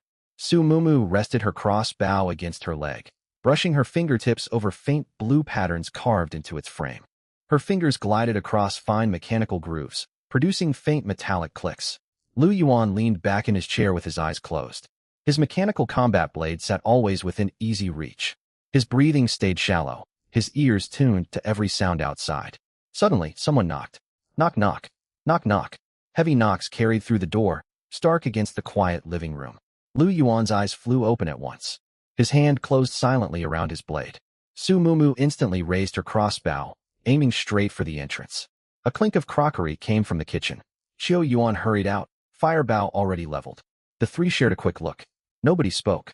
Moments later, knocking came again. Knock, knock. Steady, unhurried, as though someone waited calmly out in the hall. Lu Yuan gripped his blade, moved close to the door, but avoided the peephole.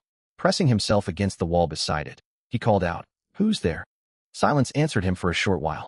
Then a voice drifted over, broken, dry and uncanny, like an elderly woman forcing words out deep in her throat. Do not trust him. The moment the sentence finished, rapid footsteps echoed. Thud, thud, thud, thud.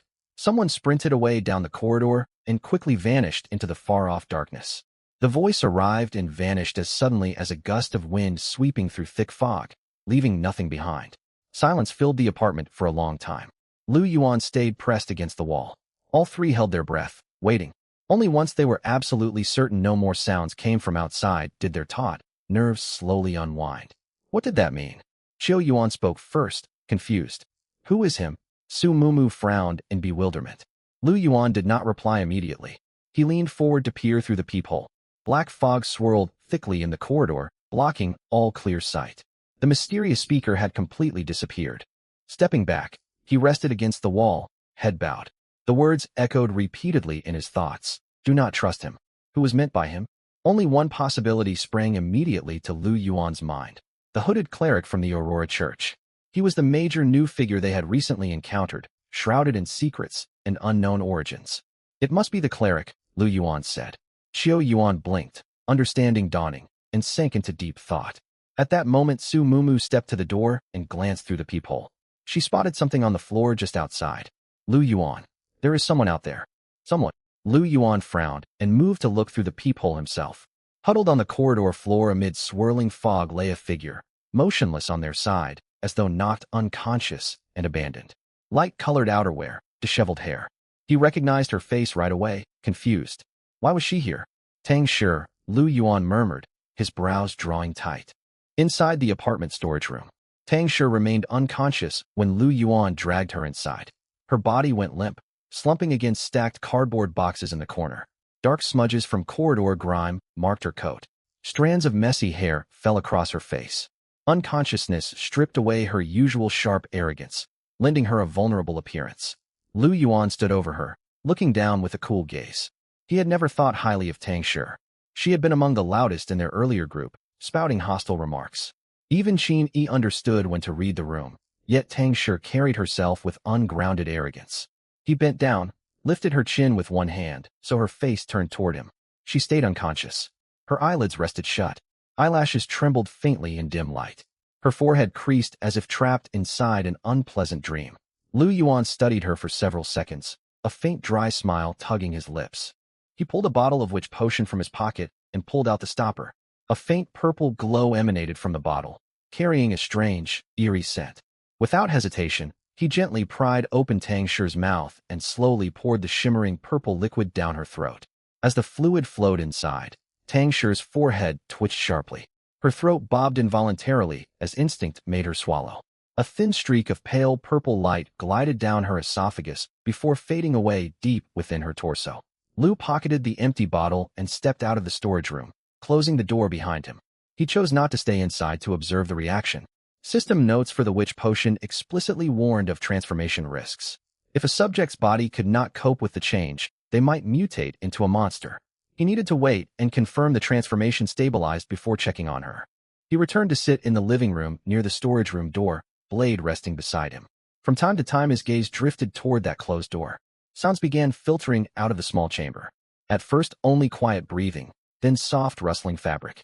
Muffled, incoherent murmurs followed, as though someone struggled violently within a dream. Noises gradually intensified. Her body endured a fierce, involuntary metamorphosis entirely beyond her own control. More than an hour later, clear laughter echoed out of the storage room, bright, joyful, as though someone had woken free of a terrible nightmare. Lu Yuan lifted his eyes toward the door. The transformation had finished successfully. Inside the storage room, when Tang Shi opened her eyes, the very first thing she noticed was her altered vision. Lying beside cardboard boxes, she could make out every crack across the ceiling, every fine layer of accumulated dust, far sharper than before. She blinked repeatedly. Minute dust particles floating through faint beams of light traced clear, distinct paths in the air. Pushing herself upright with one palm flat on the floor, overwhelming sensory feedback flooded her mind. She felt every tiny grain, every subtle shift of temperature and dampness magnified many times over. She stared down at her hands. Her skin had grown fairer, overlaid with a faint silvery sheen. She lifted fingers to touch her face. The unnaturally smooth texture surprised her. When her fingertips brushed her ear, she froze. Her earlobes had grown slightly pointed, subtly reshaped into something no longer fully human. She stood quickly, looking over her whole body. Her skin glowed with renewed vitality, as though every inch had been completely renewed. She clenched her fists. Her knuckles gave soft, crisp pops.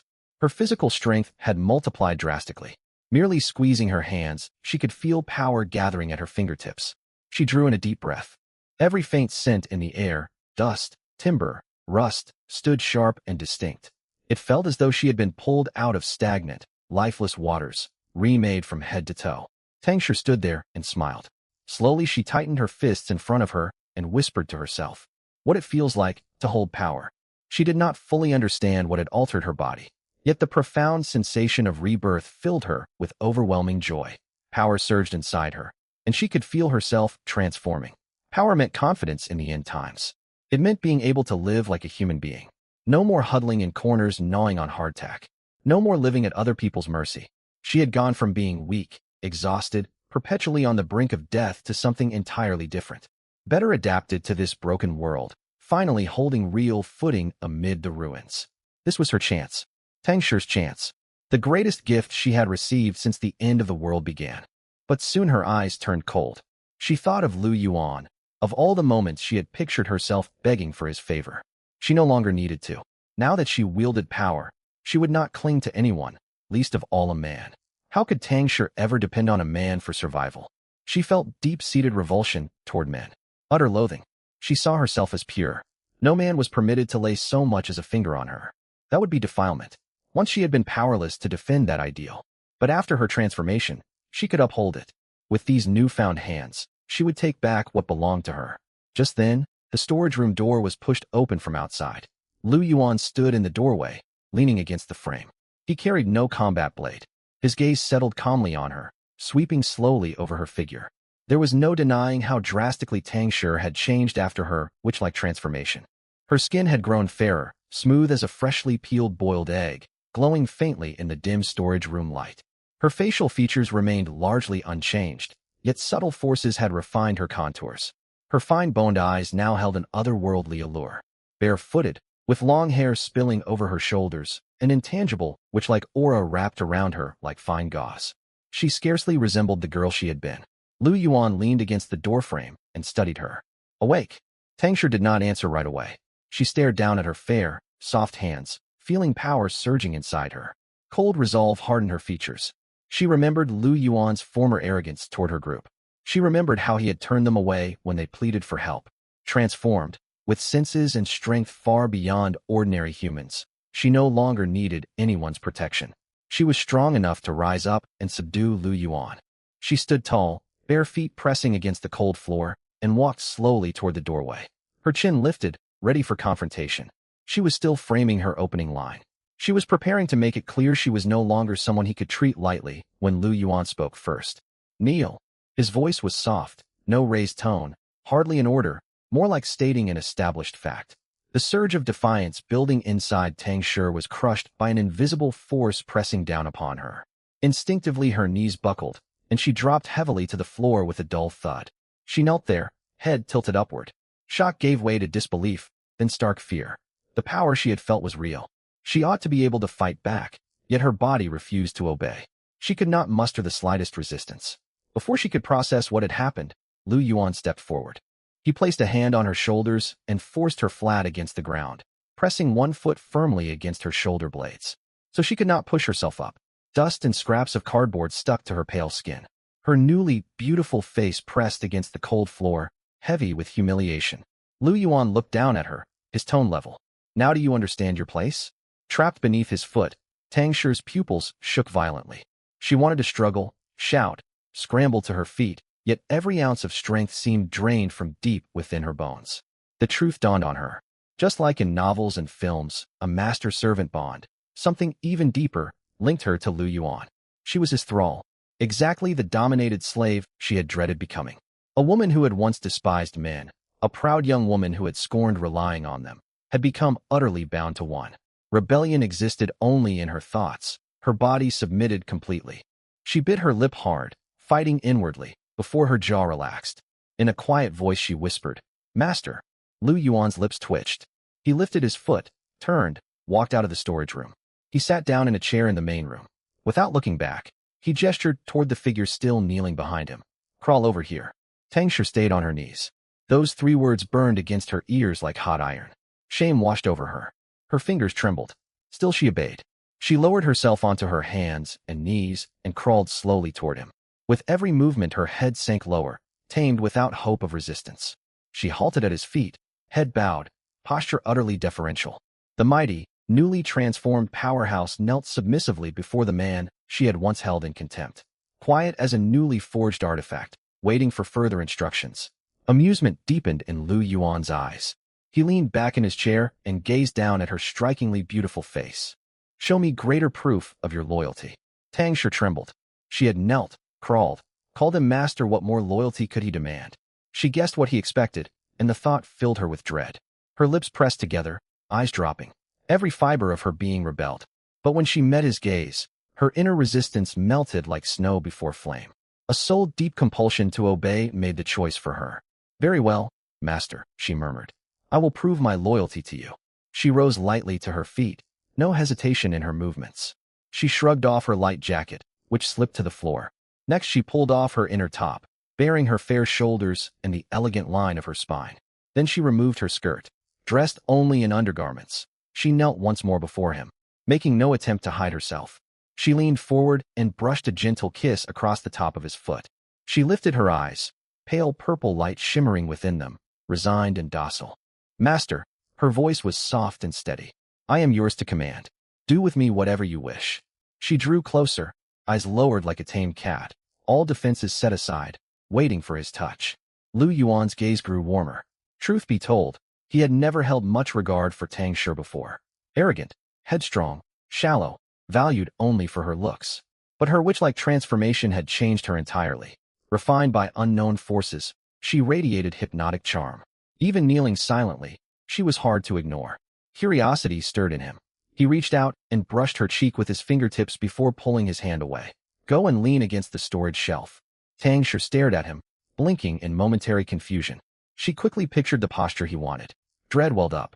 Her deep-rooted belief in her own purity made the prospect agonizing. The spark of defiance was quickly smothered. She was his thrall now. Obedience was her overriding instinct. "Yes." Her tone was soft, devoid of protest. Barefooted, she walked to the wall-mounted shelf, placed her hands upon its surface, and leaned forward. She leaned forward into the posture he had ordered. Footsteps approached from behind. Each step amplified the weight pressing down on her. Tangshi closed her eyes, all capacity for resistance gone. More than an hour later, Tangshi lay exhausted on the storage room floor. Much of the faint glow from her witch-like state had faded away. Curled weakly, her arms lay limp before her, her breathing shallow and ragged. Her stare was blank and unfocused. A large hollow feeling lingered deep inside her, as though vitality had been drawn out of her body. Lu Yuan stood a short distance away, calmly straightening his clothes. He looked far healthier than before, eyes bright, brimming with renewed energy. Tangshi's suspicion was correct. The witch elixir allowed a master to siphon life force and vitality from their witch. That was one major reason Lu Yuan had grown interested in her transformed form. The witch state had largely burned itself out inside Tangshi. What had been taken would not return instantly. Time alone would let her power rebuild. Once her strength returned, Lu Yuan could draw from her again whenever he wished. She could never truly escape. Lu Yuan walked over and glanced down at her collapsed form. He picked up the discarded jacket and tossed it over her to cover her exposed skin. The gesture was practical rather than gentle, like putting an object back in its place. "Return to room 201, he said flatly. "I have 2 tasks for you." Even in her depleted state, Tangshi forced herself to move. Bracing against the floor, she sank back onto her knees before him. Her legs shook violently. Her voice was hoarse yet deliberate. "Tell me, master." Lu Yuan watched her trembling and gave a faint nod of approval. Witches were unquestioningly loyal and obedient. A valuable asset for the end times, a powerful ally for the days ahead. "First," Lu Yuan said, "if you hear heavy commotion in the corridor, hordes of monsters stirring, open room 201's door and let them enter." Tangshi was surprised. She did not understand his plan, yet inner compulsion overrode all questions. "I understand." Lu Yuan fell quiet, considering how to phrase the second order. He drew his mechanical combat knife, sliced cleanly across his own forearm. Silver-tinged blood welled from the cut. Master! Tang Shi tried to rise in alarm, but crippling weakness pulled her back down to her knees. She watched silver flecks shimmer within his dark blood. A primal dread welled in her soul. Every instinct screamed at her to draw back. She bowed her head, even more submissive than before. Ignoring her reaction, Lu Yuan held his bleeding arm over an empty bottle and collected a half portion of the strangely glowing blood. He set down the blade, tied a tourniquet tightly around his wound, then handed the bottle to Tang Shi. Second task, he said evenly. Pour this blood into the drinking water of everyone staying in room 201. Make certain every single person drinks it. Tang Shi stared at the bottle, silver specks swirling inside the liquid. Her heart raced. She still could not fathom his motives, yet she took the bottle. I understand. Her fingers flinched against its warm surface, then tightened her grip. She bowed low, forehead nearly touching the floor. I shall carry out everything you command, master. Satisfied by her complete submission, Lu Yuan jerked his chin toward the doorway. Go. Tang Shi pushed herself upright, tucked the bottle safely inside her jacket, slipped the garment on. She walked barefoot out of the room, each step slow and unsteady. Wait. She halted and looked back. Ask Qiu Yuan to take you to the freezer, Lu Yuan told her. There is food there for you. You will receive rations for 2 days only. Once the black mist lifts, I will take you outside to search for more supplies. Confusion flickered across Tang Shi's face. She had assumed she would be cast aside once used. Gratitude stirred within her. Without further questions, she knelt and bowed deeply once more. Thank you, master. Go. She stood and left without looking back. The door clicked shut behind her. Her footsteps faded down the corridor, swallowed by black mist. Silence settled over the main room. Leaning against the chair, Lu Yuan's mind worked through every thread of his scheme.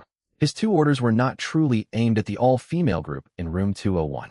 He thought little of those women, a quarrelsome, fractious mob who posed no real threat. He kept them alive for one simple reason. If this flat were the only safe haven on the floor, all danger would converge here. But with room 201 acting as a buffer, threats would manifest there first, buying him precious warning and time to react. He could destroy them whenever he pleased. No elaborate plotting required. His real target was the cleric. He trusted neither the old woman's warnings nor the cleric's words. Keeping contingency plans against both sides was prudent. All preparations were complete. Now he would wait to see how events unfolded. A faint, amused smile tugged at Lu Yuan's mouth.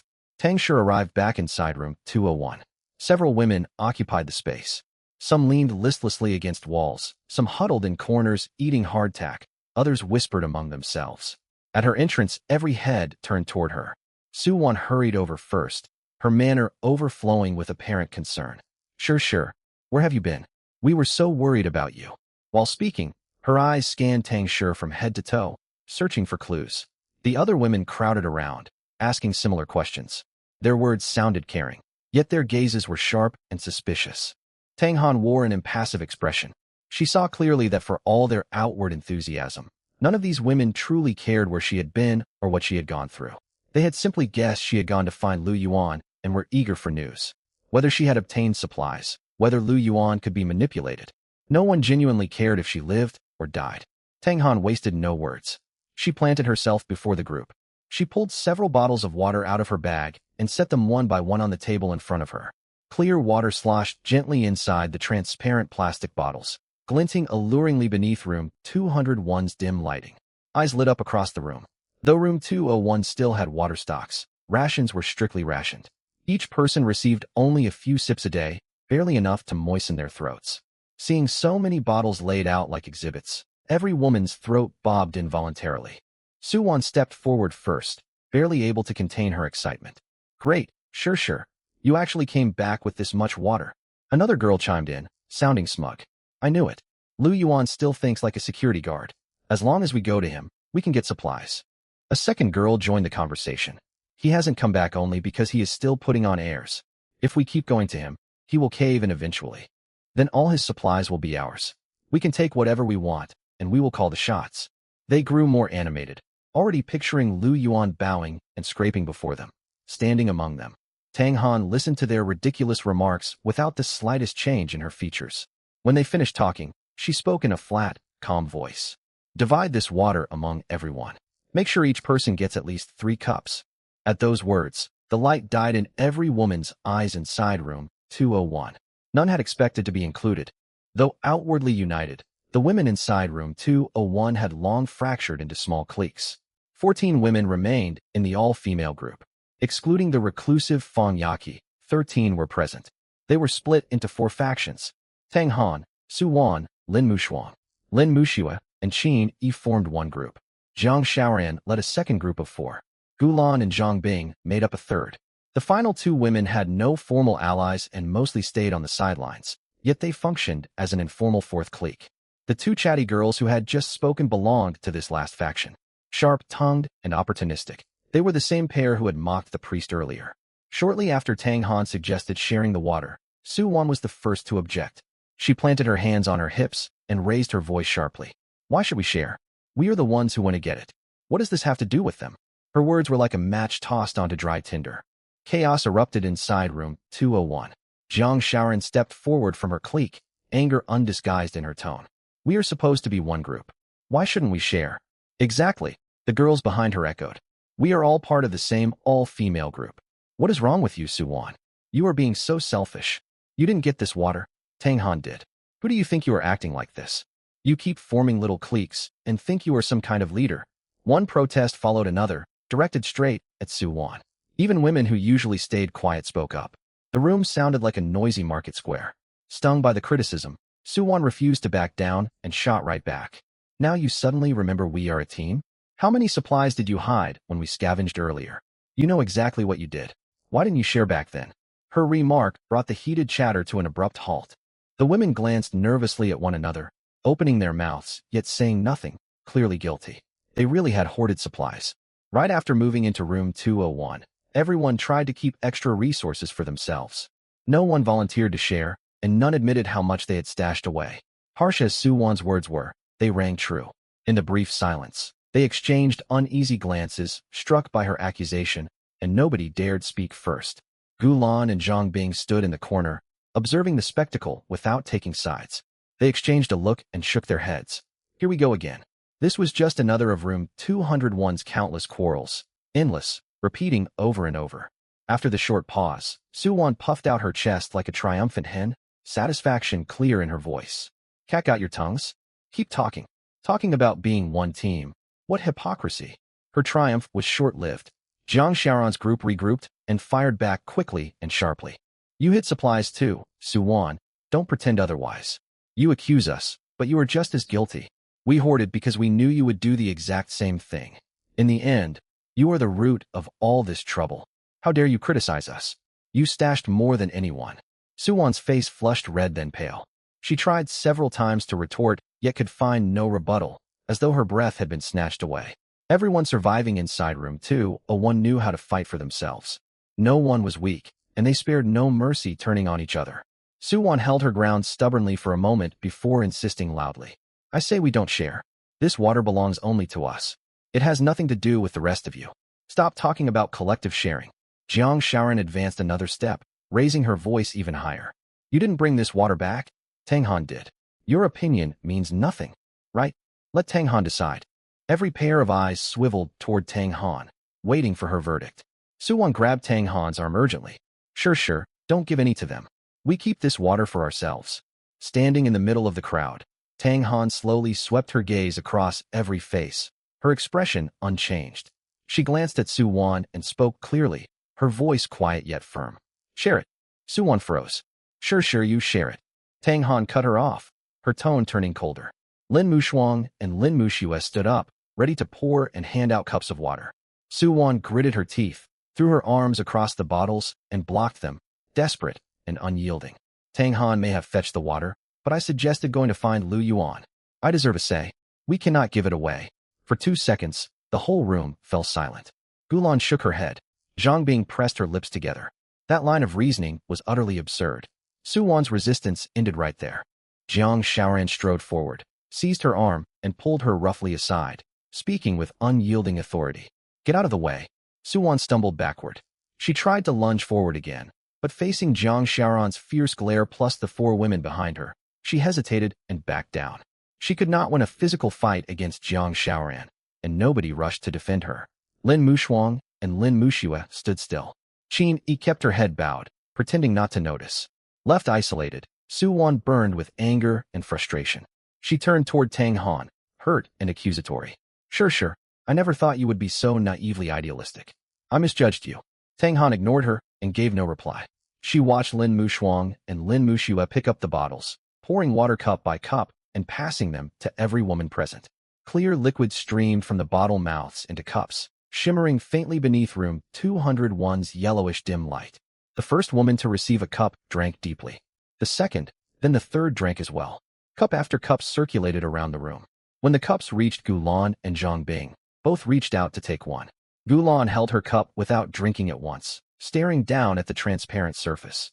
Lu Yuan would not send water back with Tang Han without a reason. Every move he made was calculated. Still, Gulan understood another truth.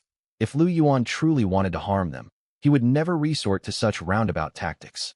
He possessed blades, gear, 3 allies, and overwhelming strength. Room 201 did not even have a reinforced door. If he wanted to kill them, he could have done so long ago without all this scheming. She glanced at Zhang Bing. Zhang Bing met her eyes and gave a slight nod, then drank the whole cup in one clean motion. Gulan looked back down and brought the cup to her lips, drinking it all in one go. The water felt cool on her tongue, carrying a faint, odd, sweet metallic tang, as though something had been mixed in. It tasted unlike ordinary water, yet there was no obvious strange flavor. She set down the cup and wiped her mouth expressionlessly, saying nothing. Soon the cups reached the final 2 women. The sidelines pair took their cups giggling, treating the water lightly and gulping it down immediately. One smacked her lips after finishing. This water tastes surprisingly good. Agreed. It tastes sweet, different from what we usually drink.